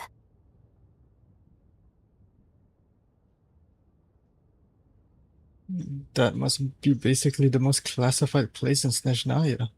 If you manage to infiltrate it, you really do have what it takes to be a harbinger. Well, I suppose there was a bit of luck involved. But I am a Fatus, so I already had some familiarity with the building's layout. But when I finally made it to his lab, Mitya seemed to be dead. Are you sure he wasn't just dozing off? I checked his breathing and his pulse. He had no vital signs whatsoever. I'm certain of that. I thought maybe another anti-Project SNEZHNAYA activist had beaten me to it, and chosen a much more brutal method. So I made myself scarce. That's why you were so on guard around Mitya that first night here. Yes. When I saw him sitting in the audience during the performance, I could barely contain the shock. To me, it was a miracle. Somehow, he'd come back from the dead. But then, the murders started happening and things got so complicated that it wasn't really at the front of my mind. That is, until Mitya himself said there must be a dead person among us. Among us. Then I couldn't ignore it any longer. And yet, you thought that bringing it up right away would single Mitya out. Just like when everyone was suspecting Lelik. Exactly. I thought there could be something I was missing. Besides, we soon figured out that Mr. Schramm was a ghost. And we knew there was only one extra person. So we thought he had to be the one. But now, it seems like there's another candidate. I understand why you kept it to yourself. There was so much information being thrown around during that discussion. Bringing up Mitya would have just introduced more confusion. So, what do you think we should do? Let me confirm one thing first. When was it that you found Mitya dead? Around a week ago. Sometime in the afternoon. A week ago? That's earlier than I thought. I saw him just a few days ago at a restaurant. That definitely would have been after you found him dead. He seemed completely normal to me. Chatting with Vodyanitsa, trying to avoid Valeri. So he was definitely alive on that day. Huh. Well, all I can say is I know what I saw. Here's a thought. The reason we even suspected a dead person could be among us was because of the problem with the theater's ley lines. But Mitya's death happened inside the Armory Palace. The ley lines affecting the theater shouldn't reach that far. You're right. I guess he doesn't fit the profile of the person we were searching for. I think the chances of it being him are very low. Surely he can't have died for real in the Armory Palace. Unless... Unless what? Unless he really did come back from the dead. You're right. Do you think we need to disclose this to the others? Huh, what's this? A private meet and greet? Where do I line up? That's not what's going on here. I bet you it's the hand. thought I'd try to lighten the mood a bit. Vodyanitsa's handing out food if you're hungry. That sentient hand is like somehow puppeteering his dead body or something.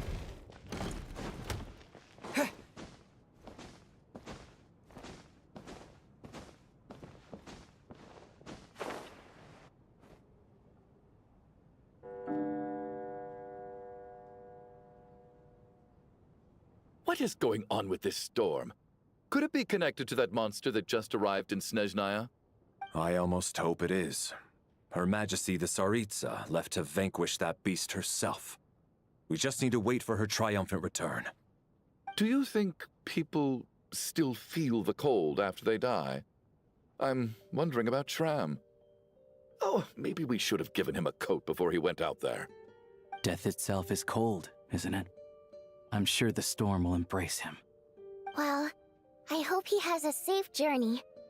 I'm going to miss him, I think. It's not like we can blame him for Rampana and Kulish's deaths. Thinking back on it, we barely made it out alive ourselves. Once we get out of here, how are we going to explain what happened to their families?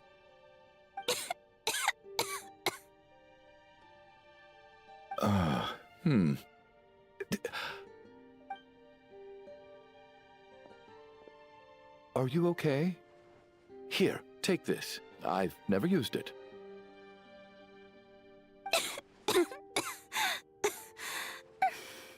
Thanks. Look who's Mr. Nice Guy all of a sudden. Is it because Tonya stood up for you this morning? At least you know how to return a favor. Yeah, without Tonya, who knows how badly he would have been hurt. I told you already, I never intended to resort to violence. Bunch of rascals. Little girl? I was rather surprised when you spoke up for me this morning. She was I didn't not think I had many admiring you. admirers here, so, thank you. Oh, no need to thank me. I said some bad stuff about you too. I've been too embarrassed to admit it, but you remind me a lot of my daughter. So kind to everyone, but never lets her old man off the hook. Unless my wife and I are having a fight, then she's always on my side. Especially when she was little. Every time I took her out...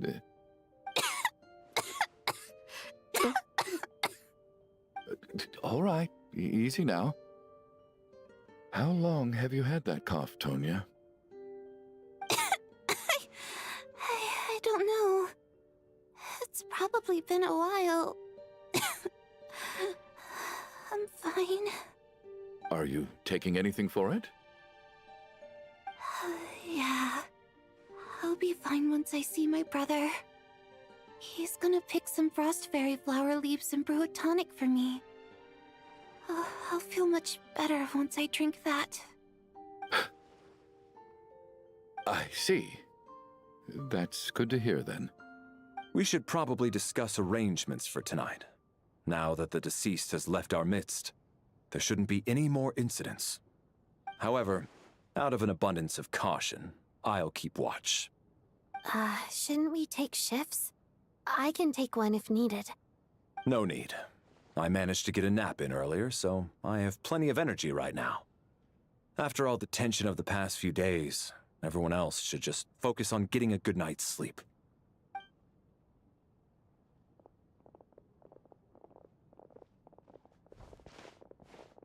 What a long day.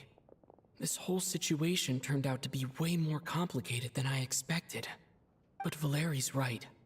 I should just try to calm down and get some rest. The last thing I want is to give myself nightmares.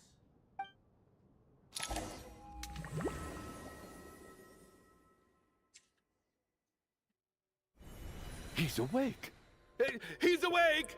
Get over here, you big lug, and take a look. If you must call me something, call me Mr. Door. The Black Mist is coming. You need to go. What?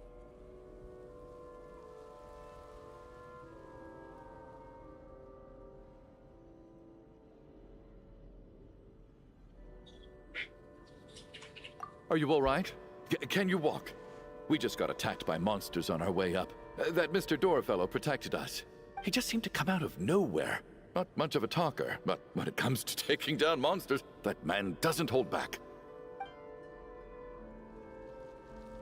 Curses! The black mist is catching up to us. We need to keep going. Well, rest in peace, Chugunov. Mr. Door, I shit. don't believe I've ever seen you around here before. Why is that? There's no need to try to get to know me. I'm just Mr. Door. Mr. Door, look at your trouble! Get rid of them! I can just push these ones off. Well, anyway, we're lucky to have you here. Thanks for saving us earlier. No need to thank me. Oh, he has a shield. This is where my duty lies.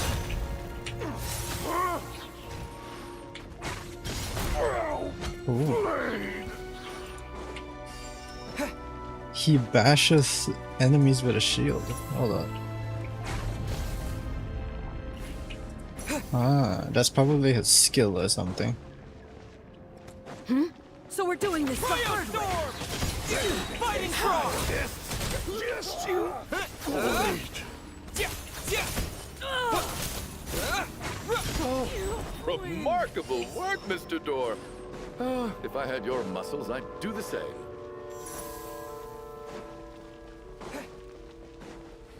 Are none of these doors the one you're looking for? No.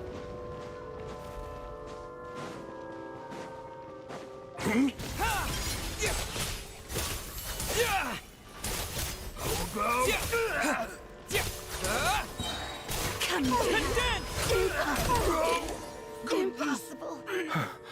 I'm so exhausted. And the black mist is still rising. Oh. Wait, look! There's more monsters down there. Are they coming from within the black mist? No, no! They're gaining on us! Quick, keep going, or they'll be at our heels any second!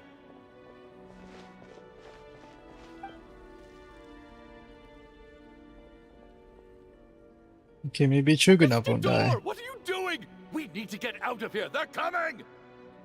Found it. This is my door. What?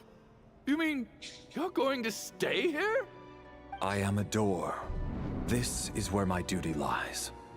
So he meant a door for closing, not for opening. No! You saved us. We can't leave you behind. You must keep going. A door can only keep things out for so long. You must make haste. But... Oh, you're right. Let's go. We can't let Mr. Door's sacrifice be in vain. My headset is running out of battery. The black mist isn't moving anymore. Looks like both the monsters and Mr. Door are gone. I didn't just imagine all that, did I? Surely I wasn't so scared out of my mind that I hallucinated a door as a human being. No, I remember Mr. Door too. Oh, okay, good. There's no way we both hallucinated the same thing. Hmm? Getting sleepy? Well, looks like we're safe for now. Go ahead. Let's get some rest. Valerie? Valerie, are you okay? What time is it? Is it morning? I think I had a nightmare. I guess everyone's still asleep? These past 2 days have been exhausting. Valeri's keeping watch though, so he's probably the only one awake. Valeri?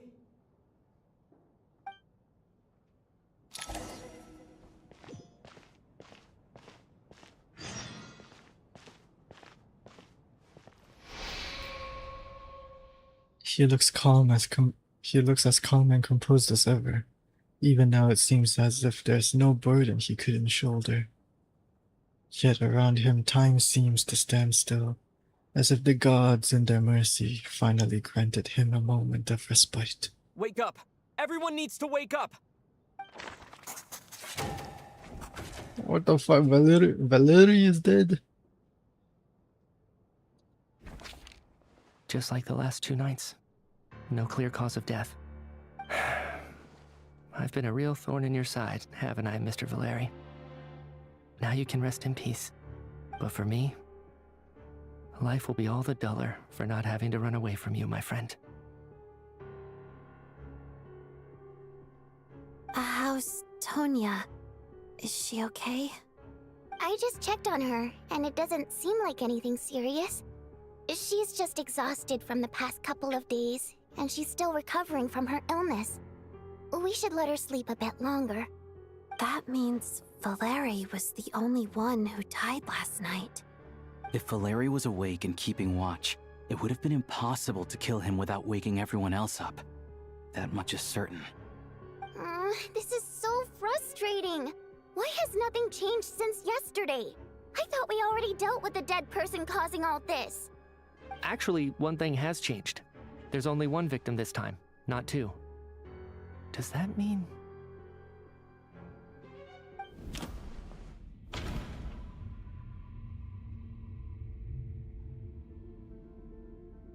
Valeri died twice in a single night?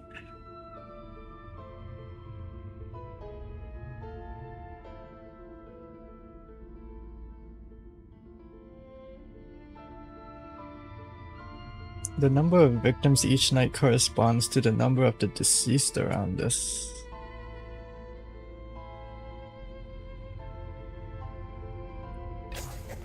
After the deceased Shram left, there was one less victim last night.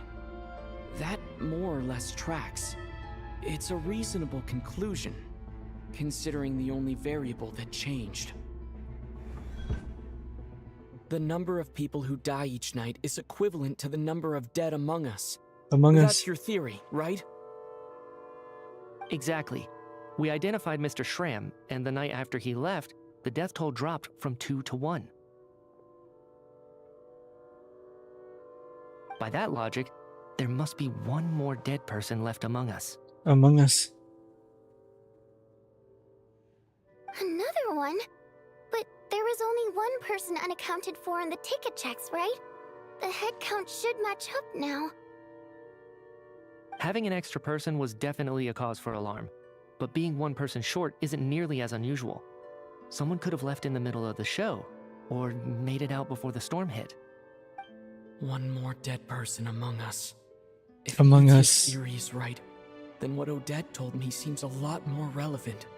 It's just, at the time, we had no reason to think there was more than one dead person. If only we'd taken it more seriously as a possibility. Maybe this could have been avoided. I'm sorry. This is my fault. I had information that could have been helpful, but I held back. I should have brought it up right away. I'm partly to blame as well. I was too quick to dismiss Odette's concerns. What is this about? What have you two been getting up to behind my back? Sounds like there's some big news you've been keeping from the rest of us. Well, we're all ears. Meteor, you're dead. I'm the dead person? Wow, that's certainly news to me. Odette and I talked about it yesterday, but we thought it just wasn't possible, so we left it at that. Yeah, I don't blame you. If I'd been there, I probably would have reached the same conclusion. It just sounds too unbelievable. Let me just try and verify this. I just scoured my memories trying to think back to the afternoon Miss Odette mentioned. But I honestly have no recollection of dying. That's where I'm different than Mr. Shram.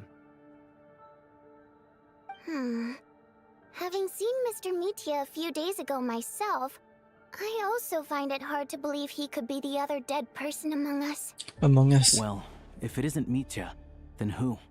Do we vote on it? If you don't mind me asking, Traveler, I believe you mentioned that you know Tonya's brother. Had you ever met her before all this? No, never. Wait, are you saying... Now just 1 minute. I know where this is going. You can't just randomly point a finger at anyone you want. You're in the hot seat, and all of a sudden you want to divert our suspicions onto somebody else? Trying to pick a fight, Mr. Chuganov? Whenever you open your mouth, all you do is attack people, and I've had enough of it. If you don't want to engage in a civil discussion, you can shut up. You little brat! Did Mitya ask about Tonya because he suspects her? I suppose I only identified her by age, and nothing else. Could that mean... I'm just saying, you're going around casting suspicion on people for no reason. How could Tonya be dead? I can vouch for her, if nothing else. I've seen her before. She's the sister of that Harbinger, isn't she? The one called Child. Oh, really? You're telling the truth? Since being here, I don't think I ever mentioned she was Child's sister specifically. Does Chuganov actually know her? If Chuganov can vouch for her, then it can't be Tonya either. In which case, it seems unlikely that there's another dead person among us at all. Among Us. Miss Odette, could you go over that afternoon with me one more time, when you found me dead? No problem.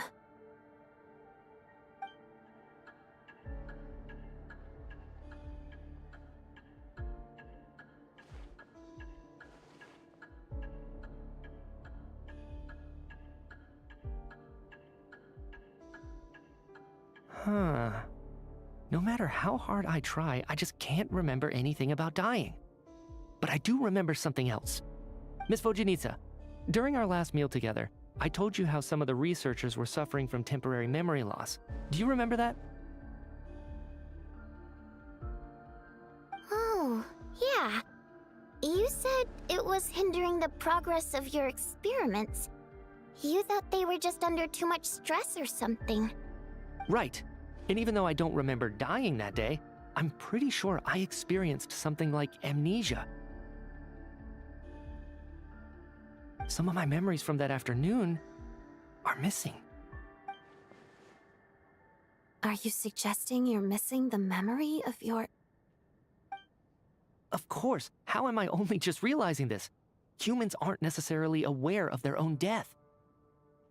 You mean being silently assassinated, or dying in your sleep? Situations like that? The researcher's amnesia. Suddenly it all makes sense. I must thank you, Odette. I think your perspective just helped me reach a breakthrough on a series of issues that have been troubling me for quite some time. All right. It's decided then. I'll be the one to leave today. Oh, leave? Hey, wait a minute. Aren't you rushing into this? What if you're wrong? You'll pay with your life. Come on, kid. Aren't you gonna fight for your life? This seems like a rash decision. I have other reasons beyond what's been discussed. In fact, thinking back, I remember during Miss Odette's performance, while I was sitting in the audience stalls, a brilliant new idea for my research popped into my mind. But then, my train of thought suddenly cut off. I can't remember it now at all, and I didn't take any notes. I guess that must be another instance of temporary amnesia. No. Hold on. I see where you're going with this. You're suggesting that each instance of temporary amnesia is a death, right? There's a glaringly obvious flaw in that idea, no? How can one person die so many times? I believe Miss Odette's account. During the period where my memory is blank, I must have been either dead or in a similar state. All it would take is for the same thing to happen in the theater, and I would come under the effect of the ley lines in this vicinity. This increases the likelihood of me being the deceased, does it not? But... There's no evidence to suggest that anyone other than me is a candidate for the deceased. So allow me, as a scientist, to treat this as an experiment. Please relax, everyone. I don't think things are as bad as they may seem. If I really am the deceased, then to leave the theater will be a relief for me.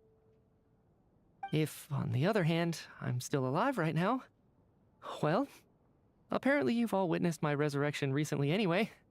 Who's to say I won't return from the dead again this time? Mitya's right. This is the only thing we can try right now. I think he's deliberately downplaying the gravity of the situation, though. He probably doesn't want to burden everyone. What is a scientist if not someone who gambles on experiment after experiment in an attempt to obtain the truth? With this snowstorm, the ley line phenomenon, ghosts of the dead, and my amnesia, we've been paralyzed by not knowing and powerless to do anything about it. It's a terrible feeling.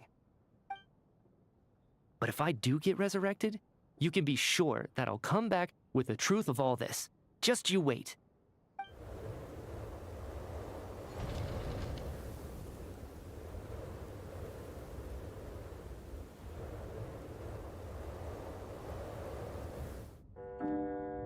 As night falls, the theater is filled with a heavy silence. More than half of the group has died.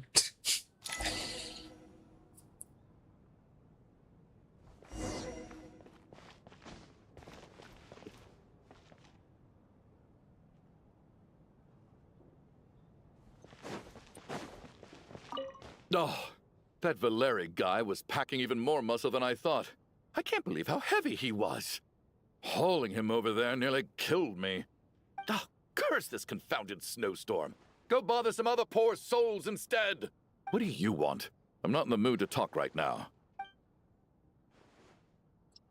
Well, knowing this is Genshin Impact, they're probably just gonna come back alive at some point, so... What's on your mind, Odette?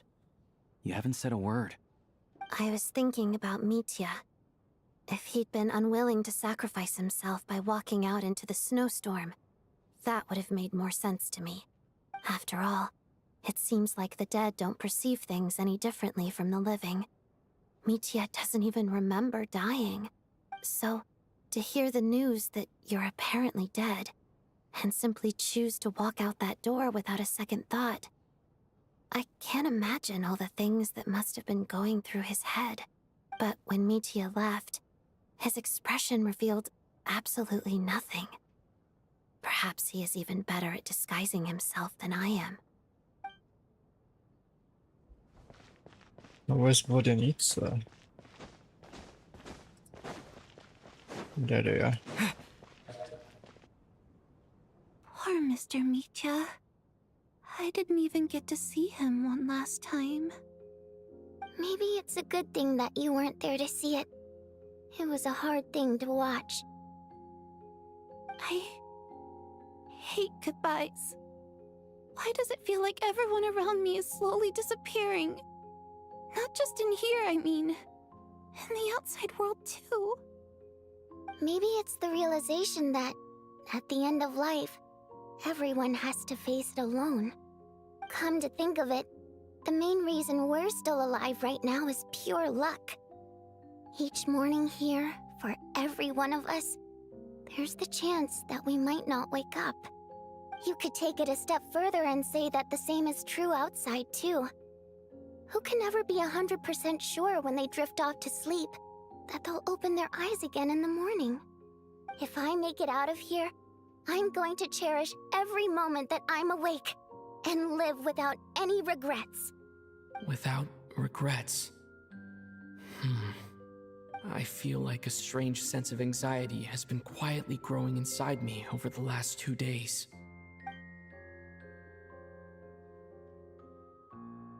Are you okay? You look really glum. If something's bugging you, let's talk about it. There's only a few of us left here now. After everything we've been through, what's the point in keeping things bottled up? I have a travel companion named Paimon. Alosha and Odette have met her before.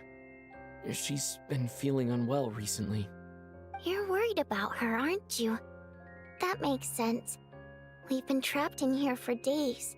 To be honest, I used to feel like I was just a spectator in this world, watching everything that happens from the sidelines. Maybe it's because I'm a descender. A descender? But with Paimon by my side, over time, I slowly felt my connection to this world growing stronger. She loves eating, sleeping, and having fun, but she's also a great guide. It's her authenticity that makes this whole world feel more real for me. Over the last few days that we've been apart, I've often caught myself wondering, what would Paimon say if she were here right now? I haven't. But by the time I snap out of it, the conversation has already moved on, and I'm still in my own little world. I'm trying to overcome this sense of detachment, but I really miss Paimon. I guess, in a way, she means the whole world to me. I bet she misses you when you're not there as well. Maybe you're her entire world too. I don't know if this will make you feel any better, but back when the water imps left Snezhnagrad in droves, I also felt like the whole world was suddenly empty. I could be surrounded by people all smiling and having fun, and still feel completely separate from it. So, I totally understand how you feel. Later on, I started to think, maybe accepting the fact that our loved ones won't always be with us is something that takes a lifetime. All we can do is cherish their companionship from moment to moment. So, once we get out of here, you better hurry back to our side as fast as you can. You can't let your story end in regret. That's the trope I hate the most. Thank you. That's exactly what I needed to hear. But Vodyanitsa, if you hate goodbyes too, why didn't you leave with your people? That's just the choice I made. I used to regret it, but I don't anymore. Like I said before, singing is a water imp's primary mode of expression. It's how we convey our emotions. Our songs have echoed through this theater for hundreds of years, each one a story pieced together through moments of joy and sorrow. But does a story exist without someone to read it? To me, the answer is no. So I made the choice to stay. That way, there would still be someone left to sing these songs and listen to their stories. Otherwise, they could have been lost forever. Could you teach me how to understand your people's songs sometime?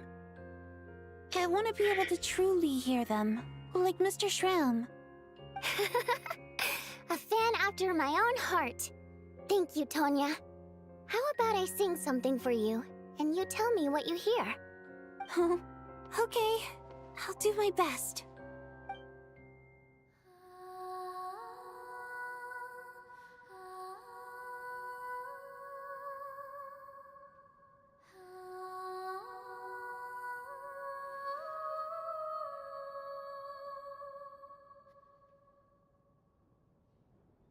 I've never heard that one before. I feel like I can hear a sense of longing somehow. I wonder why that is. Color me impressed, Tonya.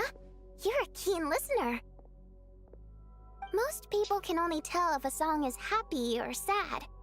I didn't think you'd be able to pick up on such specific details. So, what's the song about then? Come on, tell me!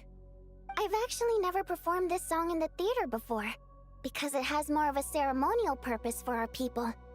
It's not meant for the stage. It means something like, "May those we have lost watch over us, and follow this song back home in the night, so that we might be reunited once more." So it's kind of like a requiem? A call to be reunited with our loved ones in our dreams? No wonder I could hear that sense of longing.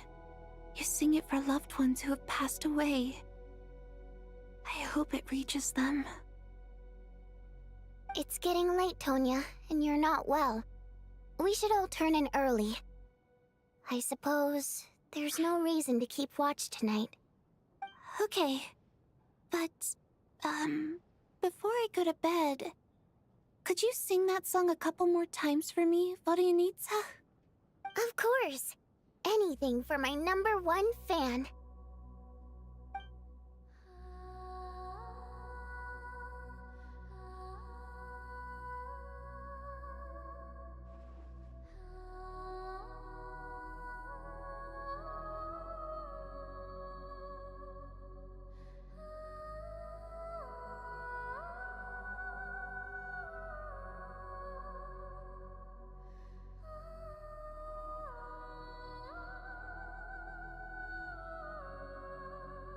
once I get out of here, I definitely don't plan on ever coming back.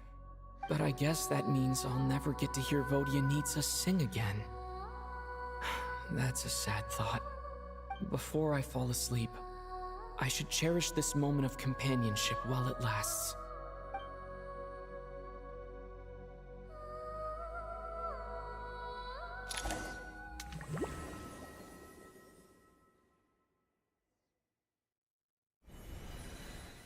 Where am I? It's so dark in here, and I feel kind of dizzy. Am I alone?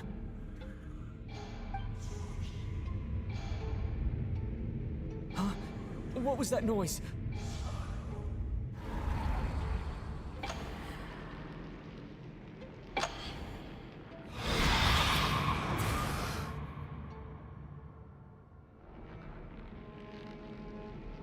Return, O spirits.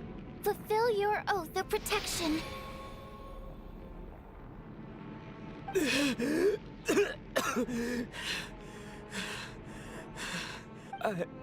I'm alive?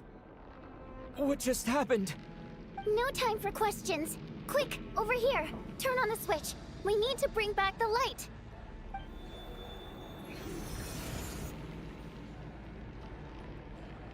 All right, we're safe. The spirit just now is called Night Prayer. The light subdues her, but she'll attack without a second thought in the dark. Is she a ghost? Sort of. I know it's hard, but you can't let this place go dark, or she'll kill you again. Did I really just die? Yep. Luckily, I was here to resurrect you. Otherwise, that'd have been a real bummer. A bit more than a bummer, I'd say. Wait, so you have the ability to resurrect people? Sure I do. I'm your guardian spirit after all.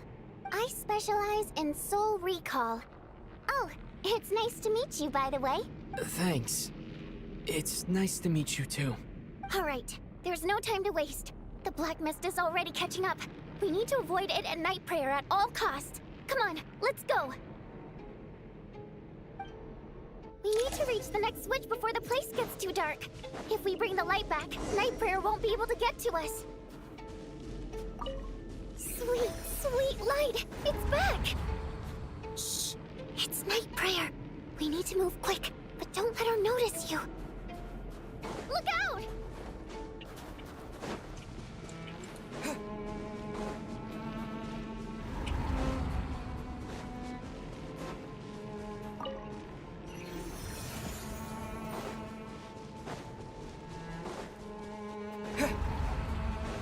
The next switch is over there.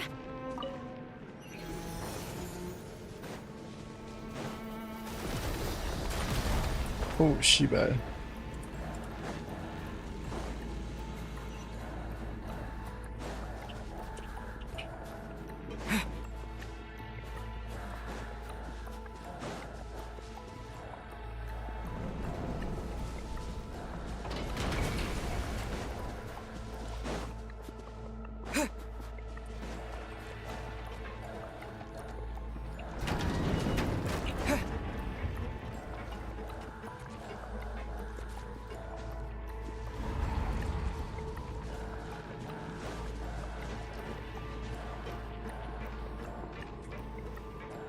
The switch is just up ahead. Hurry!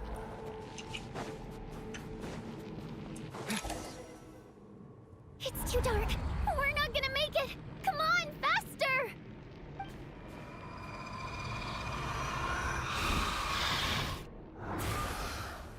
Traveler! I won't let you die like this. Not on my watch.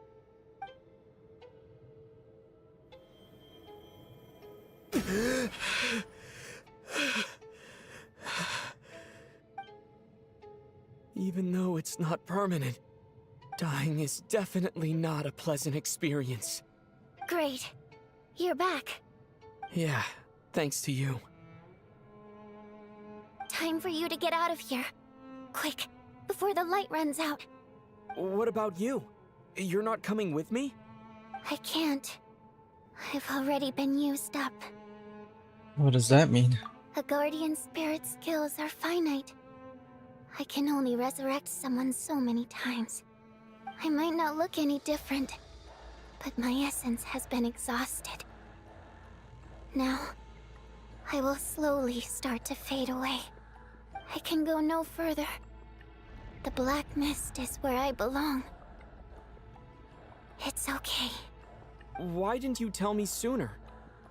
Because it wouldn't have changed anything. That knowledge would have just burdened you. And a guardian spirit's role is to protect. But... Go. Now, before it's too late. I already hear Night Prayer approaching.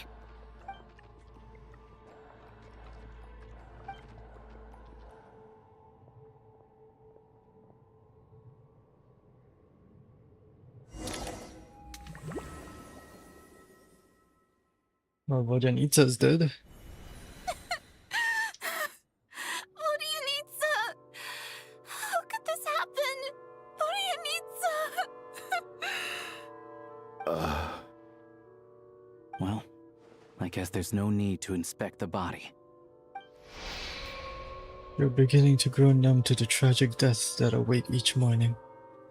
Before long, the lament of countless water imps seems to resound around the theater, full of deep affection and sorrow for Vodyanitsa.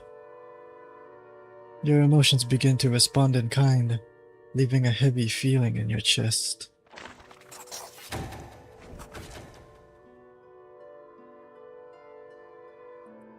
This wasn't supposed to happen. You lied to us, didn't you, Chuganov? You've been lying from the start. I don't know how I feel about Act 2 of this Archon quest, I'm not gonna lie. The entire quest so far has just been Among Us. I don't think a lot of people are going to like Act 2.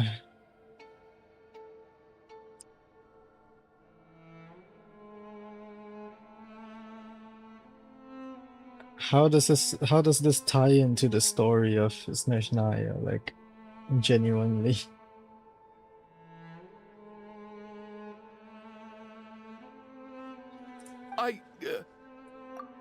Take a long, hard look at yourself before you go around accusing other people. I suspected you on day one, Lelik, and now look where we are. By some strange coincidence, you've never been targeted. You just happen to have survived this long? No, you should be the prime suspect. And you, little hunter, ever so content with staying on the sidelines. Yet you were the one who stopped us from leaving from the start. Why are you trying to keep us here? Now you're just lashing out indiscriminately. That's either a sign of anxiety or a guilty conscience. Where was all this passion and bravado before? Decided to fight until the bitter end. Is that it? Is that a threat? Fine, bring it on. You think I'm afraid to die after all this? You want to kill me? Go ahead. I'd like to see you try. After all the trauma of the past few days, everyone's been pushed to the breaking point. Valeria and Mitya aren't here anymore. Someone else needs to step up and take charge. But first, I need to think this through. Considering everyone left, who's the most likely candidate for the deceased? It really is Tanya. I really have a feeling. Of those who remain, the only person we've never met before is Tonya. There is room to doubt her true identity. She was the first fucking person. First impressions.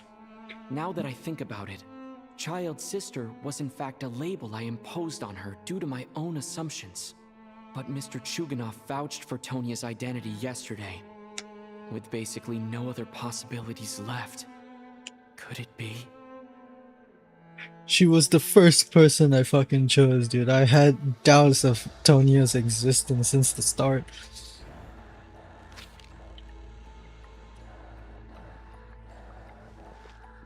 Tonya, how's Tusser been lately? Tusser? Your brother Ajax must have mentioned me in his letters home, right? Did he say anything about a blonde traveler? No. And my brother's name is Razik, not Ajax.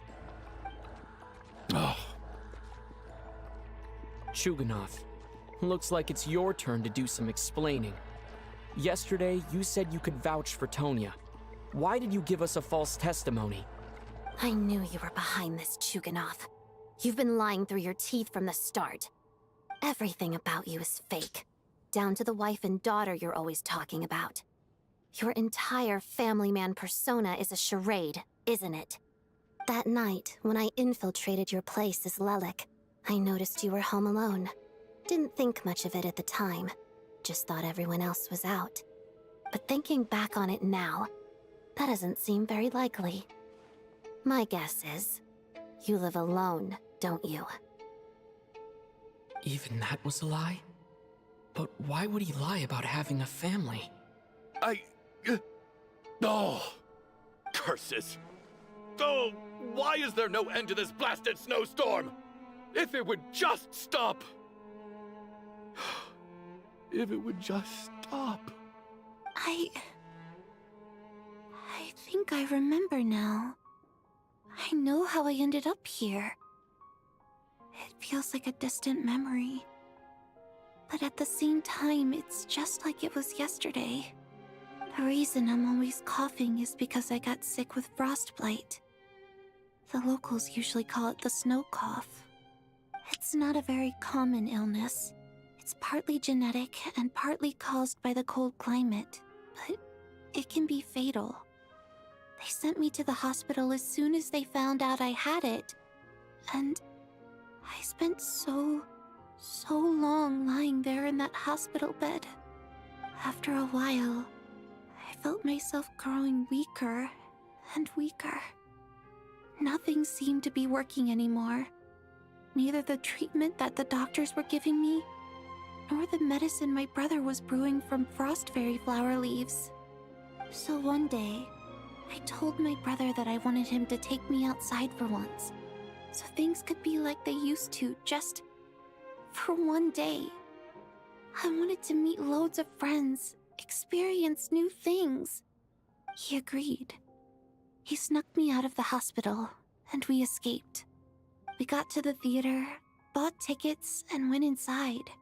Oh, it was all so exciting. I remember the show very clearly. It was amazing. But I found myself getting sleepier and sleepier. Oh, Tonya. When I woke up, I couldn't find my brother anywhere, so I guessed he'd already left. But there's no way he'd leave me behind. So I decided to stay here and wait for him. At the time, I figured he'd probably gone to brew some more medicine for me. I was planning to chew him out for abandoning me when he got back. Tonya, it sounds like by then you'd already... Yeah, I know. I understand now.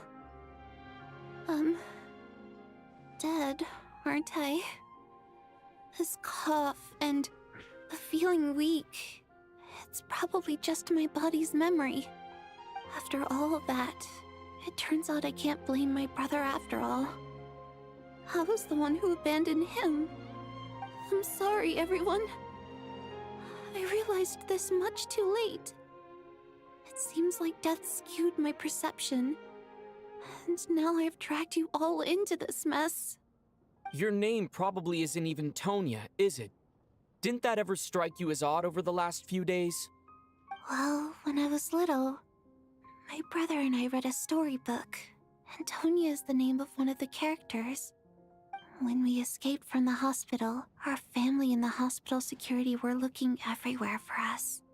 So when you first approached me and said my brother had sent you, and called me Tonya, I thought he must have chosen a fake name that only the two of us would know. Because he was afraid of getting caught.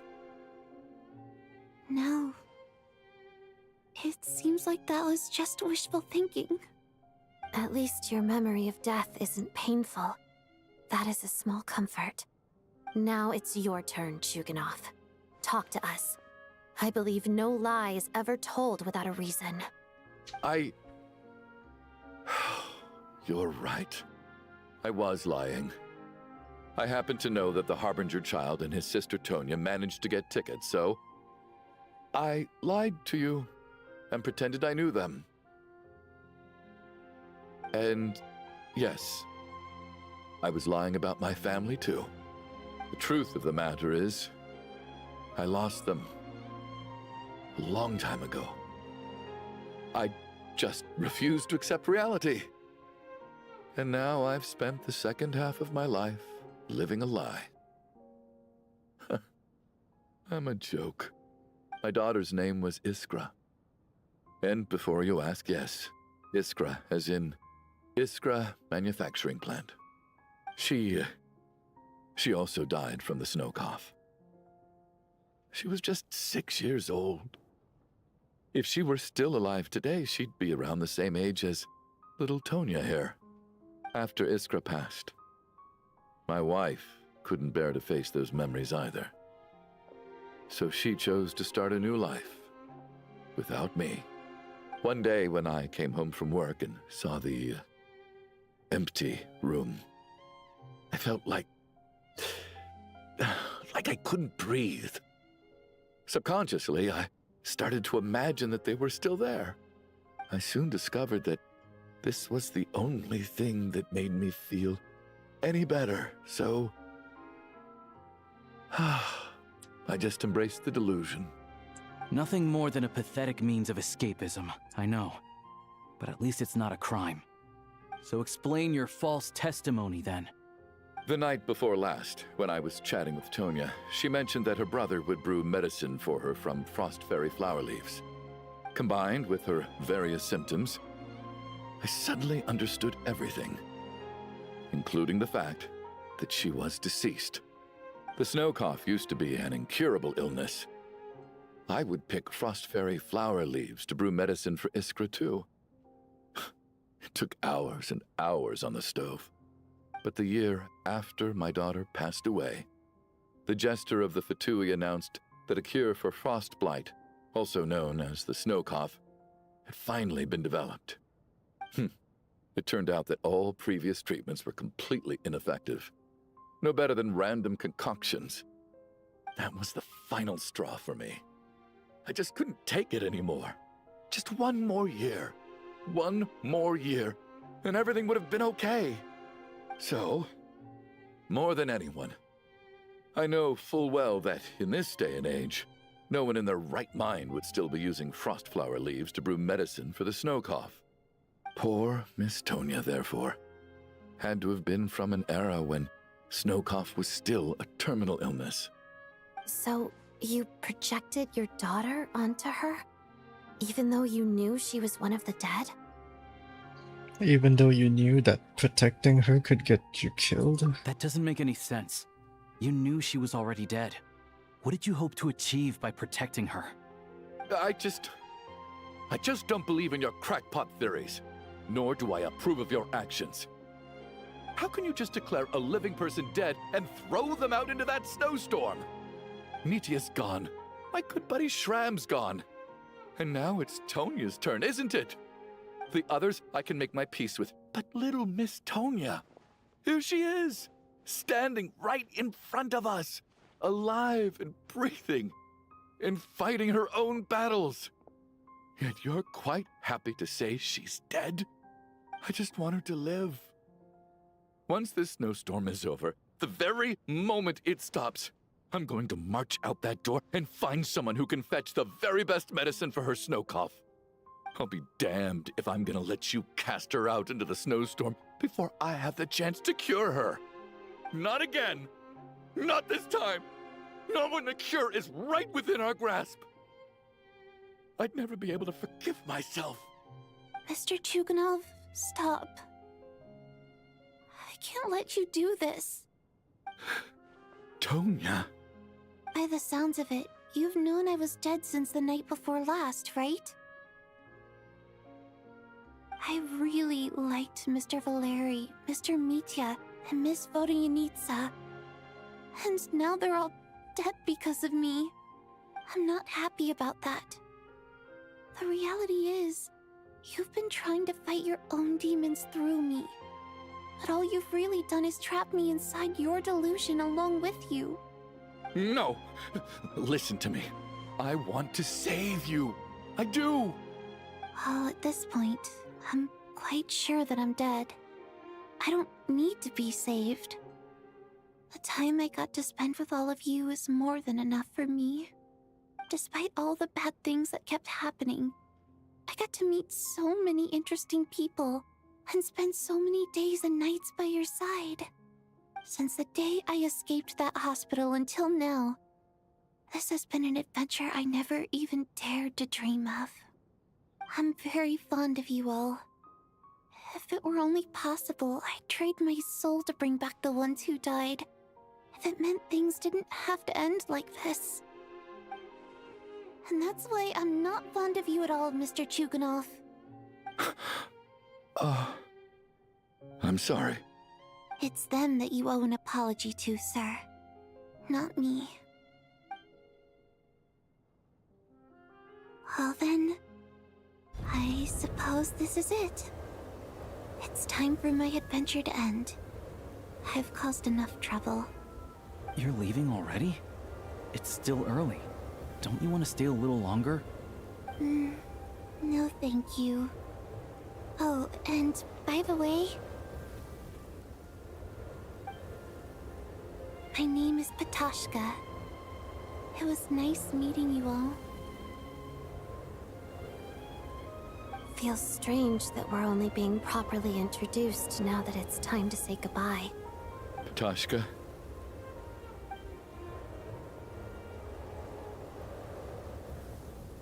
What are you doing, Chuganov? Are you crazy? Let me leave. I can't keep lying to myself anymore. In your dreams. Don't think you're getting off that easy when you had a hand in the deaths of so many people. The Fatui have honed quite an array of enhanced interrogation techniques since they were founded. Once we're out of here, Lelik will personally give you a taste of every last one. The snowstorm continues.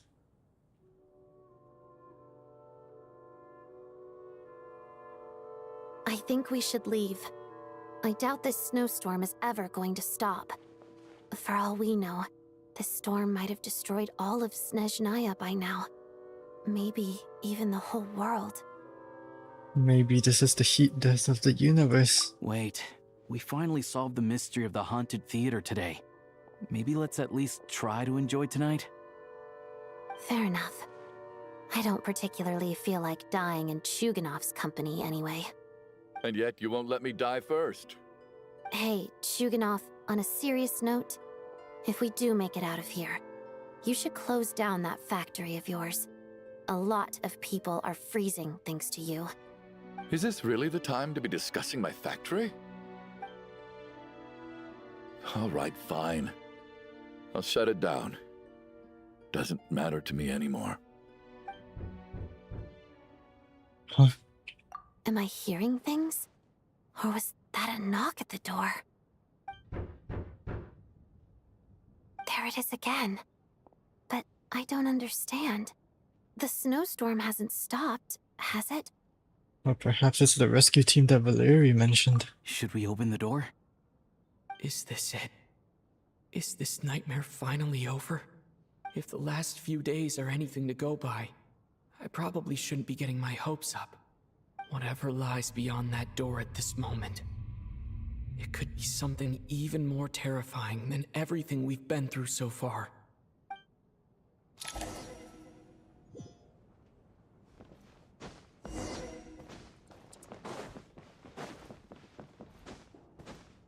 Come on. How long have I been streaming? 9 hours and 10 minutes.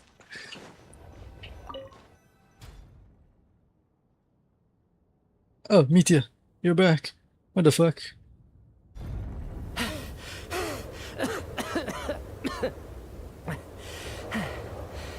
Hey everyone, I'm back. How are you doing? feeling any better? Much better, thanks. Whew, it is so good to have you guys here. I was a little worried that the theater would be empty by the time I got back. Let me see. Tonya and Vodyanitsa are missing, which means Vodyanitsa died last night. And then you discovered that Tonya was the other dead person. Am I right? Why's your fingertip red? Pitashka. First, tell us how you made it back here. Given the conditions outside, no one should be able to return alive. You're right.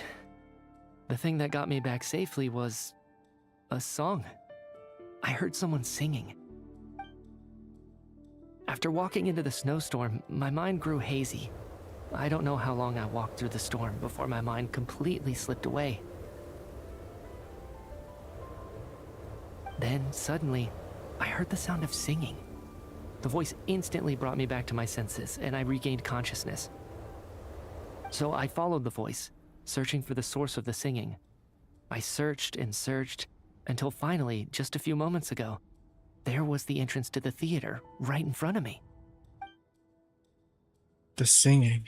I've actually never performed this song in the theater before, because it has more of a ceremonial purpose for our people. It's not meant for the stage.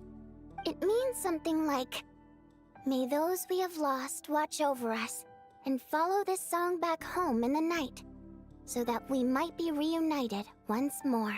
That must have been Vodyanitsa's Requiem. Who knew it actually worked? That song is meant to guide the souls of the dead. Mitya, that must mean that you... Huh. No kidding. Seemed like I guessed right then. This is what I've been so desperate to tell you about. When I first stepped out of the theater, I was still quite lucid. My memory of it is still pretty intact. I remember the outside world being completely different than what I'd expected. It was like this was a world where only the snowstorm existed. There wasn't a trace of any humans or buildings ever having been there. I don't know how else to describe it, except to say that it just didn't seem like the real world. And as for the Requiem, if I was guided here by Vodyanitsa's song, it can only mean that I must already be dead. And this is my soul, not my body. But I didn't experience a clear moment of death while I was out there. Nor do I feel any different now than before I walked into the snowstorm. You don't seem any different to me either. In fact, this is something I've been wondering about for a while now. If souls aren't physical, shouldn't they lack tangible form? Both Shram and Pitashka were clearly deceased, and yet their souls didn't look or feel like ghosts at all. They were visible, tangible, no different than you or me. This raises a truly terrible thought. Is that really what Mitya is suggesting?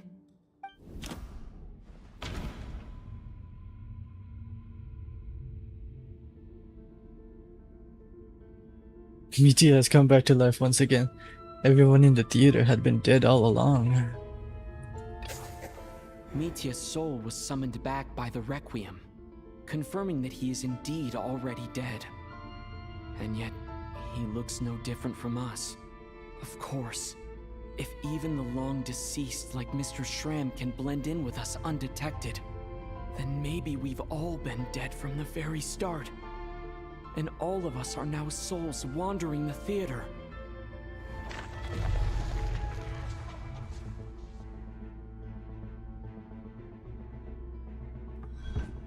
Yes. I think that this is probably the afterlife. What did you say?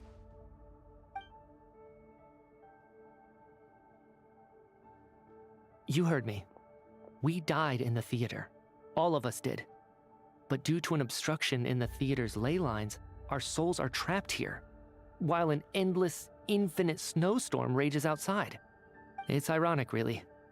All that time, we were working so hard to figure out who the deceased among us were. Among us. When the truth was, we were all deceased. The only difference being some of us died more recently than others. Do you remember that note, "Death is near"? Seems like we misunderstood what it meant after all. death was nearer than we wanted to think all along. The note simply meant that all of us were already dead. So all our attempts to survive, our search for the deceased, it was all for nothing? Hard to say. At the very least, we hoped 2 lost souls find clarity and go to where they belong. The presence of those 2 is probably what caused our souls to be drawn in by the ley lines. In which case, the deaths we've awoken to over the past few days were just souls returning to the ley lines for good. If what you're saying is true, doesn't that make us the lost souls now? Huh, no wonder. This afternoon, when I was moving Vodyanitsa's body, I noticed that the other bodies in the room hadn't decayed one bit after all these days. That's further proof that those aren't physical bodies at all, but merely our shells here in the afterlife. Am I really dead? This doesn't feel real to me at all. No, that's impossible. This cannot be how it all ends. I still find it hard to believe that all of us are dead. How exactly did we die in the real world? None of us have any memories of dying, right? Not even knowing how we died is preposterous. Good grief! Surely there has to be some reason. Exactly. It's hard to rest in peace when you don't even know how you died. It gave me lots to think about as I strode out into the snowstorm. I racked my brains trying to remember the cause of my death, the exact moment I died, the root of all of this, right up until my consciousness faded. Wait. Hold on. Right before I lost consciousness, I think I saw something. What was it? I can't remember. And I think I lost my notebook and pen. Mitya, your hand. Is that blood on your fingers? You just noticed? Huh? You're right. There's blood on the fingertips of my right hand. Looks like it's already dried. When did that happen? What the? I guess this was what I saw. I must have desperately drawn it in my own blood right before losing consciousness. What's wrong? Do you recognize the symbol?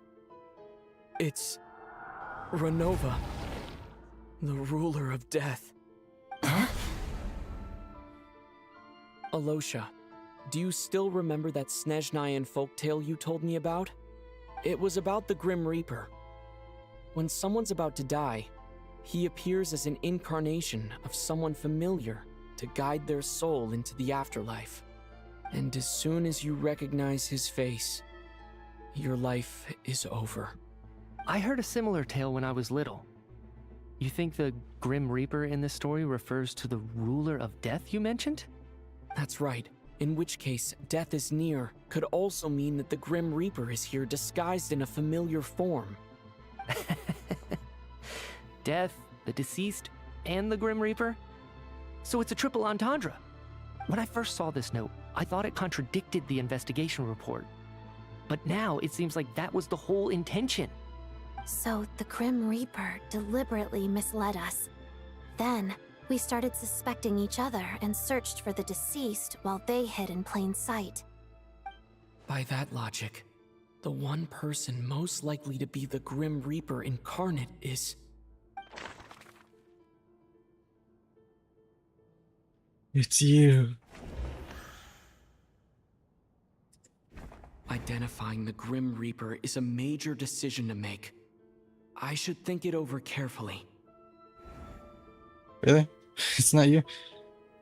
Then it's Alyosha. Because Alyosha hasn't been participating in much stuff at all.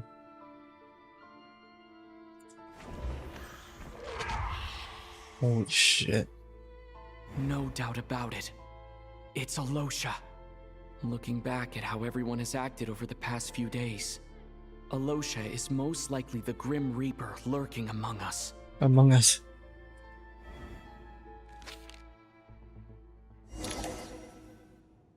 Is it you, Alosha? You were the first to discover the investigation report, and you had plenty of time to slip the note inside to mislead us. So? Surely you can't suspect me based on that alone. What if someone else found the investigation report first, slipped the note inside, and then put it back without telling anyone? There's no denying it. The note could easily have been slipped in much earlier than it was discovered. That's not all. I've also noticed that although on the surface, Valeri, Mitya, and sometimes I were the ones taking charge of the situation. Looking back now, even though you didn't say much, you were always subtly guiding everyone from the sidelines. What do you mean? You were the one who emphasized how dangerous it was outside and insisted we all stay here. It was also you who suggested that we all sleep in the same place. And earlier today, you tried to convince Patashka to stay. I don't understand why, but it was out of character. So, you didn't understand my intentions, and now you're assuming the worst. Seems pretty unreasonable if you ask me. He still won't admit it. Fine. Let's see how he responds to the most damning evidence of all. The biggest question I have right now is, if the Grim Reaper is impersonating Alosha, then where's the real Alosha? When did they switch?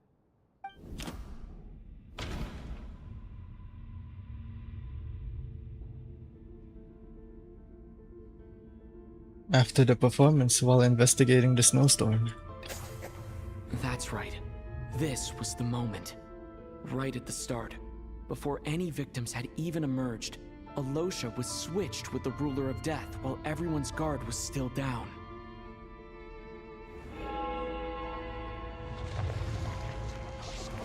Holy shit.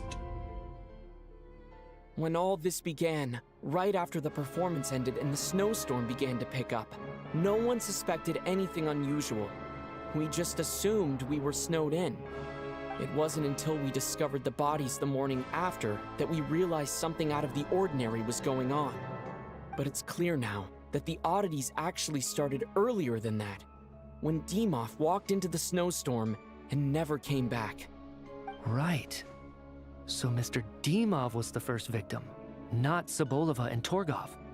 And if we pinpoint that moment as the beginning of this incident, then one thing becomes clear.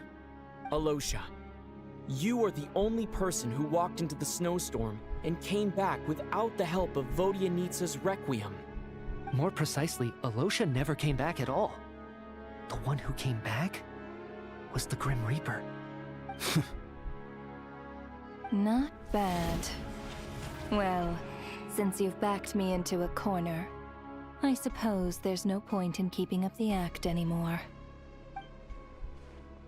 Alosha? You're the Grim Reaper?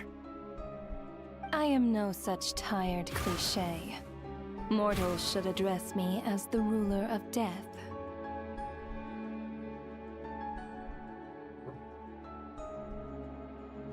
Before being wiped out for good, you identified the two deceased, and even sensed my presence. A commendable achievement. Far beyond what I expected. I heard you can ferry souls.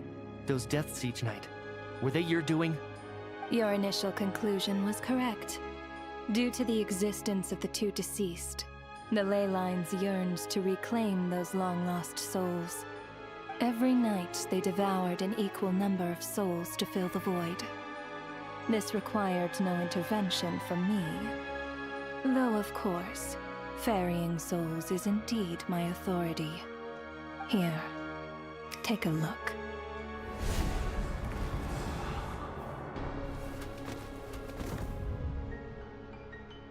Odette? What are you doing? That takes care of today's too. Don't get so worked up. You are already dead, and your souls must return to the ley lines. I know we're already dead.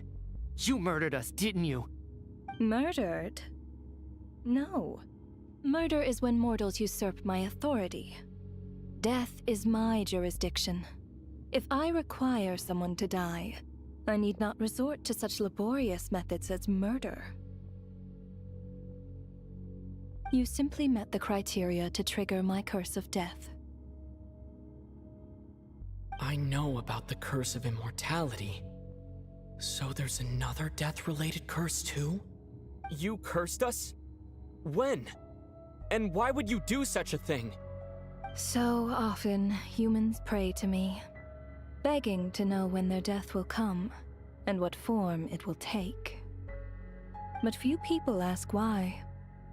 If you must have an answer, know that death comes simply because one's time has come. So you're not gonna tell us the truth? Hold your tongue. By all rights, you shouldn't even be allowed to speak with me. Those angels from the past are to blame for the reckless renovation of the ley lines here. It's made my work on this occasion infuriatingly complicated. Work? So trapping us here, making us watch our friends die, that's just another day at work for you? You clearly have a lot of questions. Fine. As a reward for your remarkable accomplishments over the past few days, I shall answer a few of your inquiries, provided they aren't too unreasonable. After the physical body dies, the soul must return to the ley lines for that person's death to be considered complete. My work encompasses the entire process of death, including, naturally, the guiding of souls into the ley lines, with which you are now so familiar. You must also be rather familiar with Natlan's Night Kingdom, I presume? It was I who supported the creation of the Night Kingdom. It provided a convenient means of guiding the souls of Natlan. Here, too, the ley lines connected to the theater underwent some modifications. The angels hoped to make them capable of accommodating the souls of some special creations. But this actually hindered their ability to accept ordinary souls to some degree. This effect manifested itself after you died from the curse in the theater, leaving you stranded in the afterlife, unable to achieve a complete death. But if souls who die from the curse of death fail to return to the ley lines within a short window of time, they will miss their chance for good. Then, they will remain forever suspended between life and death, no longer subject to the authorities of either. So if you don't resolve this matter soon, and see all our souls return to the ley lines before long, we'll escape your control. Mitya is sharp. This must be what Renova was worried might happen, and the reason she got involved to begin with. But if you have the authority to guide souls, why didn't you just show yourself and get it over with? Why hide among us in the form Among of a Us. Losha? You seek to understand the mind of a god. Very well. I'll tell you. This is a theater, and I decided I wanted to watch a show about death. That's why I encouraged you to take the events to the stage. I found myself getting quite immersed. I suppose the entertainment you provided makes up for all the trouble you've caused me by being so defiant in the face of death. There. Are you happy with my answer? Can't say I am. Really? But it fits the stereotypes you humans have about gods. Just moments ago, you were complaining about how infuriatingly complicated your work here has been. Work is work, I get it. There are times when it's a huge pain, but you just have to get it done, right? That's a rather unique perspective for a human. You are in fact correct. There is a pain point in this case. Due to the obstruction in the theater's ley lines, there is a hard limit on the number of souls they can receive each day, making it impossible for me to ferry all your souls at once. Revealing my identity too soon would inevitably have led to futile resistance, and there was a risk that any souls who chose to run would disappear. Then there was the issue of the 2 lost souls you called the deceased. The way you resolved that quandary was all part of my design.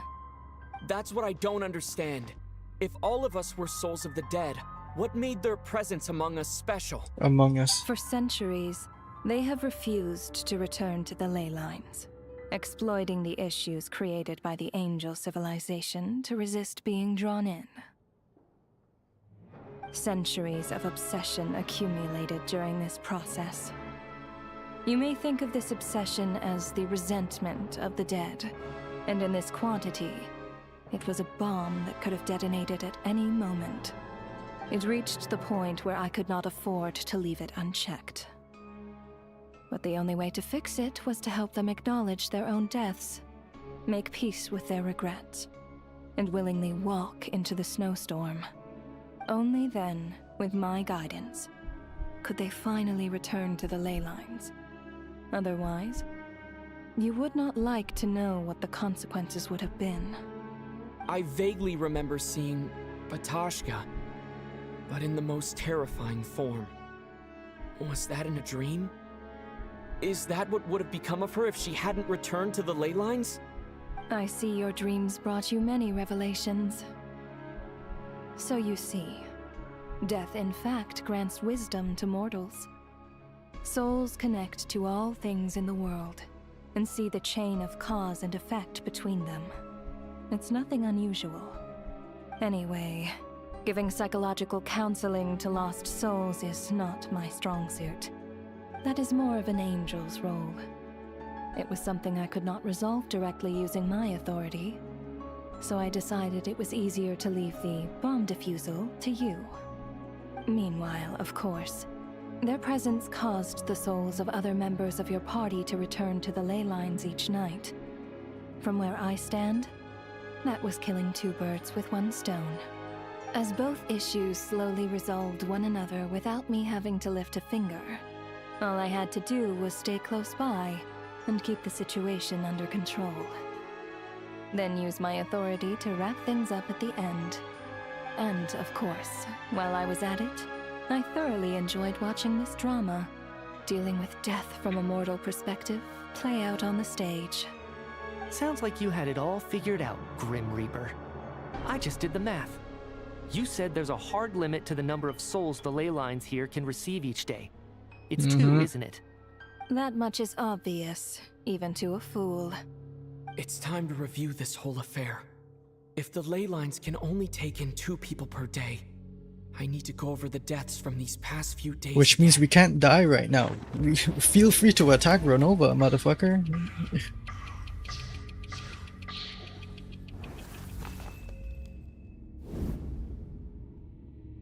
Looking back now, none of us had the faintest idea at the time.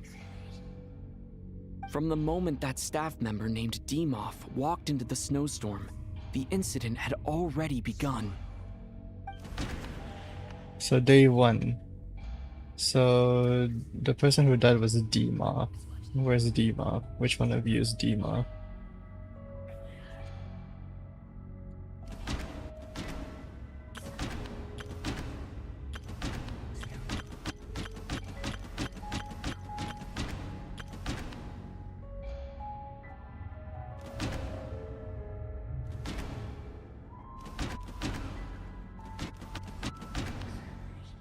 So technically after Demoff, the first person who died was Alyosha, right? Because that's Alyosha's spot was taken by Renova, so Alyosha was the first person who died. Alyosha was the second to walk into the snowstorm after Demoff to investigate. During this process, the ruler of death assumed his identity, making him one of the victims.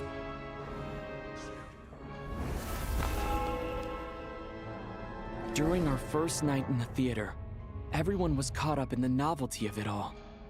No one could have expected there would be victims the very next morning. Despite all the confusion, and with the help of hindsight, we finally began to realize that something was amiss with the snowstorm. It was these two, Torgov and Soboleva. The ley lines devoured Torgov and Soboleva on the first night. At the time, we thought this might be a murder case connected to Lelik.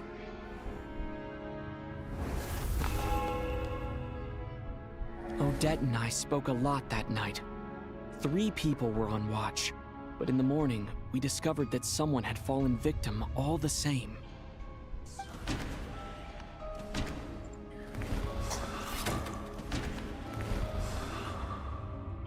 The deaths of Kulish and Rampana caused everyone to stop suspecting Lelik. Unexplainable phenomena occurred one after another, leading Mitya to suspect that we were caught up in a supernatural event. Mitia's the fucking goat, bro. Holy shit.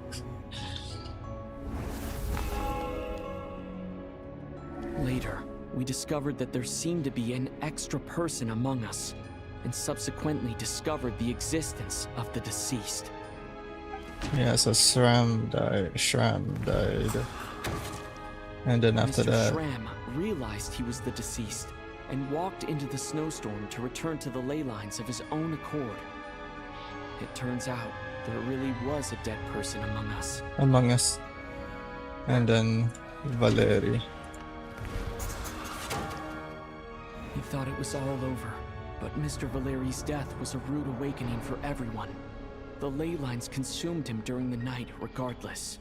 A lot happened today. Mr. Valeri's death led us to discover the connection between the number of deceased and the number of victims during the night. Which wasn't the case. The fact that there was more than one deceased seemed to bring us back to square one. Odette revealed some information she had been keeping to herself.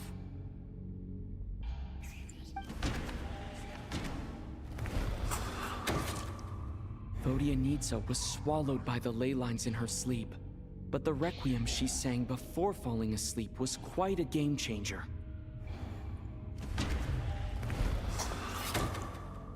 As it happened, Ptashka filled the void left by Mitia's return from the ley lines by walking into the snowstorm this morning. The girl I thought was child sister Tonya turned out to be another of the theater's deceased. Come to think of it, Ptashka was about to walk into the snowstorm at that time, and Renova, unaware that Mitia would return, was concerned that her soul would overflow from the ley lines. That's why she used Alosha's voice to try and persuade her to stay behind. Looking back, I suppose that was an early slip-up on her part.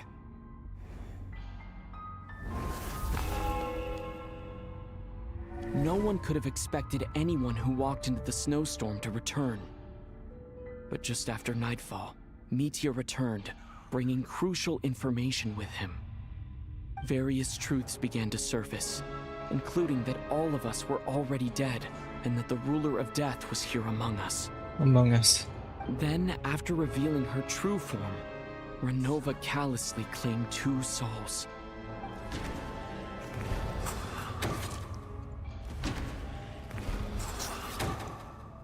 In fact, everyone was already dead by the time we took the photo. And in the days since, we've experienced many more partings in the afterlife. Now, only Mitia and I remain. And the true culprit behind everything still stands before us. In Mitia's eyes, I see the same anger and frustration that I feel.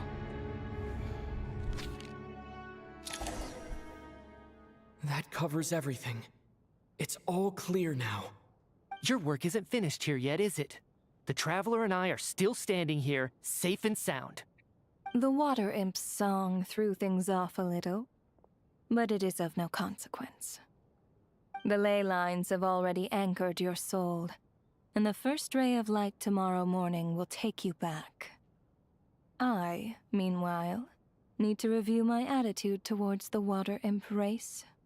So the reunion in the night that Vodyanitsa mentioned, I suppose that was never meant to be a permanent reunion. That just leaves you, Traveler. My power only allows me to temporarily separate your soul from your body. The ley lines of Tevat would not accept you, and your soul is firmly anchored to your body by your will. For a descender like you, who is not bound by Tevat's rules, your death can only be brought through the most violent of means, such as directly destroying either your body or soul. Thanks for letting me know that at least I can still be saved. I have no interest in involving myself with Descenders. For now. Although, this may change if Asmodee remains missing, or you insist on interfering with our affairs. One last question then. All our struggles and sacrifices here, they were meaningless from the very beginning, weren't they? Death abides no reason. Besides, What you call sacrifice is merely a concept created by humanity. To me, it is nothing more than a self-indulgent charade in the face of death.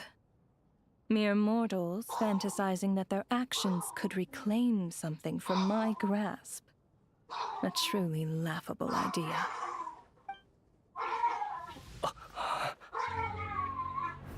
Grim Reaper, you really know how to get on my nerves. I'm not here to ingratiate myself with you. I kill merely because your deaths are necessary. Oh, you've made that quite clear. But humans don't take well to being scorned. Not even by the gods.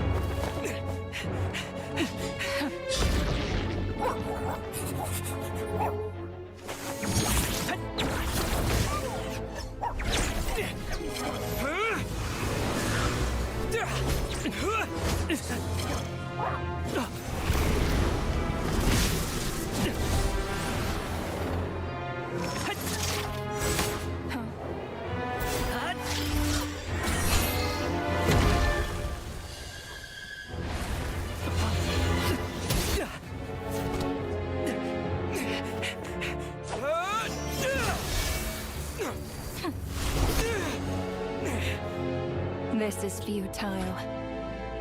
You must know that you are powerless against me in my own domain. I suggest that you save your strength. For what? Maybe we can't change it. But if nothing else, we can at least teach you to have some respect for the dead. Audacious.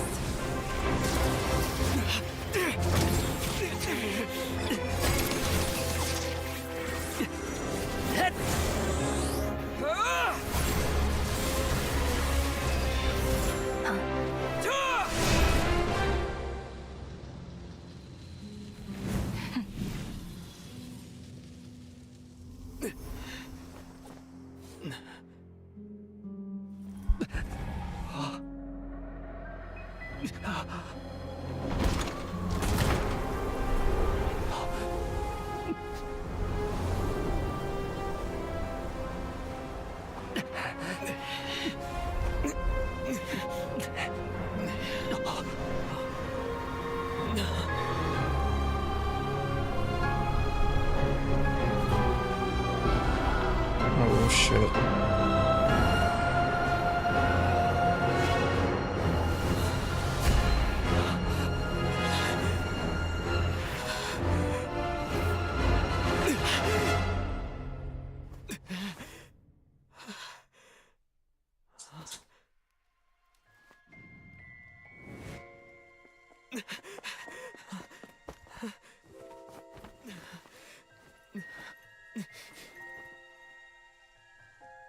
Oh, she's alive.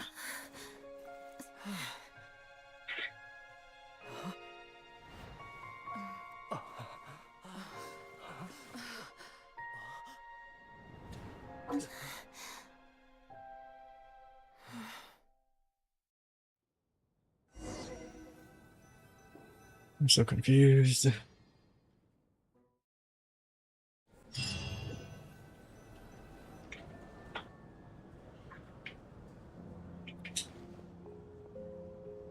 How are you holding up, Odette? What happened to me? We How died. much do you remember? What do you mean? Is the performance over? I can't seem to recall what happened. Has Odette already forgotten?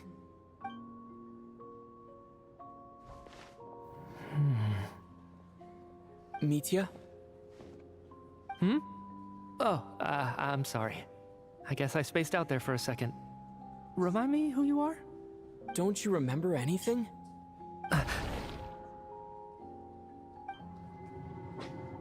Yeah, I remember now, comrade. Looks like we guessed right. Just like me when Odette found me at the Armory Palace, for some reason, everyone killed by the Ruler of Death eventually came back to life. Just with one catch. They forgot what happened while they were dead. Odette and the others have already forgotten everything. Why were you able to remember this time? Could this be the reason? You said this is the ruler of death's symbol, right? There's nothing there. I don't see anything there. You don't? Huh. Okay, I guess that makes sense. I carved this into my hand in the afterlife, so it's not visible in the physical world. Does that mean I carved this symbol into my soul? What an unsettling thought. Still, at least I get to remember what happened. I suppose it's a blessing in disguise. What about you, though? The ruler of death mentioned that you're a descender? Is that why you can remember? A full explanation would get complicated very quickly. But that's essentially it. Well then, now that it's all over, let's figure out what we've learned. The first thing I notice is that everything here is precisely as we left it, right before our deaths. This confirms that time passes differently in the afterlife than in the real world. They say that right before death, time slows down, and your whole life flashes before your eyes. That must be how you know you have one foot in the afterlife by that point. Anyway, clearly the few days we spend in the afterlife probably only amounted to a few short minutes in the real world. This also aligns with previous reports of widespread temporary memory loss among the Armory Palace personnel. Now it seems likely that those were all brief deaths caused by the Grim Reaper's so-called curse of death. Renova has just been going around just fucking killing everyone. Like, what the fuck? Holy shit. Renova just went around like, yeah, let me kill you, but not. Wait, so I'm confused. So why did she kill us? Okay, you know what? I'm gonna take a break. We will finish this quest. I'm sure we're almost done. We will be right back, okay?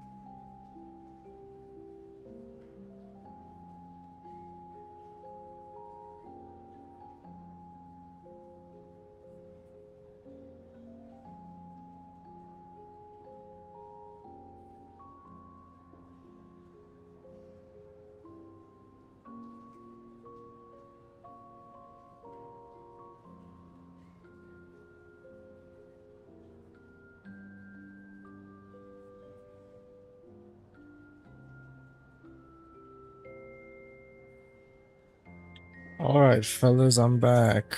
Yay. Sorry, I was gone for a while.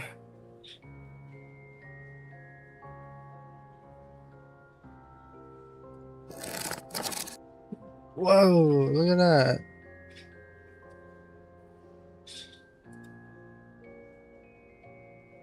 Okay, let's get comfortable, because we probably still have a ways to go.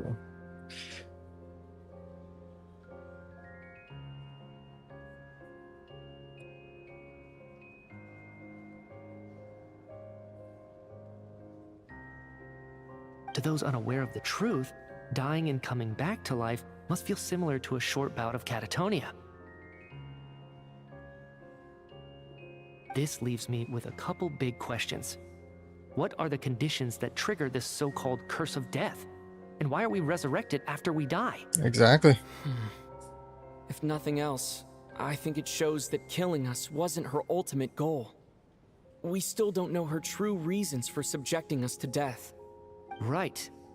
This time only got complicated because of the situation with the theater's ley lines. That's why she had to approach it differently. If the previous incidents of amnesia among the researchers are anything to go by, killing us is usually a pretty routine matter.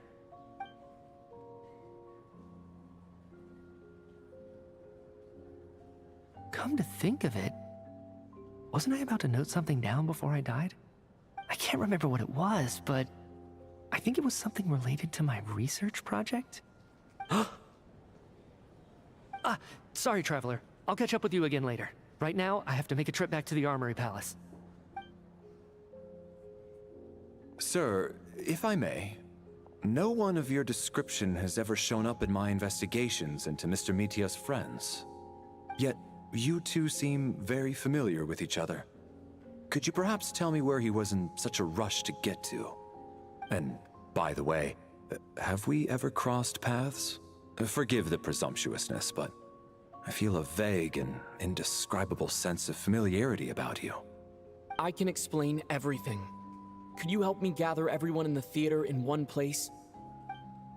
Everyone gathers on stage once again, but this time you do so in the real world without everything outside being devoured by a snowstorm.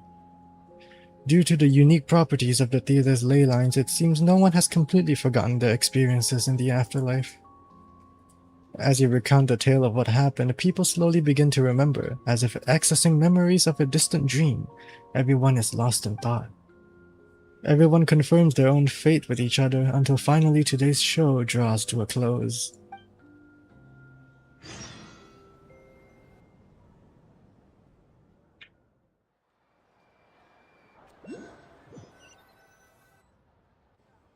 So Chuganov really is going to shut down the factory. I guess this theater incident actually did us some good after all. So, you said I promised to take you to the Armory Palace while we were in the afterlife, yes? I believe you. I think I even have a vague memory of it. I want to go back and check on Paimon first. Agreed. Let's check in on her first. The whole reason for our trip to the Armory Palace anyway is to figure out what's going on with her health.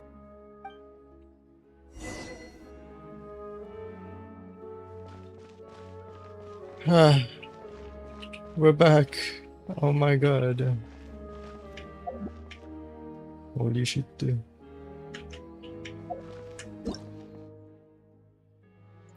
My god.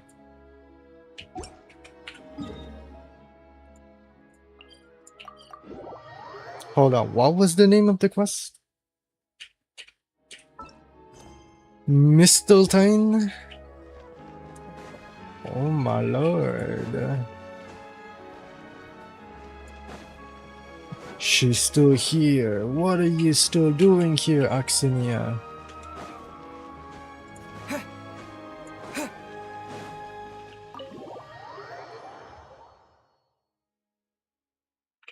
My mic is working, right? Hello, hello, mic test.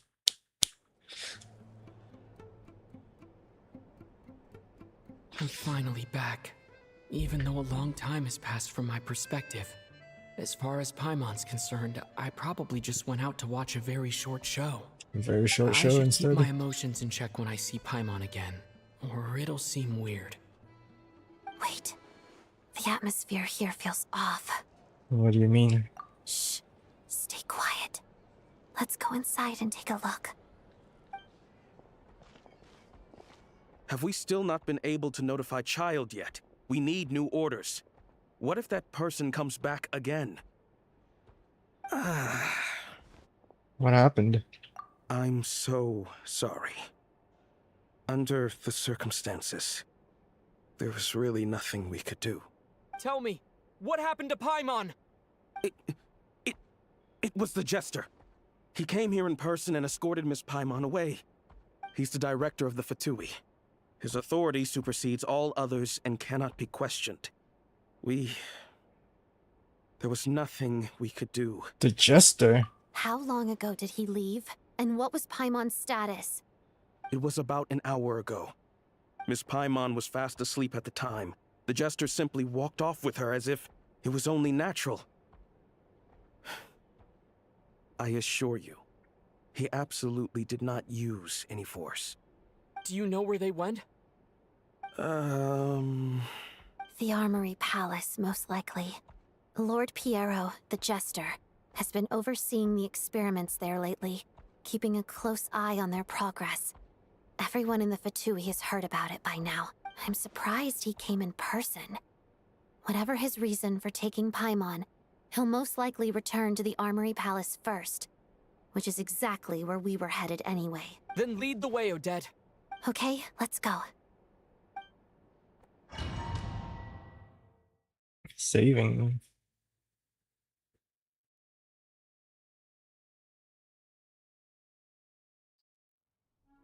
It's just up ahead. Quick, let's get inside. No, I'll go alone. You know I'm planning to force my way in. You're with the Fatui, so you should stay outside.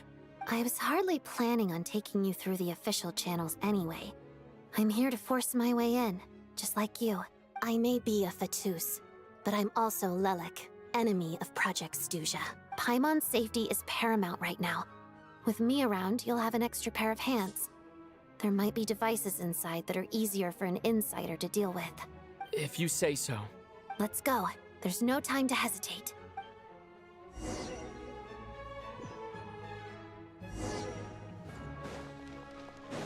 Oh, my Odette got replaced with a trial one, which is fine. She's level 90. What the fuck is that crit rate? Her signature only gives 22.1 crit rate. She is C3. Like, oh my god, that res shred is insane. Triple crowned.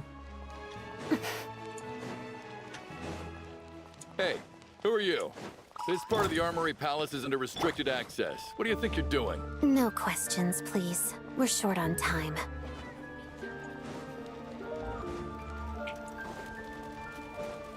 See you guys. I spell your doom. A tricky one.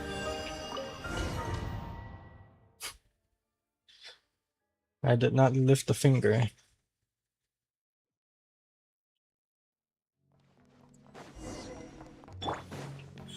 Right here. Do you have a pass?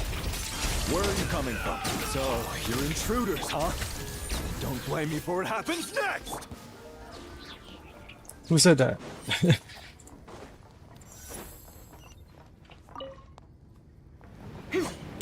The Armory Palace is hidden this deep in?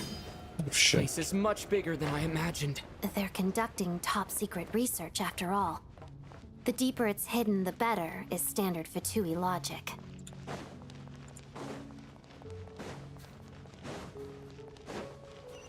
The style doesn't really look like the Fatui's handiwork, though. They must have requisitioned some structures from a past civilization. It also serves as a bit of a disguise.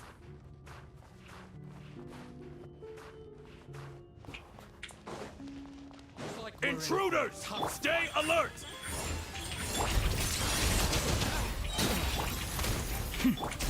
Cryostorm!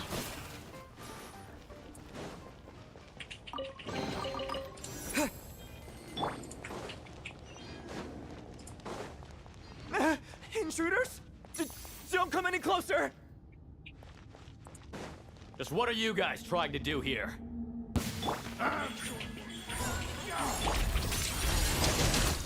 Mission. Bullseye! Score! And kill!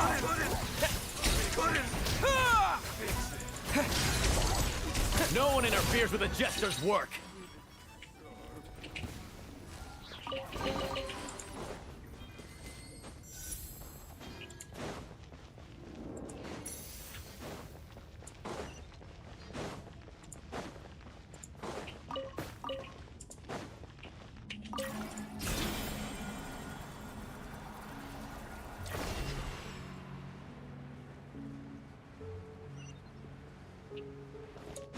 Well, this place looks ominous. Looks like no one's guarding this place. There's something off about that decoration over there. Look out! Let's deal with these before we move on.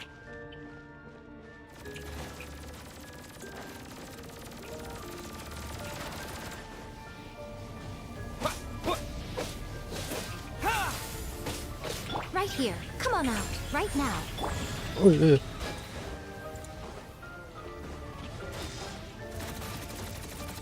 Together.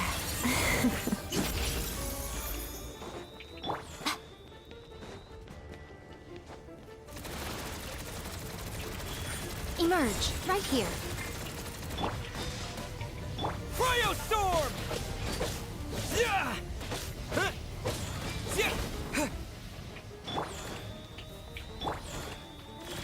Right now. Right here. Shadow me.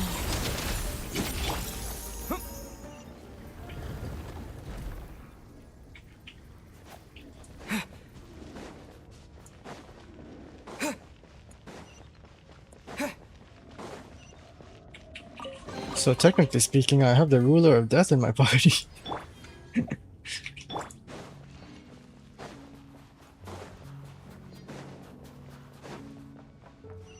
Playable Renova, technically. The researchers here probably don't know that we're uninvited guests. Let's try not to hurt them. What's the big star from the theater doing here? That's Miss Odette. She's a member of the Fatui. Don't tell me you didn't know that.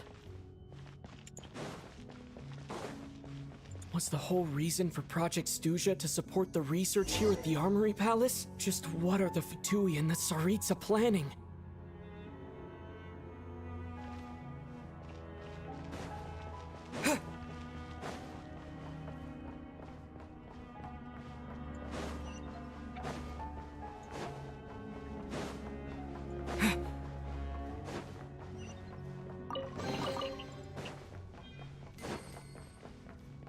Whoa!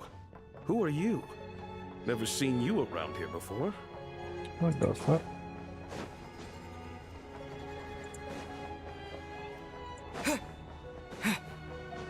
Looks like there's no way through here. Maybe using the power of this prism could help?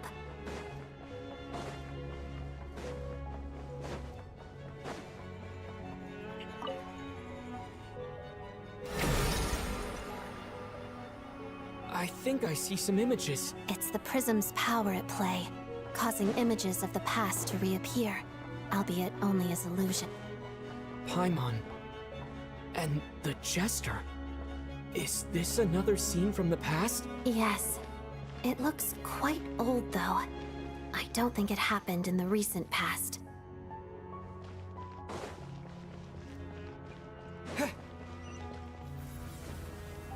What's going on here? What happened? The source seems to be the Armory Palace. They must have started some large-scale experiment. Wait, what if this has something to do with Paimon? We need to hurry!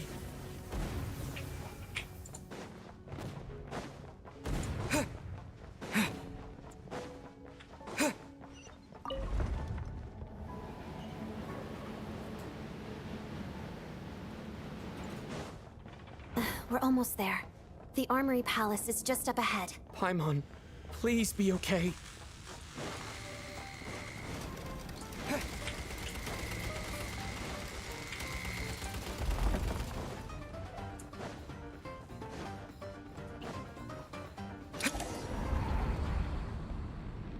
What's going on? Wait, I remember this feeling. It's the curse of death. No, no, not now. Why is the curse of death striking again already?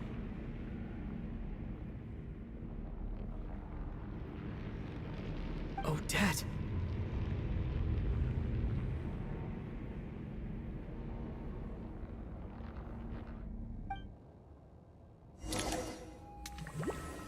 Into another dream. Is this the afterlife again? I need to find a way back to reality. Is that Odette's core Ignis? Could that be what just woke me up?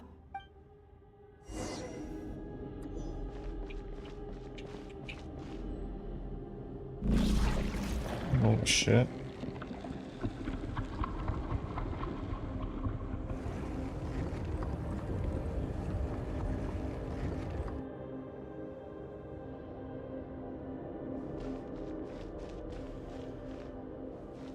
Oh my god. How does this look like with the NVIDIA filters? Holy shit. This place looks fucking amazing. I don't know if you guys can see this on stream, but... Oh my god.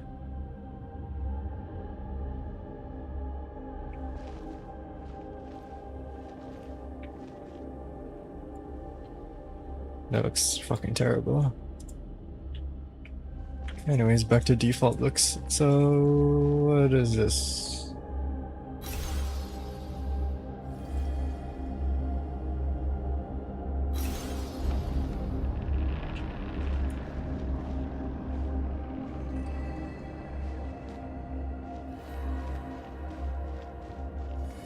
Giving me vibes of the 2.8 Golden Apple Archipelago again.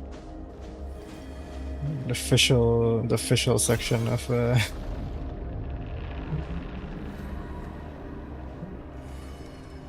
official part of the castle.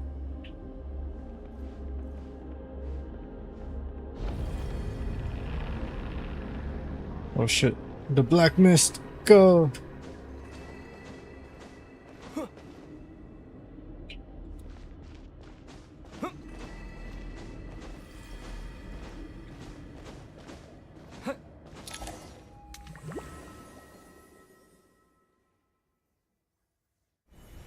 Odette? Odette! No signs of life.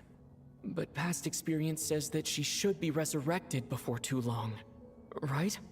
Did Odette intentionally use her core Ignis to guide my soul? I feel like something similar happened in a dream I had before. Thank you, Odette. If not for you, my soul wouldn't have found its way back to my body so quickly. And I might not have woken up so soon. But I'm sorry. I don't have time to protect you. I have to use the time you bought me to get Paimon back.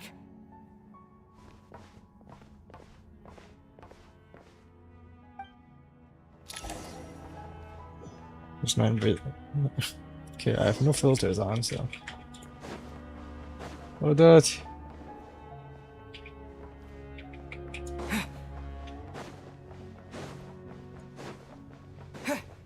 Sure enough, everyone here has been affected by the curse of death. Paimon! Paimon! No, wait.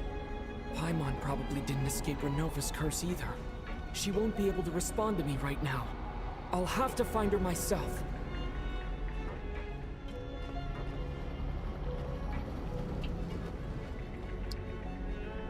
Is that Mitya?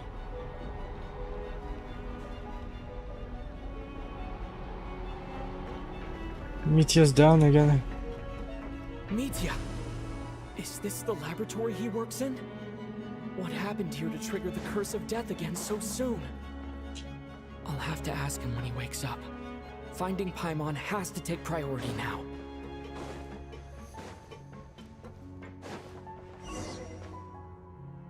Found her! Paimon really is here! Paimon!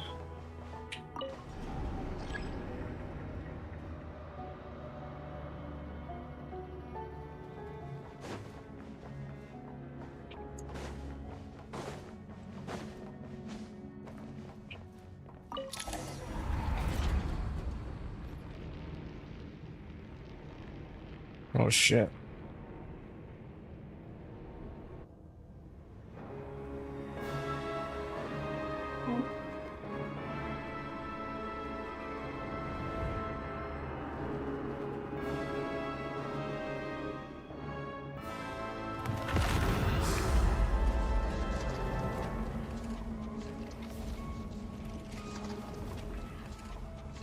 You don't learn, do you? Holy shit. That intro was fucking insane. You've Renova. already been involved in one mass death, and now you show up at the scene of another.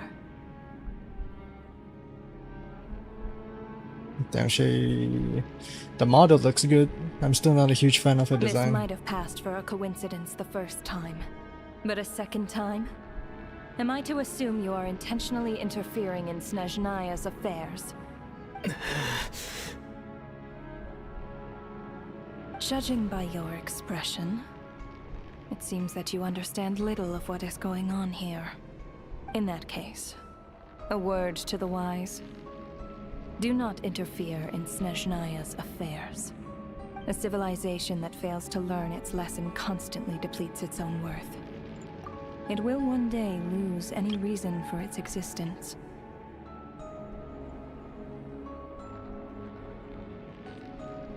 Yeah, with the NVIDIA filters, it looks so fucking good. And as a descender, you are perfectly suited to be the lifeline to which a dying civilization might desperately cling.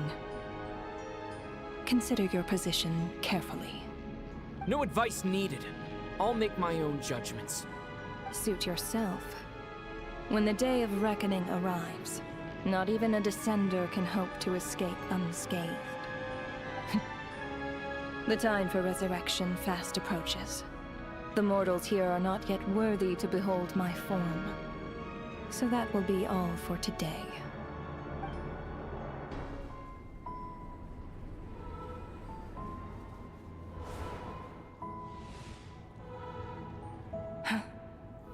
That thing is coming with me.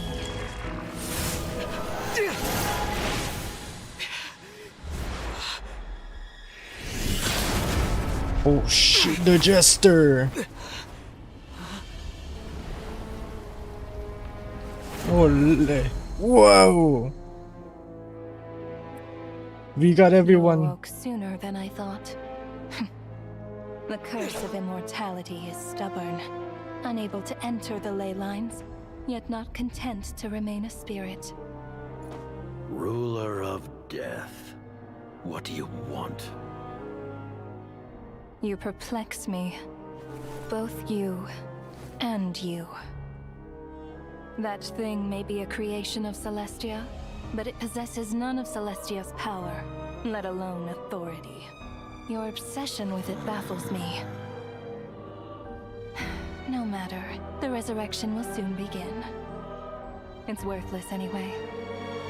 I'll reclaim it next time.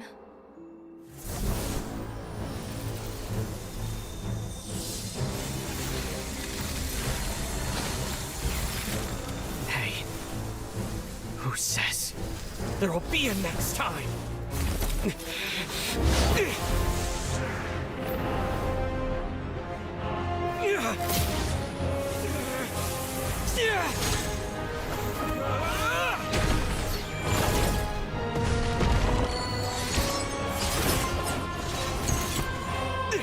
Holy shit. Bro's using all the elements.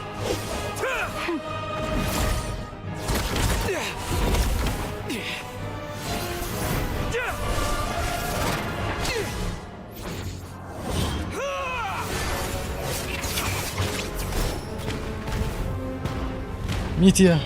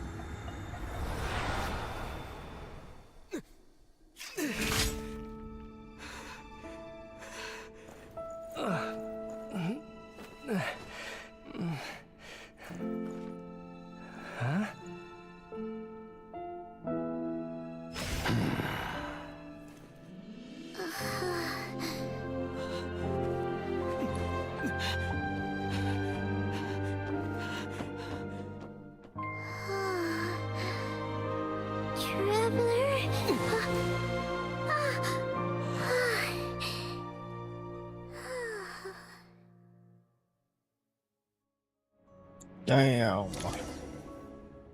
I missed you, Paimon. So it's confirmed. We haven't even been apart for that long, have we? Paimon is part of It Celestia. was different this time.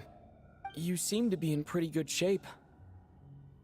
Yeah, Paimon's back in tip-top condition. It's the weirdest thing.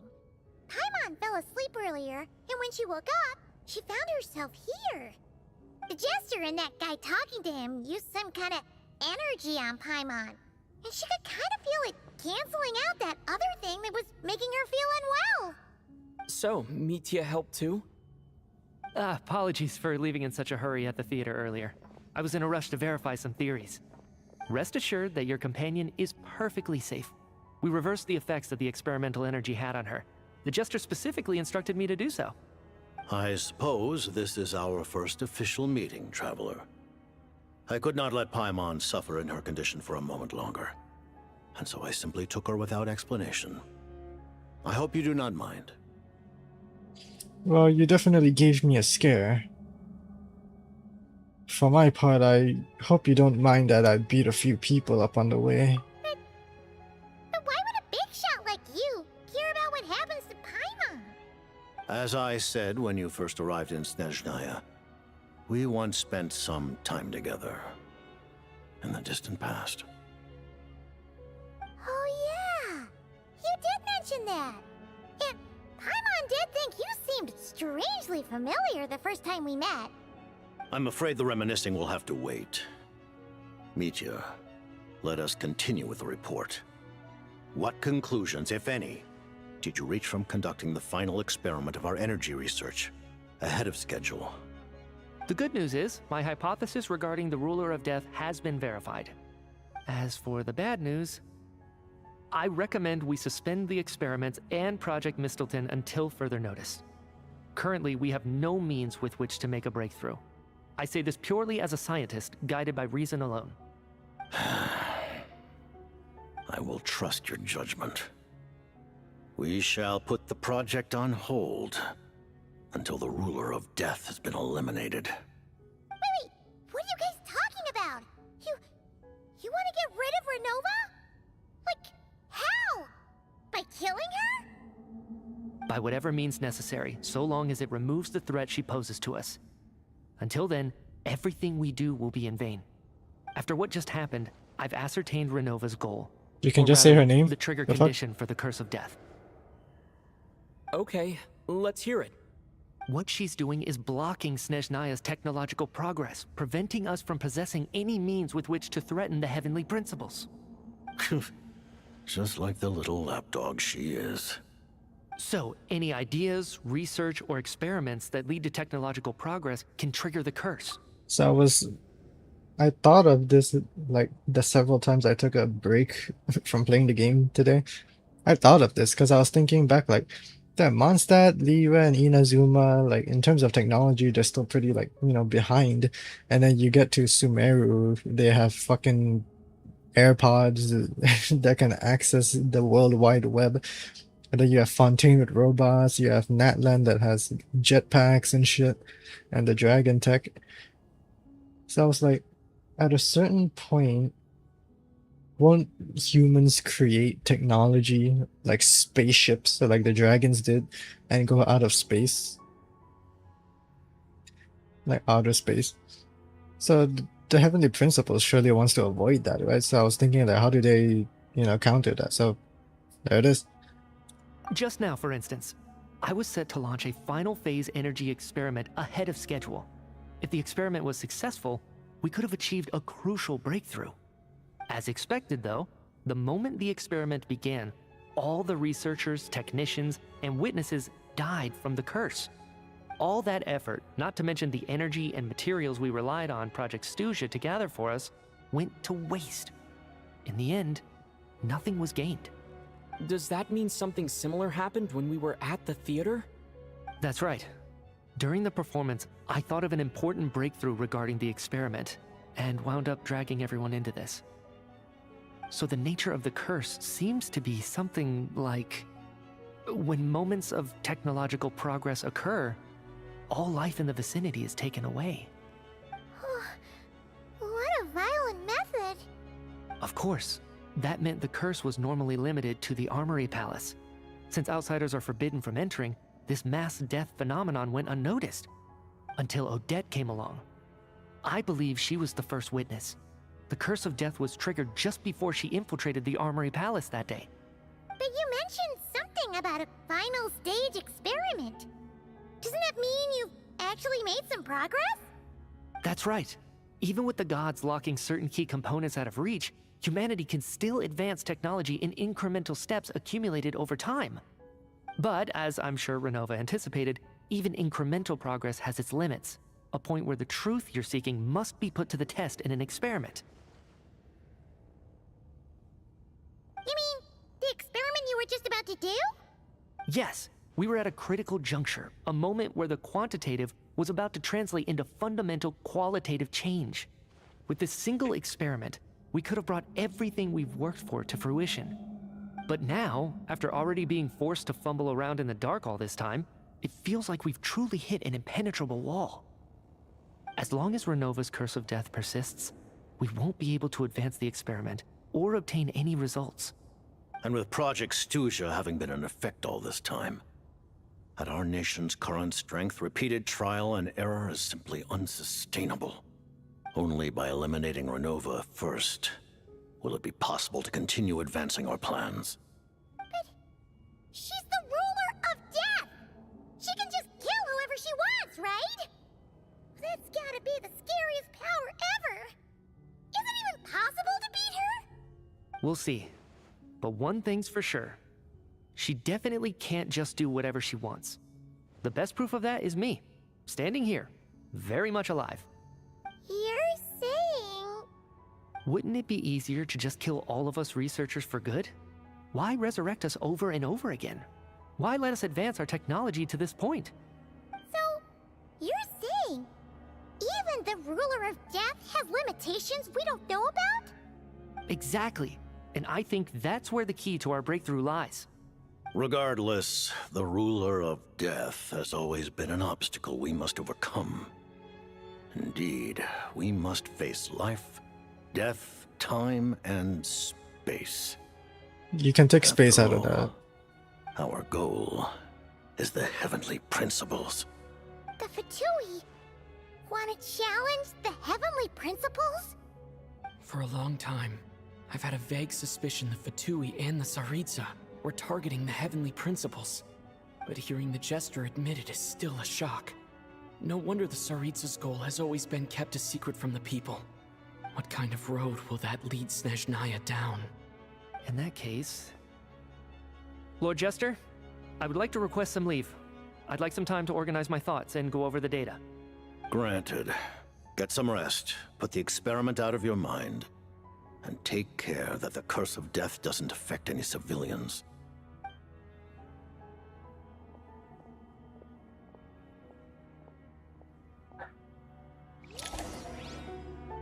Interesting. Holy Jester. Look at him.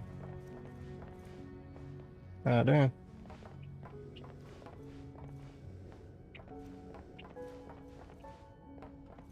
No vision, no stellar linchpins. Yeah, you're not getting. You're not being playable. While there is yet time, allow me to offer you my hospitality, honored guest of SNEZHNAYA. Is there anything you wish to know? About Project Mistleton. I remember hearing the term Mistleton from Columbina. Yeah! Paimon wanted to ask about that when the name came up just now. What is it? Paimon's heard of Project SNEZHNAYA, but not this one. As you know, Project SNEZHNAYA is a series of measures enacted to consolidate our nation's resources, the greater purpose of which is to serve Project Mistleton. Many of the things you have encountered thus far are essentially for the advancement of that project. This includes the Kuvaki Experimental Design Bureau in Notrai. Researching Kuvaki was merely a facade. Its core objective was to use local resources and research findings to build Mistleton itself. And that's a weapon built for the final battle against the Heavenly Principles, isn't it? Huh? How did you know that? I was given some intel, and I made some deductions. Wait. You must mean that thing over there. Oh, Paimon's gotta take a closer look at this thing. Especially after you guys sent so many people to Notrai to work on it. Kuvaki alone will not break through Celestia's defenses, let alone challenge the Heavenly Principles.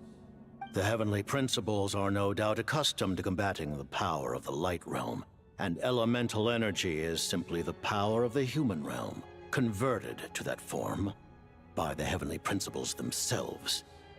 Any attempt to use this power against its creator would be a futile endeavor. For now, therefore, we have set our sights on the form of energy associated with the Third Descender and the stellar linchpins.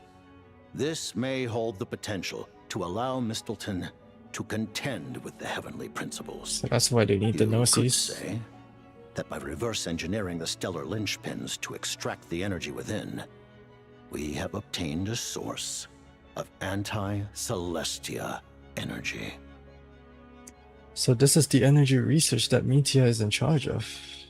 I never imagined it was such a major project. Kuvaki Experimental Design Bureau, Project Stusia, and the new energy experiments. Huh. So, Project Mistleton is what ties it all together. And it looks like your plan is almost complete. No wonder the Ruler of Death came after you. About the Tsaritsa of SNEZHNAYA. Her Majesty the Tsaritsa has embarked upon an expedition to vanquish a monster. Were it not for this, I imagine she would have been delighted to grant you an audience. Seems like the powers that be in SNEZHNAYA don't intend to hold my past conflicts with the Fatui against me. The Harbingers have been granted significant autonomy in retrieving the Gnosis. But by the same token, they do not completely represent SNEZHNAYA's official stance. You read my mind. Speaking of the Gnosis, Paimon's been dying to ask this question since forever. Why exactly does the Tsaritsa want to collect them? It's her lover. Something to do with the fight against the Heavenly Principles? The Gnosis will undoubtedly serve as a key bargaining chip when she confronts the Heavenly Principles. Beyond that, you had best ask the Tsaritsa herself. I am not sure if this information is mine to disclose. What do you mean, not sure? Don't you make the rules? You're the highest-ranking Harbinger! Ugh, never mind. Taking on the Heavenly Principles is something most people wouldn't even entertain in their wildest fantasies. Why is the Tsaritsa so fixated on this? Intervat today, civilization is nothing but an illusion. Something whose very existence can be negated at any moment. Our civilization may very well be destroyed in the struggle, but as things stand, the Heavenly Principles could choose to negate our existence on a passing whim. And we must not sit back and accept that fate.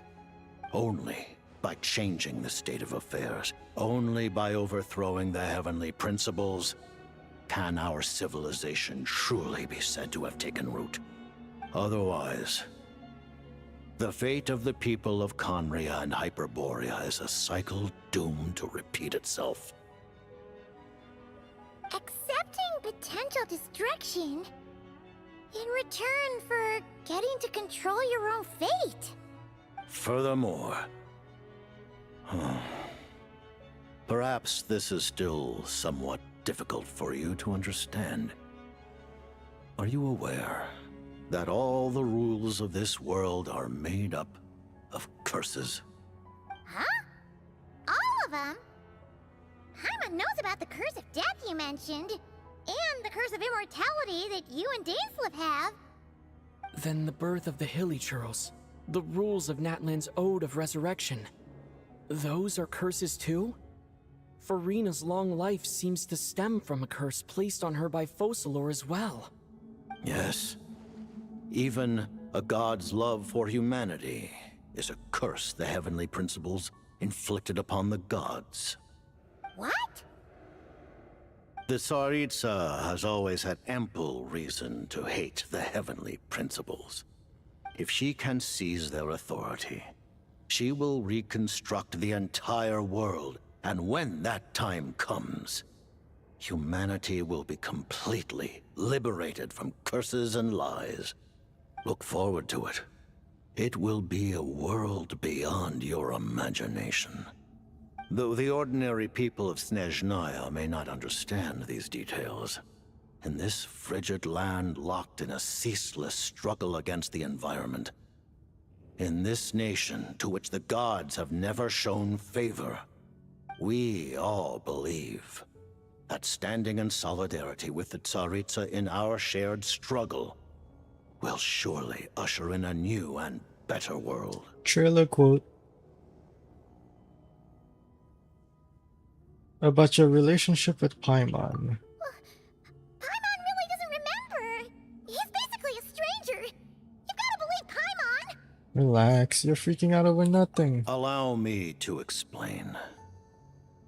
The reason Paimon reacted to the anti-Celestia energy developed by the Armory Palace is because she comes from Celestia herself. More specifically, she is one of its creations. Paimon? Holy lord, drop it. A creation of Celestia? Oh, right. I was blinded by anger earlier, but thinking back on it, Renova also said that Paimon is a creation of Celestia. But she lacks Celestia's power or authority. As you know, the lunar fragments in Nodcry were pulled down from the sky using Fatui technology. But the first application of this technology was in Conria over 500 years ago. Damn. I used this technology upon the heavens, and the response I received was none other than Paimon descending from Celestia. I presented her to the Vinster King, but he took no interest in this gift, nor did it satisfy him. Paimon then took up temporary residence in my palace until, of course, the arrival of the Cataclysm. Paimon got yoinked from the fucking sky? I'm confused.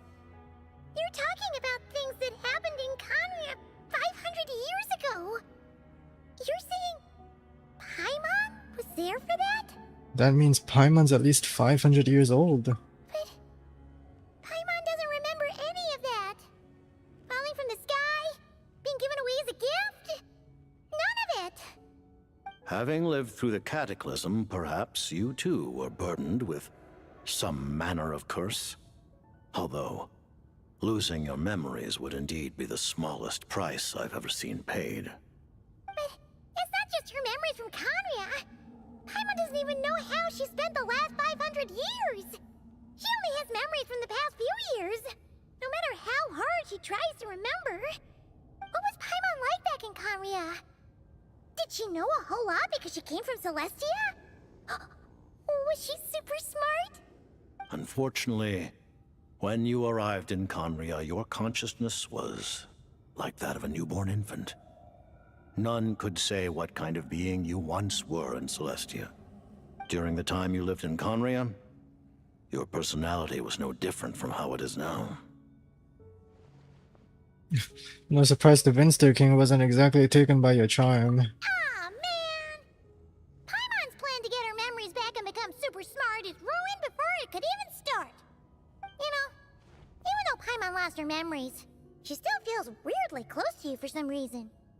That must mean you took pretty good care of Paimon back then, huh? On the contrary, I completely ignored your existence.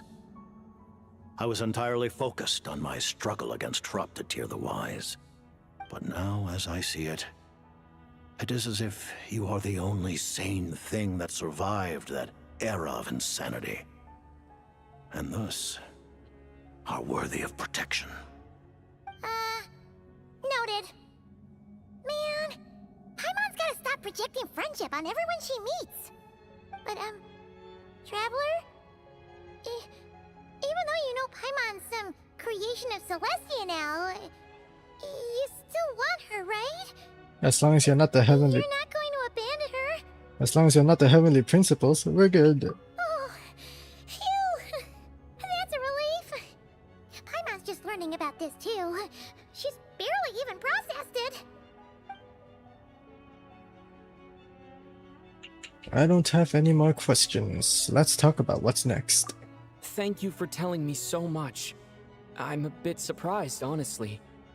I didn't expect you to be quite so transparent with me. Given the circumstances, the Fatui need not hide anything from our allies. Allies?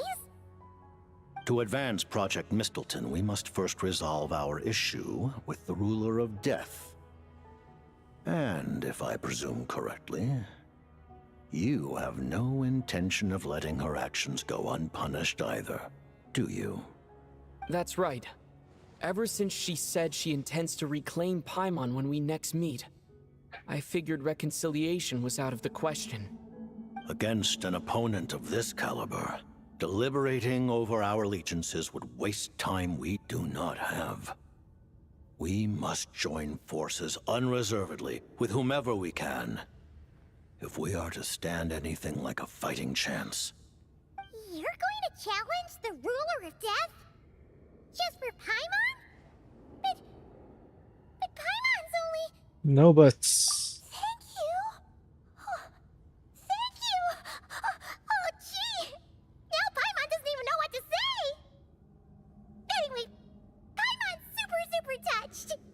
The Tsaritsa will return in triumph in short order, and the Fatui shall hold internal discussions regarding the enemy. The time for us to meet again will come very soon. Got it. Thanks for your help with Paimon. I'll be sure to look after her for you. There was just one other thing. Well, it's just a request, really. Paimon really wants to see what this Mistleton thingy you're gonna use against the Heavenly Principles looks like. Of course, Paimon knows it's top secret and stuff, but she just had to ask. It's okay if the answer's no. Certainly you may. Oh, for real? Actually, maybe it's best not to. What if her Nova suddenly pops up again? She might take this chance to... While the technology is not yet fully developed, it has nevertheless reached the stage where Celestia's creations are unable to damage it. In that regard, you may rest assured. Oh. Wow. No wonder Paimon felt so out of sorts recently, even though it was super far away. Alright then! Paimon's ready to take a sneaky peek at this top secret super weapon!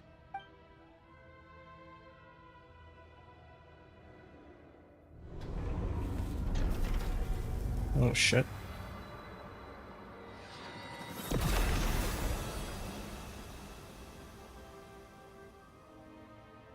Oh, it's the spear that the Tsaritsa is using. Oh, I mean the Tsaritsa is going to use, right? The one that we saw in the trailer.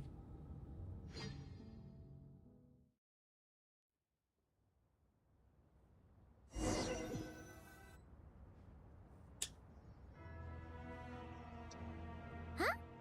Oh, hey there, Odette! Paimon? You're okay. Thank goodness. You look well. Have you recovered? Are you okay, Odette? Long story short, yep, Paimon's all better. What are you doing here? Were you waiting for us? That's right. When I woke up, I wanted to go in after you, but the guards had woken up as well. It would have been tough to take them on alone, and there was no easy way to sneak past them. So I returned the way I came and waited for you here. It was thanks to you that my soul found its way back to my body so quickly. Thank you. Huh. That actually worked? Nice. I just figured I'd try my luck when that ominous feeling struck me. Really, you should be thanking this thing instead.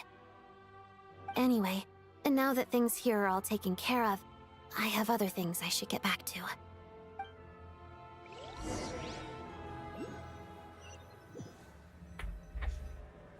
Ah, Director Chuganov, you're back. We just received notice that Project SNEZHNAYA has been suspended, so we've convened an emergency meeting. This is the preliminary plan. In addition to expanding production capacity, we've also discussed feasible layoff plans to Nuh-uh, optimize we're revenue shutting and down the expenditure factory. structure.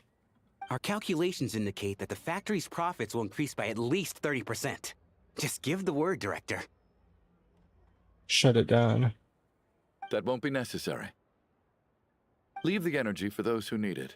Whether they use it just to get by or to run a business, that's up to them. Start preparing to halt production and lay off the staff. Make sure the workers are able to land on their feet and that they are duly compensated. Thank you all for your hard work during this time. Am I hearing you right? Why? After all the tough times we made it through, now is exactly when we should start to turn a profit. I just suddenly don't want to do this anymore. Huh. Does there have to be a reason?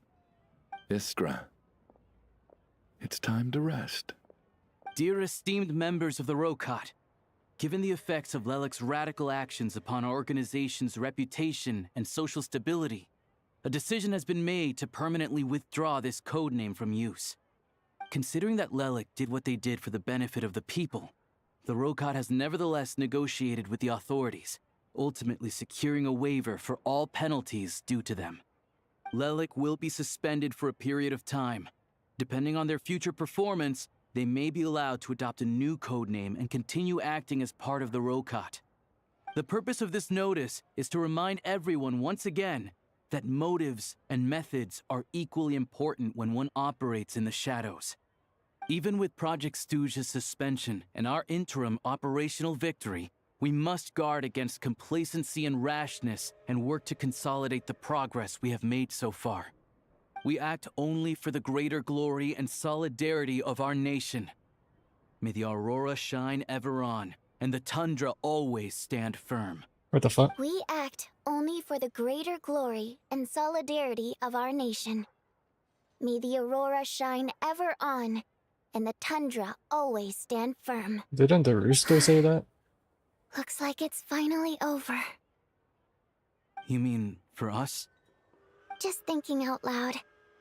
I've never seen the SNEZHNA Gradvecha so lively before. Oh, that was the rooster. I never once thought I'd come here. Oh, Señora's I tomb. understand everything now, Rosaline.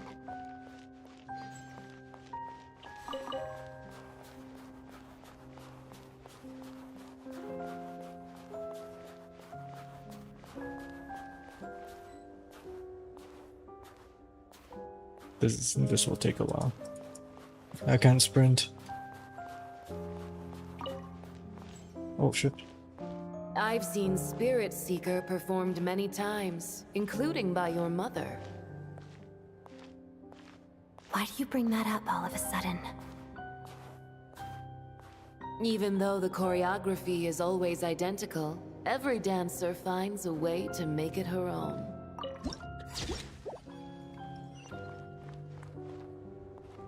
So you actually want to talk to me about ballet? I just think it would be a pity if the dance was lost to history. She didn't teach it to you, did she? That was an unusually subtle taunt for you.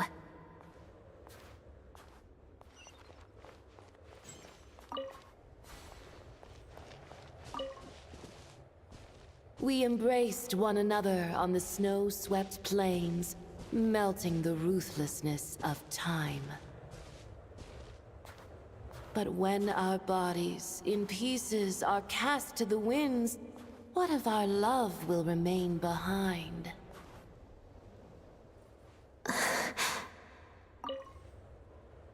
Don't tell me you can't sing.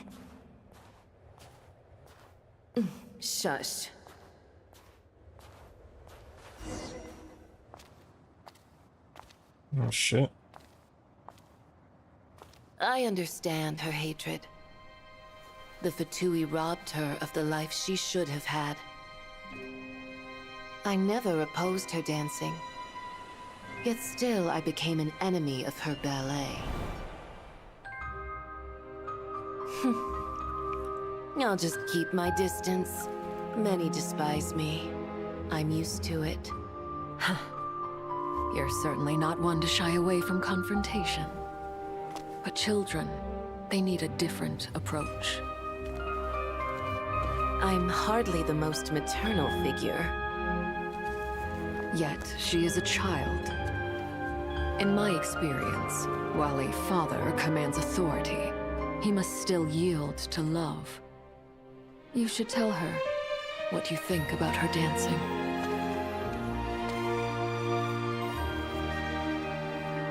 Odette will soon take the stage at the Koralyevsky Theater.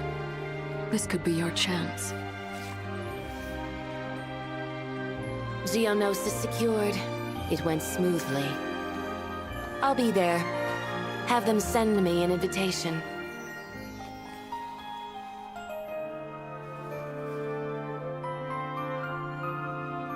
Sadly, things didn't work out. Her final words are inside that block of ice. This? Aren't these for monitoring her subordinates? Not yours. This one isn't her witch's flame, but my two worlds' flames. The two worlds' flames can burn away memories. It was my parting gift to Rosaline.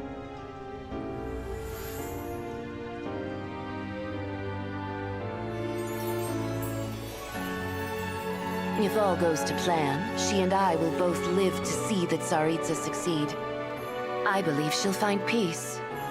But if anything happens to me, she needn't follow in my footsteps. The cryo-energy will fade away in time. Then the two worlds' flames will burn away all memories of the Fatui. She'll be free to dance. She deserves this. I will handle the aftermath. The choice is yours, child.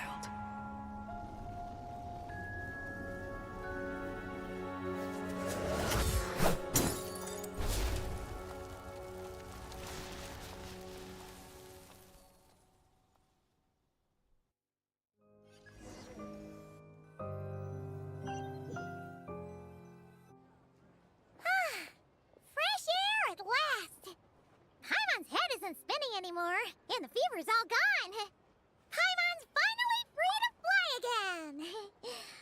Seniora's voice actor finally got paid. Oh, it's nice to finally know where Paimon came from, too. It did make Paimon a little nervous at first, but it's such a relief now. Like, who cares if Paimon's a creation of Celestia? She's probably not anyone that important. Probably just the fairy of food and fun or something. And like you said, this doesn't have to change anything between us. You're not gonna just... Hey! Hurry up! Why are you walking so slowly? You've spent the last few days lying in bed and stuffing your face. I didn't think you'd be able to fly this fast. Says who? Paimon's as agile as ever. They don't call her White Floaty for nothing. Paimon originally wanted to check out the bookstores in Snezhnograd, but she's more in the mood for flying around right now, so let's save that for later. Wait, they've got light novels from Yai Publishing House here too. Huh? And this is Paimon's favorite mystery story from Fontaine! Wow! It got a sequel! The local SNEZHNAYA books look pretty interesting too, but also kinda heavy. Not the easiest things to lug around. I thought you were in the mood for flying around. Paimon can read while she flies. Hey! Look at these two dolls! Which do you like better? Oh, what the hell? I like Odette. Alright! Boss, we'll take both. Paimon will have the other one. Oh, I thought we were only getting one. All right, fine. I'll pay. There you are. Thanks for visiting. Paimon will grab this and then... Huh? Huh? Huh? How many layers does this thing have? And what are you laughing at? Huh. You knew all along, didn't you? A whole bunch of people are gathered over by the plaza. Is that actual Tonya? Hey, look! That looks like Tartaglia! Hey, Tartaglia! I know that voice. Of course. If it isn't Paimon and my old comrade. You're looking well, Paimon. All better? Yeah! The jester knew I was wrong and fixed Paimon right up! Thanks for sending someone to keep Paimon safe, too. Oh, yeah. About that. That was... kind of embarrassing. Who could have known that our director would go looking for you in person? So sorry for the misunderstanding.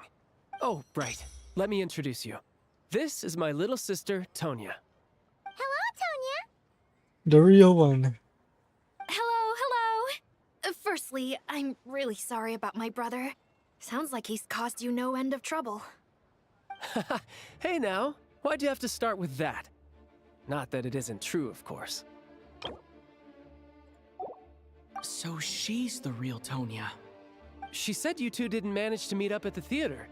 She waited ages for me, and when I didn't show, she got a little worried and went outside.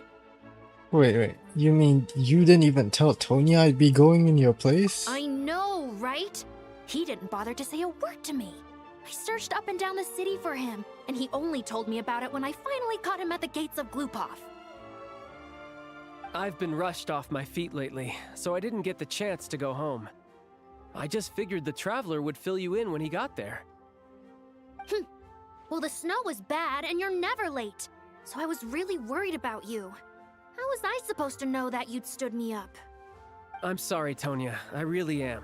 I'll make it up to you somehow. Just... please don't tell Mom and Dad. Although the mix-up led to a series of misunderstandings, it's probably for the best that the real Tonya didn't get caught up in that mess. Besides, it's obvious that Tartaglia isn't usually one to break a promise. He only gave his ticket to me because he had to look into Lelik. It's really my fault for being late. No, it's fine. It just meant I didn't get to see the show in the end. By the way, what did you think? You were one of the first people to see it, you know? I would say... the best is yet to come. Huh? What kind of review is that? Hey, look!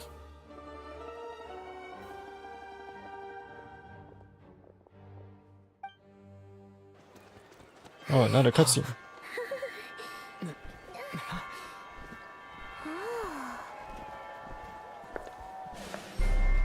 Oh, the Tsaritsa. She's back.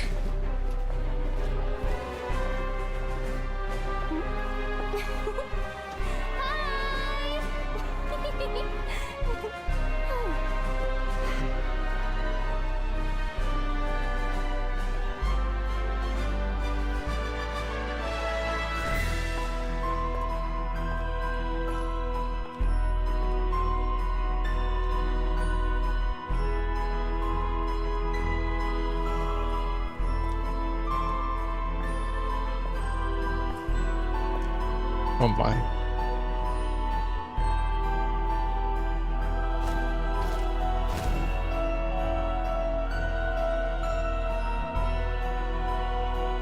Oh my. Jesus Christ, these camera angles.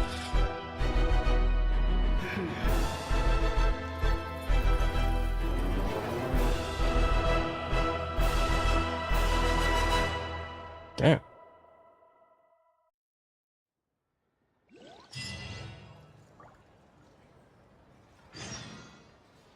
The fuck was that? Did you see that?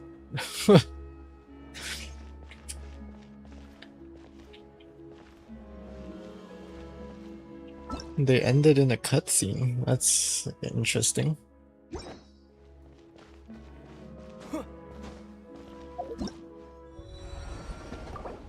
And there it is.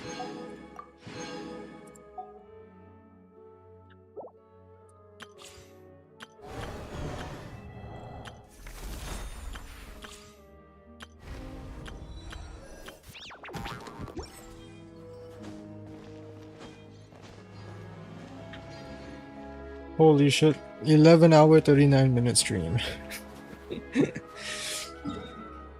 To be fair, the actual Archon quest itself was probably like 9 hours, to be fair, so...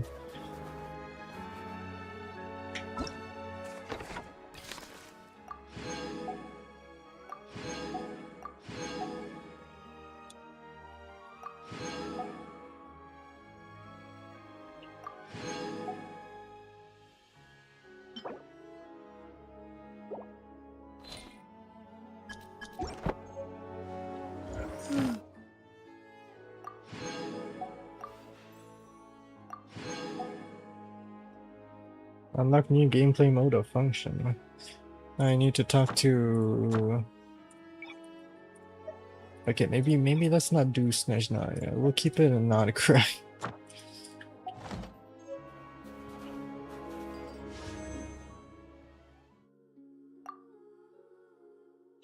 What was it? 40 pity? Was it?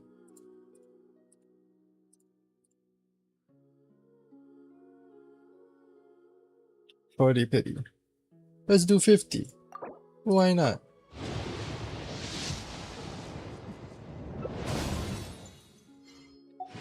Still not even gonna give me more Alyoshas, huh?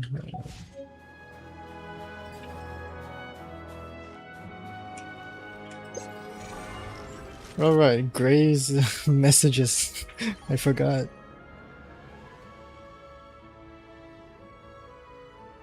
Sure. The temperature. Normal, low, frigid, sub-zero.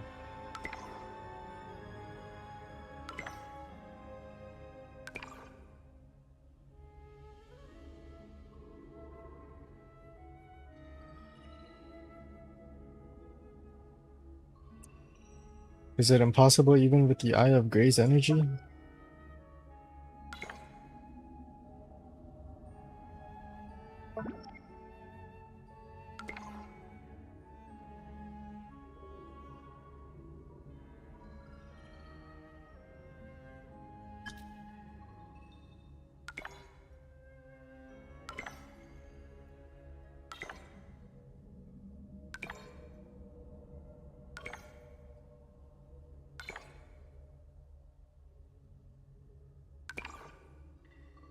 So these are all the world quests. I won't be doing them in this stream.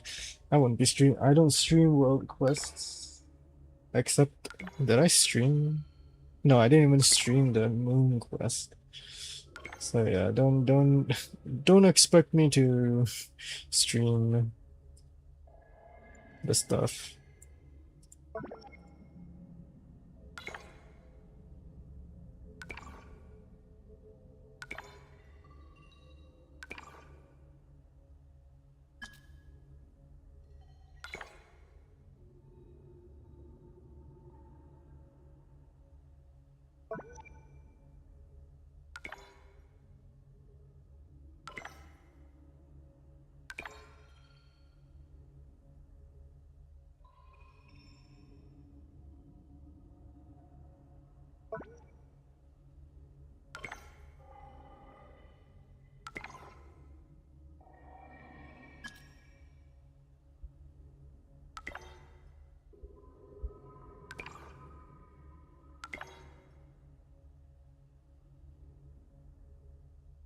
Oh, they're talking about work across SNEZHNAYA was suspended for merely half a day.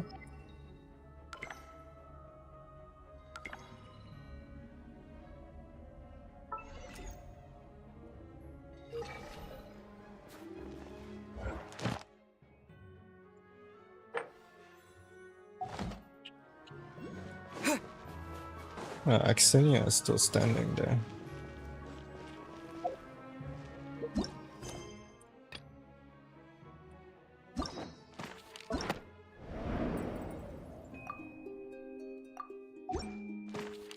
Anyways, I'm gonna spend the rest of my time first of all resting obviously, and also exploring, doing the world quests, but all of that will happen off stream because I don't stream everything. But yeah.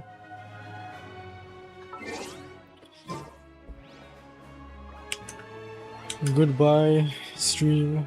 It has been a good 11 hours and 45 minutes. Ole. Oh. Goodbye, stream. See ya. I hope you enjoyed the story.